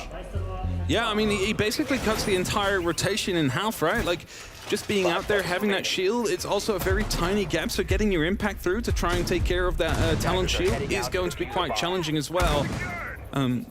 Probably why we did see that good success coming through from Lowe's. Kavera not paying out this time around. Early E1D popping as well. I mean, still see some players moving. It's like, whatever. We're on the site. What are you going to do with that information? You'll be there anyway. Eye hack though. Two things have been hacked. I don't know what else has been hacked. I know that Evil Eye just got shot. So there's a lot of utility early that has been taken out here, and the clutch drone has still been saved, and it's going to be moving to a different position now to hack the default cam. Yeah, we've seen a decent amount of value from the Brava thus far at the event. It makes sense given some of the powerful operators on defense are directly countered by her. Elsewhere, the IT wall will be opened up, and that will expose the push through to the top floor, provided Lost want to commit to it, and I'm fairly certain that they will. Elsewhere, Dot's activating a Candela, so probably trying to create space of his own. Mixed success from the Ying so far, it must be said, in this round. But Maya will play off that distraction. Well, he tries to at least, but will show it up above. Elsewhere, though, Lost will find a couple of picks for themselves. Find two, so they are back in the lead. Find another one as well, bringing it back to a 2-on-3 situation. A minute 30 left on the clock. A verticality heavily being played out now by the side of Scars. Also going to be aware as that takes a little bit of damage. I'm not quite sure how they knew. Is that Pink's coming through? Yes, must be. Oh, from the Evil Eye. So that is just giving away all the information now and making sure that that is not going to be feeling safe to try and go for a plant. Has to try and move. It's going to go for a smoke canister, but, going to be able to look through that as well. So that's not going to be the cover that they're looking for. As now Dad's looking to attempt and go for the plant as Dash will find one, will find two. Lock it up for Lowe's. They were too busy with trying to get the person down below, not really paying attention to the, elephant in the room that was coming upstairs, trying to make sure that that wasn't going to last. Yeah, good presence of mind to be able to disrupt the top floor hold there from the defense, and with Scars at the man disadvantage, it was always going to be a stretch to see them get that round across the line. The margin now tightens, scoreline 4-5. Still though in favor of the Japanese. But we'll see if they can edge themselves closer towards that match point, that map point. The first in this best of three. Yeah, and of course we're headed back towards command, and this one was, of course, coming down to the 1v2 in the end that Pyeon managed to take home as he stood up, found 2 kills, the pistol for the last one as well. But that round overall felt like Scars was quite in control, and it was just that final push that came through that put Lowe's slightly back into the round. And they, of course, want to be changing that. They want to make sure that they are in control for the entirety of that round and can just get that plan down, equalize that score, bring it back to a 5-5. Attackers must locate and as they do, 3 drones already lost on the hands of Fishlike. So that is painful for the information game later on. But it's not like, they've really had any troubles whatsoever on the attack at this moment with information. Yeah. Clash in play. Always a funny operator in Siege. Can make or break around, though, for the attack if they're unable to deal with them. And Pyun will actually lurk over towards the top blue position. I think that's probably the perfect place to play the Clash. Probably anticipating the Candelas from the Ying to break that position apart. Not to be the case this time around, but the Scars won't know that yet. Elsewhere, it's the Maverick, though, in play, which has been a staple so far. Yeah, it has been a staple. Pretty much every time a wall needs to be opened up or a line of sight, we've seen the Mav. And the efficiency from both teams has been pretty good. Takes him a little while. It's going to be running out at the very first line here, but better to do that than halfway through and having to crawl back. That's always that awkward part, right? When you just ran out of the canister and you're just halfway through, you need to crawl all the way back to make sure that that wall opens up properly, but it has been opened up properly. No issues whatsoever. A lot of these gadgets being split out by Dash, though. Minute 40. Of course, as we are playing in that top floor, you don't really need to get control of first floor. You don't really need to get control of that basement. Sure, might be flanks coming on, but if you're quick enough to actually take the site, which is possible on this top floor, on command, especially with the walls that have been or are being opened up, you have the opportunity to just rush and flood the site and then don't have to worry about these rotates. However, there is a player downstairs that you might have to worry about. As Lowen just gets removed from one of those Mavericks. They're just struggling out there. His cameraman is struggling as well. It's like hoping to open up. They opened up the small line of sight so they would have the opportunity to provide some cover. But instead it worked the opposite direction and they lose the entry kill because of it. Awkward engagement, to say the least. Dot's trying to create space in electrical. Hive launcher over the top. Can't really follow it up, though, with aggression, especially in the face of the shotgun. He'll jump into the Fenrir device as well. Fortunately, though, for him, he'll survive for now. Stuck, get a gas canister. Trying to find some fresh air. 30 seconds, though, on the clock, and power position still held by Scars as well as the Souls down below. Yeah, that's it. Fishlock in a perfect position down below, and as Waxo takes some damage on that mirror, has to try and stay alive. Taiko also worried. Oh, flicks back on the right moment. A second to come in with the shotgun as well, and it's only up to cameraman now. He's on the roof. All alone, has to jump in, goes into warehouse, hopes to salvage the round, but they seem to be aware as the swing comes in. And the map point is going to be there for Scars. They get themselves into a comfortable enough lead, 2 rounds, where they have the opportunity to lock it off. And of course, they want command in round 7. They want it now. They've lost tank and they've lost control room afterwards. They will be going back to tank assembly. They've lost that before. That was when we had the Kavira incident up above, where it was just, you know, everybody was distracted by that. In the meantime, the plant was already going down. So maybe if they tidy that up just a little bit more, we will find them with another win. Yeah, looking back at that previous round, kicked off with that initial pick from Washoy, and then Tayu right here almost flicks at the wrong moment. Well, he actually does, but then corrects it. Lost tried their best to sink that particular push to ensure that at least one player got the kill. Ultimately, though, it probably wouldn't have had the biggest of impacts in that round as the damage had been done earlier on. That will bolster, though, Scar's chances at closing this one out in regulation if they can tidy up bottom floor. I'm not seeing a Kavira selected here, though, by the defense, so it should be something a little bit more conventional. That said, Lost kept it pretty simple last time around. They had the Maverick line of sight on the double wall. They opened up single, got in with the plant off the back of the Talon Shield from the Osa, which they're not bringing this time around, but of course the attacking pattern could still work, so we'll wait and see. Counterplay, though, from Scars. They're actually going to open line of sight on that double wall and make it perhaps a little bit more challenging to go for the Maverick if Lost wanted to, but this time around it is just the Ace and those Salmas in hand. Of course, for the impacts that could be used to try and stop the breach from happening. Again, second one will connect, so third Selma has to be used to open up that wall, and that means that the other one might stay shut just a little bit better. Of course, there is going to be the heart breach can openers from the side of Dots, which could still be used on the opposite one side.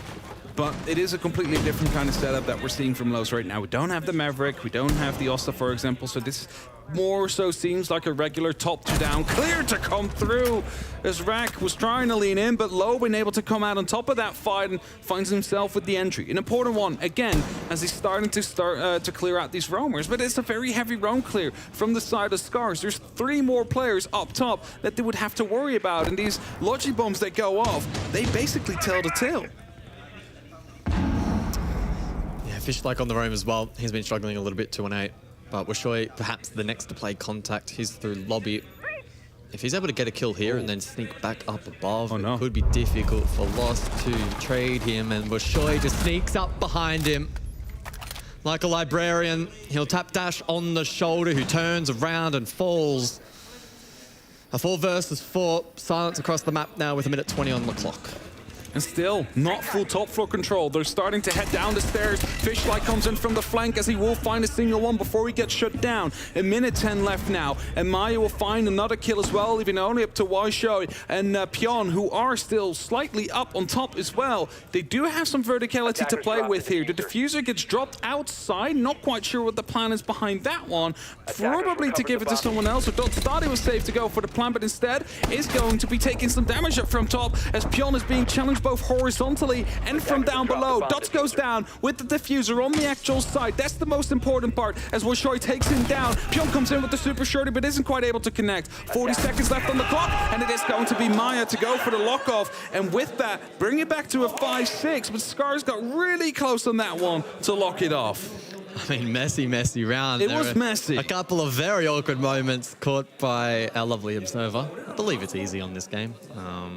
Don't know how he can communicate to me if it is. I'm sure he can probably tell us. It is. I heard his voice. The voices. I heard the voices in my headset. But yeah, so many weird isolated incidents around the map, and then ultimately Pion probably, in the best position to disrupt up above. He got caught off. I think he fat fingered the drone button as well, which obviously did not help. But nonetheless, Scar still on match point, but the final round of regulation and their final opportunity to close it out here.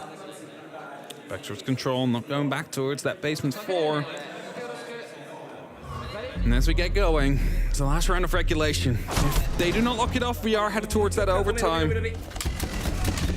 Or Scars.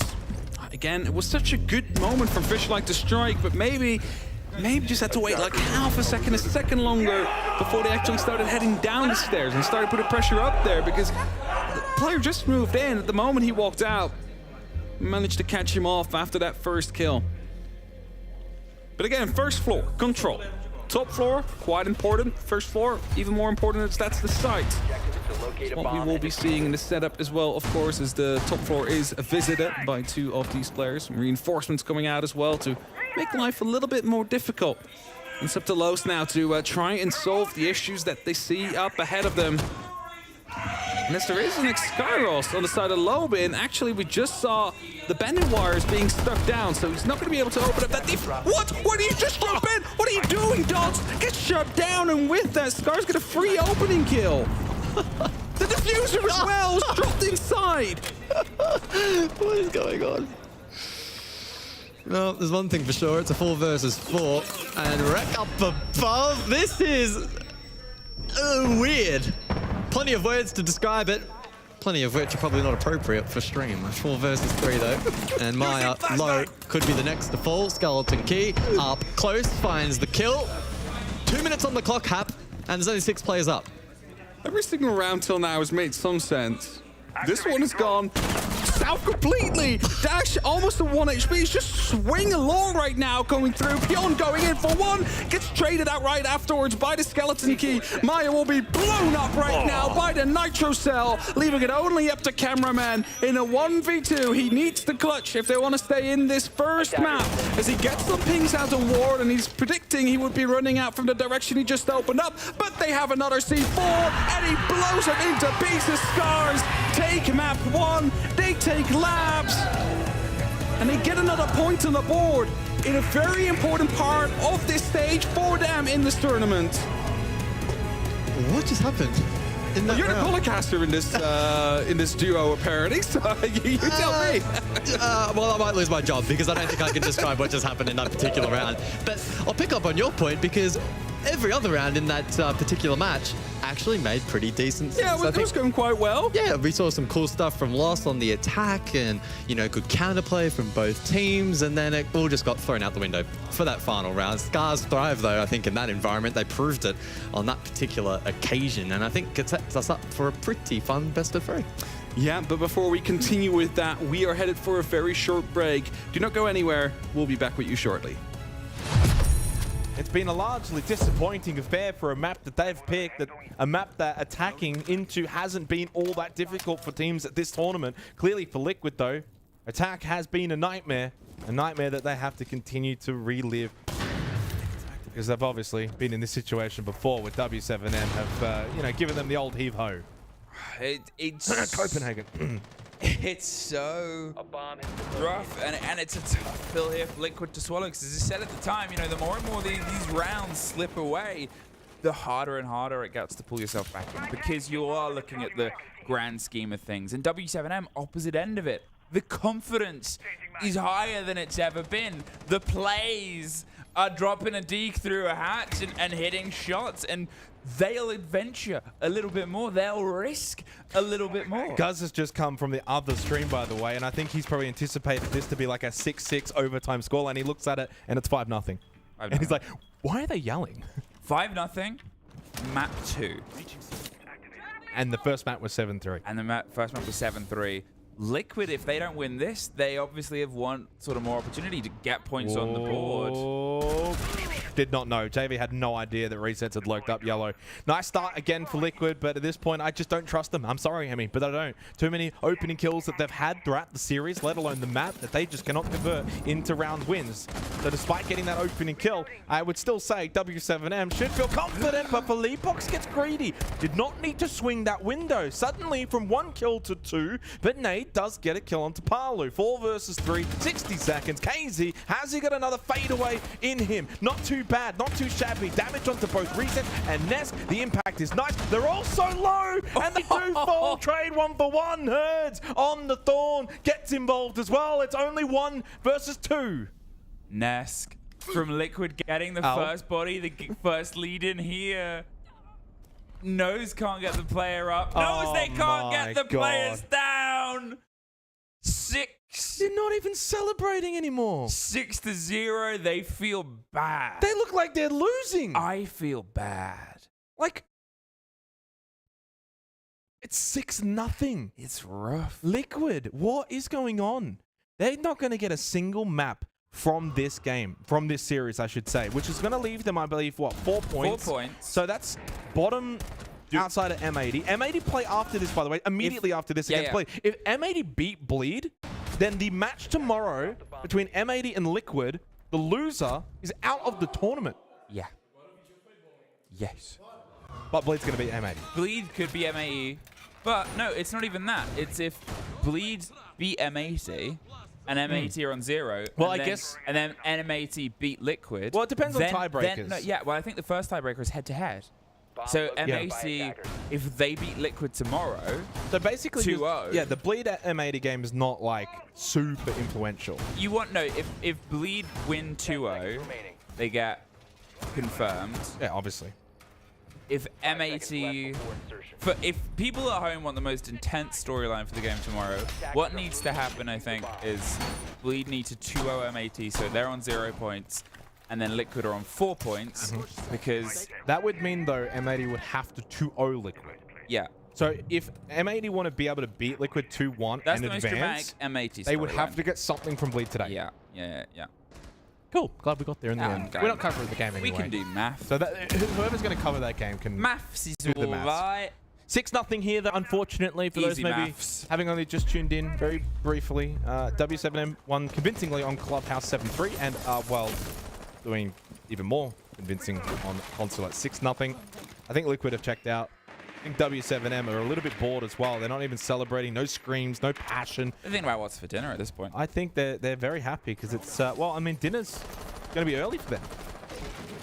This has been a speed run. It's horrifying that it is because you want it to be a showdown because you know it can be. It has been this year. And yet, here at this tournament, we keep getting these surprise showings of teams coming all in. or being knocked right out. Yeah, With it doesn't matter. Gonas, First kill at this point doesn't matter. First kill gets rid of Herds. It's, yeah, statistically sort of the opposite of the drive of how rounds have gone. W7M, they just seem to like a sacrificial lamb for success. They like to make it harder on themselves. Yeah, Herds, this time you die, and then...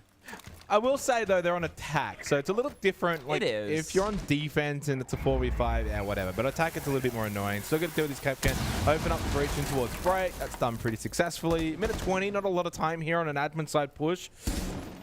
I won't lie, Liquid should probably be winning this round, especially with Ness getting a freebie down to Nade. Not sure where he went. Clearly didn't drone out break, and so therefore you get punished if you do not go through the checklist in a hard time. Fleetbox, nice shot onto Lagonas, but they are continuing to lose players with Palu finding the kill onto KZ elsewhere. There goes the Flores.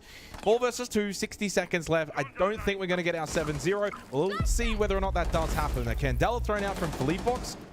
To no avail, unless you pick the doorway and you give him a 1v1 and another one through JV. You can't be losing these games, Liquid. Like, come on now, that's better from Resets. Resets and Palu versus JV92. Don't let this happen right now. JV92 is a I'm gonna walk off the set if W7M win this round. world-class player, but so are Palu and Resets. They know what they can do. They just need to take the breath and get this locked in. It's a game of many rounds, and it'll start with one at a time. And here, 20 seconds or 2 versus 1. They just have to keep their pace. JV has all the pressure to plant.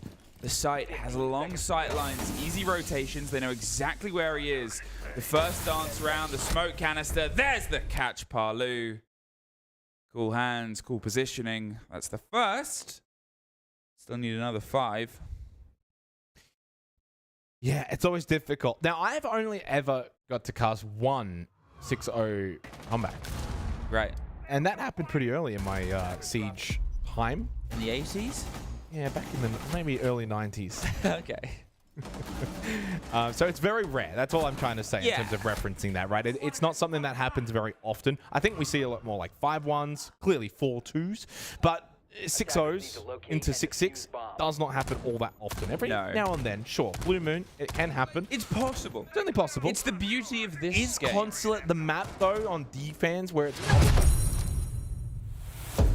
After fighting tooth and nail in an incredibly back-and-forth map pick, finally Scars are able to secure their own. And this is an incredible feat nonetheless, because we had certain expectations coming into this game here, Lax, and a first map win for Scars was not it. I'm going to be completely honest. I thought this was going to be a Los map and a Los game in general. I thought Los was the stronger team coming into this matchup. I was wrong. Entirely wrong. It's okay. It was still a close game nonetheless, but Scars are looking good. I said in the pregame that Scars are the only team with a better attacking win rate than defensive win rate. And I kind of knew based on the numbers that, okay, yeah, they're a good attacking team. But I hadn't I don't know if I necessarily had sat down and watched a real Scars game front to finish, analyzing their attacks like this match. They were quite good on those pushes. The roam clear that was coming through, the coordination on some of the little plays they were making, like the castle barricade to bait to open it up. There was some really cool stuff going on from Scars. Not all perfect, some iffy moments, but on the whole, really impressed by those pushes. Yeah. In terms as well, when it comes to the attacks, you said you haven't really had a chance to sit down and analyze it. This time around you did, so give us a T. Yeah, I mean, again, I think the coordination on some of those, right? Rounds 5 and 6 in particular were the main ones where I saw really well coordination. Round 5 was the full basement roam clear where they found 3 picks on the roam. Really well put together. You had players outside. It was, in a sense, like splitting people up. You could call it split theory or whatever you want to call it, but you've got these multiple angles coming through, but the coordination is still there. That's usually where the difficulties come in. It's harder to coordinate when you're so split apart, but they did it fantastically. And round 6 as well, again, just a little bait with the castle barricade. I thought it was brilliant. No, I mean, overall, we know that they're a strong attacking team, like you said, and we see it here displayed. My biggest worry was going to be their defenses. Their defense is what they've been struggling the most, and you said when they go down, that's when they would obviously find some success. Right. But in this situation, they were actually getting the most picks. Actually, on attack, they had 4 opening picks. On defense, they had 4 opening picks. Sure, it came down to a 7-5 at the end of the day, but I think Scars really are learning from their mistakes from these recent matches. And we're talking about Scars particularly, but I also want to highlight Los, because at one point in the game, they were really actually able to close that gap quite significantly. And if anything, they looked like the strong contenders to be able to close this one out. So what happened there? As much as I want to say that Los did bring it back, I think that came off on the end of Scars making the mistake that we've talked about where they lose the initial engagement, because we would see Washoy, we would see Rek, they would get the first pick, and then they would immediately go try to find another kill, where if they just fell back, play the man advantage, it would have probably went more heavily favored in the Scars' favor overall. I will say, I agree that overall there were some mistakes going on from Scar's defenses. There was that one really cool round from Los's attack where they came through with the Maverick Torch on the basement, the Osa shields, the Blitz running forward. That was super impressive to me. So I like that there are some ideas coming through, even though it's not their map pick. We're seeing some cool stuff from Los, and I hope we continue to see that on their own pick. Yeah, highlighting that this is not theirs, we're going to be going into Skyscraper next, and that is actually Los's map pick. They feel confident enough to be able to take Scars to that server and punish them for their mistakes. I mean, and this is the thing with Los specifically is, you know, you were trying to rat around the map. You were trying to lurk around the map, and Scars was finding you. They were picking you off. They were taking you one by one. This is another map where you can do that lurk. You can get around the map, but if you don't have the coordination with your roamers working fluidly around the map, you're going to find yourself not running into a lot of success, and Scars will be shutting that down. Yeah, we watched Virtus Pro versus W7M the other day, and I thought that was a great example of a Skyscraper game where the roam game just completely got away from them. The attackers could not figure out how to pinch those players. I don't think Scars are going to have that issue. VP struggled with that horrendously. I don't think Scars are going to have that problem because we've seen how coordinated, how well they're able to cut players off when they're trying to rotate back to site, rotate back to where they were. Skyscraper, I will say for Scars, it's ironically a very rare map to see in the Japanese League. They've played it 4 times this year. All of them were internationally. They beat FaZe Clan on this map way back in stage 1, but then they did lose it back to back to back. Nip, Eminem, Fury. So some tough losses coming through there, but again, with the momentum behind them, I think Scars are looking all right. Yeah, looking as well in terms of this Skyscraper being their own map pick, where you've talked specifically about Scars and how good they have been in terms of improving consistently throughout the tournament. Are you noticing adaptation from the side of Scars being potentially a little bit quicker than that of Los? Well, I was actually talking to their general manager, and he was saying that they're having a problem right now of figuring out the identity of knowing when to play passive and knowing when to be aggressive. And he was saying yesterday they played way too passive, so now they're trying to find this counterbalance of just a mixture of it. And that's really Siege in general. You have to know when you need to get aggressive, and you have to know when to play passive. It's literally the basic fundamentals of Siege, and you get punished when you don't follow those regular fundamentals. So I don't think Scars is necessarily implementing anything more than they're just trying to find the right balance of how to figure out the correct approach to whatever that situation is. Certainly, and I think, you know, this was a bit of a rough match for Los, especially on some of those defenses, right? But I think coming into their own map pick, you know, this is a map that Skyscraper has been very famous for Los in a lot of ways. This was the map where they got the massive upset over Dark Zero in Atlanta, the game that qualified them to this event at the 6th Invitational. It was the game as well, the map that they played against the Sonics just the other day. So it's a map they're very familiar with. We talked in the pregame about how they've got so many different strategies, the way they bring out the castles and the Miras versus sometimes when they're just playing more traditionally, trying to run around a bit more. We've seen a lot of different styles from Los on this map, and because we're going to somewhere where they're a lot more comfortable, I think it's going to be a more even game overall, and hopefully we'll see the team that made it to the major grand finals. Well, hopefully you're right, and I hope you get to see your Los as well, because we are officially ready to head into the game. So map number 2, Sky coming up with Los up against Scars. Hello and welcome back, and indeed we will be headed towards that second map, Skyscraper, very soon after, well, for many could have been quite a surprising performance that we've seen from Scars. Yeah, map number 1 going the way of Scars. I mean, it was their pick, but I think they probably performed a little bit better than expected. We jump into map number 2. I would love to share the same positivity as the desk. I'm not fully convinced that that momentum, that confidence will transition over towards Skyscraper, which can be very, very challenging to attack. But thankfully for Scars, they're starting out on the defense, right? So they can get themselves off to a decent little start here, apply the pressure to Los, who then have to show the initiative. Yeah, maybe spot out 1 or 2 ideas, you know, like see some weaknesses as well in their play. Maybe you can even play a bit more of that mental in the end. Scars banning out the Montagne, of course. Did that in the previous round as well. It's always like not really a crutch, but if things go south, you can always rely on the good old reliable Montaigne to at least shepherd out the roamers for you. So yeah, I mean, especially Scars, and I mean, Japan has a history of having really good Monty players, so it's not too unsurprising.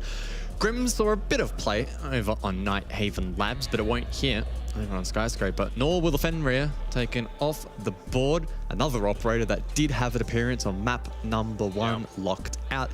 That leaves, of course, plenty of other powerful defenders still up, and that definitely will as well. Now, Bandit can be quite effective when you think about the main exterior breaches here on Skyscraper, but I think most notably it means that the Azami is still up, the Solus, the Valkyrie. I was just thinking, Azami on this map is quite powerful. I mean, any map is powerful, but it's like you just start thinking about like the small corridors that you have, or Drum, for example. That's just going to be hell to deal with now. Yeah. We're going to probably see some frag grenades, or at least some explosives that need to be used to get rid of those keeper barriers, especially if we see a lot of them stacked up in the same room. Yeah, the Flores will be impactful, of course, goes without saying. Ace as well, if needed. Even Hibana can be an effective tool in dealing with those keeper barriers, and we'll see how much playtime it gets here as we kick off the half. Of course, again, Scars, to reiterate, they are on the defense, and an opportunity for them to mount rounds, and in doing so, apply pressure to Lost, who are the expected team to win out this series. I was going to say for many, but I mean, on the social vote, I think Scars are just edging out. But I think realistically, Lost have every world in which they can flip this series. I mean, the swaps, right? Like after every map, people just move their vote from one team to the next. I actually wanted to point out the Jaeger Tayo on the M870. He did it on the last map too. Yeah, he did it on the last map too, and he's going to do it here as well. I think he's going to be playing around either one of the staircases or, you know, just a close angle in general. You have plenty of those in Skyscrapers, so it can always work out. Drones. Oh, that's the player that's droning, but does he know about the player that's on the cover? No, he does not! And Maya able to pick up the cover out there. That's a free entry for Lowe's. Special charge. Stay clear. Yeah, a little bit ambitious there from Rek. He didn't even check he just instantly jumped out, checked left. Didn't even look right ahead of him where the person was located. Yeah. Not that it probably would have mattered. I think he probably still would have lost the fight, but yeah, you're definitely right. It means now that Scars are playing at a man disadvantage for their first defense. And if Lost are allowed to get off to a solid start here, things may unravel for Scars. Maya, a clean second pick for his team. And things are going from bad to worse in round number 1 here for Scars. Bad to worse to really, really bad. I don't know what just happened there. I think we're continuing round 12 of the previous map from the opposite sides. The chaos has just bled into map 2. Way too aggressive. Let's do it like that. Loba taking some damage. Will eventually find the kill onto Waishoi as well. Leaving only up to Pion, who's just been spotted. And you know what that means? Hey, the site is clear. Everybody's going to be just beelining right through it. Because they know there needs to be a retake. Pion will be able to take down the first as the plant will go down on the side of Dots. He knows he's being chased by at least one. That's actually 2 players going down towards the barbecue side. And he just gets wall banged off. There was no chance there. Yeah, I mean, we can go really deeply into this, or we just say the 2 people that jumped out and the third one was a bit unlucky and everything just fell apart. Yeah, I agree. I don't think I have much more to add. Everything that Scars tried in that round, they just fell flat on their face. And look, to the credit of Lost, great read from Maya, so he punishes that one. Second shot right there, very, very sharp. Claymore there, well, you get an MVP award. And Loban as well, hitting a nice little shoulder peek. Probably not going to get an attack as easy as that, though, for the rest of the half. No, so I think that was maybe the easiest one they'll have. But we never know. We never know how things will go out, you know? But I wouldn't expect the rest to be easier than what we've just had. No. Back towards T and Karaoke, so they are going to do for the rerun on the side of Scars. And making sure that this time they can hold on. Pretty similar kind of approach is being made here. Of course, last time we did see the opening of the exhibition wall. 5 seconds left before insertion. And a bit harder for Uzami to play out there. And it was a bit of poor timing as well, right? I mean, like the drone comes in from the half bar, you shoot the drone, you stand up, and at that moment someone is just out there, instantly takes your head off. It's like good coordination for the side of Lowe's, but it's like, what could you have done when you're behind that bar? Dot is cooking something. Are they just going quickly inside of Karaoke? Yeah, potentially. So Dimara in play. Call comes out from cameraman, one top black. Geisha being worked as well. So a couple of different points of interest here for the attack, and Lost will get a feel as to which part of the map they wish to exploit. As Dots will remain outside for now, actually repelling in spawn for a line of sight. Position that we don't see played every day of the week, but sets himself up nicely for the push in with the grapple. What are they waiting for? Because there's no one else. Just look at the overhead that we haven't. Yeah. There's no one. It's just Tayu. If he's cleared, good luck defending side. I mean, we also have Pyeon that is of course on the black stairs, has an opportunity to quickly rotate around. Cameraman could hold that off theoretically from the balcony. So yeah, it really does come only down towards the Jaeger. And that's why we're seeing a bit of pressure in through Geisha. The flashes to come through, and Dots will send it in, but he's shut down by Tayu. The flashes land, but a little bit too late. Low, but now to play follow-up, and able to collect one, makes it 2. So good work here from the Finca. Traded out, though. So the defense sturdy. Minute 20 on the clock, and the diffuser needs to be recollected by Loss. Dash finds himself in the phase area, holding off towards Drum, holding off the staircase as well. Maya coming in from below. Have them been hurt? Yes! Waiting for a Pyeon, takes down Maya.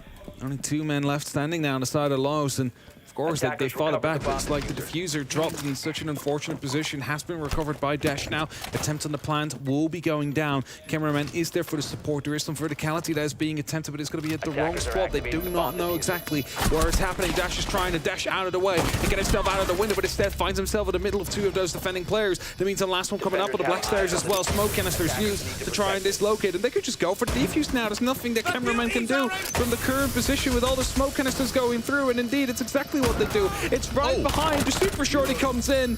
It's not going to be enough. The counter defuse will be there. Scars able to find themselves that round. That was a very weird round as well.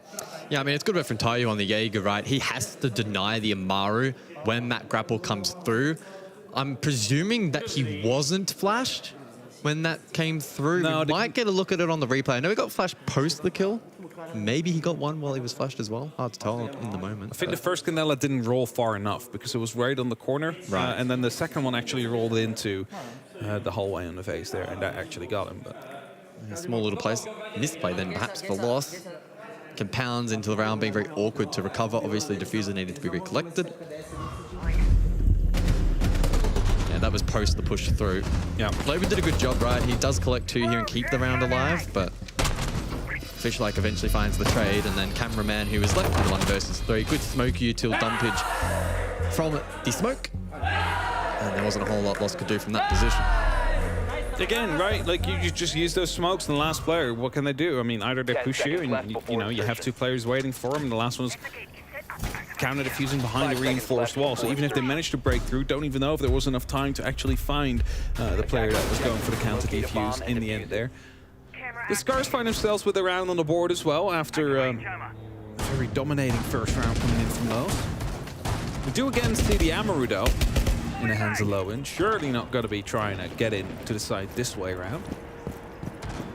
This might just be used for a bit of quick pace once they realize what's safe and what's not, so they can get an early man in. Repelling is, of course, the name of the game here on Skyscraper. Basically all the time you have at least someone on a repel on one of the balconies or windows. Keep us sitting pretty. Well, could this be the round where we see the influence of those Kiba barriers really come into play for Asami? Talked about it a little bit during the ban phase, the ability to fortify positions that you wouldn't otherwise be able to hold, and just forcing the attack to bring perhaps a little bit more in the way of explosive utility to deal with said barricades. Bashoy on the Asami this time around and playing, you know, pretty firm contact position. Elsewhere on the other side of the map, it stops with the diffuser in hand. There's an Amaru down below with the supernova. Fishlike needs to be mindful of that presence down below. The push through, well, it works out for Lost. They get the first 2 here in the 3rd round. I think it's both like near the same area as well. So both the players around Geisha shut down. Washoy now trying to push in towards the black stairs. Has a yellow ping to come through. Doesn't quite connect the shots. And as Dash takes down Tayo, it's only up to him and Pyeon now in a 2v5 situation. Pyeon trying to lean into a fight. Will find the very first. That at least holds off a bit of the pressure onto the side as it hears a rappel down onto the balcony as well. Has the opportunity to go aggressive, but of course doesn't really want to risk his life too much. Cameraman going over to the opposite side of things, looking if he can maybe assist the rest of his team. It's better to potentially push it as a 4 now, rather than just giving the 1v1 fight. And as Washoy gets completely flashbanged, he's going to use those keeper barriers to buy himself a way out, to get himself out of harm's way, and maybe get himself into a bit of an unexpected position to go for the next fight. Well, 50 seconds on the clock then. And around like this, you would anticipate Lost will be able to convert as Washoy is pushed back. Pyeon alongside on the other objective on that A site. Cameraman can lock that position down as well with the breach exposing said spot. Logan with the drone to come forward off the back of that EMP to help confirm these positions. Cameraman to dual drone as well. Pyeon to try and deal with those. Time starting to dwindle a little bit here though for Lost. They have to be careful. They're all going in from the exhibition side though. They saw the rotate come out, and as Washoy will take down Maya, at least it goes back into a slightly more equal kind of game. But I believe the diffuser on Dots is now on the side. They have the opportunity to go for the plant, and that's exactly what they try and achieve. And with the cover being there outside from Cameraman, 45 will now be counting down in favor of Lowe's. That's going to be up for the retake potential, but Lowe's shut it down before he can even get going. Find themselves up with the 2-1 score. Yeah, I'm liking what we saw there, especially on the map clear for Lost. Pretty definitive in the way they were able to get control on that top black stairs position, hold the hallway, prevent the cross back towards the objective. 2 kills to open up the piece was always going to make it a challenge for Scars. And try as Washoy might on that Azami to, you know, slow that push down.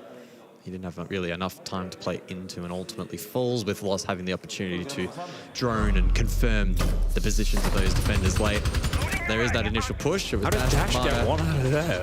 To combine, not too sure. Gets a second through the barricade as well, so Dash on fire. 5 seconds to go. And then here is that replay, of course, at the end as well. Pretty clinical from Lost. Scars to rotate over to Kitchen Barbecue for round 4. Yeah, Emmy and I used to call this the hungriest side of them all. You have barbecue, you have kitchen right next to that sushi restaurant. So, I mean, this is the restaurant area. It's just all food that we have down there in terms of call-outs. 5 seconds Supply room. Just keeps going. Glass on the board. Also the Gridlock bringing in some frag grenades, but more importantly the track stingers. And we also have the Nomad. That's a lot of flank potential, or flank watch potential rather, that is out there on the side of Lowe's.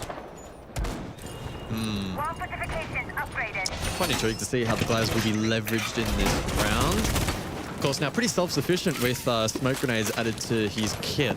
So you don't have to be as reliant on a teammate to combine, and it means that he can perhaps play a little bit more of an isolated position. I don't think we've really seen teams fully unlock the potential of that combo just yet here at SI, but might be something that gets developed over time. Again, can be difficult sometimes to justify bringing the Glaz in the face of a lot of bulletproof utility, or utility that otherwise needs to be cleared with explosives. And the Warden on the board, which basically just, you know, does the exact same thing as the glass would. Yeah, for sure. But with an automatic rifle, so. Well, no Warden this time around, so they don't have to worry about that. But Tayu may still pose a threat. He's on the frost this time, and he gets that first pick. Dash to fall, Dots to creep forward. Both smokes used. So he'll be pretty eager to get some value from this push. Spots one, doesn't convert the pick, sees the shoulder of Washoy, doesn't win the fight. No trade to speak of, as Cameraman elects not to immediately swing through, so a bit of a disconnect on that push, and the diffuser is on an island. Washoy pops up. A double from him, and the round all but confirmed the way of Scars. Actually get down by that grenade, I believe. Eventually covered off by Cameraman, who shuts him down. 80 seconds left, and I was kind of wondering why was there no direct response coming in as the glass was pushing down the stairs. You had 2 people quite close. Cameraman gets down from the vertical lobe and will find himself with a kill on the board, but it's an effective 1-on-3 situation now with a minute left. Gets himself outside that building, is going to try and see if he can maybe find a way to get Cameraman back up or to get himself towards the actual site. As Rat confirms, cameraman, he also knows that that is no longer an option now. Gets himself up into the tea room balcony. He's going to try and put up some pressure there, but Fishlight playing close with that Spas has a good opportunity. Air jabs are popping in the meantime, though, so Lobin will be very anxious to try and make something happen as Rat comes up from the black stairs, goes for a bit of a distraction. Fishlight hoping to go for a swing as well with that shotgun. Lobin with the pistol out now. Needs to go and reload both his weapons in just a second, but still manages to get the kill on Fishlight. The knife confirmed. Pistol will be reloaded, so will the ARX that they are using, but the drop to the side is already there, and with 20 seconds left on the clock, it's a lot of time and ground that needs to be made up by Lobin, especially when pinged, and as soon as he drops off the balcony, it is Rack that was ready for him and catches him off guard. Well, a good attempt there from Lobin, but always a tall order to convert a 1 versus 3 in Siege. That conversion rate very, very low, and Scar's doing a good job to lock out the round. By doing so, we've now evened the scoreline once again to a piece. Scar's now unlocking the primary rotation, so they'll be able to go back to karaoke this time around. So a pretty influential round there, winning the tertiary. We'll see if that has a ripple effect for the next 2 rounds, if Scars are able to extend the lead here potentially, 4-2. Especially on their opponent's map pick, it actually looks pretty positive for them. Still looking like, why did Dats push up there? I don't understand. Especially because the grenade came in right afterwards. Like, you could have tossed in the grenade first and then pushing right afterwards as soon as they're forced to rotate out, but... Or, even better, grab the Bearing 9 on that close range rather than the DMR. Yeah, true. I mean, I think he committed that smoke util, and in the back of his mind, he's like, so I need to if I've used it now, I have to get something from it. Otherwise, I could have just saved it for later. Probably just needed, as you mentioned, right, that extra layer of util, whether it be the frag grenade or just pull out maybe the Bearing 9 at that kind of range. Oh, well. Something to keep in mind later on if they have to clear black stairs. Oh, jump out again. Last couple of times were very wrong when they try to go for a jump out, but surely 3 times the charm. Might have just been waiting for a repel sound. See if he can catch one off guard if they go up on that side of the balcony. Because he hasn't opened up the window, he hasn't prepped the window. So that means it must be trying to open up as soon as someone is repelling on that side. I think that's exactly what cameraman's doing right now. Attackers have located a bomb. So the Osa in play, though, for round 5. So I think, once again, this will be spearheaded from that top black stairs position. Capital as well. So there's bolts to create space and can be used to cover a couple of different lines of sight for this particular push. Dots needs to be mindful, though, of that jump out from behind, but it is being monitored. They know. By the attack. He runs off. He's not going to try and take the fight. I mean, of course, there were like 3 people or something, but, you know, he's going to fall off at that point. Keeper Bears are being used so hard, I think, at charges. They're trying to make some push happen here around the black stairs as Lobin is coming around, and, of course, with the incendiary bolts should be supposed to help, but Pion gets that kill onto Lobin, still down on the bottom of that black stairs. Takes a little bit more damage, but as long as he's alive, he's going to be a mess to deal with. Oh, the ADS, I believe, just recharged and got the first grenade, and now the second one gets tossed in, doesn't get anything. The repel comes through, and Pion just shuts him down as well. What is Los trying to achieve here? Black stairs not going their way. 2 rounds back to back. They struggle to flush out that position, and Scars anchor it really nicely. A 5 versus 3. Tayu has this window on lockdown as well. The only way Lost win this round is if picks are fed their way. Not the case. Dot's still outside. A key player, a key operator in this round. Slapped down. Flawless from Scars and questions posed of Lost. Again, the obsession with taking that black stairs under control. 2 players repelling in from the window, not being able to connect. A little bit of a disconnect with the frag grenades being used and being caught off by the ADSs, which I believe were actually there, because I thought I heard like the little recharge noise. I'm not sure if I'm alone in that. And Scars find themselves with 3 rounds onto their defense, looking for a 4th. If they manage to pick that one up, again, they set themselves up for a pretty decent second half to come through. Now, of course, the attack is more difficult than the defense, especially with the meta that we're currently in. As we see Pion here again, just holding off the bottom of the black stairs out there. And okay, I like that little thing with the Keeper Bears, where you basically make it that you have to crouch or prone underneath if you want to go and pick a challenge. But if you do that, you already lost your head. Because someone is watching that on the opposite side. You're never going to be winning that. So it forces you to get rid of that keeper barrier, and if you can't, well, good luck taking the fight. 10 seconds to go. 5 seconds left. Round 6 then. And we prepare ourselves for Scar's final defensive effort in regulation. And I think they'll be quite confident after the last 2 rounds, especially the way in which they've been able to hold power positions and the inability for Lost to clear them. Right, hiding inside a bathroom at the moment, perhaps just trying to shine away from the drones. Perhaps make it a little bit more challenging for Lost to have that read. They'll spawn quite direct though, so not initially going for a map clear. Ace the singular hard breach. Buck to help open up the wall. And we'll see if Lost want to actually split this attack or look to go head on. Now, this is something we often see on the side of Clubhouse, right? The double wall that you have on the CCTV often gets a mirror on top of it to stop any from the openings from happening. What we usually see here is like an opening being made on the side of the wall so you can impact underneath. But with the bug being so prevalent, like they're just going to open up that wall and kind of defeats the whole point. So I'm just wondering if that might be an option to have at some point. Just put a mirror window down there, open it up. Sure, it's an angle, but at least you can stop them from opening up the wall and have real pressure from there. One mirror window facing towards that breach has been displaced. Watch all these flaps down dots, and he's not happy with that one. Ow. Bushnoi's good for 2. Pyun added to the kill feed as well. Lost crumbling in these last few rounds, it must be said. Yes, attacking, it is a challenge at the moment. That can't be understated. But the way in which these rounds have played out, they have been messy, they have been sloppy, and we have high expectations.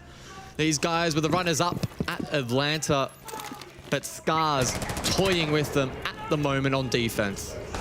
Maya from the breach out here looking to walk in, gets himself up quite close. Pyun takes down his teammate though. And as Maya drops by the hands of Rek, it is Scars currently leading 4-2.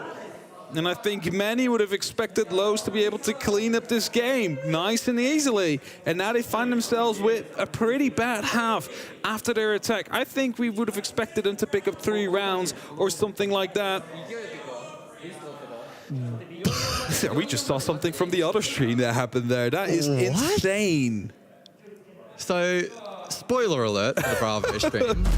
When we were in the green room getting ready for map 2 of our series here on the primary stream, W7M were beating Liquid, was it 6-0? 6-0. Liquid have flipped that around and won 8-7. That is insane. What? That is insane. It was even 7-6 over W7M at one point, but it managed to turn it around. Very well done for Liquid. I mean, they've had a rough event as well so far. Same for W7M, to be fair. It's not been smooth sailing for any of the LATAM teams. All right, 2-4. We see the swap now happening on our side of the stream. We are headed towards Exhibition first. And Scars, well, APAC might be able to take out another series win here today.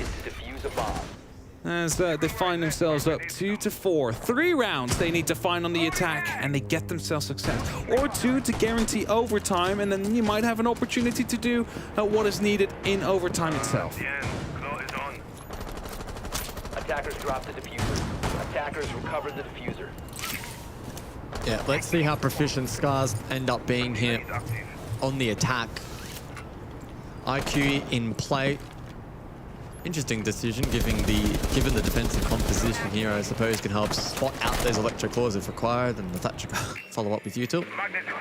Early aggression from Lost, the run out. As those said, EMPs will come through. Simple wall dealt with by Tayo on the Thermite. Mindful of the jump out, of course, but that won't be committed to by Lost, who are probably still reeling after the last few rounds, not going their way. You saw it on the face of Dats. He's like, just went all the way back over. He's like, I give up. I don't know what to do. It's just been absolutely styled on as the IQ just used there to get rid of the Electroclaw, of the Mute Jammer that was placed as well. It's going to be quite difficult now to actually get that control. So I actually like the pick of the IQ here, just taking care of those Mute Jammers, which can, of course, be such a pain, especially if you want to get your drone game on point and in-game. You know, there is still a bunch of them out there. 5 of them left for play for Scars. So as they start opening up vertically now as well with the Ash, trying to get that vertical pressure in the places it's needed. So a minute 25 then on the clock. As Washoy will continue this lurk down below, you can see the triangle with both the IQ and the Thatcher. They'll rotate off though, instead emphasizing their efforts now over towards the objective itself, and they need to do a job in displacing these defenders on site who, as we can see on the overhead, aren't really under a whole lot of direct pressure at the moment. That will come through though now as the Thermite will sneak forward. There is some information available here for the attack to lean into, and we'll see if Scars can connect the dots on this attack. I think it's too one-directional. They're all just trying to push in from this one breach and maybe from the Samurai window. I don't think you're going to be able to stick that as the opening is coming through. You see Rack being taken out by Lobin there. The entry, the exothermic gets removed as well by the impact grenade. And there's 35 seconds left. You need to make a move, Scars. You cannot just continue waiting here as Pion starts bashing into the keeper barrier. He's going to be pulling away the attention of Maya, but it's all just going towards low. It's a flawless round to respond after how that round went previously. Well, that was disappointing for the attack of Scars. It really did fall apart. It's too one-dimensional. I agree. Too one-dimensional, and I mean, sometimes that can kind of work, but you need to have direct pressure on the defense, and more importantly, even on top of all of that, information. They had nothing. Going in blind, breach not opened up after the back of the impact, and yeah, I agree with Lobin's hand gesture there. Just kind of like, what was that? It's like, either they needed some more verticality, like use a buck to open it below so that, you know, their places are a bit made uncomfortable, or you would have needed like a Dokkaebi to go for calls, or you would have needed a Lion to be used for making sure that they wouldn't be moving as soon as you go for the execute. But instead, like, it was just focusing on opening up the two walls and then trying to go for a push in. They didn't even open up one of the walls properly. So it's a bit of a disappointment on that round there, but hey, it is going to be locked for the next three, so there's opportunity for Scars to find some success on the others. On T, and what probably would be barbecue right afterwards. So let's see how far they can come over there. 5 seconds left before insertion. Yeah, I wasn't a huge fan of the attacking composition we saw from Scars. The IQ in hindsight was a little bit unnecessary. So we'll see a bit of a switch up here into round 8 for what has become a little bit more on meta for the most part. There's Zofia with explosives, can counter the keeper barriers, and then more importantly for the execute itself, we have that Ying Dokkaebi combo, which can be challenging to deal with. Wreck as well on the Nomad, so once Scars gain space, they can protect it and make it challenging for Lost to play a retake. The attack will be spearheaded through Geisha, but by the looks of things, Tayu makes his way over towards that breach, and it will be opened up, I believe, uncontested, unless there's a mute on it, which I don't think there is. Different angle on it. They want to open it up a bit closer rather than as wide, just to provide some security for the people on the balcony, I reckon. What I'm worried about is potential frost mats, as we do have a frost on the board. Where has cameraman placed them? Now, there's 2 of them underneath that main window. You do not want to go for a jump it. I don't expect them to, considering they've just opened up the wall, and with the Candelas coming out, you kind of want to use the free room. Oh, that's actually quite smart with Lobin out there. C4 will come through, will blow up a little bit early, not deal enough damage as well. Washoy will be able to take down cameraman. Cameraman, you could see coming out to the rest of the team that the pressure's coming their way. Scars on that initial push out on top, a 3 versus 2, and Maya forced to the back of T-Room. I think he spotted one in through Geisha, slither of that silhouette. Swings for the second, and the shots do land, but Rek still standing. Tayu to go for the plant, and that coverage from Rek needs to be on point, but the sneak through Geish, too little too late in denying, but Tayu under a lot of pressure. Shotguns are starting to come through as Maya will find Rack, and there comes a shotgun as well. You might have been able to get that plan down, but quickly denied by the side of Los, who now will be equalizing the score, get us up back towards a 4-4 scoreline. And now the tertiary side's coming in, and this one is the most important for Scars. If they manage to find success here, and again get that plan down, but this time confirm it, that's when they have the opportunity to push us at least towards an overtime, where they have the opportunity to lock it off in 3 maps, or 2 maps. Yeah, I mean, you lose the tertiary and it starts to look pretty dire, I think, for Scars. I don't think that these attacks have inspired much confidence in us, and probably not the team as well. They are struggling at the moment to break down this defense. I don't know if they're perhaps a little bit too linear. I don't think focusing on Geish is too much of an issue there, but probably needed a pinch elsewhere. I think that came from Rek. but ultimately he was low on HP and had to play quite passive. Let's look at the replay package and try and break it down. At this point, 2 versus 3, so Scars with the advantage. Loban, though, to advance and made the right call to actually flank through Geisha. And despite that smoke grenade on the floor providing some coverage for the plant, ultimately not enough, and the synergy and the coordination in the 2 versus 1 there from Lost didn't go astray. So a good start to the half from them. Again, if you're just joining, perhaps from the B stream, Lost had some big coordination issues on their last couple of attacks, and we thought that maybe that would bleed here into the second half, but yeah, not to be so far. I have to say though, Scars' attack in that last round looked quite well, but then I think they started focusing the plan too soon, because they had a 1-man, a 2-man advantage. If they would have slowed it down a little bit more and started locking on the re-entry angles of the defenders, they might have been able to get yet another kill in. Because they were playing that trade game, they had a safer opportunity to actually go for a plant, to actually go for a play.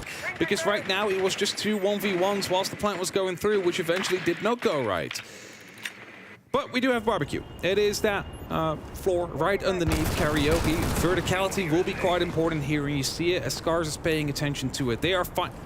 For a second there, I thought Bjorn was actually going to open up at the moment someone was walking by. I mean, he is looking there for a reason. He's just waiting for some noise, which he just had as that barricade went up. He's like, I think it just barricaded the door out there. It's going to be slowing them down slightly. C4 underneath.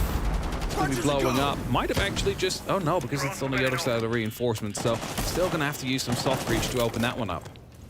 Yeah, that's Dash inside of Geisha, and his position will be exposed once the wall is worked here by the Maverick.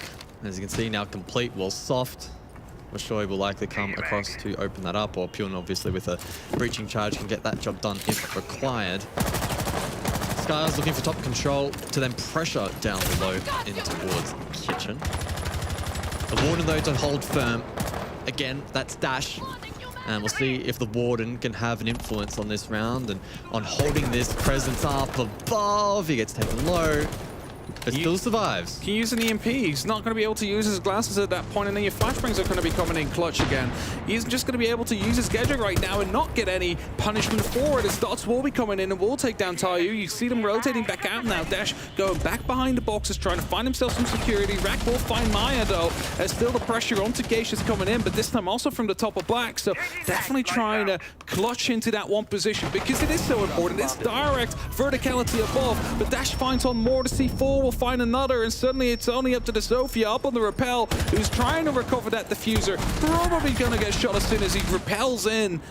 Ghost Bro now is expecting the runouts to come through. That's 1 pickup, but there's still 3 more to find. Actually spots one other, but Dots is a little bit quicker on the trigger there. Yeah, major misplay there from Scars. As you mentioned, they had the Thatcher EMPs available.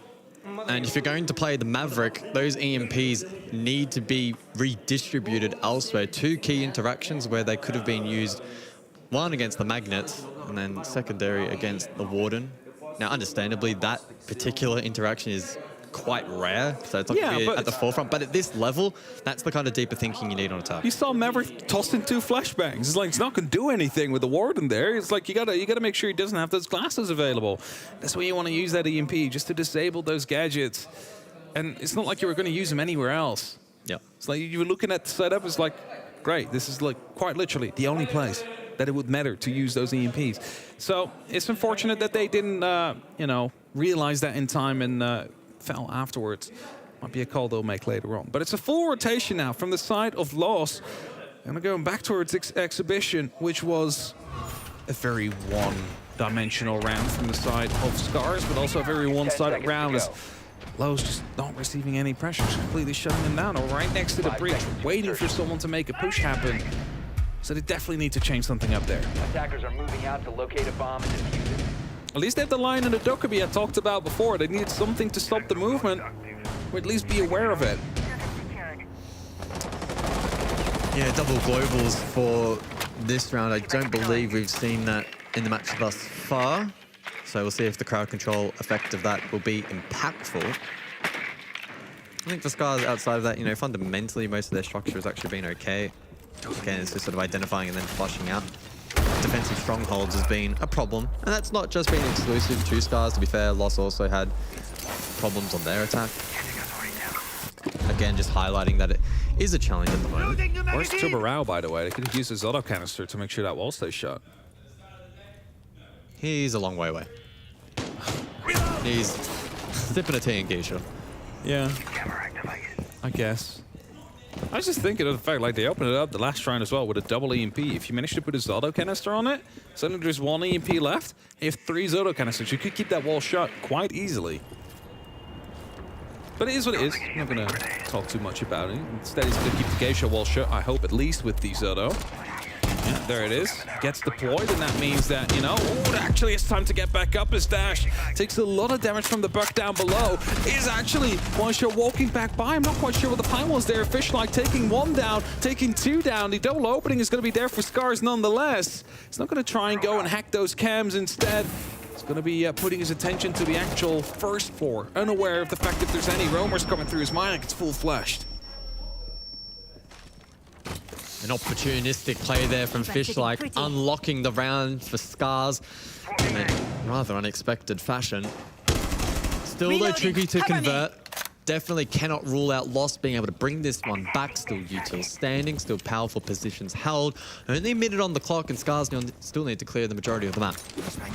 Flashbang's coming through. You can expect the E1D to come in as well right now. Maya, again, fully blinded, has no idea where the actual push is coming from, but Rek will be held back by the keeper barrier that has been placed just now, and it's just going to be redeployed out there, just trying to make sure that he can at least get 1v1 out of it, but it should be up to Scars to time it right. As soon as that window pops, they need to be swinging both at the same time towards the player onto the Dragon. Maya holding this one out, the drone actually giving away the information to repel on the long angle. The double flashbang is going to be forcing him all the way back towards the side. Dot is trying to hold the cover here, but at least they've shepherded him back towards the side with 20 seconds left. Well, there's not a lot of time. They need to start making a move, and they're all still pretty far removed, but Pion taking down Lobin definitely will be opening up an opportunity here as he goes down himself. Dot's holding on as strong as he possibly can. The last one standing will find yet another kill before he gets shut down from the staircase, and that is going to be putting Scars back into equal footing, back towards a 5-5. Fish like the MVP of that round. 2 unanswered picks to kick things off. And then credit to the rest of Scars in converting that in a relatively sound fashion. It did take about 40 seconds for the final push to be formulated, but I think they were just doing their due diligence, mindful of the key positions held, using flashes to flush them out, and then making sure that those remaining defenders on site were dealt with swiftly. Lost in response to that said round will take a tactical time out. They're 1 and only for the map. 5-5 scoreline. So this is the thing about these tactical timeouts. It will work both ways. Scars is also going to have the opportunity to talk with one another and try and get themselves back into it. But if I'm thinking about it, Lowe's isn't doing that much wrong. They've lost 2 rounds, like the 8th and the just one that we had just now, but overall, Lowe's has been doing quite well. Scars really just, you know, managed to get the early opening there, the double one, which was unanswered for. And they managed to get that one underway. But they've made more mistakes, I feel, this half that they can benefit this tactical timeout from compared to Lowe's. And they still have one. So after this next round is lost by Scars, I assume we go right back into a tactical timeout. Yeah, I would agree. I think for Scars, the longer the game prolongs, the more opportunities there's going to be for Lost to capitalize on mistakes. So we'll see how this tactical timeout impacts the head-to-head. Quick replay. Oh, Fishlight able to just sneak up. There was information there for Scars, so some good drone work feeding that to him. And then good teamwork to follow up on that final conversion. You can see they're quite pleased with that result. The pressure was mounting, Hap. They had some struggles on the attack so far, and I'm sure those struggles will probably continue, but it's nice to get one on the board, and that can make the world of difference. Read attack timeout, by the way. I actually made a mistake. They've only won 1 round, which was round 10. So overall, again, Lowe's has been pretty flawless in this half. They just got caught off guard in that one. Called a tactical timeout, but I think that will be favoring Scars because they've had the opportunity to basically see every site right now and see what went wrong everywhere. All they need to do is connect, well, 1 more for overtime, 2 more to lock it off. So this will be a karaoke defense, but spearheaded on the opposing side of the map. We're sure to drain himself forward. Is there someone there? That's the question. Now there is Dash. Hey, there he is. Hello. Tansy didn't see him. Oh. Wow, good observing. Wow. That's unfortunate. We'll give you the overhead view that we have instead then. In the meantime, we do see that the exhibition gets opened up. As, there we go. Fix has been found. Oh, Washoy will get taken down by the shotgun though, by Lobin.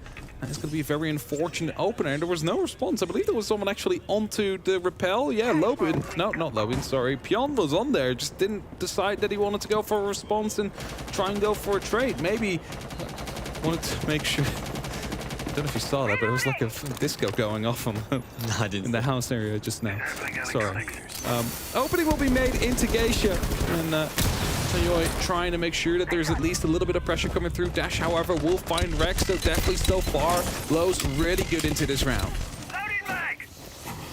Well, space now taken by Fish-like. The Goo Mine to just stall his push through for a little while, but Lost vacating the area. They spread back towards site. Pyun! Double teamed by Lost. It's Lobin with the shotgun. Oh, what could he do against that? Absolutely nothing. I think you were going to die anyway at that point. Like, you might have been able to hit like a single lucky shot, but yeah, that's accepting your fate and move on. Almost finding someone there. There's going to be some Cadelas popping off, but it's just a lock-off, a flawless round from Lost right after the tactical timeout to be called, and they find themselves up onto a map point now, heading towards either Exhibition or Barbecue.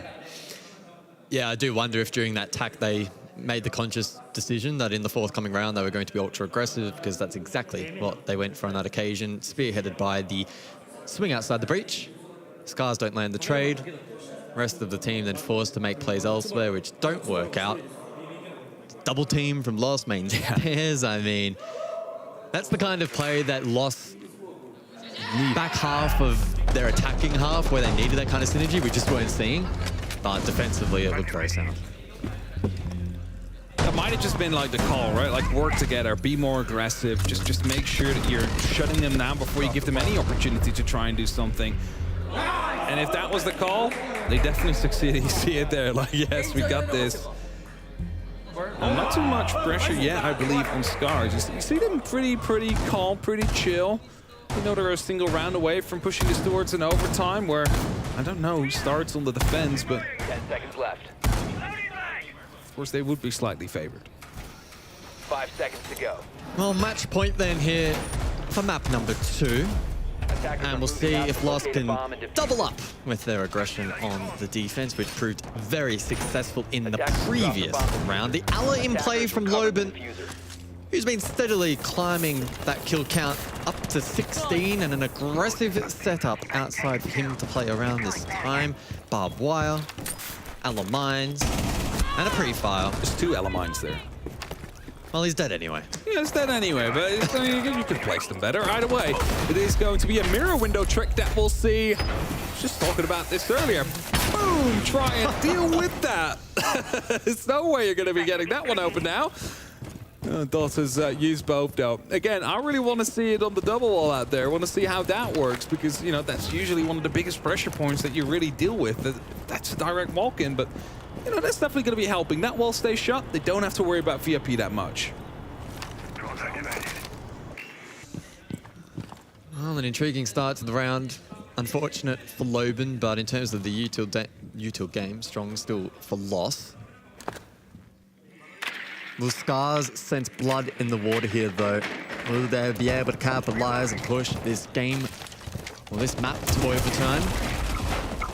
They'll still now need to put in a very solid attacking effort, though, and make minimal mistakes. It's Washoy to start the sweep over towards the T side of the map as Geisha gets opened up. Cameraman the next to be under the pump and under a bit of pressure here. Kayid shotgun. Rotation to come through, communicating to the rest of his team that he may need some assistance. Oh, the butt to put him under pressure, but Cameraman given free passage back towards side.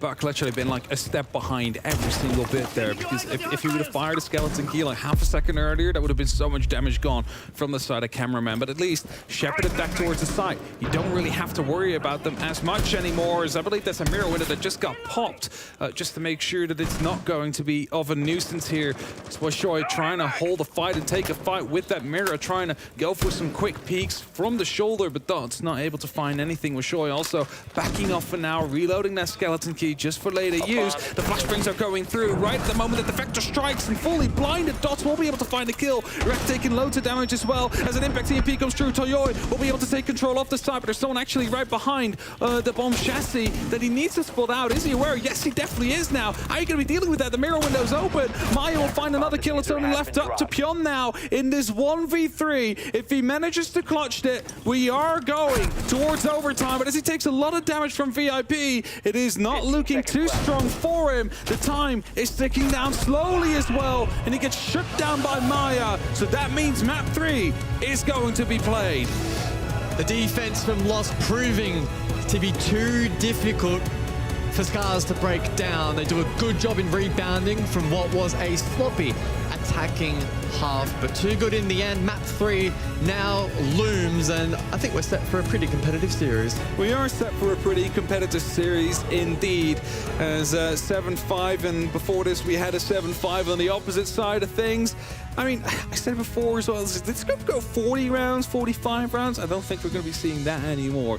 But again, definitely going to have a banger of a third map, Oregon, which is going to be the basics of all. Everybody knows how to play Oregon. Yeah. So it is truly going to be a coin flip of who's going to be taking this.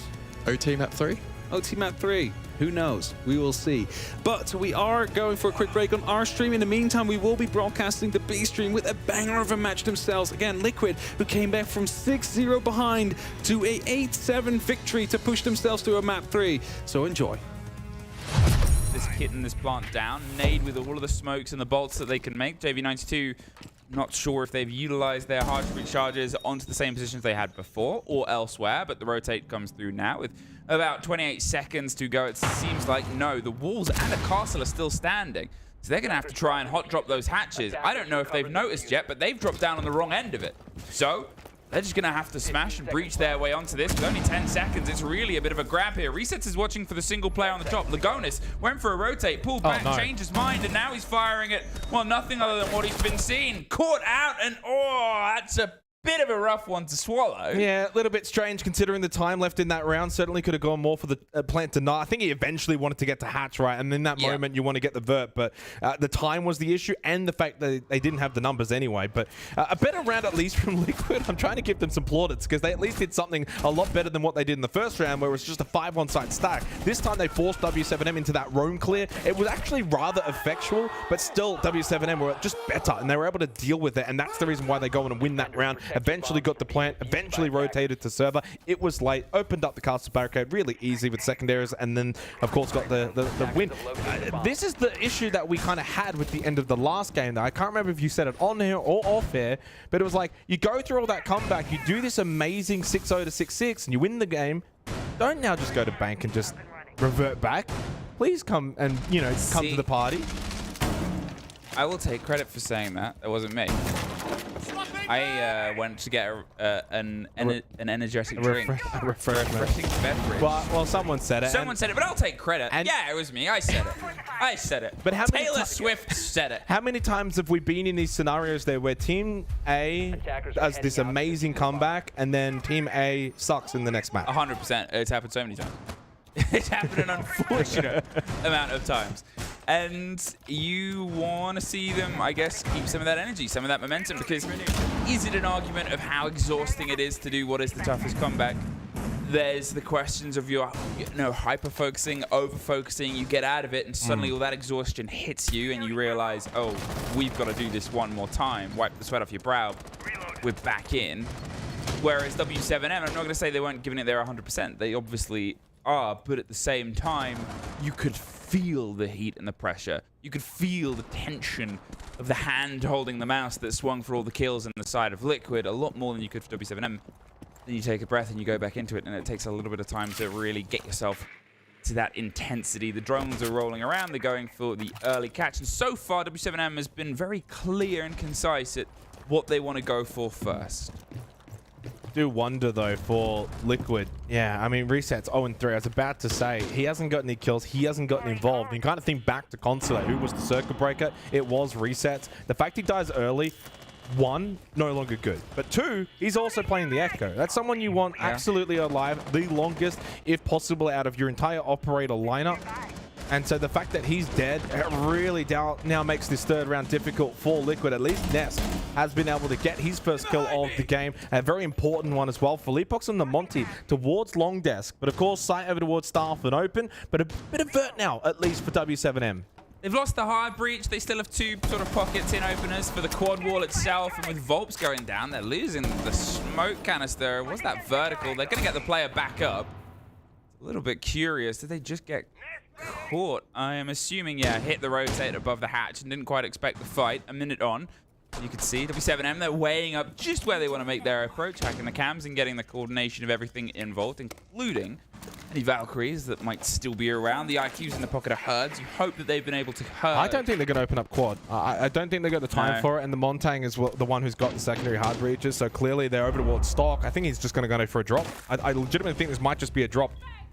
As is able to find one more. They've pulled themselves back to the little sliver of safety. They have at least one F-dot mine on the back end to make sure that if someone does try to swing in from the side, they get the sight. There's Ness trying to get the fight. He can't quite get the motion. The Monty's coming down, but the rotate over the top. We can see the Valkyrie. Palu's going for an adventure. He's looking for the fight, but they've pushed away. They've moved to a slightly safer spot. Lagonis is the last pick they're trying to find, and there he is. The pings on the players. They're waiting to see where the kick goes down. They know where both the 2 Liquid players are, and neither of them can get a breath, and W7M.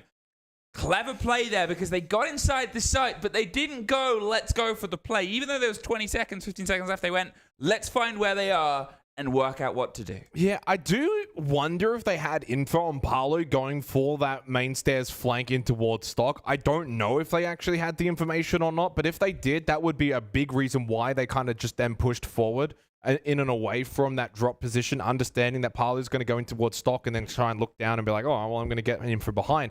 The fact that they just kept moving was the reason why they won that round. Really solid. And the fact that they were also able to deal with Nesk, who, yeah, maybe didn't die to those nades, but he was also displaced a little bit. Then the flashes, he couldn't really stop the drop either because of that Montang. Again, Liquid, I didn't think did awful things. I can't believe I keep saying it, but the fact that they forced W7M to roam clear, then they obviously had to do some really nice plays towards the hatch drop. They couldn't get quad wall opened up.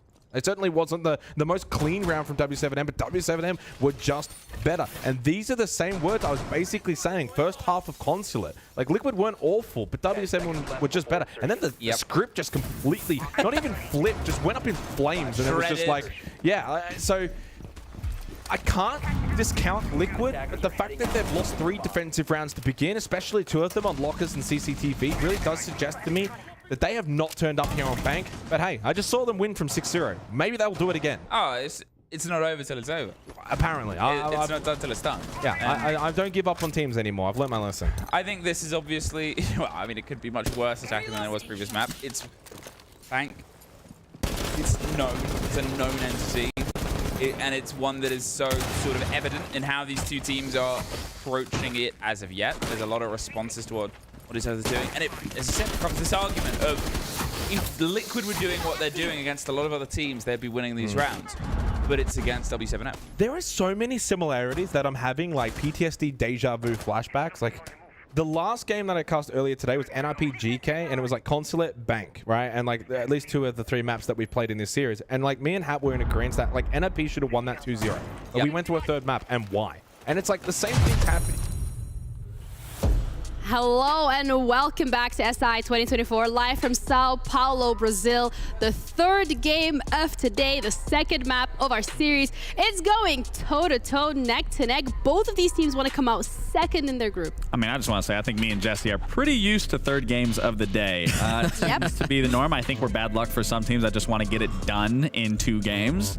So, but I'm excited though. It's been a barn burner. It's been one hell of a match between these 2. I mean, I really couldn't tell you who was going to run away with this game because it was so back and forth. But in terms of the players alone, I mean, there's definitely key points to be talking about there. Yeah, a big comeback coming through from Los as well on that defensive half. You know, we started with Scars starting to run away with things a little bit. A 4-2 split after talking up how good they are on attack. I thought with them getting a 4-2 split on Skyscraper, you know, maybe we were going to see Scars just dominate this game. But unfortunately, their attacks on Sky were not quite as sharp as what we saw in Nighthaven.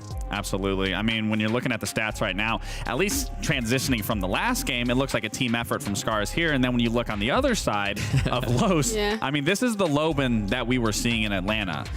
maybe not the same Maya that we were seeing, but Maya's still up there. I mean, they were all still next to each other, but Loban specifically, an absolute dominant player. This is Loban from the Atlanta crowd. That's what this is. No, he played fantastic, and I think the rest of the team obviously kind of plays around him. They know what they've got to do. We're still seeing Maya play well. I mean, second on the kill streak there, not bad, right? So that's nice to see him turning things around. But all in all, I mean, it really was his show. He really did have a great time here in Skyscraper, and I mean, that's what you need from your number one player, right? He's putting an argument for himself to be one of the best players in the entire world right now with this performance, and of course the last major as well. I really think mechanically and positioning wise, he is so good. And it's excellent to see, you know, what a master does at his craft. I mean, and you're also talking about his flanks that he was hitting. It kind of reminded me of the VP W7M game when Pasha was going for those flanks. This is exactly what Loban was doing. He was catching Scars off guard and just running away with the round after that point. Yeah, and Scars particularly is a team that also has had individual players step up to the plate, and that's what we were expecting today. Washo being one of those players that has done really incredibly well, and that's what they need at the moment. It's currently 1-1. You want these players to step up, although you can't always be relying on these heroics, Jesse. At the end of the day, it's what got Los this far, so it could be what gets Scars this far as well. Yeah, I think it was a big game of individual players. You know, Washroy, I'm glad you pointed him out because he had some really nasty shots. There was one shot on Office, right, round number 6, had a fantastic kill coming through. Round 4 as well. Had some really clean shots going through. It's unfortunate that didn't really carry over to the attacker side. It felt like when he was under pressure, when he had a lot of people that were hunting him down, that's where he thrived. So nice seeing that from Washroy. I thought Pion as well on the smoke. Really good defensive half, always in the right position. Try to get down below the site sometimes playing the black stairs. Wherever he was, he seemed to be finding great impact. Yeah, and as much as we're having players that are stepping up, I think you individually highlighted Maya already a little bit, and that comes more into the theme of players we want to see step up in this next match. Yes, and I think that's maybe where Los is falling a tad short, is because Maya was a standout player along with Loban. I think he was, back in Atlanta, he was like the 5th maybe highest rated before going into that grand final. And Maya, again, like, he's not performing terribly by any means, but he was a star player and a big reason why him and Loban were put on the face of the earth for Los and getting them to that grand final. So I think if we can see this last map go the distance and Maya really step into form, it's going to look a little scary going into that next game for Scars. Yeah, and the map particularly that we're going to be heading on to will be Oregon. And something that we've been saying a lot on the desk, Jesse, when it comes to a map like Oregon, is that it's down to the basics. It's been played so many times. Everybody's already got it down to a T. So this is really where both of these teams have to shine. Yes, Turdsta told me yesterday that Oregon is the map where good teams go to die, and that's why he wins it all the time. Implying that he is maybe not the best team to server sometimes. But you know what? They've been fantastic on Bleed on this map, and Los have been fantastic on this map as well, going back through the history. Throughout Stage 2, they were undefeated. They took down Miners, Talon, and GK. Some good teams in there, some rough teams in there, but still some strong performances, and an undefeated record is not one that you can laugh at. Scars a 2-1 record domestically in official competition, but when you go to international stuff, Copenhagen Major, they fell twice. 7-1 to W7M, 7-3 to Space Station. I'm sure they've worked on it since then, but there are some of those shakier results for the underdog coming into this that may come back to haunt them. And it worries me too for a little bit of reasons. Obviously, this is a very default map, and maps that we've seen Rec specifically pop off in, there's a lot more room to move around. There's a lot more fluidity in the map for him to be able to catch a team off guard, to catch a player off guard, whatever that looks like. Whereas Oregon, there's not going to be a whole lot of that. You're pretty much always going to be at the forefront of every single engagement, of every single entry point. So it's a matter of, I think, if Rec is going to be trying to go for these initial picks, these initial starts, he's going to have someone following up with him, or else it's not going to go in their favor. Yeah, looking at Oregon particularly and the performances that we've seen from both these teams so far, how confident are we feeling that Los can actually solidify their second position in their respective group? I think that they're actually going to look really good because their performance that actually got them to main stage was actually against GK, and GK were a pretty dominant team for the most part on Oregon's, and they went toe-to-toe, and Los just ended up making the correct plays, the right maneuver, well, the right movements around the map, depending on the site, just maybe moving someone in a different location, or even playing a different operator, and that's really how you have to play Oregon, because again, it's so default. You aren't really going to surprise anyone. It's more so about positioning and how you're going to be working around the map. Yeah, I think as well stylistically, when you look at the defenses that Los had. On Skyscraper, or on Nighthaven, excuse me, they were getting cleared a lot of the times. They were out in certain positions and they would be hunted down and they would be taken out. Then when you look at Skyscraper, it was a lot more flanks coming through. It was a lot more Los being in control of that unexpected nature. I think with Oregon being a familiar map for Los, and also just the structure of the map, you know, when you're defending in the basement and such. Absolutely. So many staircases for you to come up, so many flanks that you can find. I think Los are going to have a much better time on those defensive halves. So it's going to be on Scars, in my opinion, to force those moments where you're finding roamers and pinning them down, rather than on Los to just play their game and try to make sure that they can avoid that. Yeah, and with that, the game is ready as we're heading into the final map of the series. Los up against Scars fight for the second place in their respective group. Ready with our casters. Thank you very much, and indeed we are headed towards Oregon, where good teams go to die.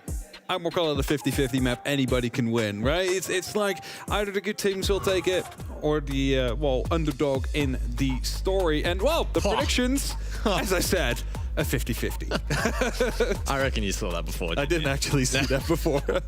Yeah, keen to jump into this one. Of course, map number 3 of this best of 3. Los hunting down for their spot in the playoff bracket. Scars perhaps fighting for survival if they lose this one. Well, I tell you what, that head-to-head against Falcons tomorrow is going to be quite the match for that bottom spot, or at least escaping the bottom spot. So let's jump in. Ban phase to kick off. Yeah, for sure. And I mean, you know, attack can really go anywhere. That could go from a Blitz or a Monty to a Thatcher or a Heartbreacher. Like, we never really know. And as the Montaigne is going to be removed from the start. Also, you know, talking about Montaigne, very powerful on the basement, very powerful on the top floor. So you don't really want to have to deal with that. Ying as well leaves the Twitch open. Very powerful operator in the current meta as well, considering the amount of gadgets that are just, you know, you can take out with it. Defense is Azami. That's one of the Fantastic Four. You want to bet for the next one? I want to say Fenrir. All right, Solace. Ah, you're right. Yeah, I have to go for another one. Woo! Congratulations. Do you owe me a drink later? Of water. Of water, yeah, sure. Yeah, you can grab it. All right, let's jump into it. Here. It's, yeah, you've already got plenty there. All right, let's jump into it then. Yeah, came for this one to play out. I mean, we did see the Fenrir banned out previously. I threw it out as a bit of a Hail Mary. I wouldn't have been too surprised if we did see the likes of the Solos taken down, because it can really help facilitate some faster map entry for the attack, and I think Scars probably would have benefited from that in the first half. But instead, wanting that Fenrir out loss, and that will aid Scars later on for the push and the execute itself. Bottom floor will be the site for round number 1. Last map of this best of 3. An exciting prospect for both teams. Of course, for Los, looking to solidify themselves in that playoff bracket. Scars, meanwhile, sitting on a single point thus far, and they'll be looking to, of course, bolster that at the back end of this match. I just realized that no one saw bans but us, so we just... Wait, really? Yeah, I think that was just on the player cams the entire time, whilst we were talking about it. I might have misremembered that, I don't know. It's just because I was looking on the left-hand screen, I looked right after the ban. I think it was on the right-hand screen. It's okay. Might have just missed it myself. Talking about the Blitz. It's on the board. Quick push coming down towards that basement. Of course, we're playing out there, and look at that. There is a single player on site. This could be a fast blue hit. It's just dash on site. Oh, they need to go through now. They need to open this one up, but they're still quite slow about it. There comes the explosive. Instantly into blue they go. There's a mirror right there, and all the alarm bells start ringing now. We need to fall back, and they do so as well through the E-box, trying at least get some control. Someone inside the freezer. A C4 pop's not going to be dealing any damage whatsoever, but Scars, you really needed to gain some ground out of this. You started to push. Everybody's back on the site right now. You've gained nothing but 5 people inside of blue. You've opened up the E-box. What did you get? Well, nothing. Dash opens up onto Washoy, and Lost really just able to pull this one back. There was a single person on the site, and Scars too afraid to commit. 2 minutes on the clock. And what was a rush attempt now petering out. A 4 versus 5. Flashbangs still in the hands of Scars, which can be used to create some space, but there's no follow-up. And this has been a disappointing attack to kick things off. The response from Lost was sound. They got back towards the objective, and they have slain down this attack. Disappointing. The first word that comes to mind here for Scars. The rush attempt was a little bit sloppy. Rat gets a consolation pick, but should be traded out almost immediately. 1 HP, hits the grave, and that was bad from Scars. I mean, they kicked it off with a very big mistake initially. The Ash charge was followed up by the Gon 6, so you could tell that already the coordination was really not there. And then they had a very small window of opportunity where they had to commit to the push. The Blitz had to have the confidence to push forward with the presence of mind that he had to get a pick to give his team the advantage so that they could trade it out as members came back. It wasn't the case. They got stalled out. They sat in blue for a minute, and basically the expected result in the end. Again, like, they were set up waiting for it, and as you said, like the S charge and the Gon going off at the same time. The Blitz was just waiting there. It's like, I want to go, but there's someone needs to open his door for me. If I need to start bashing it, and then, you know, that goes wrong. Then you have the mirror window next set in E-Box. Everybody's afraid of that. The Blitz pushes through, but decides to, you know what, I'm not going through this rotation, even though we have intel that there's only a single person on the site. They just needed to be more committed there. They needed to show some gut. And they just decided to pull it back as soon as the mirror faded away into the site. And again, there was no one on site at that point. We were all falling back. That was pure panic on low. So, like, we need to head back towards the site. And then the call comes in. They're not pushing, actually. It's like they're all in blue. Yeah. Yeah, really strange there from Scars. I love the theory and the macro idea behind that, but yeah, the execution was really, really poor. Oh well, perhaps a flash in the pan for Scars. But attacking rounds come at a premium, so you can't afford to mess around all too much. Top floor we go, round 2. And it's seeming like it will be a double window approach here from Scars. Diffuser out on that balcony position. But it is, of course, critical for this kind of push that you get control down below through small tower into dining and kitchen. Otherwise, it can be verted out by the opposition. Actually like this more, using the Impact EMP to throw it through the Aruni laser gate rather than against it, because, you know, that would only temporarily disable it. Now it's just gone for 30 seconds and needs to physically be enabled right afterwards again.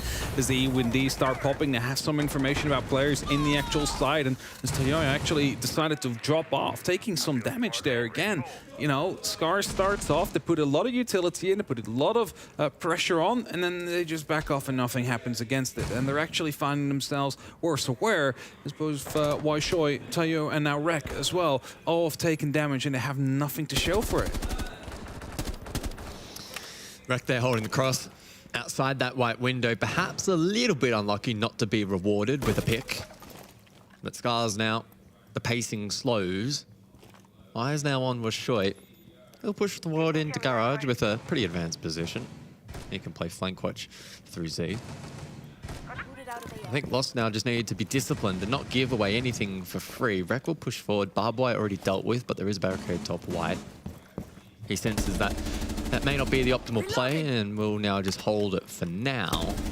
Just look at what the majority of the team is. Like, the majority of the team is standing by at the window. This feels like they just want to go for a smoke and start pushing through. Of course, that helps because they've been able to force Dash out of that position, so no verticality with the shotgun to come through, but Dots being close on the corner with the DMR is going to be the pressure point as Dash will be able to get the very first kill. Capitao sending some shots back and is definitely putting up the pressure onto Dots, who is, of course, playing quite close, dancing around the corner there. He's the one man that's stopping the potential plant from Scars to come through right now. You see 2 members currently focusing on it. Fire is being utilized to try and dislocate Dance, but he's still able to just continue playing in the exact same spot he was in before, not receiving any pressure whatsoever. They need to get someone in from wide. They need to get someone in from the master bedroom. Anything really to just dislocate him. But again, too one-dimensional. Everybody trying to push him from the exact same position as Dash will be able to get the very first. Now you have the Omai watching for the entry here. There's no way that this is going towards Scars. Well, 5 seconds on the clock. 1v3, Nitro. And not to be a Debbie Downer, but these might be the 2 worst attacks I've seen at the event so far. This is really bad from Scars. A failed rush attempt that looked messy, disorganized, and ultimately petered out. All they had to do was just press W and it would have won it. Round 2, they go for 2 separate occasions where they layer the utility and have 0 follow-up. They don't commit to anything. Sometimes in Siege, you're better off just having the confidence to commit to something at one point or another instead of just sitting outside. You have to show initiative on attack. Arguably, the first attempt, they didn't have the groundwork in place, so that was understandable, and perhaps there was a disconnect somewhere else. But the second time around, at that point in the round, you had to commit to something. You cannot sit outside and win a round of Siege. It's not how the game works. Flank watch got flanked. It's unfortunate. Again, it's beautifully played by Lowe's, right? We're not taking away anything from them because they are just waiting, patiently waiting for the push to actually come to shove. They're there to respond, and in that first round, they were instantly rotating around as soon as some form of pressure came towards the side.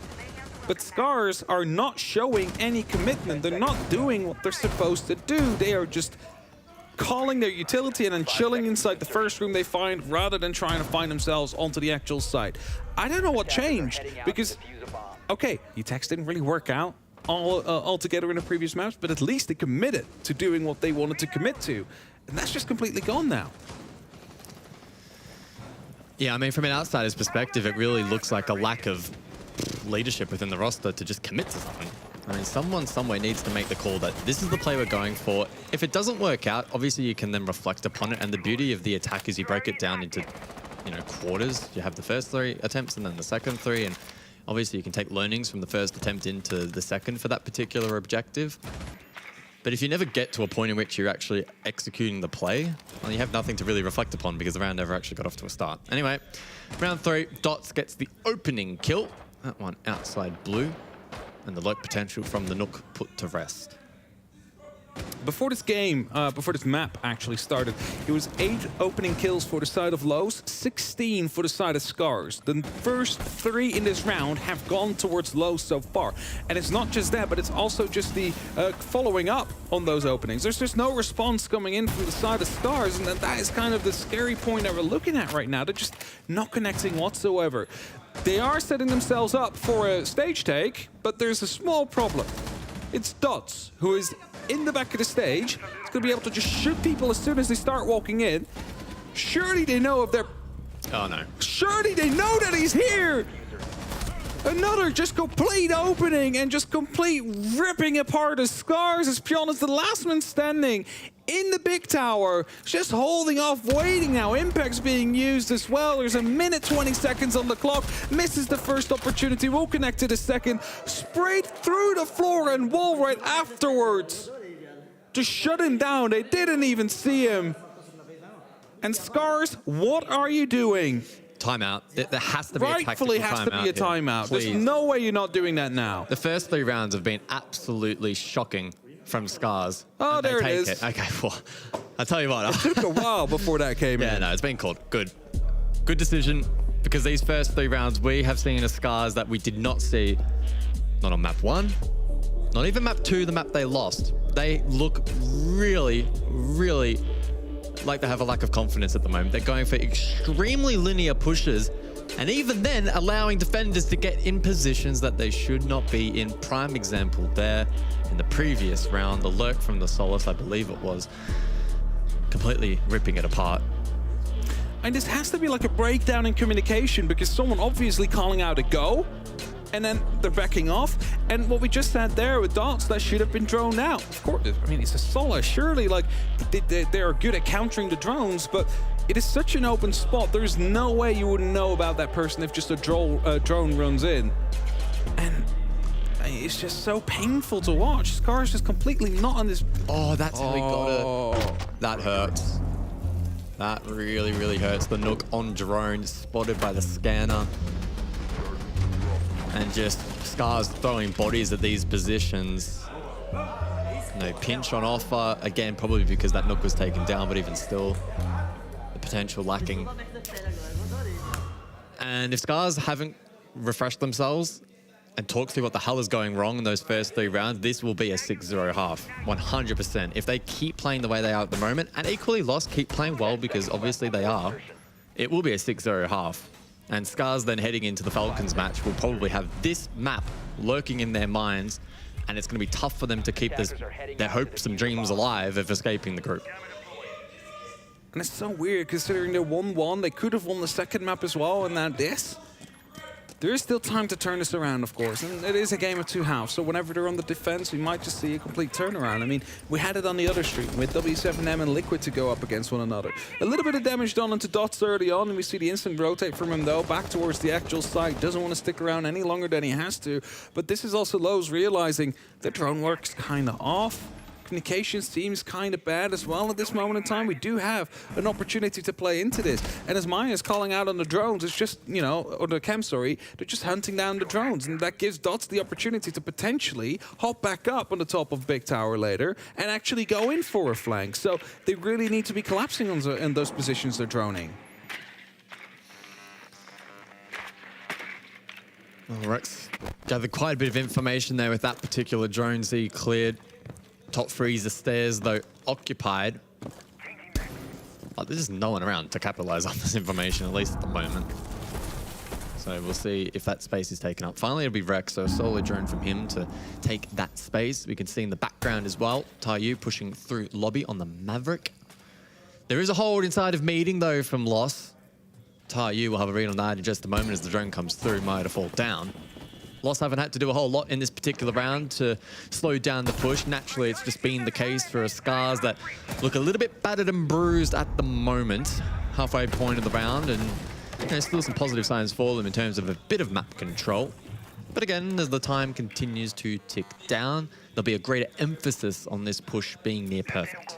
Now, luckily for them, the hatches have been left soft or have been opened up already by them. So there is an opportunity there to actually make something happen.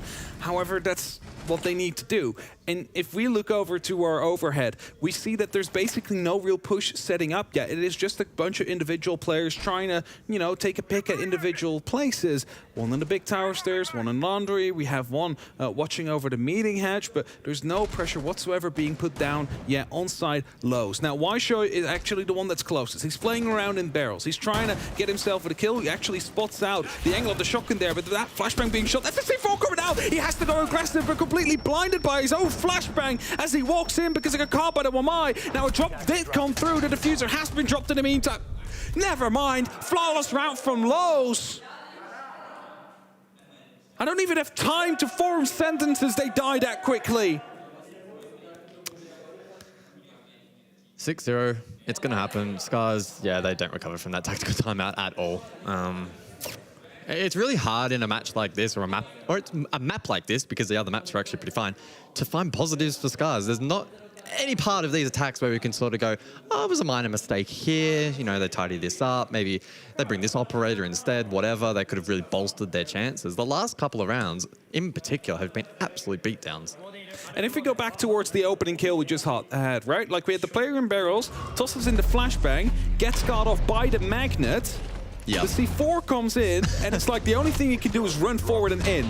But you get flashed by your teammate, and there's 3 people watching that one angle. There's no way they were going to survive that. Either the choice was blow up or get shot. That was literally the two choices they had out there. And Lowe's really running away with this first half so far. If we look at the kills that we've seen on the side of Scars, what is it, 5 kills so far? Would be enough for a round in total. But they're being absolutely demolished so far. And of course, again, defense side of meta, 2 sides to a game of Siege.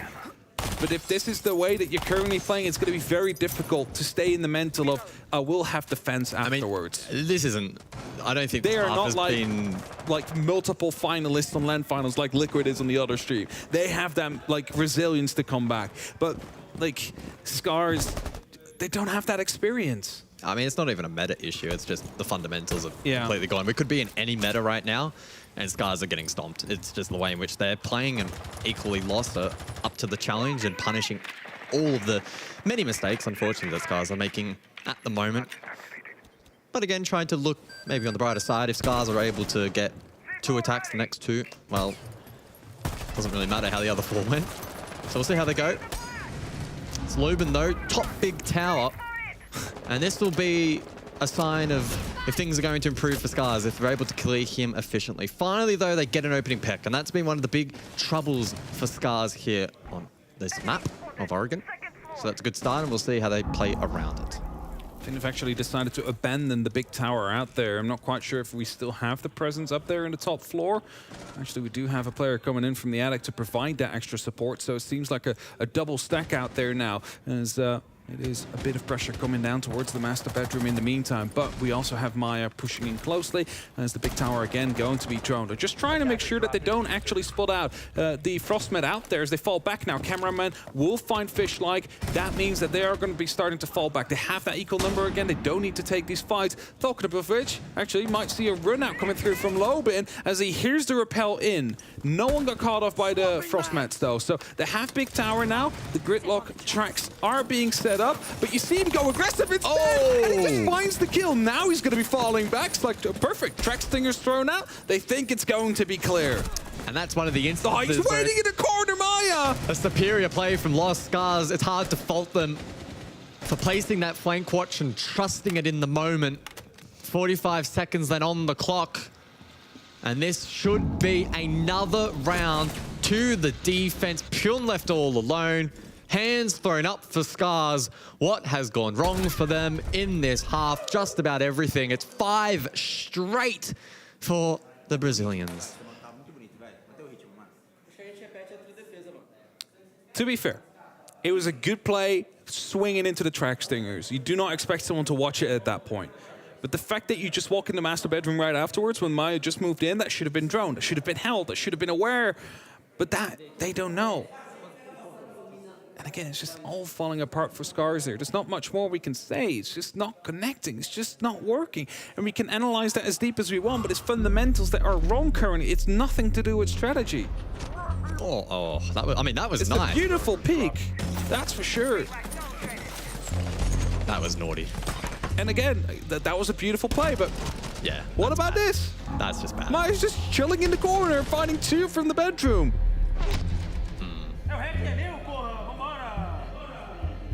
It's painful, but it is what it is, and Scars will have to try and find themselves with at least a little bit of a buffer, find themselves with a single attack round, so they have the opportunity to turn things around onto the defense themselves. And I'm not saying that's likely, because I think, honestly, Lost has this 7-0-7-1 in the bag with the way things are currently going. I don't want to say I said it, but I did say it. It will be a 6-0. Unless Scars can perform a miracle on this objective. We cast our mind back. Last time, very linear, big tower. Couple of years behind the meta. It used to work not too bad in days gone by.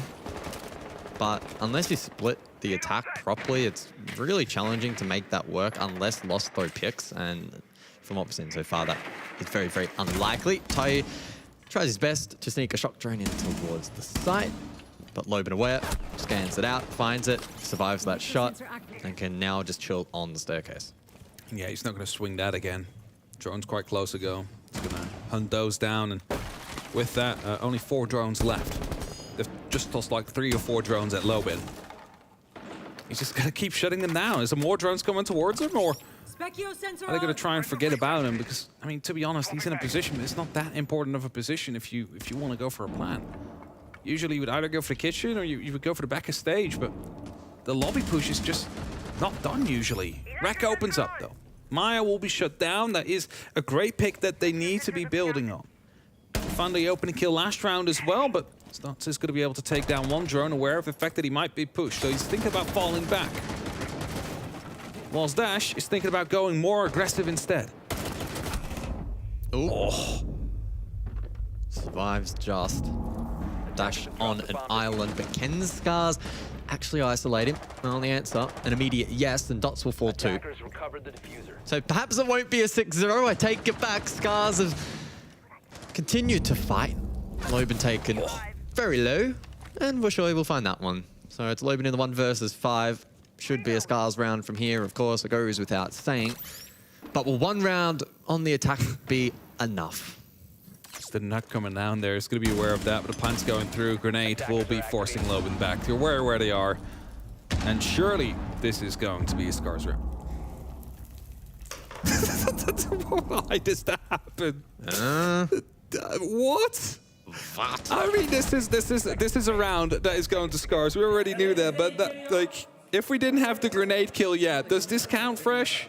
Can we get a replay, please? I don't know where that one came from.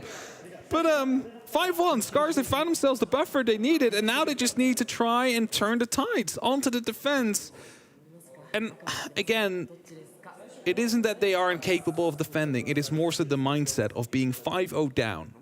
Can you bring it back at this point? Are you resilient enough to basically take this round by round rather than look at the big picture and be like, we're 1-1 in score. It's 5-1 on this map. If we lose 2 rounds, it's over. Well, there were a couple of smiles on the player cams for Scars, so perhaps not all hope is lost. Quick look back at the previous round, and really just a case of Scars being able to maneuver their way in the map and not miss anything. Here's the grenade. That bounced back, and then Wreck just walked in it. Boom. Lol. Well, I mean, it happens. Classic. Well, I think the important thing as well to note is, of course, Lost still have their tactical timeout. Yeah, for sure. So I assume as soon as Lost get on match point, if they lose any rounds post that, they'll just call it and really set themselves up to convert the game. I think it's going to be a rush coming out from the side of Lost. We see the Blitz out there. It's going to be solo for now, though. Doesn't have any support. Okay, so it's not going to be a rush. There's just going to be a normal approach first, but it might transition into a quick play and a quick take as soon as they do decide that it's time to take the side. Yeah, probably looking for a trigger point. I think if Lost get an opening pick here, which has been a big strength for them, they'll go for it.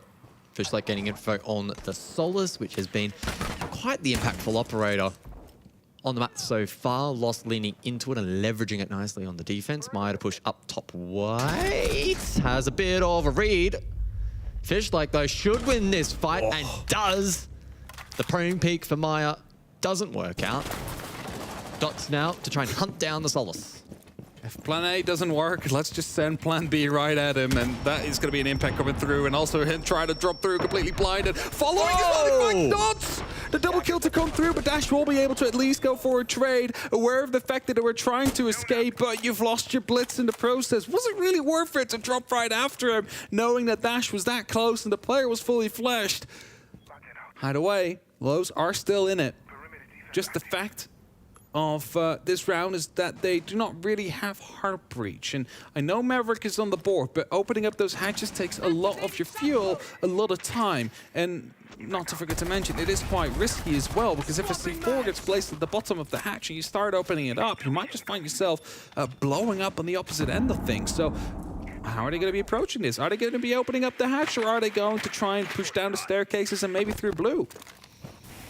Yeah, a couple of options available. I suppose they are going to lean into the Mav and just ignore breach. The depletion of time, at least for now. There's no way. Okay, I was going to say, there's no way he's going to try and go for a hot breach there through the hatch. Opens up.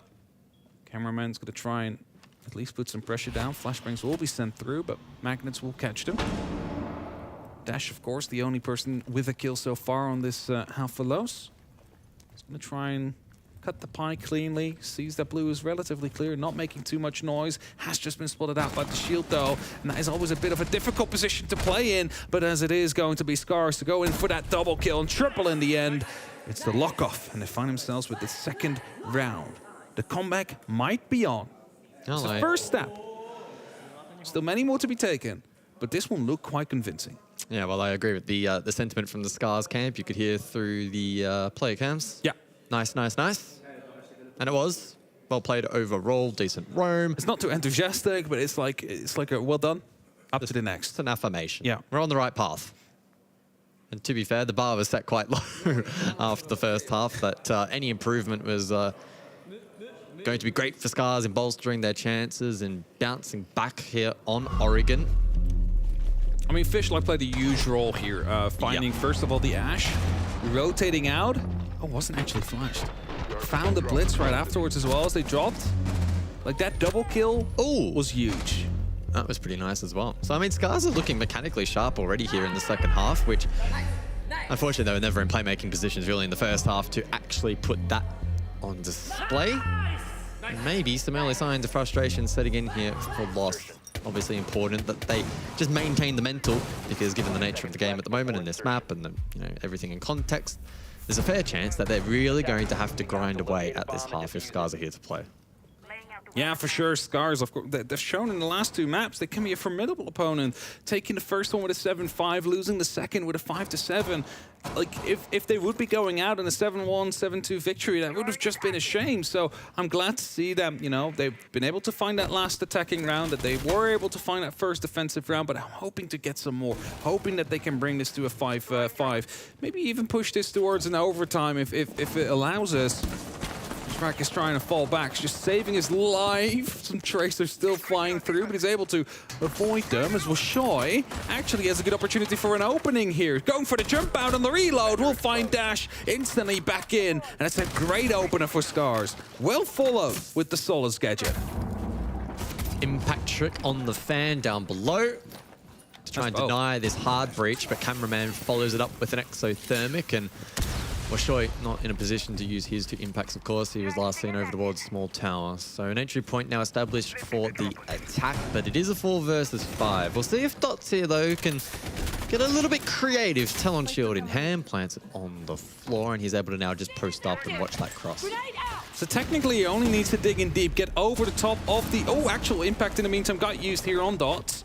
I was going to say, only he really has to do is just jump over the football table, try and go for a plan there whilst the verticality is going to be in, but he's not given that opportunity yet. Rek went quite aggressive. Washoy as well, just making sure that that talent shield was going to be gone. And Washoy now playing below, of course, playing with the Solace, has the opportunity to use that impact to stop that plant from happening, to start using that for verticality. And as Dots is taking some damage again as he's walking by, it's Cameraman in the meantime dropping into pit as Lowen finds Rek. So we are all even in this round. Oh, smoke to just force Dots back. Cameraman, though, is in a really good position. Can use the shield to his own advantage, mindful of the flank. So too is Dots. 50 seconds on the clock, just holding the line, but so too is the defense. They must have seen that he was coming on a drone out here. Cameraman will dry as Dots gets himself right behind a smoke canister. Goes up, but he shoots it before it can detonate. And that means that the plant is now going to be on. Pion needs to be able to connect him. He will get one of the cover, not the second before the plant goes down. They need to find both those kills right now. One is in the master bedroom, the other behind the Talon shield. Both low on HP. All you really need to do is hit a shot on either of them. And as Fishlike is trying to provide some cover as well, they're just trying to find themselves with the right angles. The jumping gets covered off. They now know where Loben is. That means that they just need to find a way to find Dots. And as Fishlike is trying his best to duel either, or he's not gifted any proper opportunity to find a kill. The pre-fires is coming through. He will find the very first, though, but he has only 7 seconds to start with the second one. Goes for the stick, but will he need it? Will he get it? Actually, no is going to be the answer as Loben pulls back in time. There is no time left to start this defuse. He gets a quad kill, but it's still going to be Los's round on the back of that plant. That was a messy conclusion to the round. The Osa pivotal in opening up that plant opportunity for the attack. And once the smoke fell, it meant that the plant could be secured. Awkward 2 versus 2. Scars were trying to unlock it best they could. They didn't really have the tools to deal with the Osa directly, so there was an onus on clearing that secondary player in bedroom. Couldn't be specifically located. And unfortunately for Scars, they now are staring down series point. For Lost, though, it's 4 map points. Series points as well, of course. The tertiary site will be rotated to the Scars. Credit to Lost. Brought that round back. Scars, in terms of the opening duel and the entry, have actually done okay in the last few rounds. But yeah, they've been doing quite okay. Got 4 out of the last 4 rounds, so it's 4 out of 7 that we've played so far. Okay. Yeah, just couldn't convert, though. Yeah, it was a quad for Fishlike, but with no time left and Lost bleeding that time really nicely in the post plant, all Scars can do is, I guess, tip the hat at what was a great attacking round from Lost. Yeah, and try and recompose yourselves and go on, because now it is quite literally do or die. If you're not able to pick up the next 4 rounds and bring this to an overtime, it is Los who will be taking away the victory and the majority of the points here. And with that, really throw Scars into the deep end here for the grouped match tomorrow, where whoever loses is going back home. And Scars, they have definitely put up a good fight. We cannot say that they haven't. It's just that the Oregon wasn't really what they expected. Dash in early will find the opening onto Wishoy, who has been a mainstay. He's been so impactful for this roster during this game, during this map. And losing him early on, that is going to be a pain. Now, top 4 quickly being taken under control. There's just a player around inside of the attic and inside of the dorm's bungs that they do need to clear out if they want to have that full control. But this is also the danger. There's almost no support. There's no way that they can play cover to cover. And as Rek is going to be shot through the window, he's trying to fall back and fight for his life, but he's really just being isolated here. As, you know, the CZ not doing too much. Rek will find the very first though before he gets shut down. So does Fishlike, and it's not going to be great for them. Only left a Pion now in a 1v2 situation. Los have the opportunity to close this off. Pion has fallen back towards the site. He's playing this patiently, hoping to find at least one off guard, and has the opportunity to do so through the vertical, but fails to actually connect the shots. Do see in the meantime the clutch drone hacking out some of the utility. That will allow for a bit more of a stealthy play. That gadget not going to be making any noise now as they start moving through. Of course, that is the big advantage of having that Melusi cameraman. Escaping the Thorn Razor Bloom, escaping the shots that Pion is putting down. He's trying to still survive, knows about the player coming in from the split. It's all or nothing, and it's nothing for them. It is going to be Los that take the victory. Scars who fall short after an abysmal first half in Oregon here. They managed to at least get a bit of a salvage with that one round, but nothing really more than that. And Los, in the end, I think we can only say the deserving winners of this series. Yeah, 100%. They got off to a fantastic start on Oregon and a bunch of points for them to bolster their standing in Group D. For Scars, though, it really does come down to tomorrow, that head-to-head against the Falcons to determine who will be knocked out of the group. I think they'll be very disappointed with how they started off map 3. They just did not give themselves a platform to defend on that defensive half. They just couldn't connect. They just were nowhere to really be found. And it's a pain when that happens because they've played a great series up until that point. And then they get 6 kills in 5 rounds and it just all falls apart. And in a game that's been so close up until that point, you cannot really afford that. But we will be tossing it to the desk, who will break it down further. Thank you so much. Welcome back to the desk. Thank you as well, Vloman, for joining us. Congratulations on your win. Thank you. You had a dominant performance yourself, but I want to start talking about map number 1, Labs particularly. It was very much a back and forth, doesn't go in your favor. What do you think went wrong there? I think we didn't expect them to change so much.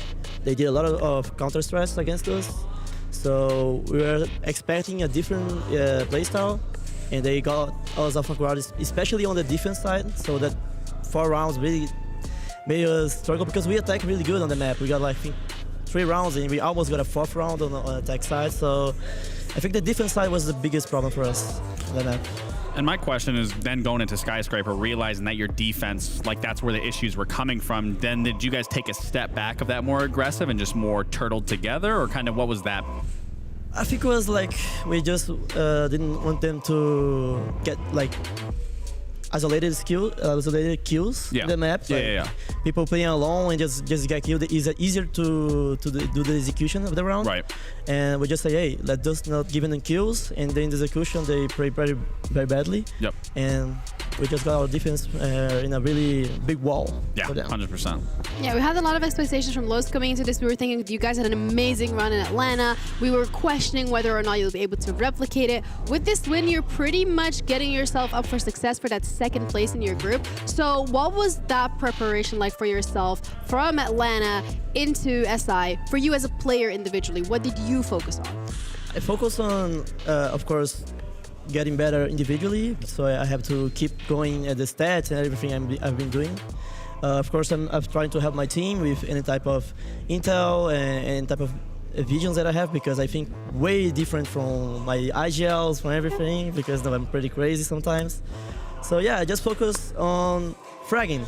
So I keep giving my teammates all those kills because that's my job. Okay. Well, I have one very important question to ask you. Obviously, your name is all over the charts, and you know your name's all over the charts. But if there's something that you could say to the community, what is like the one most important thing that you do that you bring to this team that you just have in your arsenal?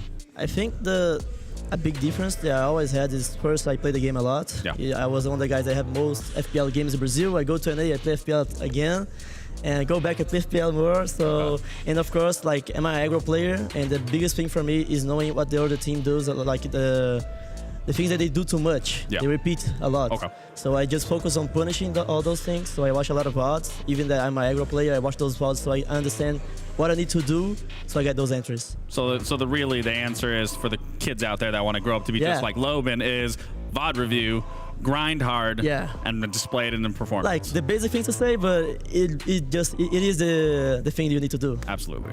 Work hard. It pays off. Thank you so much for the interview. Thank We you. really do appreciate it. And once again, congratulations Thank you. on the win. For those of you at home, just a little recap in terms of how this map went. It was, well, how the series went. It was a 2-1 performance and win for Los. And that actually gives them as well some couple of points here on the board as well, which is exactly what they need. Yeah, I mean, you need points. Everybody needs points, especially at this late into the tournament. You need them. And especially for Scars, at least coming out with one, it's not great, but it is better than nothing. Obviously, they still have a chance to push through, but they got to be winning these games. But again, hats off to Los. I mean, we're just talked to Loban, 34 and 19, 123 rating. He's an animal. He absolutely was. I mean, he popped off today. We saw so many other players as well in this third map pop off for Los. We saw Maya doing really, really well. We saw Dash have some great kills as well coming through here. So some fantastic stat lines coming through from Los. Unfortunate for Scars, I think they just weren't in it at the start of that game. You know, we started to see some rounds towards the end there, but it just felt like there were a lot of mistakes being made in those first couple of rounds that just didn't let them get going. And, you know, we talk about Oregon's being a defender side of map. Obviously, you know, you got to attack basement, you got to attack dorms. Those are tough bomb sites to attack, but you should at least be getting a little bit closer on some of these rounds. You should at least be getting at least a couple of entries, and we just were not seeing that from the Scars. It felt like they kind of pittered out at the end of the series. Yeah, with Scars as well, when we're looking at their performance today, potentially like this being a marathon rather than a sprint seems to be dragging them out a little. Yeah, I mean, it was looking like a marathon from the first two matches, and then the last bit, the marathon ended right there. I don't know if they got exhausted. I don't know. I mean, I said I was kind of worried for them going into Oregon because especially for a player like Rec, being able to move freely around the map, play a little more loose, find those engagements, it's going to be a lot harder on a map like Oregon where it's very constricted, and 9 times out of 10, there's probably someone ready to follow up. Yeah, when we're looking at their group, particularly, they were sitting at 4th place before this game because they had 1 point, so that Falcons, they managed to get themselves another point as well, but then that game tomorrow is going to be so crucial in terms of who actually goes home. That's against Falcons, is it? Yeah, Stars it versus is. Falcons? It is. Boy, that's going to be such a good game then coming up. That's going to be battle to stay alive in the tournament, battle to not get sent home from the 6th Invitational. And sometimes you need to have your back against the wall, and you can have that glory run of being in loser's bracket. I mean, wherever it puts you, wherever it ends, regardless at the end of the day, as long as you stay in the tournament and you keep going forward, get to that world championship title, that's all that matters. It's also going to be a bit of a battle of the traditional kind of 3rd, 4th regions because historically Japan has always been one of the stronger of the weak regions, right? We've seen great teams cut out of Japan like Norarengo, like Cyclops, who have historically done pretty well. And then we've got Falcons coming through, bit of the new blood, the MENA team that people really haven't talked about before this year coming through. So we kind of get to see a battle of different eras. Obviously, Scars as well have been relatively new on the come up. But in terms of regions, it should be a great battle tomorrow. Talking about backs against the wall, the second map, W7M Liquid, this was on the restream for those who have missed it. Yes, correct, W7M take the series 2-1, but that is after they lost a 6-0 lead on that second map. Lax, I want to look at this from a player perspective. When you're in W7M shoes, you have that lead and you lose it. How do you get back into the swing of things? I mean, the biggest thing is it happens, you know, whether the team just finds their niche in that map and how to figure out the play style that you have, or you just get a little too overzealous and you think it's a 6-0 and, you know, all right, we're winning it, we're closing it out, and you just keep losing round by round by round.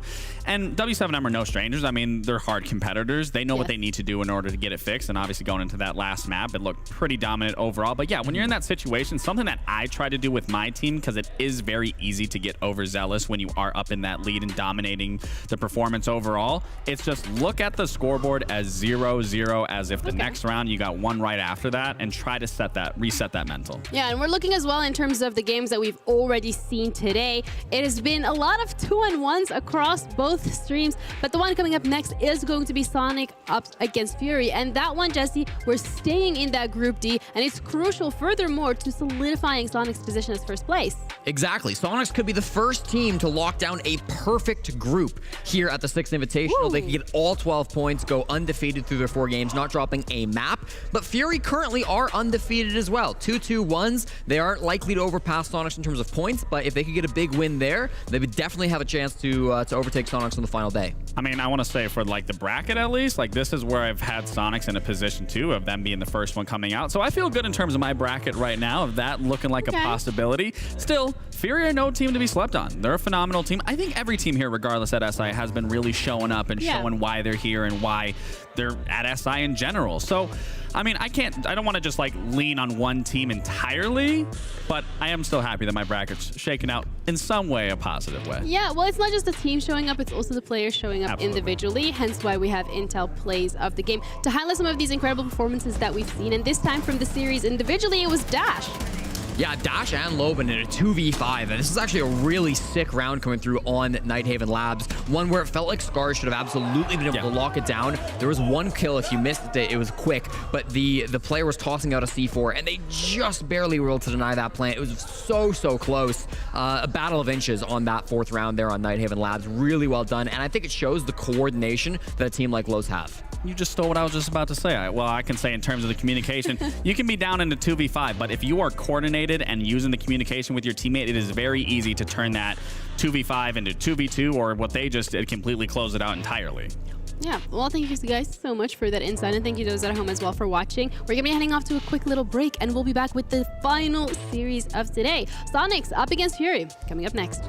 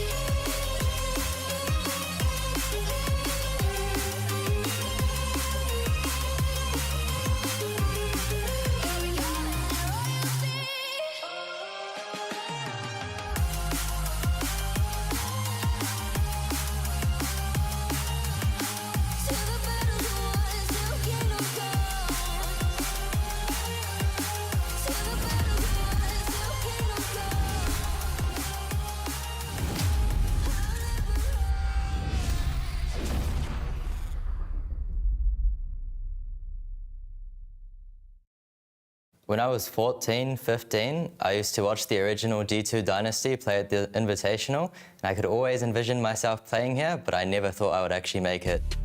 I feel so excited because this is my first SI, and I want to improve myself, not just playing good this tournament. I want to win the SI. It's my first time playing at the Invitational, and there's not really any expectations on us. So we're just going to have fun, play free, and see what happens. You know, coming to our side personally, it doesn't really feel real. You know, you're playing this game at home, but then you're here competing against the best. 제가 이 인비테이셔널에 처음 오게 돼서 기분은 되게 좋은데 옛날부터 이제 어릴 때부터 이제 게임을 하면서 그 게임의 이제 최고 대회, 이제 최고의 대회를 한번 나가고 싶었는데 그 대회를 나가서 지금 너무 떨리고 기분이 좋고 솔직히 잘할 수 있을지 모르겠지만 되게 굳세게 지금 각오를 하고 대회에 임하려고 하고 있습니다. The penta with EG in the grand final, yeah, I think that's my first watching SI. I feel like just wow, you know. Being in Sao Paulo is really amazing, especially for Rainbow Six. The community here is so supportive. And I want to see the crowd. I think will be so crazy. Ça a toujours été iconique d'être au Six Invitational. Mais là, en plus que c'est au Brésil, ben, c'est nouveau, ça donne envie d'aller chercher le trophée, quoi. Of course, I hope one day I would come and somehow I'm here. I'm feeling ready to compete and you know, win this thing.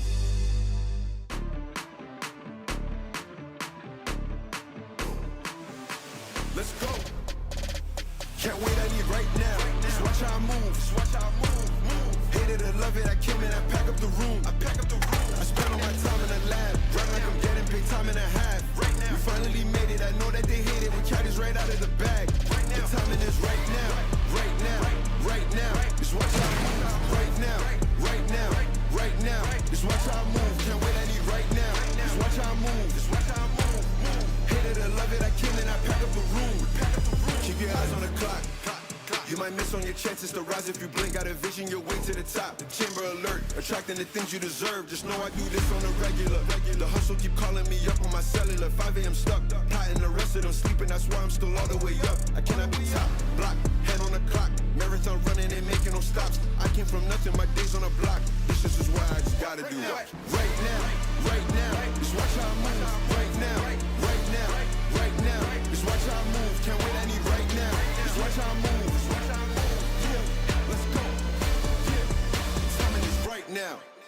Acho que vai ser realmente uma experiência surreal, assim, uma experiência única na minha vida.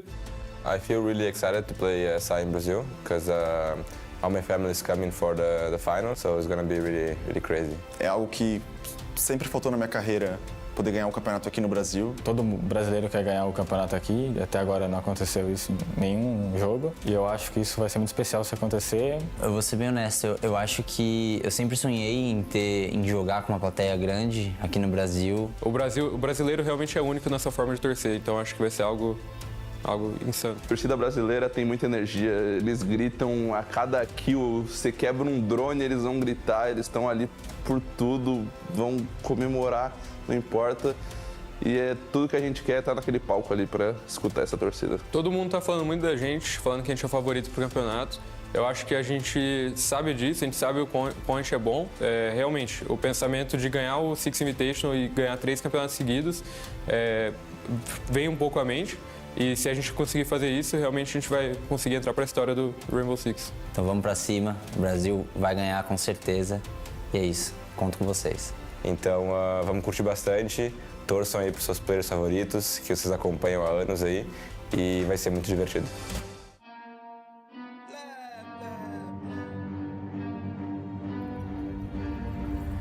I got problems on problems on problems on problems on problems on problems I solve them. I run through the money, the pressure be calling. Left on my blessings, I feel like I'm falling. The birdie is back. Tell me I'm garbage, I'm going through something, that's why I ain't calling. Phone in progression, it's all that I wanted. The phone in affection, I summon and dub it. Cause I got problems on problems on problems on problems on problems on problems I solve them. I run through the money, the pressure be calling. Left on my blessings, I feel like I'm falling. The birdie is back. Tell me I'm garbage, I'm going through something, that's why I ain't calling. Phone in progression, it's all that I wanted. The phone in affection, I summon and dub it. Why you be all in my line about nothing? Why won't you go get you $1 or something? Don't hang with it who lying for nothing. I see that we different, you riding, I double. I don't do discussions on bragging about hundreds. Don't go to your places, I know that they sunken. Don't call me your brother, I barely could trust it. I talked to a shorty, she bagging the bucket. And I'ma need all of my dollars on corporate, so hand me the money, I divvy the pie. I'ma give all of my people a portion to build them a fortune. I'm flipping the ride. I can't be mixy when iffy the vibe. And 40 on 50 is really the time. Why is you all on my phone like you want me? Like you wasn't pushing the kid to the side. I run through the money, the pressure be calling. Left on my blessings, I feel like I'm falling. The birdie is back. Tell me I'm garbage, I'm going through something, that's why I ain't calling.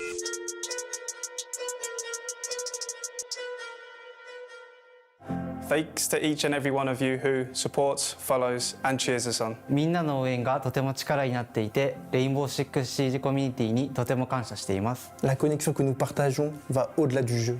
Peu importe d'où vous venez, que vous nous souteniez depuis des jours ou des années. การสนับสนุนยังไม่หยุดหย่อนของคุณกระตุ้นให้เราทำดีที่สุดในทุกนัด ومع أن نشكل عائلة في رينبو 6 سيزون متناغمة لتصبح ذكرى في قلوبنا. Приглашаем всех на Six Invitational 2024 и не забудьте посмотреть это прекрасное и невероятное событие вместе с нами. 항상 레인보우 6 시즈를 응원해 주셔서 감사합니다. 여러분들의 응원이 레인보우 6 시즈를 세계 최고의 게임으로 만들 수 있습니다. Juntos somos a melhor comunidade do mundo. Muito obrigado, galera. Thank you for the support. شكرا على دعمكم. ありがとうございます. Thank you. Спасибо огромное. Muito obrigado, comunidade. Merci beaucoup.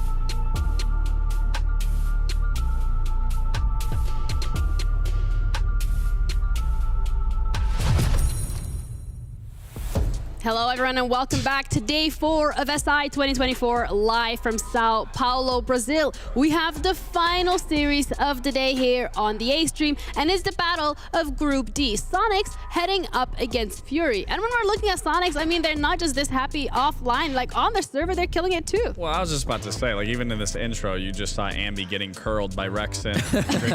Curled by Rexon, so get a little early game workout in. Yeah, and hey, listen, both teams have plenty of reasons to be happy. They're both undefeated. It's not that often that you get two teams this late into the group stage who have yet to drop a series. We've seen Sonics dominate through their 3 series so far, 2-0, 2-0, 2-0. Fury a lot closer so far, but still really strong showing from them. Unfortunately, that unstoppable one's going to have to end for one of these teams because they're going up against each other, you know, it just makes sense. But when we're looking at Sonics particularly, they have been doing incredibly well. Besides G2, they're the only team to be going 2-0 and being this dominant. Yeah, I mean, you go first, I'll go next. Okay, Gabe. The thing about Sonics, and something that I think Jack said in the green room, or perhaps that was someone else, games are really won on their attacks in this meta, right? We're seeing a ton of teams really come to fruition when they're winning on that attacking half. Sonics have the highest attacking win rate of any team at the event so far, 57%, really crushing it in that stat line. So I'm hoping we see more of those strong attacks come through. We've talked time and time again about how difficult it can be, but Sonics have somehow managed to find really clean ways to get in, find those pushes, clear out the roam game as well, and make those executes happen. Well, and some people question, you know, after getting rid of Gunnar and now bringing Ambi, what's that going to look like? And in terms of their performance so far at the start of SI, I mean, they've been looking dominant. They've been looking far better than what we saw in Atlanta. And I mean, I want to also attest that to Ambi, because when we did talk to Grixer in that interview, I asked him, you know, what does Ambi bring or what does it do for you? And he said it kind of reinvigorates the entire team. It kind of makes them feel like they're brand new again, that they want to teach a player. They want to be better themselves. And I've experienced that back then with Kino and Yaga, that bringing newer players in and teaching them, it really makes you want to hit the reset button and completely start over and do it all again. Well, luckily we also have Citizen, who was kind enough to sit down and do a little bit of content. So let's check in with Citizen ahead of this matchup, see what they're thinking. I'm Citizen, I play for Sonics, and I'm a flex. Past years the team looks good, but like it could be way better. Obviously last invite wasn't too good for us, but got top 4 of the majors, so hopefully like if we can find our way of playing and play together and play right, we should go far in this tournament. Well, we're in Group D, so we've got like 3 APAC teams, and then playing Los would be good because they got top 4 of the last major, but also I like to play like W7 and G2 because I feel like it'll be a fun game to play. Yeah, so we play Scars, so I think to expect is just a crazy match because they're crazy people, so you just got to expect the unexpected and come prepared for it. Bring in some words of wisdom, but that's also a player that you really wanted to highlight. Yeah, I mean, I just want to say in the beginning of that, when he was like, my name's Citizen, I play flank, I thought that was it. Like, that was just that's it, like just the concept. Cut the cameras. But no, speaking of Citizen, I mean, Citizen's a phenomenal player. He was an EU prodigy, now in NA. And right now, he is currently NA with their EU prodigies, man. That's true. Wow. He is currently rated the #1 player going into today. He is also the #1 in KD, sitting at a +38.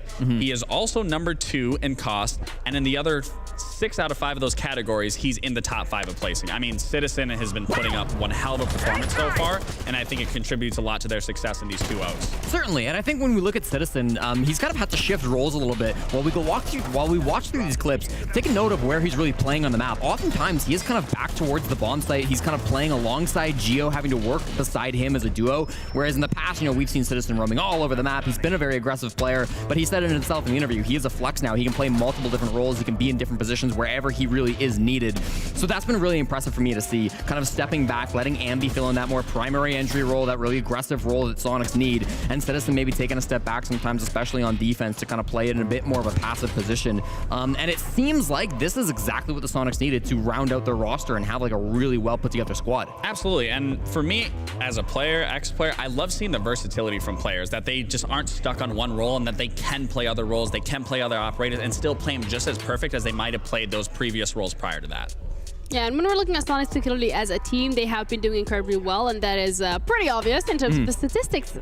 Certainly, and I mean, Sonics, as I mentioned, the highest attacking win rate, 57.1% coming through this major so far through the 6th Invitational. They've been really, really strong. I think the team play has been the biggest thing, their ability to work off each other coming forward. I also think their map pool has been really, really impressive. Sonics are on pace to have a perfect series, as we mentioned, but that means they've played 6 maps so far, and all of them have been different. They've yet to repeat a single map throughout their time at the 6th Invitational, and Sonics in the past have been known to be a team who have worked with a bit of a smaller map pool, to play the same map over and over and over again throughout a stage. At this SI, they're clearly changing that up. They're clearly wanting to bring in a very wide map pool and to show so many maps off. I mean, on one hand, it's a risk, but on the other hand, I think it's just prominently showcasing, listen, we're very flexible, we're very confident in our map pool, and we don't care if you know what maps we play because we play them all. And that could tie into them bringing Ambi in and just bringing one player in can really change the entire dynamic of a setup, of a map, and how the team plays in general, because Ambi can slot in another role that now Citizen can slot into or Grixer can slot into. So it is important to acknowledge that making one change can significantly change an entire team's playstyle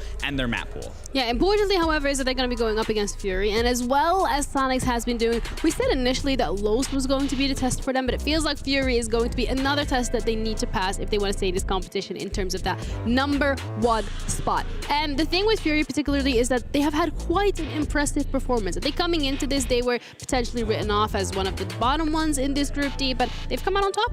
No, absolutely. And I think a testament to that is their unorthodox playstyle and aggressiveness, that you can't really predict it for the most part because they do switch things up a lot. They do keep that initial aggression, but sometimes you might see a player pushing from somewhere else, or then you might see them doubled up with together, whether that's I9 or whether that's Crit? Yes. Crit's very good so far. Seeing those two together in general just have been popping off for this team. And I really want to see, going into this game specifically against Sonics, with needing these points, I want to see a group effort from everyone coming into this. Yeah, we talked about the attacks from Sonics, but when I was watching this team back in Atlanta, I really was impressed with their attacks as well. A lot of very pre-practice, a lot of strategies that they had practiced ahead of time for clearing specific bomb sites, specific power positions on the map. They really have these very well executed and well thought out strategies. Sometimes you think you have stereotypes of the APAC region, it's kind of messy and it's kind of all over the place. Not with these guys. Their attacks have been really focused and really well put together. I'm hoping we see more of that against Sonics, because this will be, while they are undefeated so far, this will be their biggest test by far, because they're 2 wins so far.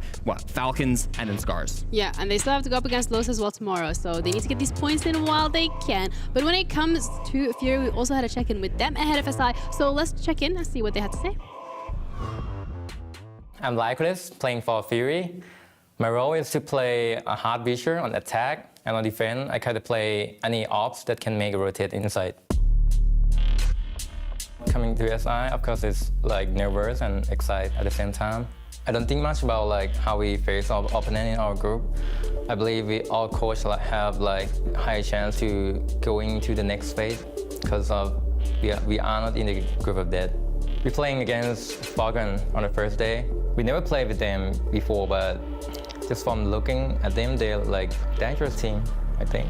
We didn't think much about it. We just practice and play our games, focus on each match. So I would say we didn't prepare anything special for all the team. We just prepare the same for every team on each match.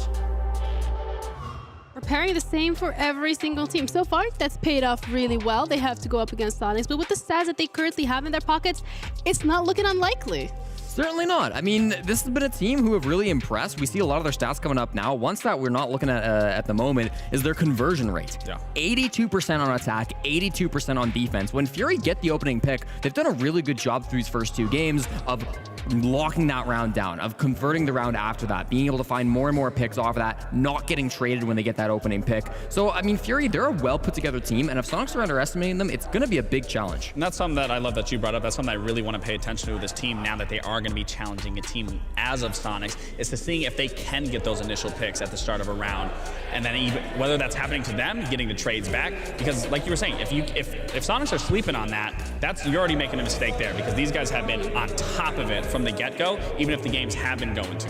Yeah, and when we were looking initially at the roster in terms of players that we wanted to highlight, it was really I1 and Crit that were popping up, but then we also have highlighted a couple of players from the side of Sonics. We spoke about Citizens, spoke about Ambi and how that has been. So when it comes to these 4 players in terms of what they could all bring to the server, what is the reliability of Sonics on their individual players showing up, and how likely is it from Fury's side of things to have their players show up? I mean, I think Sonics are going to show up, right? This is a team that go into every matchup respecting their opponents. They've been a top team in not just North America, but the world. They're going to be on their game. They're not going to be scared or choking against a team like Fury. For Fury, I'm a little bit less confident, right? Guys like I9, guys like CritJ, you know, they've had rough games, rough tournaments in the past, especially on those big stages. This is the first Six Invitational for the majority of Fury, but for I9, he's been around the block a couple of times. Sometimes he's looked really good, sometimes he hasn't. So I'm hoping we see the full potential of them. Crit currently has the 4th highest KD of any player at this tournament, so we know that he has the ability to pop off, but it's a high-stress game, and now is when they need it more than ever. Yeah, and we already talked about Sonics and how they're comfortable playing every single map, so I think this one, particularly for the side of Fury, is going to be a difficult one. We're going to be starting on a club. This is an interesting one for Fury to let go through. I mean, sure, the sample sizes are different in each region, but Sonics historically, and I'm sure you have the statistic on that, love Clubhouse. I mean, even when I was playing, when I played Sonics on Clubhouse, this Back is in a the map. day. Back in my day. No, like, Sonics absolutely love Clubhouse, so to me, this is kind of a risky take, in my opinion, for Fury to be letting this go through and maybe not even take a weaker map for themselves. I have a theory. Okay. Fury are used to playing Clubhouse against North American teams. In Atlanta, they picked this map against Dark Zero, and while they did lose, it was a 7-5 game. Now, Sonics not Dark Zero. Sonics have an 8-1 record on this map this season, and they're on a 6-game win streak. So certainly going to be a tougher opponent than DZ that they faced back in Atlanta, but still, they've got some of that experience playing against an NA team, so I'm hoping that Fury can put up a great game here. Yeah, and if my memory serves me correctly, which it rarely does, it was club into border. And with that being the map picks that we're going to be looking at, Fury, we have a couple of question marks in regards to that map being let through, but how are we feeling about the second one? Second one, I feel a little better. Not a ton better, but I do feel a little better that it allows Fury to give a little more freedom to work around the map and use the map in their favor. But yeah, I mean, Clubhouse, I think that's going to Sonics. Uh-oh. I mean, Border, I will say, it's kind of been Fury's new favorite map. They didn't play it a ton back in stage number 1, but stage 2, they were 3-0 in official competition. Over the offseason, they actually played a ton of games in some third-party tournaments. They went 3-1 on the map in that tournament, and then they took down Falcons, their very first match of SI. So they're very comfortable on Border. That said, there's a lot of VOD reviewed out them, I'm sure, and I know for a fact that Goddess and the rest of the team at Sonics have been looking in on that.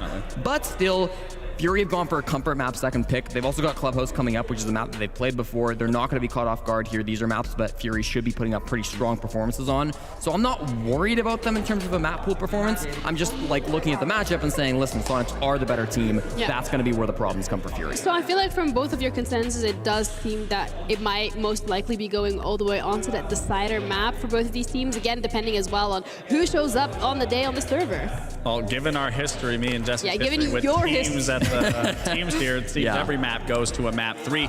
But I do love that, though, for myself. I do love that for the community to be able to watch good games of Siege happen. Yeah, Oregon will be that third map, and I will say, we talked about Clubhouse being a map that they played against Dark Zero. Yep. Oregon was another map where Fury had a big game against Dark Zero in Atlanta. That one, 8-7, maximum overtime. Had they won that, they would have knocked Dark Zero out of the tournament and secured themselves a spot in the Swiss phase. That didn't happen, and now we're kind of entering a position where if Fury can win that game, well, they're not knocking anybody out of the tournament, but they're at least maybe rewriting history, getting their revenge against North America, proving to the world they can be a good Oregon team. So a bit of a storyline if we make it all the way to that third map, but of course getting there is going to be the first challenge for Fury.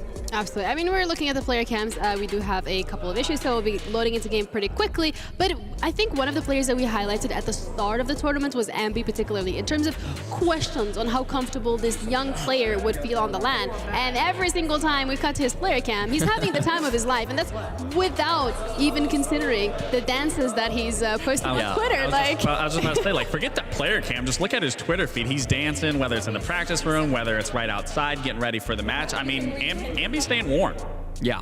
Ambi was a prodigy that people talked about in North America for a very long time. You know, he just turned 18, I believe 3 days before the Six Invitational started. He is the youngest player to ever play at SI. And you would assume for a player of that caliber, for somebody who was hyped up by the community, for somebody who's so young coming in, for somebody who's coming onto a very prestigious team in the Sonics, right? Top 4 in the standings, there would be a ton of pressure. You'd be so nervous and you wouldn't know it at all. This kid has had no fears playing through Sonics through this group stage so far, and it's been very fun to watch. That's the funny thing, because when I first came into the pro scene, I actually loved the attention. I love being in front of a camera. I love just being in the atmosphere, and I'm sure Ambi, I mean, looking at his stats right now, I mean, he's not really performing bad by any means for being brand new.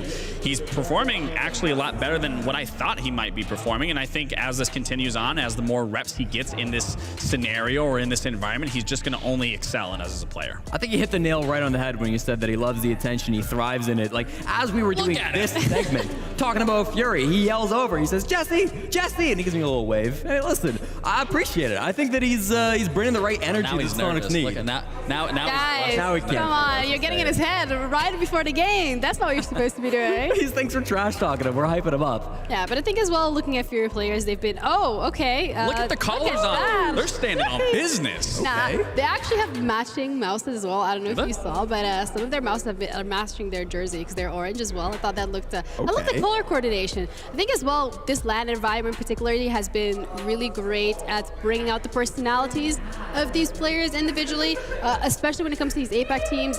Historically, people saying, they're a little bit more reserved, they kind of like to keep to themselves, but then they're coming here in Sao Paulo, Brazil, and look at them, they're having the time of their lives. I think we have to give a congratulations, by the way, sent over to I9, introducing a new kid coming along. I mean, that's pretty exciting coming here. He has, I don't know if they can show that over there, but there's a scan attached to the monitor. You gotta go down on it, wait. But there it is. That will be the last thing that we'll be seeing on cam because we are ready to head into the game. Everybody write congratulations in the chat, otherwise I'm going to be really disappointed. But thank you guys for sticking around. We're ready to head into the first map of the competition. So casters, do take it away. Good evening and good morning to all the Rainbow Six Siege fans around the world. My name is Stokes, and obviously this is Ace of Pirate. We're going to be walking you guys through Sonics versus Fury. It's bound to be a good one. We got some solid maps on the docket here. Ace, how are you feeling about it? Yeah, I think obviously, we come into this with a clear favourite. I think it's fair to say Sonics have been going very well so far, unbeaten here at the Six Invitational 2024. Fury yesterday, I actually covered their game against Scars. It was back and forward. Fury certainly had their moments, but much like the game I covered earlier with D plus Kia, Fury had their problems on attack, like a number of the teams that we've seen here so far. So that's going to be the big proving ground for them. The fact that they come out and start on defense can only be a good thing for them. Clubhouse, the most defender-sided map so far, I believe. So really, it's a match made in heaven to let them settle into this one, but they better believe they're going to have a big challenge up against them because Sonics have been great, and honestly, I think they've got such a high ceiling. They've got even more to give us potentially than we've seen so far. Absolutely. And in that regard, Clubhouse right now, it's kind of watered down a little bit from what it was earlier in the day. It was sitting at 71% earlier, but right now it's at 66. It's actually tied with Oregon for defensive win rate. The most defender-sided map as of right now is actually Skyscraper, with 6th place, 68% defensive overall win rate. Let's get through these bans here, though, and see what both of these teams respectively want to remove from the board. We've got Dope Capitao and Azami so far, and the last ban coming through for Fury. What do we have? Drum roll, please. It's going to be the Valkyrie here that will be removed. One of the hottest operators when it comes to defensive bans here. Nobody really allowing her to be up just because of that, camera utility. You get so much info, and also the MPX is nothing to shake a stick at. It is a headshot machine at the end of the day. And in fact, Valkyrie is our most banned operator right now, and the follow-up is Azami. Yeah, I mean, a lot of popularity. It's the big four, isn't it? Valkyrie, Solis, Fenrir, and then Azami being the final one. I'm sure that we will see some Solis in here. We will probably see a little bit of Fenrir, potentially, depending on the site, depending what they wanted to cover. Thinking of things like main stairs on gym and bedroom. Always nice to have a little F-nat on there and just prevent that push coming up without it being a surprise at least. So Fury will kick us off on the defense. It's going to be all the way down in the basement. Church and Arsenal. I'm interested to see whether Fury go with much of a roam game or not. The fact that I9 is on the Solis would suggest that they will do. 3 drones down already, make that 4. So great work from the Solis at the beginning of the round, and it's already showing the value and strength of having that operator on side, using the scanner, picking up those drones. There's a lot of work to be done from the side of Sonics. Yeah, most definitely. I have to try and do it with a few drones missing here too.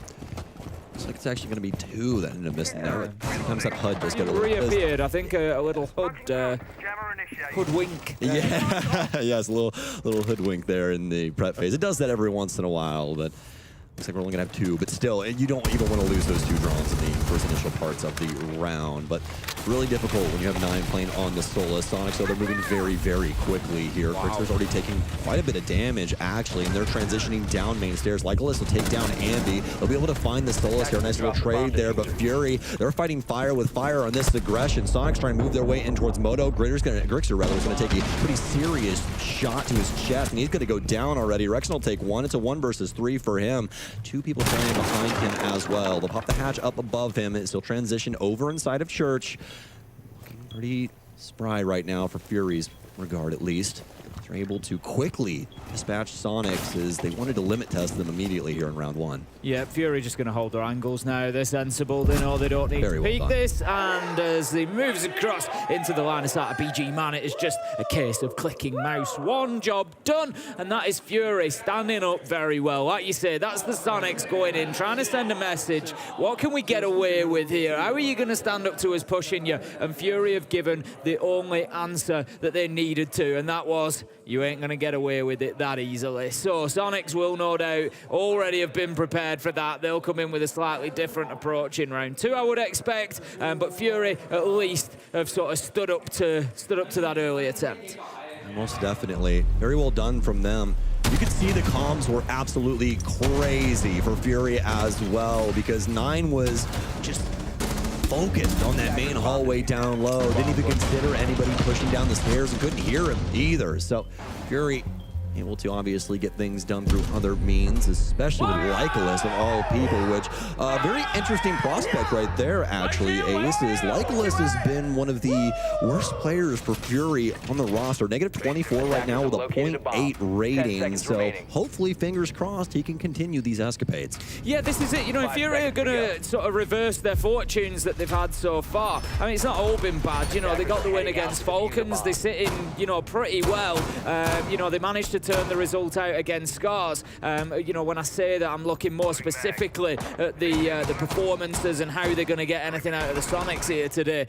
You know, they're well positioned in the group, they're going well, but if they're going to keep going, they're going to have to start ironing out those mistakes. You know, ultimately, yes, they've had a good couple of results, I won't take that away from them, but they've come against the Falcons and Scars, who, no disrespect to them, they've been good teams, they've shown us good performances, but equally, they're not the Sonics, they're not SSG, they're not W7M, they're not these very top teams that you're going to have to go up against. So Fury, it's the perfect opportunity now for them to start raising the bar, start elevating the game a little bit, and that first round is showing us at least that that is possible. Yeah, most definitely. I love the look there from the Sonics. Just see what you can get away with. And you can tell on their faces after on the cameras, like, all right, well, it didn't exactly work out, but there's a million things inside of this mixed bag that we can pull out and bring to bear here up against Fury. This time around, obviously a heck of a lot slower. It's going to be a master defense here for Fury. Sonic, more than likely going to have to work things in here from the jacuzzi balcony. This, if anything, for me, is the real test for Fury. The first round is, like you say, the Sonics just throwing it at the wall and seeing what sticks. This is now the Sonics playing seriously and bringing the proper plans, you know, bringing the real game in, and that's where the true test for Fury is going to come. They've stood up well so far, but round 2 is going to be important now. Then I like that little use of the impact nade through the map hole that had been opened up, just to allow that charge to be taken off. That's 2 extra thermics gone. Selmas will go on. They will be able to detonate this time, but that's a lot of utility gone. Yeah, you really want that wall to explode with the exothermic rather than the Selmas, simply because you have to crouch through those things, or if, you know, they're not placed properly, sometimes you have to hop. Oh, when you're at the bar, Ace. The drone sees him, and the challenge is going to come from Bar I9. Has to win this, really. Takes a few pot shots through the wall there. I'm wondering if the Finker boost is going to come in. I think Ambi doesn't dare press the button at the minute, and he's just waiting for it to recharge, but he's going to send in the nades for the time being, just trying to get that look around, and it's I9 ultimately that comes away with it, and that's a big opener for Fury. This is really difficult for Sonics right now. They have to get on this gas pedal, and they will. 30 seconds remain now, but the case is down after somebody rotates up main. It's going to be 9 as he takes down Geo. It's traded by Rexon. It's a 2 versus 2. And Sonic, they've done enough to try and make this round at least feasible. Crit, some very nice shots. One of our top players here right now at the tournament, I believe in 3rd place with a 1.3 rating. And Lycolis will assist Fury 2 rounds in a row on this defense on Clubhouse. As I said earlier, attack has been the problem area that I've seen for Fury when watching them against Scars yesterday. So a good start like this is imperative for them. Get as many rounds as they can on the board, on the defense. They're on Clubhouse because it is not going to be easy for them in the second half. I think the Sonics just, starting to have those chats a little bit that maybe this isn't going to be as straightforward as maybe we had hoped. I9 doing a great job on the roam there. Ambi, we spoke before the stream, you and I, Sam, and we said, how many of those entry engagements Ambi has been involved in, 29 before this even started. He fears no man, he will go in and take the fights, but so far, 2 rounds, 2 entry deaths. He's not putting Sonics into the sort of best foot forward realms, really. Yeah, absolutely. He's got a solid youth around him, right? I mean, he's just not caring. He's here to play the game, Ace, and it's honestly beautiful. It's just like in any sport, when that rookie comes in, you're like, oh man, this guy's got some magic around him. Just no respect. Exactly. They just come in, they're not going to respect anybody, they're not going to fear anybody. Their game is their game, they're the best in the world. Facts. I'm here for a reason, right? Why are they paying me? Exactly. That's the attitude, and I love it. Same here. Fury. Around the carousel we go here on Clubhouse. Beauty of this map is that actually all of the sites have found quite a bit of success, even the one that we all hate as commentators, Bar Stage. Obviously, with the Clubhouse rework a while ago, it's gotten a little bit more feasible to play, but it's still only seen 2 plays so far. It does have a 100% win rate, though. We're going to have a pretty interesting fold making its way in here for Fury as they're going to put that mirror on the actual wall here. And this is a little interesting thing that we've started to see bubble back up to the surface, mostly just because, crit, a little risky there with that initial peak, but mostly just because you can stop, exothermics and things pretty easily by popping that mirror and impacting things, keeping that wall bound up and making it inaccessible, at least for traversal methods down the line. And that's really what they're trying to look to do here with Plaid. Geo's trying to get rid of these bandit batteries that have been attached to this wall by Dark. Just remember, Fury obviously losing that earlier engagement, so already the proper move forward for the Sonics. Going for the Selmas onto the breach there, and the exothermic, if you have to do it from up above, it creates a hole where you've got the sort of bit across the bottom and you have to vault in, so it can be a little bit tricky. So choosing to go with the Selmas instead, it's going to give them the lines of sight that they need. Ambi has actually been able to move across and get established inside a Master as well. So with that breach now being open, it's a little bit of phantom pressure. There's not too much coming in through Garage, and it looks like Sonics are making that mid-round rotate, and they're going to switch it over, get into logistics and construction, and try to push from there instead. Yeah, Fury more than likely aware of this. I mean, when you see 3 drones roll through construction, it's not for no reason, right? So exothermic out here, it's going to get the construction panel. Fury more than likely aware of what's going to befall them soon enough. Sonics have enough bodies as well, so they will more than likely adjust somebody over to Plat, but they don't have to. It's also ghost pressure at the end of the day. Fury's always going to have to worry if somebody is playing that portion of the map. So they can do whatever the heck they want at the end of the day. Dark is going to be able to take out Grixer, though, and now we've equalized things here 4 versus 4 with 50 seconds remaining. Good to see Dark getting involved. You picked up on Lycolis earlier. Dark's been another one of those quiet players so far. Crit J's been putting up big numbers, but by seeing those 2 get on the board and have their moments, it takes the pressure off a little bit of those other players. Ambi does manage to find a good one from underneath. Using that skeleton key, and then absolutely slams Lycolis. And that leaves us now 4v1. Citizen is down, but the Trax Stingers did pick up the kill onto BG Man. Rexon's got the angle. I9 taken down, and Sonics get their first attack. Very well done from the Sonics, not overcommitting themselves, making sure that they cross their T's and dot their I's. Very well done, especially with those I9s. Dot their I9s, my friend, indeed. And yes, Sonics able to make some big sweeping engagements go their way there, especially with a few of the things that we saw from Ambi down low. I especially enjoy the fact that they brought the skeleton key to try and abuse some of the players inside of Cache. It's something that we've seen time and time again, but still finds great success. And what a shot, actually, here from Grixer, able to just play things out under that door, a little cheeky spot that's used very often here here on Clubhouse, not even at a professional level, at every single level of the game, somebody will more than likely be laying on that door waiting for somebody to try and cross stock. A nice find there from the entire team, but especially from Ambi on that double as he did a little discovery himself there inside of Lounge and found that kill completely under his own volition. And it's a dangerous thing there for Fury. You've had Ambi who got taken out within the first 30 seconds of round 1 and round 2. He's now played his full round. He's got a couple of kills. He can start feeling himself. He'll have that confidence building, and he's a dangerous player for Sonics to be able to activate and get into the game like that. So Fury, they really could do with paying a bit of attention to that. It's difficult when you're on the attack to maybe single out individuals because you don't know where they're going to be coming from. Those are the defense. You're sort of working around it. You just got to let them come to you. But if they can recognize that, if they can sort of focus, if they've got any VOD information that suggests those routes that Ambi might use, get him shut down, keep him out of the game, keep the pressure on him. Yeah, and that's really what you want. If you can set a precedent, especially for some of these younger players, might be able to start winning that mental warfare. But that's the one thing about the Sonics. They have had a very resilient roster for some time, and especially when they're playing well, I mean, there's no rhyme or reason to why they should start getting frustrated. Ambi's going to start working his way up inside of the big garage here. Has to worry about Oil Pit. You saw him considering it for just a second, but nobody home from Fury. And we're walking up for just that split moment, but decided to back off just instead.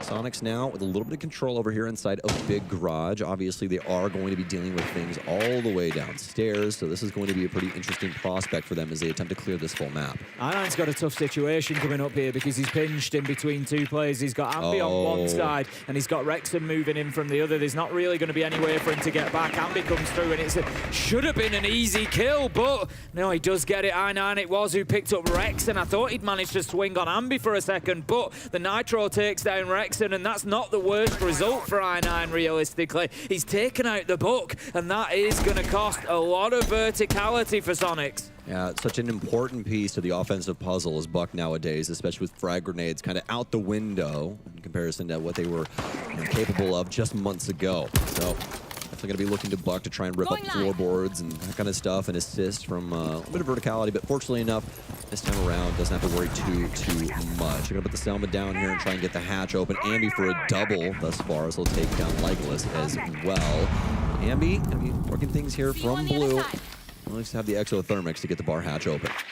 Gio's going to be sending the drones in. 50 seconds left to go. Plenty of time for Church and Arsenal if the work is going on to open hatches up, which we can hear as well. So that shouldn't be too much of an issue for them. Citizen is going to work his way down, just clear out a couple of those goo mans, give the opportunity for somebody to move down main should they want to as the round progresses. That time is getting to the point where they need to start thinking about it here. 30 seconds left to go. Sonics not quite in a position yet to be able to drop and get this diffuser down. Gio is in position, but they still really need to force this player out of boxes and start to apply that pressure inside. You've got Dark and BG Man both doubled up, and that is an important kill. Ambi just picking up Dark, and then Citizen onto BG Man. That opens everything up, but Gio gets taken on the drop. Doesn't matter, as he's last alive. Citizen takes him down, running through the fire and the flames to cut his man down, and that's going to be Sonics leveling things up 2-2.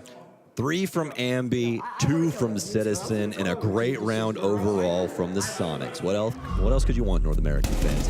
Very well done there. Ambi obviously not able to get the trigger on 9 there the way that he wanted to, and that ends up the result of Rexon dying, but still not really all that big of a deal at the end of the day. They were able to get that dealt with in at least decent timing, I would say. Once they start to transition over towards side, it's about 1:20 while they start to clear things out and get things set up, and obviously you guys saw the result of that. A little low time there, but well within the right of the Sonics to be able to take, especially with the powerhouse players of Ambi and Citizen going back-to-back in round 4. Going to be heading in round 5 then. Back to Gym and Bedroom. Moving on despite the loss. They did have the option of sticking around for another attempt at Church and Arsenal, but Fury deciding they'll go back to the other side that they won, which was Gym and Bedroom. They did a really good job on that jacuzzi wall. They wasted a lot of the utility with the exothermic charges, etc. So I'd like to see Sonics maybe do that a little bit cleaner this time. You know, they went in there with the Mav. They gave the opportunity for the impact nades to come through and clear it off, and it really cost them a little bit. So this time, get that a little bit smoother, get that wall cleared off, and don't burn too much utility on it. Yeah, Most definitely. And speaking of utility, I mean, look at the Sonics lineup right now. 3 hard breachers as well as Citizen on the Rotero drones, and 9 flirting with death a little bit, but I respect it. I respect it wholeheartedly. Trying to see if we can get some early influence here and potentially get a big kill. Citizen with a cheeky drone hold there. That's a smart cover. A thing a lot of people think about, especially when it comes to that strip area of the map. These little drone holes can actually be a big nuisance. I've died to those things in some of the dumbest ways possible, Ace, I promise. It's so frustrating. We can see Geo just working with the exothermic charges on CCTV wall, looking at construction wall as well. So they'll be down to the Ace and the Maverick to open up Jacuzzi side. The reason that Geo's doing that is they want to force the players out of that area. CCTV and Cash particularly, make them feel like they're pinched and force them back to site, because once the Sonics have got control of CCTV, they're able then to use that catwalk that's just outside of the windows, look on into site and start applying pressure to the back of Jacuzzi wall. It'll help them get that open, and it just starts to unlock the round a little bit. So we need a little bit more momentum from the Sonics here. We're a minute 20 in. They're not quite established inside of the map yet, and we've still got players. I say that, I'm just looking at our top down on the side. They have managed to force Cash clear. Construction is next. I9's still in there. Once they get that out of the way, then it'll be job done. We do have 9 still lurking around. I want to see he's over inside of Sonic. Yes, he is. Right inside of the bar double here. That could be a pretty interesting fold later on down the line. Well, that's actually going to be coming pretty quickly. Only got a minute and 10 seconds left inside of this round, but some nice angles built up from the Sonics. Practically everything you would want for a Master Assault. Nitro Cell out. Potentially getting rid of some Claymores, but no, not even that. It's actually going to, I believe, land on the windowsill. Doesn't achieve too much for him. And now Rexon seen if a single Fury member wants to try and take a crack at this window swing. Just going to be sending the Rotero drones in. Citizen doing some work to clear utility. 45 seconds left to go as Rexon manages to pick up Crit J, who's been quiet so far in the first 4 or 5 rounds. Geo knows that the flank is on here. I9 must have been spotted out. It's going to be Ambi to pick up the kill, and it's mostly going in the Sonics direction at the minute. BG Man does manage to pick up 1 onto Ambi as a late trade, but 2 versus 4 now. The pressure is going to mount very quickly. Like Cole is shot as he tries to run away from the breach. It's all up to BG Man. It's going to have to be a big round from him. He manages to find another. That's 3. This could be an ace if he closes this out. It's 1v2 right now. The diffuser goes down. Geo sticks it. BG Man nearly finds him though. Damage is done. He sends out more utility but can't find the kill. BG's gonna hop out. Big fight here, and he can't get it done. Grixer shuts him down with the M4. Sonics dastardly. He's on the entries, but almost one of the biggest moments for BG Man I have seen personally on the Fury roster. All for naught at the end of the day, though, as the Sonics are able to get that dealt with accordingly. Almost in trouble there for Geo as well, as that second impact seemed like it was primed to down him, but I believe it ended up landing just a little bit earlier in its arc there. So unfortunately didn't end up going through the breach into weights. Now, Sonics in the driver's seat on the offensive side. And do remember, folks, Clubhouse, one of our most defender-sided maps right now in the entire pool. The first time that Sonics have been ahead so far today. The first 2 rounds went to Fury, but they're now seriously on the back foot with 3 in a row for Sonics. Oh, what a beautiful shot from Rexon that was. And then it just all sort of fell apart from there. Obviously, it was always going to be difficult. Ready for the jump out there. Grixer well prepared, took his man down. But Fury just sort of starting to stumble, to struggle.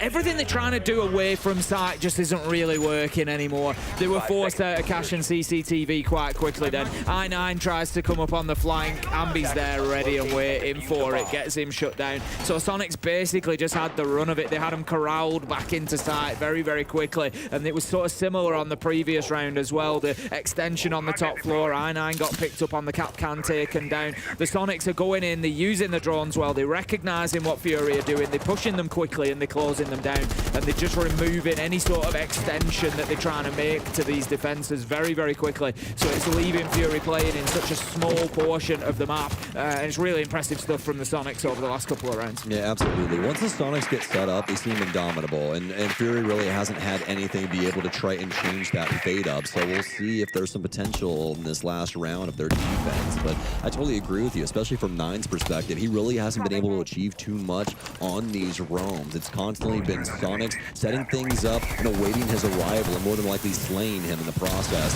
Ends up kicking things off. We saw that in the last round there for Ambi as he was the one to take him down dark. He has a good timing. He'll be able to get that first home up. Yeah, they're going to have to make sure that they deal with that Ambi out here on the warehouse catwalk stairs, garage stairs, sorry.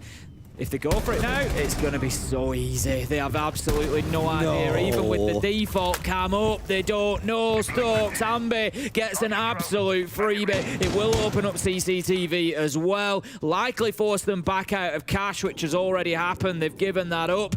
And I9's playing in the same position as he was before, down on stage. The flank didn't work last time. It's not likely to work this time. One difference, though. He is pulsed this time, and that is a very key thing, as well as they have killed citizens. So game plan here working swimmingly, I would say. I do like the difference maker there because I definitely agree with you, but with the cardiac sensor being there now and being able to read things out, oh my gosh, Crit. Nine just called this man on the balcony. What are we making this rotation for? We just give him the 3 versus 3. And I9's sort of moving back into a position on those main stairs. If he's going to play the pulse, he needs to get himself underneath, have the nitro, be there for the denial. And that's just not what is happening at all at the minute. He's in fact back in sight, I think, by the looks of things. So again, questions for me for Fury there. You know, if you're going to bring that along, I think the concern is that they've just lost too many players, so they needed the numbers back. But Gio a little bit unfortunate there, losing out even on the pre-fire. And in a 2v1, it does give an opportunity for Fury to close this one out. I think Sonic's just losing a couple of gunfights along the way. No cardiac sensor out, and actually he's got the pistol. Really hoping to get that primary reloaded here. It's BG man underneath. This is so ass backwards. This does not make any sense as to why I9 isn't down there. But I mean, I get it. Grixer gets a plant somehow. No nitro cell for 9. That's why he wasn't down there. But still, the cardiac sensor just really making things easier for you to shoot somebody through the floor. But Grixer going to make a rotation here over towards logistics, and he's going to end up going down to BG man. So Fury will at least be able to tie things up here on their defensive side. But man, was that a weird round, Ace. I just feel like they made hard work of it. Yeah. I feel like they just made hard work of it. You've literally got somebody who can see through floors.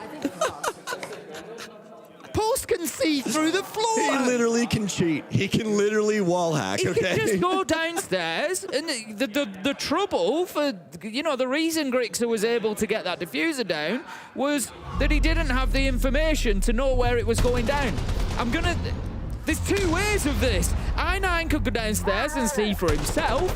I9 was on the other side of the wall, can hear the diffuser being planted, so he knows he's not being pushed. He even could have just pulled the cardiac sensor out and pinged for him to say this is where he is, so he could shoot through the floor. So Fury, yes, getting the job done.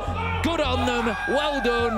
They made hard work of it. And the problem was, the reason that I'm critical of it is that they gave Grixer a chance. Yes. When Grixer gets that, there's no reason for him to have a chance there. Once he gets that diffuser down, he comes off, and they're still not challenging him immediately. In a different timeline, he catches the one coming back up main stairs, and then he's 1v1, and all of a sudden he's in logistics, he's got a position that he can defend, and he's just fighting against I9, who, let's be honest, on the pulse does not have the best gun in the game, as we all know. It was just such an unnecessary chance to give the Sonics. Hey-ho, the round is done. They got it. It's 3-3. Sonics go on to defense. Fury, you're going to have to show us something on the attack, though. Let's see it. What's this lineup looking like here? Well, we got a lot of firepower when it comes to the rifles we're bringing here. The block in tub, we expect that. 417 for Dark and the crit on the Niana. G36. BG Man is going to be on the torch job here for the hitting double wall on plat. And handle things accordingly. Where's our soft breach at? It should be 9. Where's it going to be over at? We do have Lycolis here as well. That's right next to him. He's on Thermite, so more than likely not going to be using that exothermic to get that open, I sure hope. But they could obviously use it in tandem if they want to, the way that the Sonics did. That was a pretty clean breach, the way that they ended up repelling there and getting the batteries, using that exothermic a little bit higher. Obviously, didn't exactly work the way they wanted it to on Jacuzzi with the impacts flying through and getting rid of both those exothermics, but still a decent shout for a way to deal with the wall with those 2 utilities being a part of the offensive perspective. Now for Fury, though, it seems like they want to try and transition here, and they have, at a bare minimum, gotten the wall soft for the leftmost panel over on plat, and that means that 9 needs to now rotate over and open this up for them. last seen heading towards Jacuzzi. He now makes his way back over to take out that stop panel, so that's something. Main breach is kind of done. Not really that clean, but kind of done. There we go. There we go. That's much better. Thank you, Inan. BG Man just going to be holding that from the rappel. Not too much use unless they take Garage Catwalk. At the minute, Rexon has just been able to maintain his position out there on Garage Catwalk. It looks like that's going to be the next job. But if you remember, the big question that I asked the Fury was time. They get wrapped up in these little mini games everywhere else, and by the time they come to site, they've got 15 or 20 seconds left, and it just feels a little bit like that. They've still got to clear Citizen and Rexon. There's 56 seconds left to go. By the time they do that, if they manage to, Rexon takes out Lycolis. It's not looking good. Citizen, he shuts down Dark as well. And all of a sudden, all that work that Fury have done has really gained them nothing. And the players inside a site, once again, sat there quite safe. You gotta stop reading ahead in the script. You know, I gotta stop it.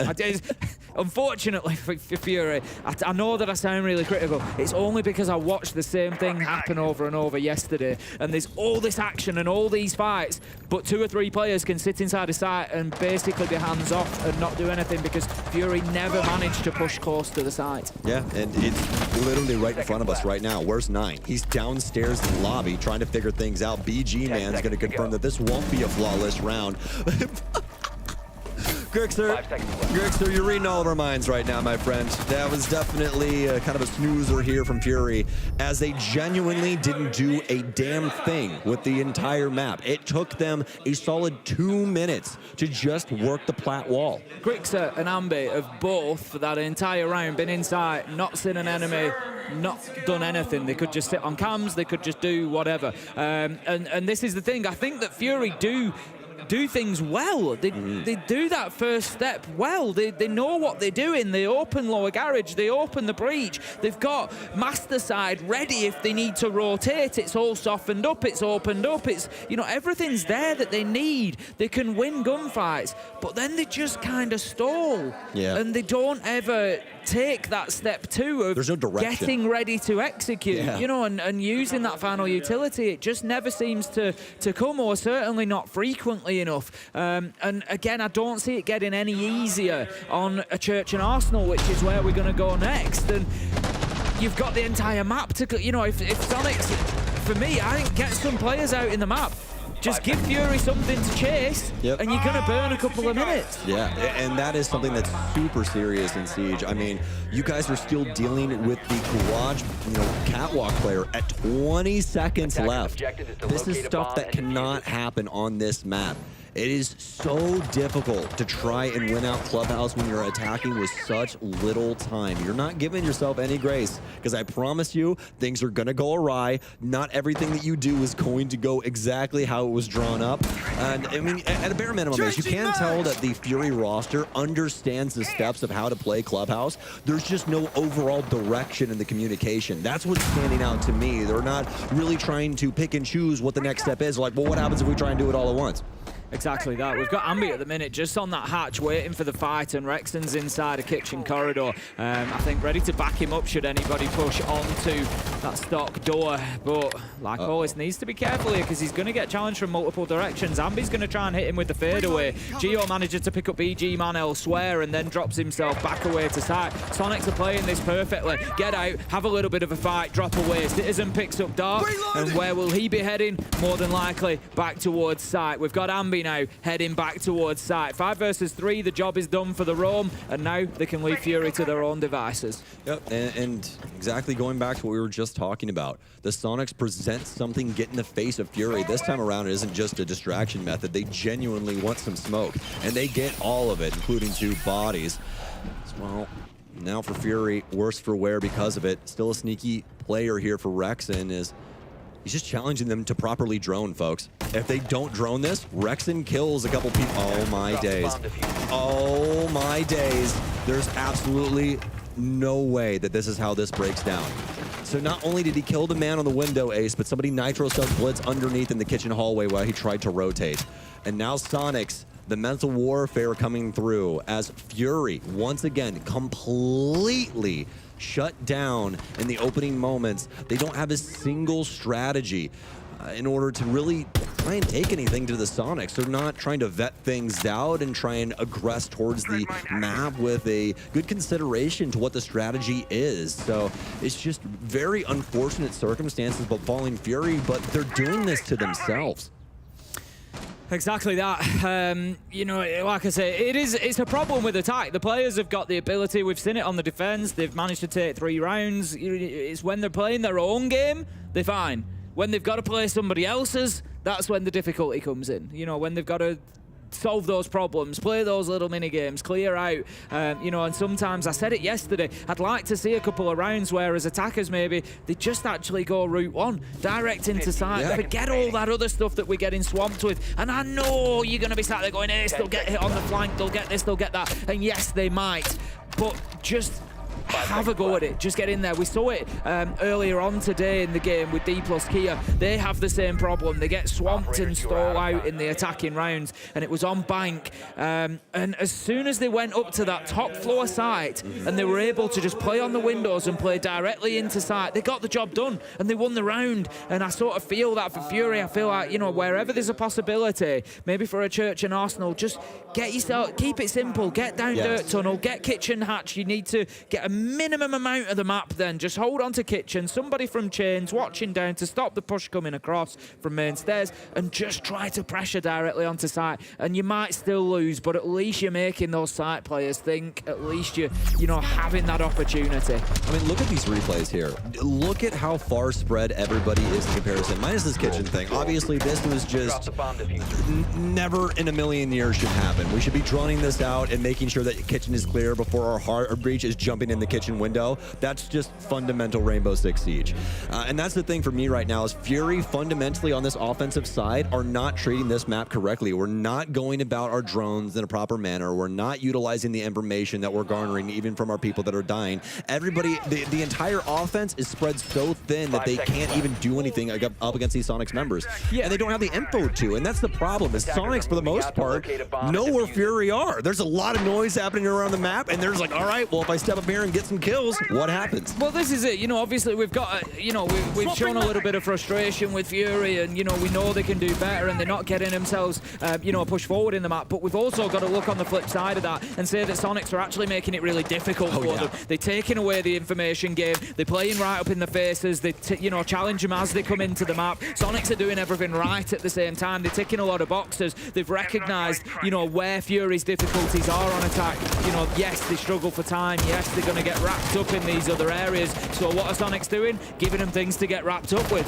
Giving them, you know, things that they have to go and burn the time on. And so that's fantastic from the Sonics, recognizing that and, you know, putting it into practice like that. And it's paying dividends for them. If this continues, it's going to be over in a couple of rounds. Oh, yeah. I wouldn't hold my breath for an instant as Sonics are practically a brick wall right now, especially with Ambi here. Want to shot from him. That's why I gave it some space. I knew what was going to happen before even the moment came. Oh, there was going to be some extra damage there. A stun out. Ambi will get tagged up, but does he want to go for the swing? No, he's already gotten enough for himself. He's already had his cake, so just want to eat too many Fury players for himself, right?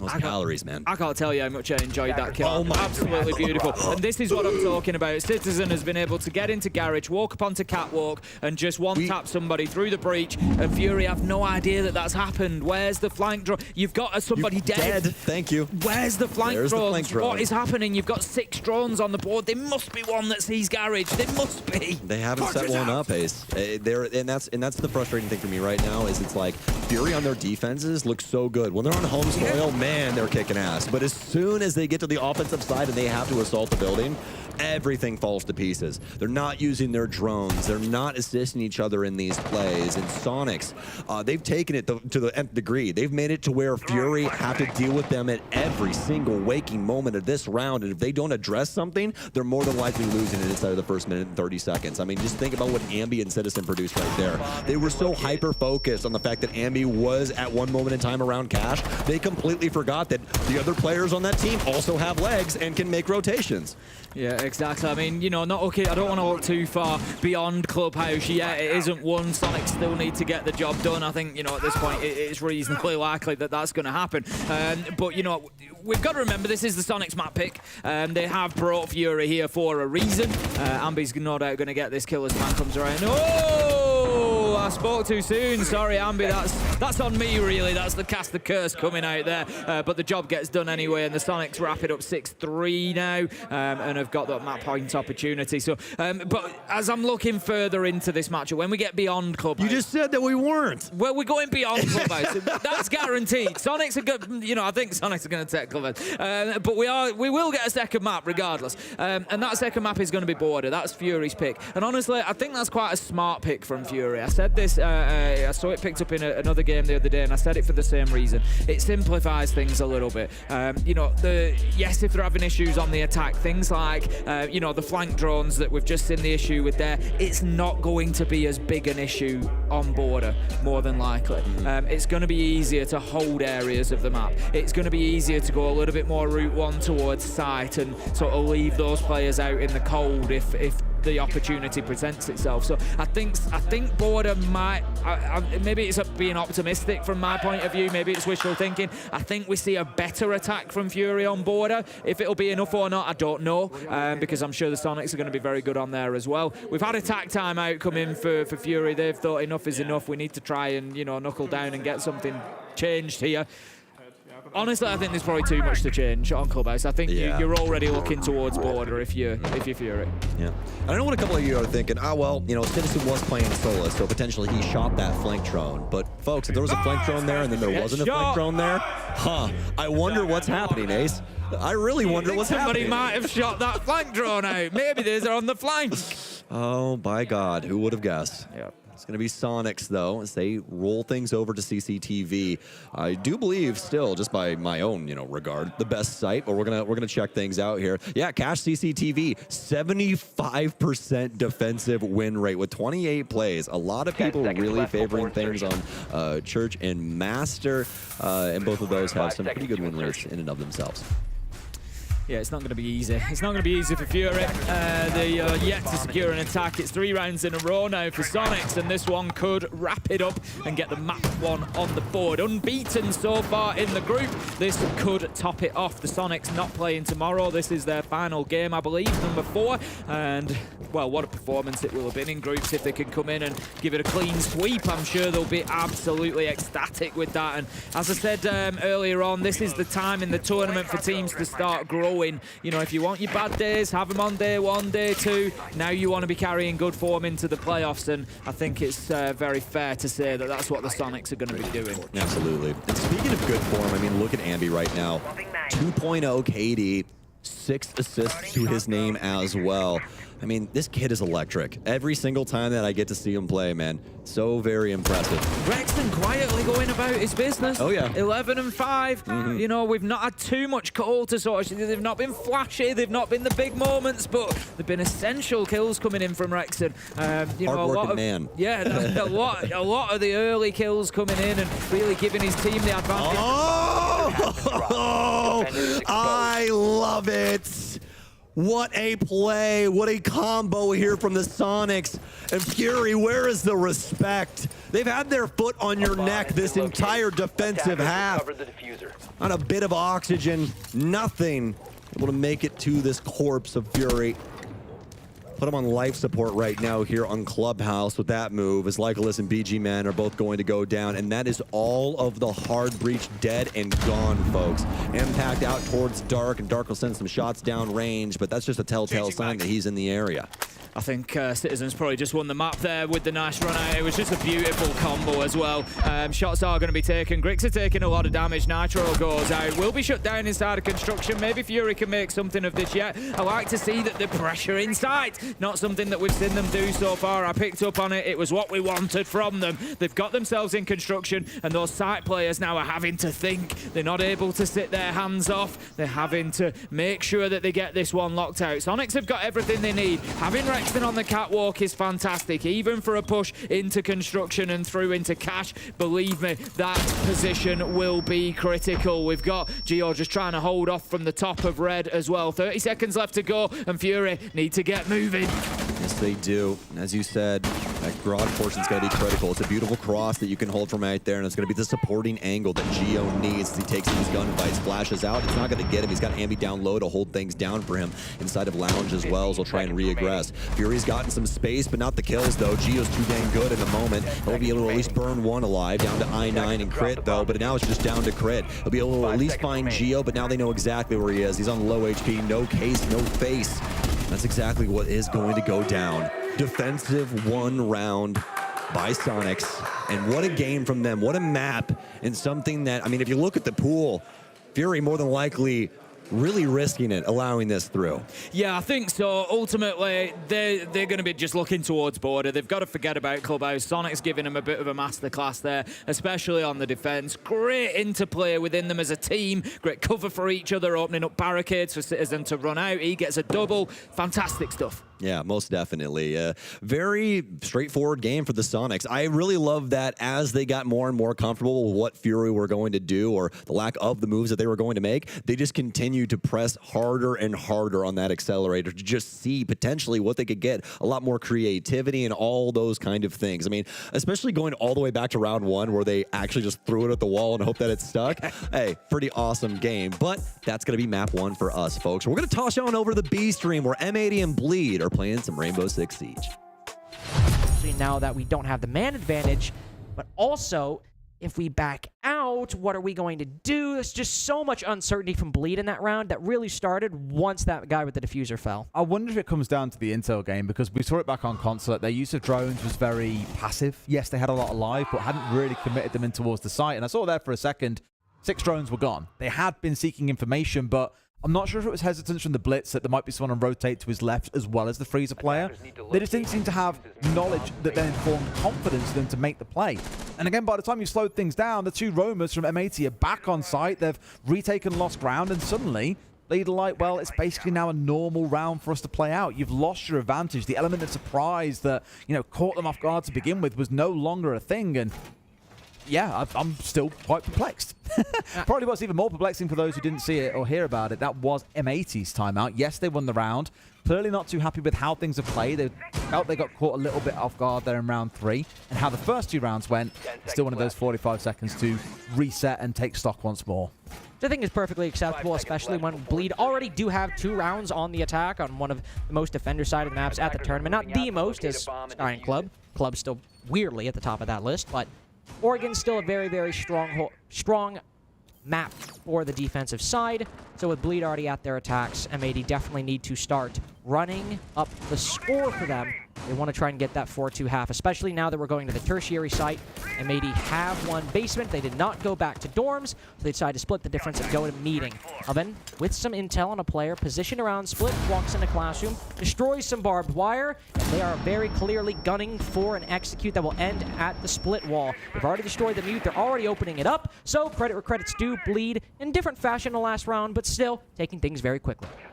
Yeah, at least got some control of the map, which is the important part. And as you say, that split wall, I think we first saw when Aragon had its rework. I want to say it was proper old-school Team Secret that were one of the first I ever saw to push in through Garage, open up that wall, get a plant down, and just completely catch their opponents by surprise. Yog, freebie. Asfi's demise continues to follow. 2 and what was it? 2 and 10 last map, and now 1 and 4. He's having an absolute stinker.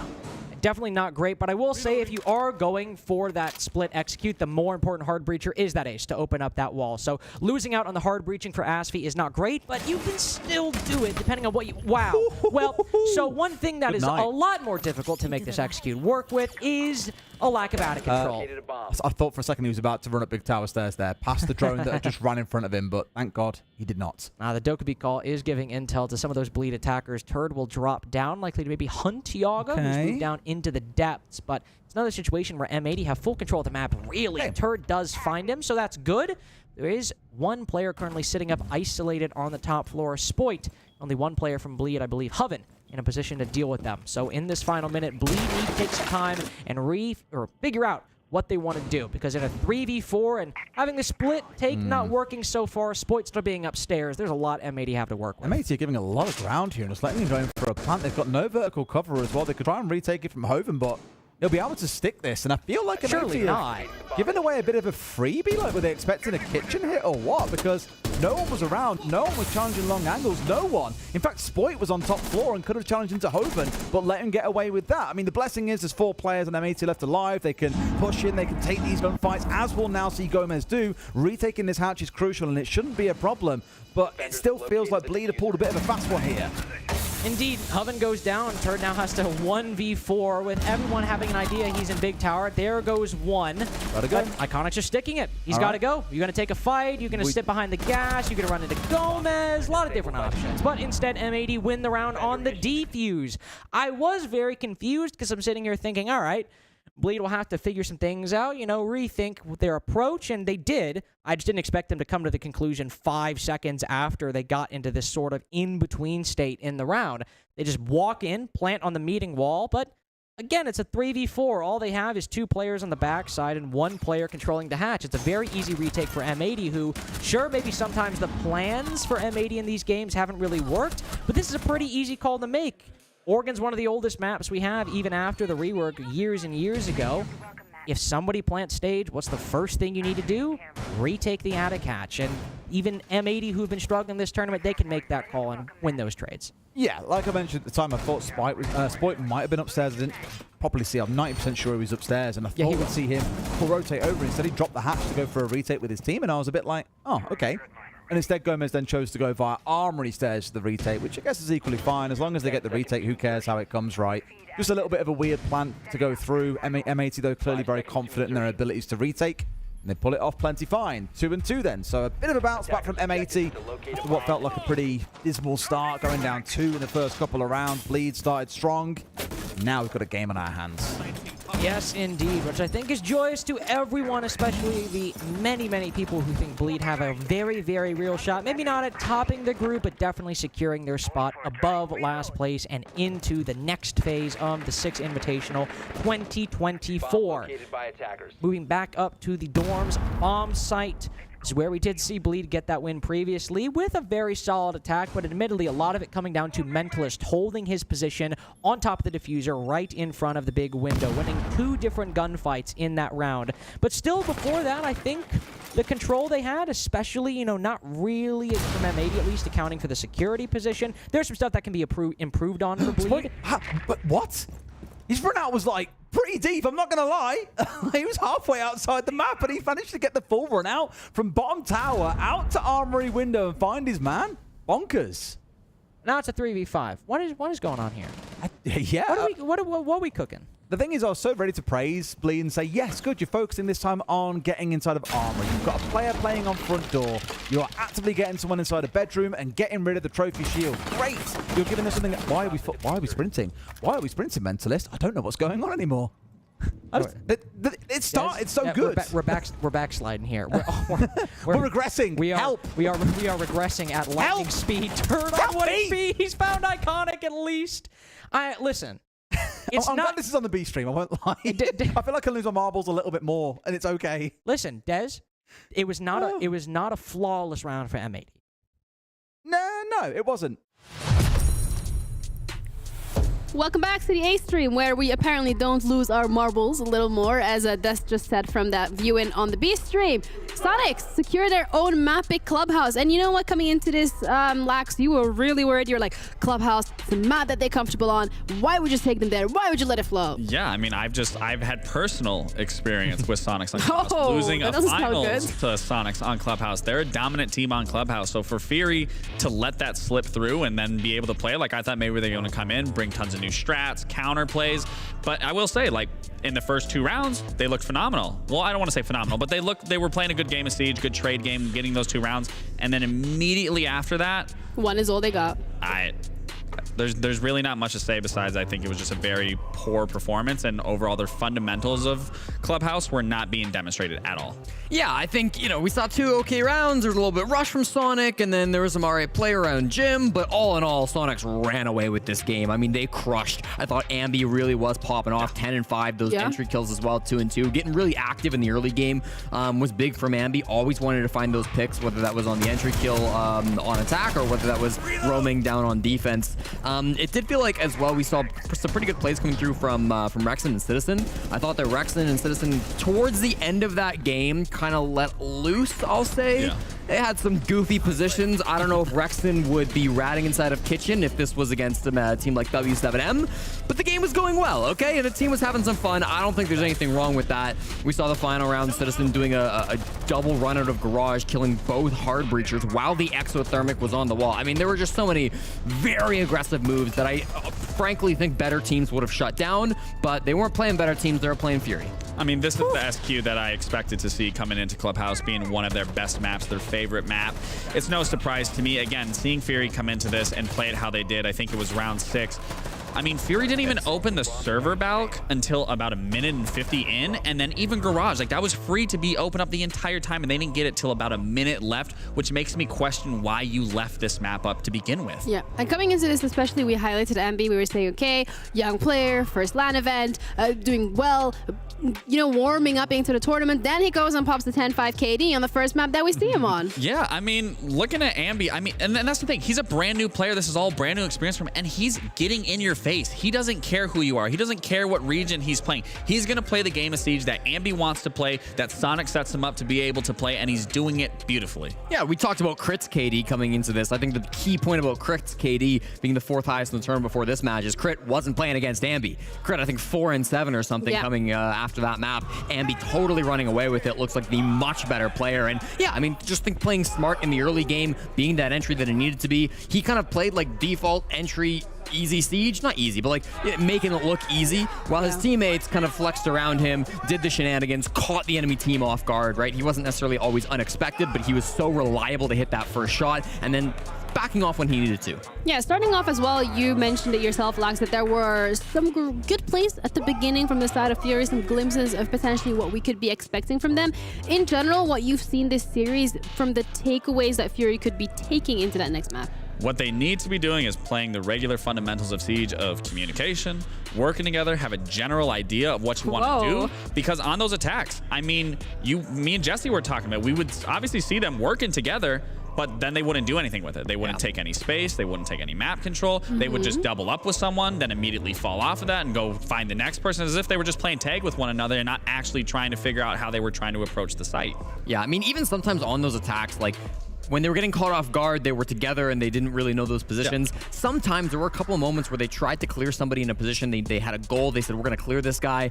And then maybe there's not a person there for a trade. Or maybe it's just you lose the opening gunfight and there's no trade to be seen. It did feel like they were struggling kind of on all aspects of attack. I will say on defense, I thought that they held down Jacuzzi Wall pretty well. They did. Once they got a cool kind of impact trick, which slowed the round down. And then once they denied Geo on a little pre-fire and BG Man from the stairs, you know, there were round wins on Gym and Bedroom where I think that was kind of their strong point, but we're kind of grasping at straws here. I mean, this was a very weak game, and we need Border to be better. Yeah, speaking of Border, particularly coming into this map veto from your side, Lax, and you're like, oh, Clubhouse, they're comfortable floating it. Interesting. And it went not their way. Yeah, I mean, well, if we're talking Border specifically here, again, it's a lot of key points in the map, server side, dome side, and if you're going to be on these defenses halves, you need to be fighting for those. You can't be giving those up, but if you're going to be playing Border how you just played Clubhouse, you're going to be giving Sonics free reign of the map. And I will say, we start on Clubhouse, a map that Sonics are incredibly strong in. We go to Border, a map that Sonics have been a lot weaker on, at least throughout the year. This record, the record this year, 2 wins and 5 losses. At SI, they have played it once already. It was against Scars, and obviously they're undefeated. They won that game against Scars, but it was a 7-5. And they had some struggles in that map. So I do think that there's going to be some footage for Fury to look back on. They clearly picked this map for a reason. This should be a bit of an easier task for them than Clubhouse, but I think the big thing is they're going to have to work their heads out of that momentum spiral, because it was round after round after round for Sonics. They weren't just playing default Siege. They were making sure Fury knew, hey, we are beating you and we're beating you bad. They were talking in the chat. Fury got to put that map behind them, get it out of their heads, and really focus in to perform here on Border. Yeah, you say that they picked Border for a reason, but that's also something that we were thinking about Clubhouse. They let it float for a reason. Wasn't necessarily the case. And you said it yourself, Sonics does have a couple of VODs that potentially, when we're looking at the side of Fury, they can look back on, they come up with strategies. But realistically, from what we've seen from them so far, how much can we expect in terms of anti-stratting? At this point, for Fury, I don't know. I don't know, because Clubhouse would be that. They would have tons of history on Sonics and what they want to do, and watching that, again, that gameplay, you just didn't see any form of counter-stratting. All right, well, let's head into the map and figure out whether or not counter-stratting on border is something that Fury can bring to the table, because that's exactly what they need if they want to fight for that first or second spot in their group. But the map is ready, so let's head over to our casters. Counter-strats? You're talking counter-strats at a time like this? It's going to be border, ladies and gentlemen, here in between Sonics and Fury. Welcome back to the casting desk. My name is Stokes. This is Ace, and we're going to be walking you guys through this one, which, I mean, if anything is to be said about that last map, this is looking like this is going to be a quick 2-0, but that's why we play the games, Ace. Fury still have an opportunity here. Look, let's, look at the positive. There's a good chance that we see an improved Fury performance here on border over what we saw on Clubhouse. Clubhouse was a bit of a struggle. It is what it is. We've done it. We move on. We come to border. It's Fury's choice. It's a little bit more simplistic than Clubhouse. You've got two main areas that you're going to fight over. That's the CCTV and break room, and it's going to be office. Whether that is that you're attacking onto Armory, whether it's that you're attacking onto Ventilation Workshop, whether you're attacking onto Bathroom Towers, you're still going to be fighting over those two areas to begin with. And I think that repetition on attack, if Fury, can get themselves a few attacking rounds where, they're getting a chance to do that over and over again, maybe a little bit more helpful. And once you do get that space, you're one room away from your objective, whether vertical or laterally, most of the time. So hopefully for Fury, on the defensive side, it can be a little bit better. Sorry, on the attacking side, it can be a little bit better. They are going to kick us off on the defense.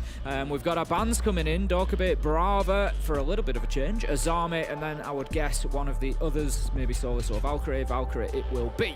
So Sonics is starting on the attack. What do Fury need to do here on the defense? As I've said the last couple of days when I've covered border, an important thing to do, or a helpful thing to do, is to really try and meet the attackers at the boundaries. Once the attackers get established in those key areas, be CCTV or be it office, their rounds become a lot easier once they've got into that position. They've got themselves, that foothold, and they can build from there. It gets a lot more difficult for the defenders. So I want to see a little bit of aggression here out of Fury. Get up to the boundaries. You hear a barricade being knocked? Go and have a look at it. Take a few shots. Get yourself involved. Don't give Sonics an inch easily here. Most definitely. And well, moments away from getting into this one, folks. We got the prep phase spun up now as Fury's setting the map up. Sonics waiting the gates open so they can work their way into border for the very first time. Operator lineup was looking pretty interesting for the Sonics. We're going to let them kind of settle down here as we jump into round one before we start talking about these op lineups. But for Fury, the one that's already set in stone, though, this is looking fairly straightforward for what you would want on an Armory defense, especially for 9 here with the Solus. An operator that can make things quite difficult, especially when it comes to plants due to that verticality with the Solus utility. So Fury now will at least be in better graces here, as their defense has looked at least decent when it came to Clubhouse, so hopefully they can muster up a similar circumstance here on border. Citizen just going to be taking pot shots at that barricade, get it cleared out. Sonics, again, I've said it before, I'll say it again, you can only play the team in front of you, and the Sonics need to make sure that they're still ticking all the right boxes. At the end of the day, playing good sieges, it's a habit, and it's one that you don't want to get out of, so they need to make sure, even if they're confident that they can come here and win rounds, they need to make sure that the droning is good, that the information is there, that the fundamentals and the basics are still being taken care of. Ambi manages to find a few feet underneath the castle barricade. Crit J just going to take a bit of chip damage there. Grixer manages to find BG Man, and again, I said, got to try and stop the Sonics getting in here. So far, they're established at top east, and there's a potential here for them to start swarming forward. I'm really worried for Fury right now due to Archives. Lycolis is in the area, but they got Grixer and Geo trying to build things up over here on this end. You can see Ambi trying to work his way in towards the triple wall for office as well. Sonics really wanting to go for this Archives attack, at least for the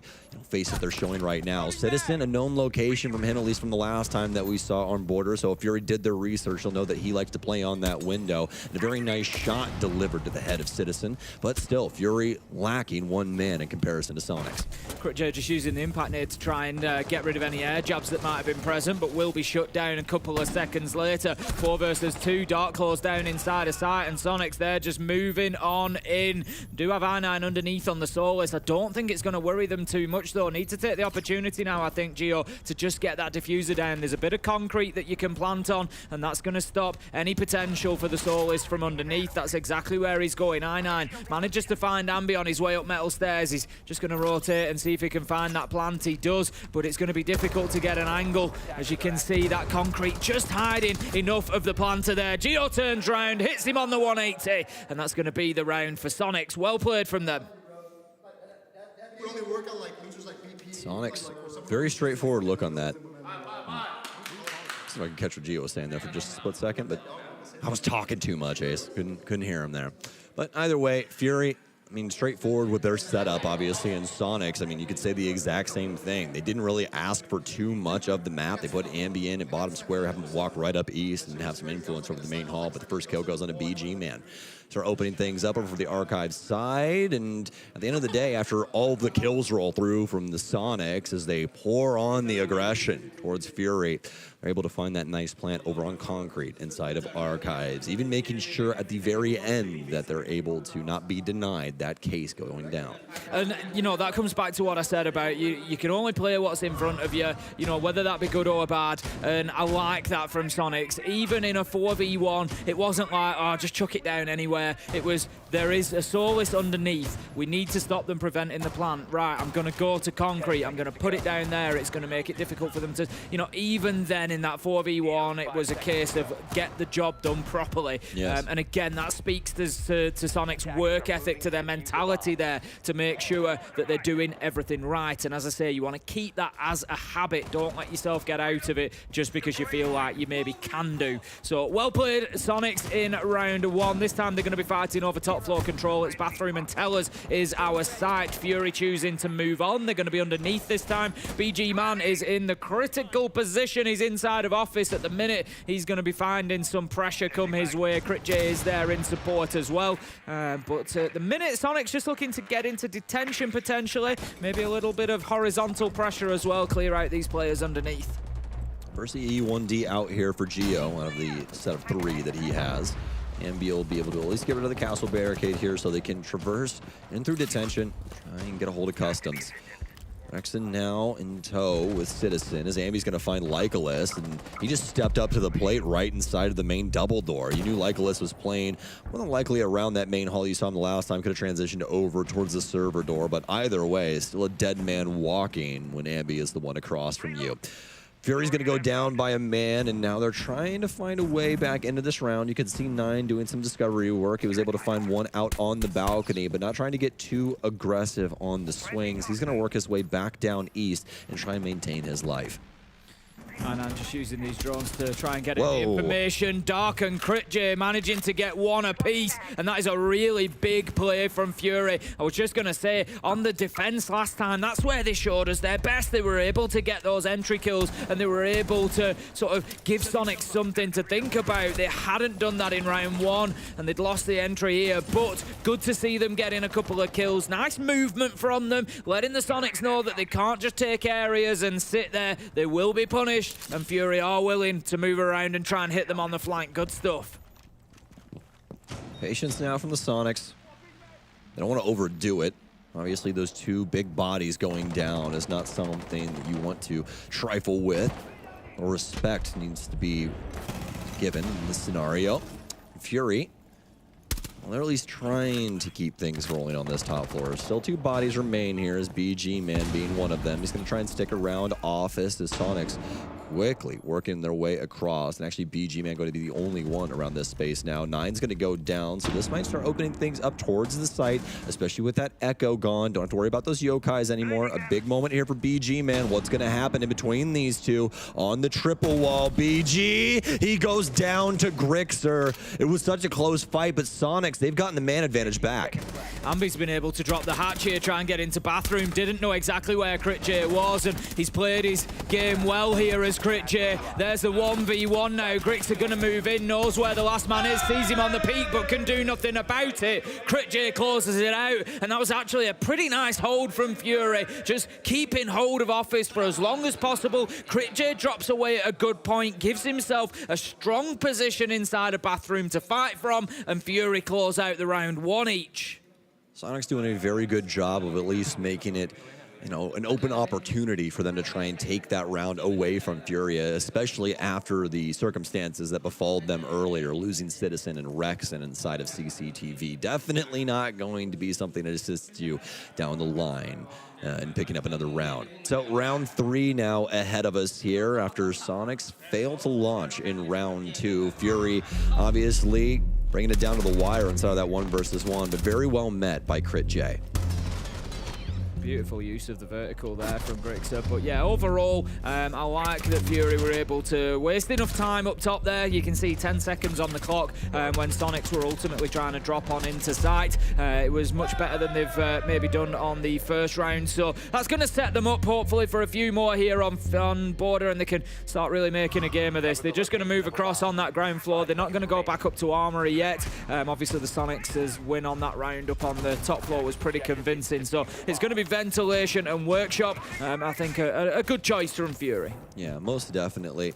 Pretty solid shout when it comes to border. One that used to be the immediate second option back in the day. No Armory lockers, immediately downstairs after success. This time around, though, it's going to be in the 3rd slot here for Fury. And we're going to be on the Finka this time around. This might assist with them getting softened up. We've been seeing quite a few bouts go back and forth in between these two teams where both respective parties just take a little bit of damage, and that could definitely assist them in that regard. So we'll see what AMB can muster with this operator. A few other line changes, obviously, as well, as Gio will be bringing in the Rotero drones.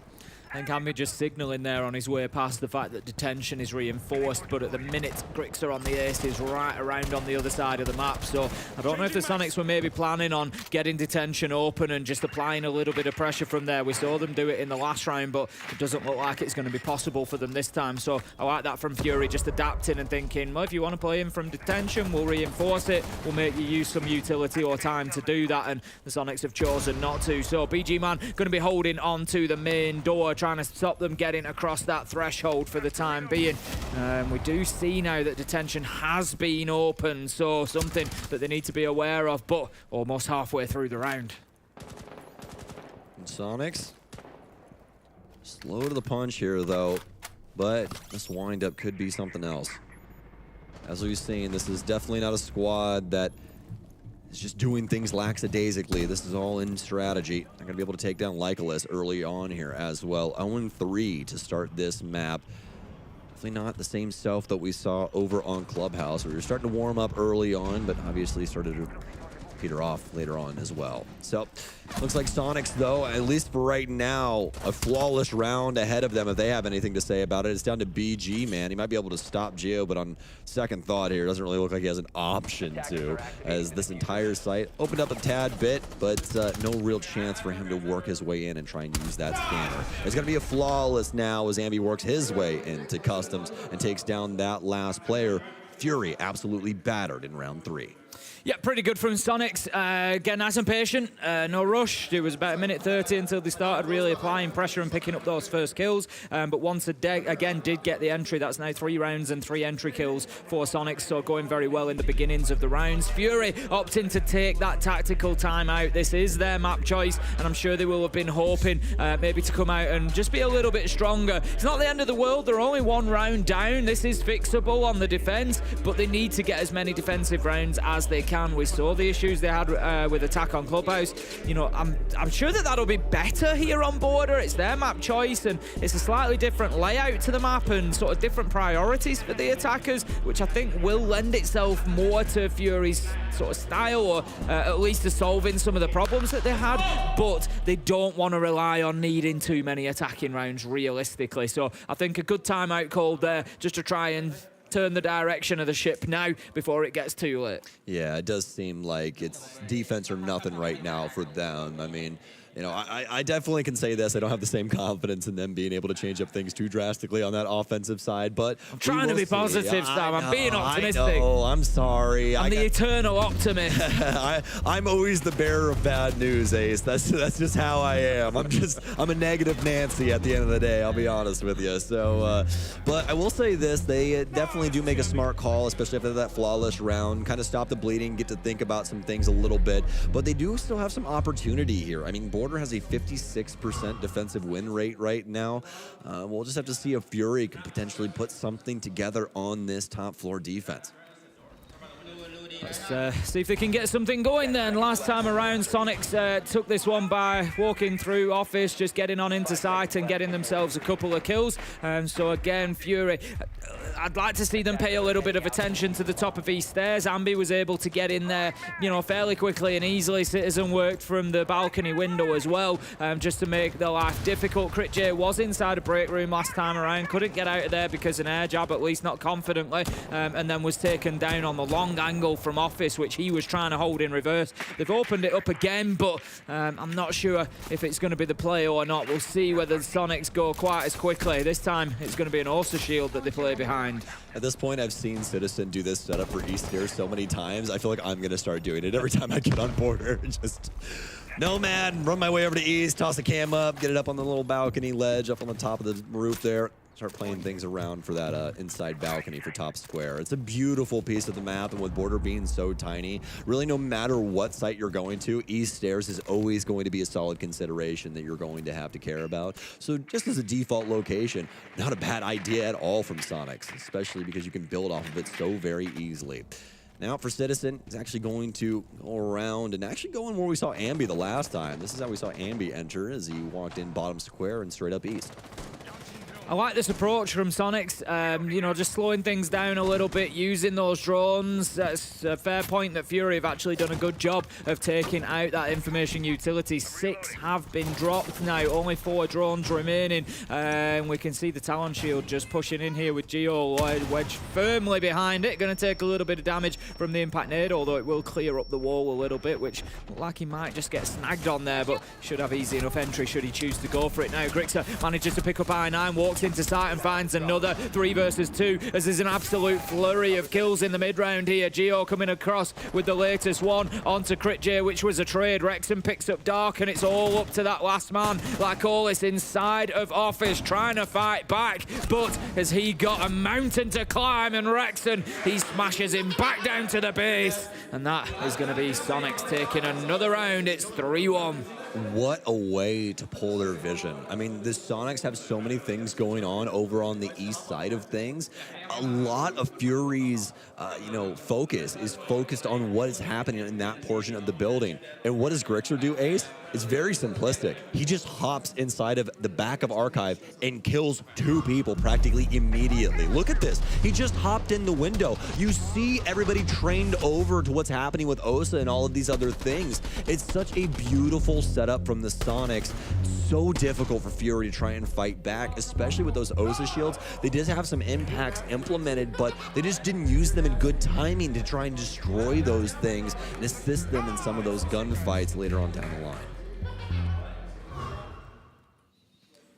Here we go. 5 rounds almost done. 4 on the board. Sonics 3-1. And we're going to be heading to bathroom and tellers. We saw this defended back in round 2. It was the site that Fury won. So they've had 2 away and they're going to go back there. Makes perfect sense. Try and get it locked down again. BG Man and Crit J did a good job of holding top floor. And they stayed around for as long as they need to. BG Man ultimately giving his life to hold on for as long as possible. Crit J then dropping back down and just giving a real multi-layered defense that Sonic struggled to break down. It was much better play from them, so I'm sure we're going to try and see more of the same, but the Sonics may well just pay a little bit more of a sharp focus to Office this time and clearing those 2 out so they don't cause them the same sort of problems.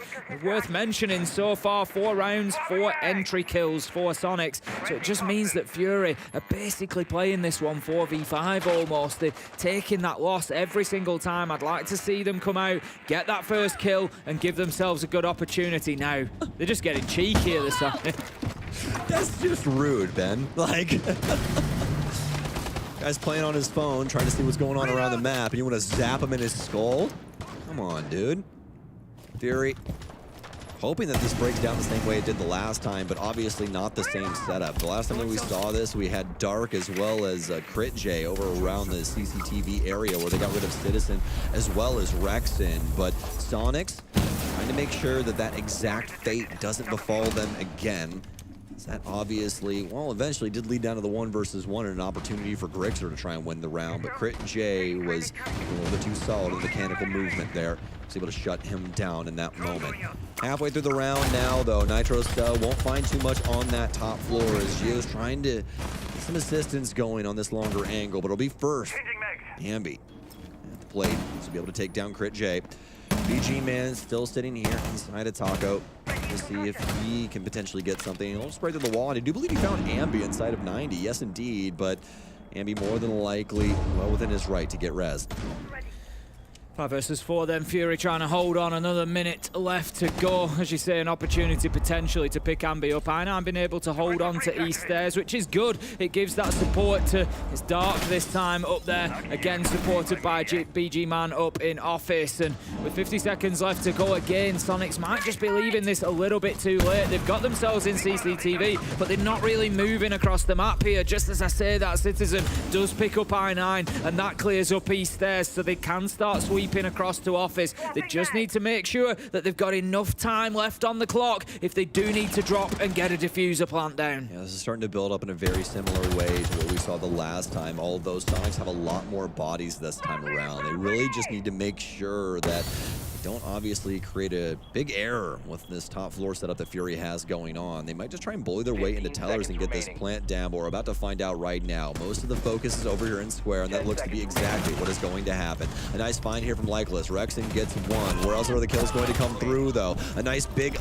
pickup there. He's going to have to try and stick this, though. Gio, he'll find a nice little home. BG Man, they know exactly where he is, and Grixer will be able to find him. The dying moments of that round looked a little scary for the Sonics, but able to get things done, especially after they take out Lycolis inside of tellers. Yeah, that was a little bit wild there, but I like what Sonics did in that there was thought behind that jumping through the window. I think it was Citizen went first, and Gio was was it Gio or Grixer was immediately behind him with the diffuser, because what they didn't want to do, they knew that that first man probably dies to Lycolis, but he can't necessarily get both of them. So send the diffuser in second so it's not getting dropped down cold on the ground. You can just come in, bang, finish the kill if you need to, straight away over to plant. So again, even though it was a little bit of a Hail Mary in the last 10 seconds, we're just going to have to brute force this. It was still thought out and planned, and it worked. It was good from the Sonics. Yeah, most definitely.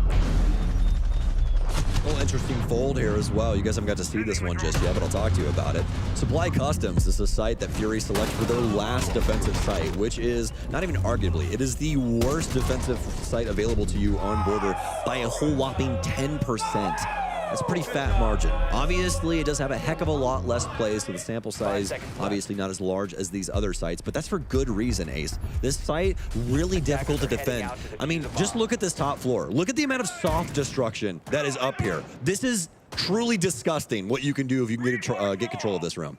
Generally, and it's very general, but sites that have got a window directly into them are always going to be a little bit tough to defend. Yeah. So Supply has got that window. You can hop through it. I know, for example, Armory has a window, but it's a rappel window. It's not something you can go and stand at. It's a little bit difficult, a little bit different. But Supply has got that window. It's got good cover unless the soft wall has been opened up next to it. So again, there's an opportunity there sometimes for attackers to actually just get minimal control over site and just go in and throw the diffuser down. So again, I think that's, you know, one of the things that can make it so difficult. Also, CCTV we know can be tough to hold on to.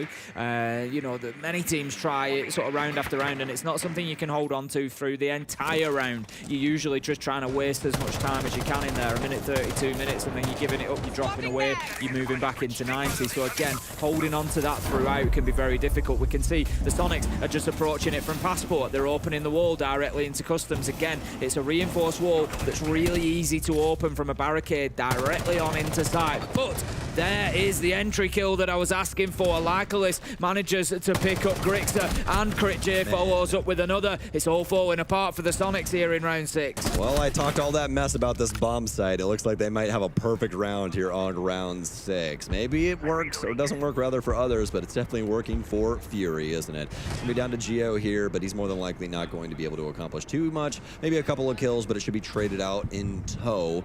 And Fury are capable of doing these things in proper timing. Geo also could just take his time here, see if they want to talk about things once they switch over to the defensive end, maybe what lineups they want to use, that kind of thing. But honestly, they more than likely already know that. It's probably down on paper, knowing the Sonics.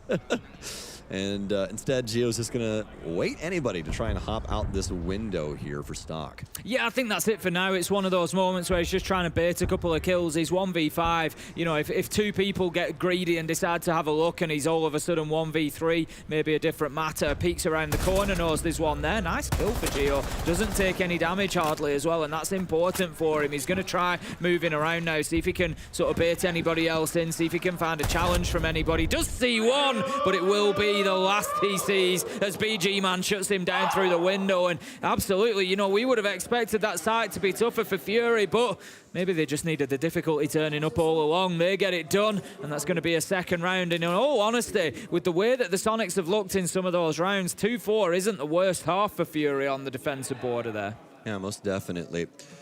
Now, Sonics forming their magic over on the defensive end of things. Obviously, the more successful side of things across practically every single map that we have available in the pool right now. I think the closest one is Nighthaven Labs, I want to say. Yeah, hilariously enough, do you want to know the least defender-sided maps right now? The second one is going to blow your mind.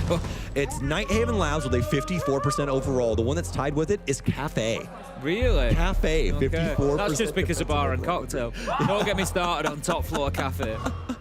19% defensive win rate on that site. Honestly, if people stopped playing bar and cocktail, if teams stopped insisting on going to the top floor, Cafe would probably have about a 60% defender win rate. Oh, yeah. And it'd be in there with the others. The amount that's how many times has it been played? About 15, 16? Yep. And it's been won 20-odd %, 19%. So, it's been, but still been picked 16 times by defenders. If you look at other sites that have got such a small, win rate for the defenders, Kitchen Dining on Oregon, for example, has been picked 4 times. They're not generally picked up so many times when they've got such a low win rate. And that's what's hurting Cafe's overall defender win rate. If people just played Mining, Reading, and Kitchen, it'd have probably another 10% on the win rate. Yeah, life would be a little bit better over there in the. I'm gonna stop complaining about top floor.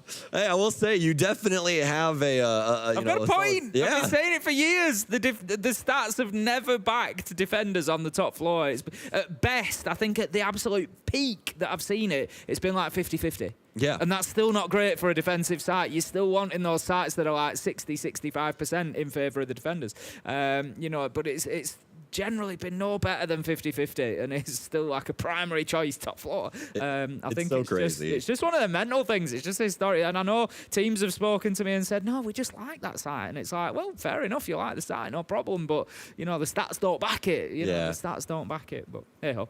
Absolutely. At least it gets us an opportunity. I don't complain about the side too much. I complain about it being picked. I don't mind watching it because it gives us an opportunity to see the attackers have a bit of fun. Yeah, very true, very true. And I think just a lot of people just from way back in the day for Siege just favor that site because it was always the first one that you went to, you know what I mean? And it's like, well, if it's not broke, don't fix it. But as Ace has pointed out, it's a little broken, isn't it? As the stats have pointed out, it's a little bit broken. Yeah, you look across all of those sites as well. 19 selections for Reading Dining, 19 for Service Cooking, 16 for Bar Cocktail, and then 16 for Mining Dining.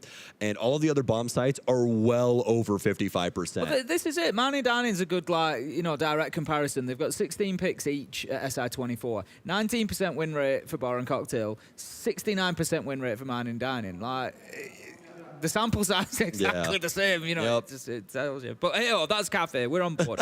We're on board. I can get dragged into it too easily, Stokes. I can get dragged into it too easily. I'm putting a cap on this, Ace. I can't let you go any longer. Move on. We need to move on. Yeah, I was enticing you too much. I gave him the stat pad and everything, folks, and he just ran across the room with it. I was trying to fight him for it, but Ace is just too strong. That's the thing. So back to business here. And honestly, we had to commit to the podcast for a second, folks, because we kind of had a little bit of a break there. So, but I bet you didn't even notice we're so damn good at our jobs, obviously. I mean, come on.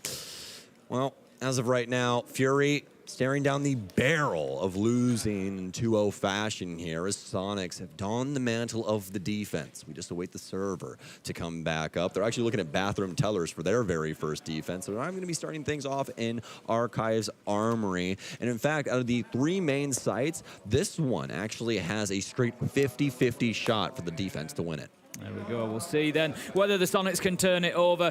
Fury need to get themselves in the building and established. That's the important bit on border. Get yourself established, get yourself a foothold, and then work from there. Fury, you got that opening kill. It was the first one in 6 rounds. You got it in round 6. Perfect time. Come into round 7. Get yourself another entry. Best foot forward. Give yourself every opportunity to win this one. That's what the Fury fans, I'm sure, are going to be looking for. I'm looking particularly here at Rexon on that Oryx. Those hatches are going to be open. Fury have shown us previously that they've not always been thorough enough with the droning. Rexon is going to be slippery. He's going to be moving around the map. If he can get up and down those hatches, switch his positions, they need to make sure that they're catching him out. Oh, Ambi, the run out onto Dark in perfect timing, perfect transition. Understood what they wanted right off spawn. Practically a highway for operators out there, and if you just know that timing well enough, you're more than likely going to catch somebody off guard.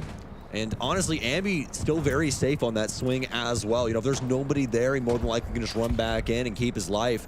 So why not at the end of the day, right, Ace? Yeah, it's a tough fight up onto that balcony. If you're looking from the bottom as well, you know, the person on the balcony has got a much better view. You can see the entire operator, whereas looking up at Ambi in that position, you're just about seeing shoulders and head, and it's a tough fight to take. But Ambi, yeah, taking full advantage of that great start for Sonics managing to get that entry. We've got good, quick movement here. This is what I like. Fury are getting in. They need to win a gunfight here, and Crit J, he's forced them back. That's good. They can start taking this ground now. Needs more moving in with him. Get that pressure building. And we need a little gasoline here for Fury. Oh, Citizen, unfortunately enough, not going to be able to actually end up getting that player that I do believe was on half wall there. Unfortunate circumstances befalling him, sadly. Now Crit, still well within his right to try and take the Citizen. Droning out the defense, or rather the offense from the defensive perspective. His Nitro Cell, or rather his teammate's Nitro Cell, will be able to pick him up. Fortunately enough, though, 9 will get him off the ground with that adrenal surge, as they'll inject him with a little adrenaline, throw him back into the fight. But look at what Sonics have already been able to garner here, Ace. They're down to a minute remaining, and Fury looking more and more like that last offensive set we saw on Clubhouse. In terms of his life, Crit J's got away with one there. You know, he really probably should have been losing that, but quick thinking from I9 and quick action got him back on his feet. But as you say, they're not really in a position now. You know, they haven't got the vertical superior they would look for. But with Ambi being down there, 4-4, there is maybe an opportunity here for Fury to start taking some ground. But I picked him out at the beginning. I said he was going to be slippery. And up turns Rexon to get one. Traded out by BG Man, but it wastes another 15 seconds. It takes another body out. I9 almost losing his life as well. They have the opportunity to catch him at the bottom of East, and they do. Citizen taken out. 3 versus 2, 3 versus 1. This could be a better attack from Fury coming in here. Real opportunity, 15 seconds. Yes, most definitely. Gio, no Nitro Cell to his name, and very low HP now as well. So he'll try and transition back over to the hallway to prevent Legolas from getting this case down. But I don't even know if he'll be able to find the angle here. And he has? No? Yes? Yes? No? No? Gio will end up going down. And actually, he did end up killing BG Man there. So it's just 9 with a very nice find to shut down that round for Fury. But honestly, some nice shots there from BG Man. Sonic's just getting a little over the top about some of those engagements, especially Citizen there, trying to recapture East Stairs up against 3 people, especially after Ben wasn't able to kill that first person. With that cross angle there from BG Man, there was really no way he gets out of that situation. And honestly, he made it a heck of a lot farther than I thought he was going to. When he jumped over initially, I thought it was all she wrote right there as that 417 bear down on him. But either way, Sonic still maintain their lead after Fury pick up 1 round on this offensive side. I liked it from Fury. They played with a bit more confidence. As I say, Crit J getting straight into Armory within a minute, starting to push, take gunfights into Archives. Yes, he got down by a Nitro. It was nice play from Citizen on the Mozzie, but overall, it was better. You know, they went in there, they took CCTV, they took the catwalk, they moved forward together, and they put Sonics into difficult positions where they were able to then win the gunfights. So much better from Fury, and it gets them back within 1 round. You know, you could be forgiven for thinking that the Sonics were further ahead, because some of those defensive rounds that Fury lost, you know, it looked pretty convincing for the Sonics when they were winning those, and it was easy to feel like it was kind of running away from them, but really not the case at the minute. Only 1 round in it, 4-3, the Sonics still lead, but they can't really be giving away too many more. All right, Fury. Let's see what you can do with round 8 here. Sonics all over top like we were talking about in the last one, but nothing that they can't reel back. We've seen so many different looks, so many pacing changes from Sonics. Even some of the most aggressive siege, I would say, in that very first round of Clubhouse that we've seen in the entirety of this tournament. I mean, that's the beauty of it. They wear so many masks. Now, Fury pushing themselves forward here. Sonics actually going to play this one a little bit slower. Last time we saw that aggressive look from Ambi. This time around, he's going to be on the Mira. And, I mean, if you can't tell from the defensive lineup that they've taken, this is a little bit more turtle than what we have been seeing. Grixon knows that there's at least 1 out there. We'll see the drone come out and likely feeding that info in as well so they can try and take it down. Still 7 drones left alive for Fury. So again, you know, drone economy is something that we've picked up on for them and that maybe they could improve upon. And they have done here on Border so far. They're using them well. They're getting them ahead of the players. They're using the information and they're taking space a little bit quicker. But of course, with the site being down on ventilation, they've still got work to do. Get hold of that top floor before they can get in and think about putting the diffuser down. I9 is going to get aggressive and start heading on into site, but I think the Sonics will be confident whilst they've still got Armory. What a big brain play here. BG, did he get it? Let's see, folks. Is that Evil Eye still persisting? This is a huge piece to the strategy, and it's not. So they're more than likely going to be going for a Vents plant here, just because they're not going to have the vision in the same way that they did before. Have to see what goes on as Fury, they've already gotten 2 minutes off the board, but oh no, 9, an ill-advised peek, not something you really want to do in that scenario, am I right, Ace? Who is pressuring Citizen up in Armory? It's step 1, ventilation. Are they playing above? Yes, right, we need to deal with them. You know, and that's why, because Citizen, 2nd kill, nobody's pressuring him still. Citizen, 3rd kill, nobody's pressuring him still. Citizen, 4 kills. He's going to get an ace without even being pressured. He sees the last, he gets shut down by Dark, but then Grixer is there for the trade. Citizen has just got 4 kills without barely moving his feet. I think Ambi's a little stronger than Citizen gave him credit for. Hit him with that dap up, and he was like, oh my God, my hand. Poor guy, but I mean, who else wouldn't be excited for their teammate when they just put Fury to the torch right there? 4 separate kills going the way of Citizen in a scenario that should have never even happened. I mean, 9 just walking right into the lion's den there as Citizen is preying upon that window from half wall. And as you said, Ace, it is a Vents server offense. Our very first bridge to cross is upstairs. It's a minute remaining. Citizen's first kill is onto 9, as well as a follow-up player simply trying to walk in the front door. This is something that this can't happen. This should never, ever happen. That's what I was saying. Yes. Guys, I wish you could see Ace's face for that replay. It was truly incredible. I didn't realize. He got away with murder, Ace. I glanced down to jot on my notes, and didn't realize that the third kill had come at the same window, the fence window that I9 had died at. You know, Fury, those 3 lives could have been expended just trying to push him at half wall. Yeah. And the outcome, you wouldn't be any worse off. True. Just throw the bodies at him on the top floor. You know, that's why you hold on to the top floor for a ventilation workshop defense. You know, let's look at it the other way. The positive, Sonic's good defense there, showing us why those verticals work. You get up there, you put your utility, your reinforcements, everything up there, and you try to hold it like it's armory. You can basically hold almost all of ventilation and workshop from above. Every single plant spot can be held so long as you've got the verticals opened up, ready and raring to go. If you've got a shotgun in hand, you can leave that until the until the attackers are pushing in if you want, so you're not giving them holes. But we've just seen a great example of why that verticality works. Ambi is going to pick up the entry onto Dark, and the entries just keep raining towards Sonics. And this is a terrible look for Fury. They've lost their Lion. They can no longer lock down Sonics and force them not to move around the map for a couple of seconds at least. And that's something that you really want here, just to be able to slow things up, potentially get a kill of your own if you can build off the back of some information along with that EE1D.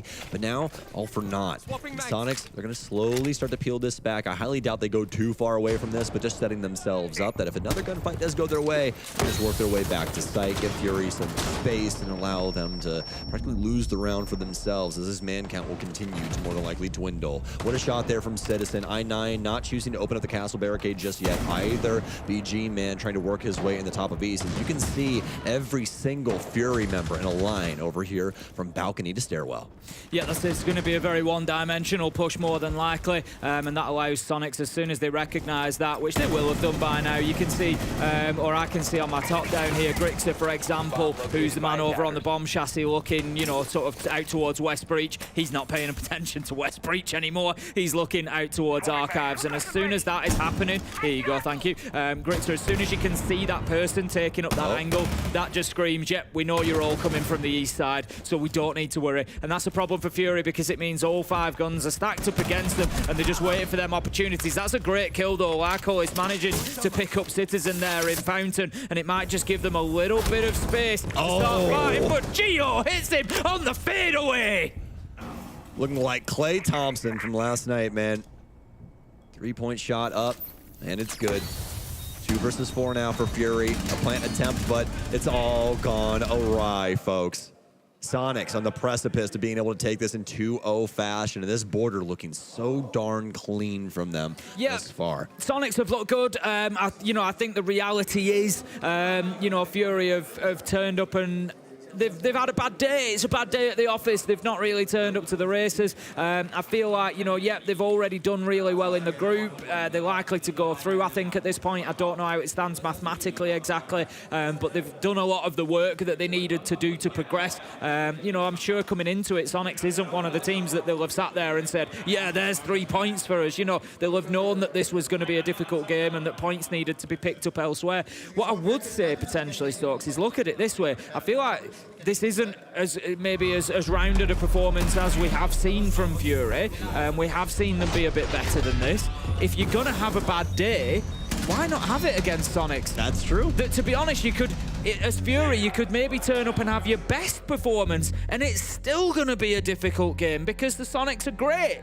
So why not turn up? If you're going to have an off day, it's not the worst day to have it on for Fury. You lose to the Sonics. Everybody in the group has lost to the Sonics, so it doesn't really matter. And then you have your better days. You learn from this, and you do it against the other teams that maybe you can pick the win up from. So you look at it like that, maybe it's not the end of the world. No, and honestly, it isn't the end of the world, because here's the one thing. Here's the one thing, Ace, and here's the one thing that I always remind people about. Yeah, I'm going to sit here, I'm going to point out the things that are happening for Fury that they're doing wrong. Because at the end of the day, that is our job, okay?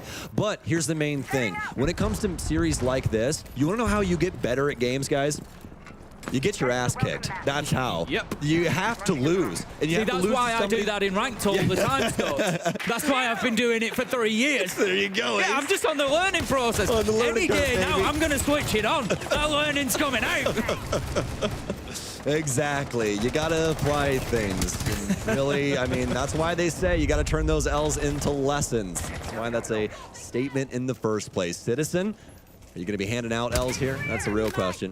But yeah, for Fury, they're really going to want to apply this. And I mean, there's a lot to learn from the Sonics. They do a lot of things extremely well in the game of Rainbow Six, especially this roster. I mean, my God, have they looked good so far on this group stage. Yeah, they really have. Like I say, you know, unbeaten for a reason at this point. They are going to be probably considered one of the top teams going through into the playoffs, I think, given their performances. And I think it's a, you know, it's a viewpoint well deserved because they have earned it. But Fury not doing too badly here. They haven't managed to move anybody inside of CCTV yet, but they haven't lost anybody either, so that's not terrible. They've got East Stairs control, which is something they can start working their way through. Office, Ambi is currently located in 90. Just going to have a peek around that corner, and that mirror window is going to make it a little bit difficult. He can see into Fountain, through into Office, so Fury needs to be aware of that, and Citizen hasn't been moved yet either. 1 minute 15 left on the clock, and Fury just struggling to get themselves inside. But if you remember right at the beginning, I said a great way to defend border is to not allow the attackers inside the map, and again, Sonics are showing exactly why. Yeah,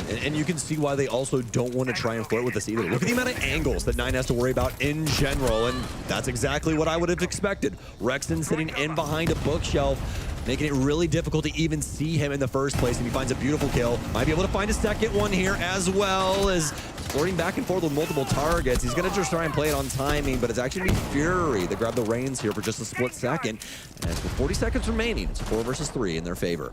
Yeah, good from them. They've come away with the advantage there. They've also been able to take CCTV, which gives them an opportunity to start working vertically, gives them access to site. They can start thinking about a potential execute and getting that diffuser down. Because they've got the vertical, of course, Sonics have been forced out of sight, so it may just give them a little bit of space. I'm not sure if they're aware of Citizen's position, though. A couple kills go away from them. 2 versus 1, however, as BG Man and Dark are there. Can Gio hold it down? He's got the Clutch Master Alder in hand. We know what this weapon can do, but there's one above and there's one below, and it's not going to be easy for him to fight both. 3 seconds left to go. Plant is going to down. He has to find Dark. He does find Dark. He wins it on time. There was no cover in place for Fury, and that is wrapping up what has been a very, very smooth performance from the Sonics. Impressive stuff, and they go unbeaten in the group. Well, for having the name Sonics, you'd expect some rough waters on the ocean, wouldn't you? But as you said, very smooth sailing, my friend. And across the board, looking so dynamic, even just from that defensive perspective. 3 players with 3 kills, 1 with 2, and then Citizen with that crown on his head. 6 kills to his name as he was running amok of 9 in the gang over on Fury. But again, these guys still in pretty decent spirits. They knew how amazing of a roster Sonics was when they walked into this series. And obviously, like we were talking about, Ace, there's a lot to learn from this, guys, for Fury. So hopefully, fingers crossed, they can get a few things going for themselves, especially in that offensive perspective. I feel like if they iron out a couple details over on that end, Ace, they have a really solid roster here. I think the thing to remember is, you know, a lot of what happened, you know, yes, at times we've been critical of Fury's performance, but a lot of what happened comes down to Sonics doing a lot of things right and putting them in difficult positions. And for all those things, they can be forgiven. You know, like I say, what they need to do is look at that and think, right, where are the bits that we can improve? What are the fundamentals that we've got wrong? And that's where they'll get better. Yeah, most definitely. Well, that's going to do it for us here on the casting desk, folks. We're going to send you down to Jenny to see what's going on over on the analyst desk. Thank you, Sam and Tim. We're back on the analyst desk after another dominant win from the side of Sonics. And we have Gio joining us. Thank you so much. How's it going? That was an incredible game. You guys are basically fighting for that top 1 spot, which, you know, I do think at this point is secured. How was it coming into this tournament? Did you have the expectations that you were going to top your group? I mean, obviously confidence is a big key, so we came in knowing like we wanted to top the group, but I think it's one thing doing and one thing actually like going in there and actually like thinking about it. So I think we're just happy to be here and we're just doing really well. Yeah, well, you didn't just top your group. You had the perfect group. You 2-0'd every other team. You don't play tomorrow, so you're done dusted with the group stage now. How much work went into prepping for every individual team that you played in this group stage versus working on yourselves coming into this tournament? I think for us, it was mostly about making sure our map pool was good, including Ambi. So it's about switching up our playstyle, making sure he's included. And I think apart from the prep, I think we came in here like with a lot of confidence, and it worked out. Yeah, Jesse also had a specific round that he wanted to show you, and the fact that it's now ready, take it away. Yeah, so this is a round on border, round 4 when you had the OSA. A lot of people on this bomb site, they think, oh, OSA, I'm just going to walk in archives and plant. You do something kind of interesting. You go into office, and it actually creates a great distraction, which gets Grixer an opportunity to make some havoc. Can you walk us through kind of why you decided to do this and what the goal is? Yeah, basically my team was saying, hey, Gio, we can't really take it easy. These guys have like everything open. And I was like, watch this. I basically just said, watch this. I walked in, and then this guy kept swinging, so I just pre-fired and I got him. But yeah, that's basically it. Yeah, really impressive stuff. Obviously caused a huge distraction, and then Grixer jumped in to archives right when you did that. Got the opening 2K for that round. Was that like I mean, yo, that was part of the plan. Apart from like the watch this and, hold my beer, it was basically as soon as I put on the shield and make noise for you, jump in with the stuns and kill him. Awesome, awesome. Well, okay. Great stuff on border. Clubhouse was even more dominant for you guys. I mean, by the end of Clubhouse, you guys were doing some kind of crazy stuff, running out of garage, Rexing it around where he's ratting inside a kitchen. You guys were typing a lot. When you're playing that style of Siege, how much of it is just because you're having fun and you want to enjoy the game versus trying to get into your opponent's head and play that mental warfare? I think the big thing for us is just tilting people. I think if we get to tilt people, they start either rushing or they start just getting stressed. So for us, it's just making sure not to break them, but just kind of like put the pressure on them so they don't feel safe. Whether they want to rush, they want to play, they want to basically bleed the round out. But it depends on how they react. But we pressure. Okay, one last question from me. Answer it however you'd like. You said you have a big map pool coming into this. We saw that through group stage. Your first 6 games were all on different maps. What do you have in store for playoffs? Are we looking to see every single map coming through? Or are we looking to see some more surprises? Because you played a lot of different strats here in this group stage. No, I mean, we haven't showed Bank, we haven't showed Knight, we haven't showed Cons either. So you never know, we might be nasty at that too. So I think our group was one of the easiest ones. So I don't think it's a big like. We're coming in confident, but we also understand like the tournament starts in playoffs. So for us, it's about coming in with confidence and making sure we show what we have. Well, the confidence has been showing on the server, so it's been doing great. And I mean, the vibes with the team as well behind you. Everyone seems to be bonding very well. Thank you so much for the interview. Do appreciate it. And it was a dominant win. Another 2-0 for the side of Sonics this time around against Fury. And besides G2, they're the only team who has gotten 2-0 in every single game. G2 tomorrow have Dark Zero, so this could potentially spice it up a little bit. But in total regards, I mean, coming into border here, Laxton, you were like, okay, we're looking at the fundamentals from Fury. We want them to get back into that play, but it didn't feel like we got to see that.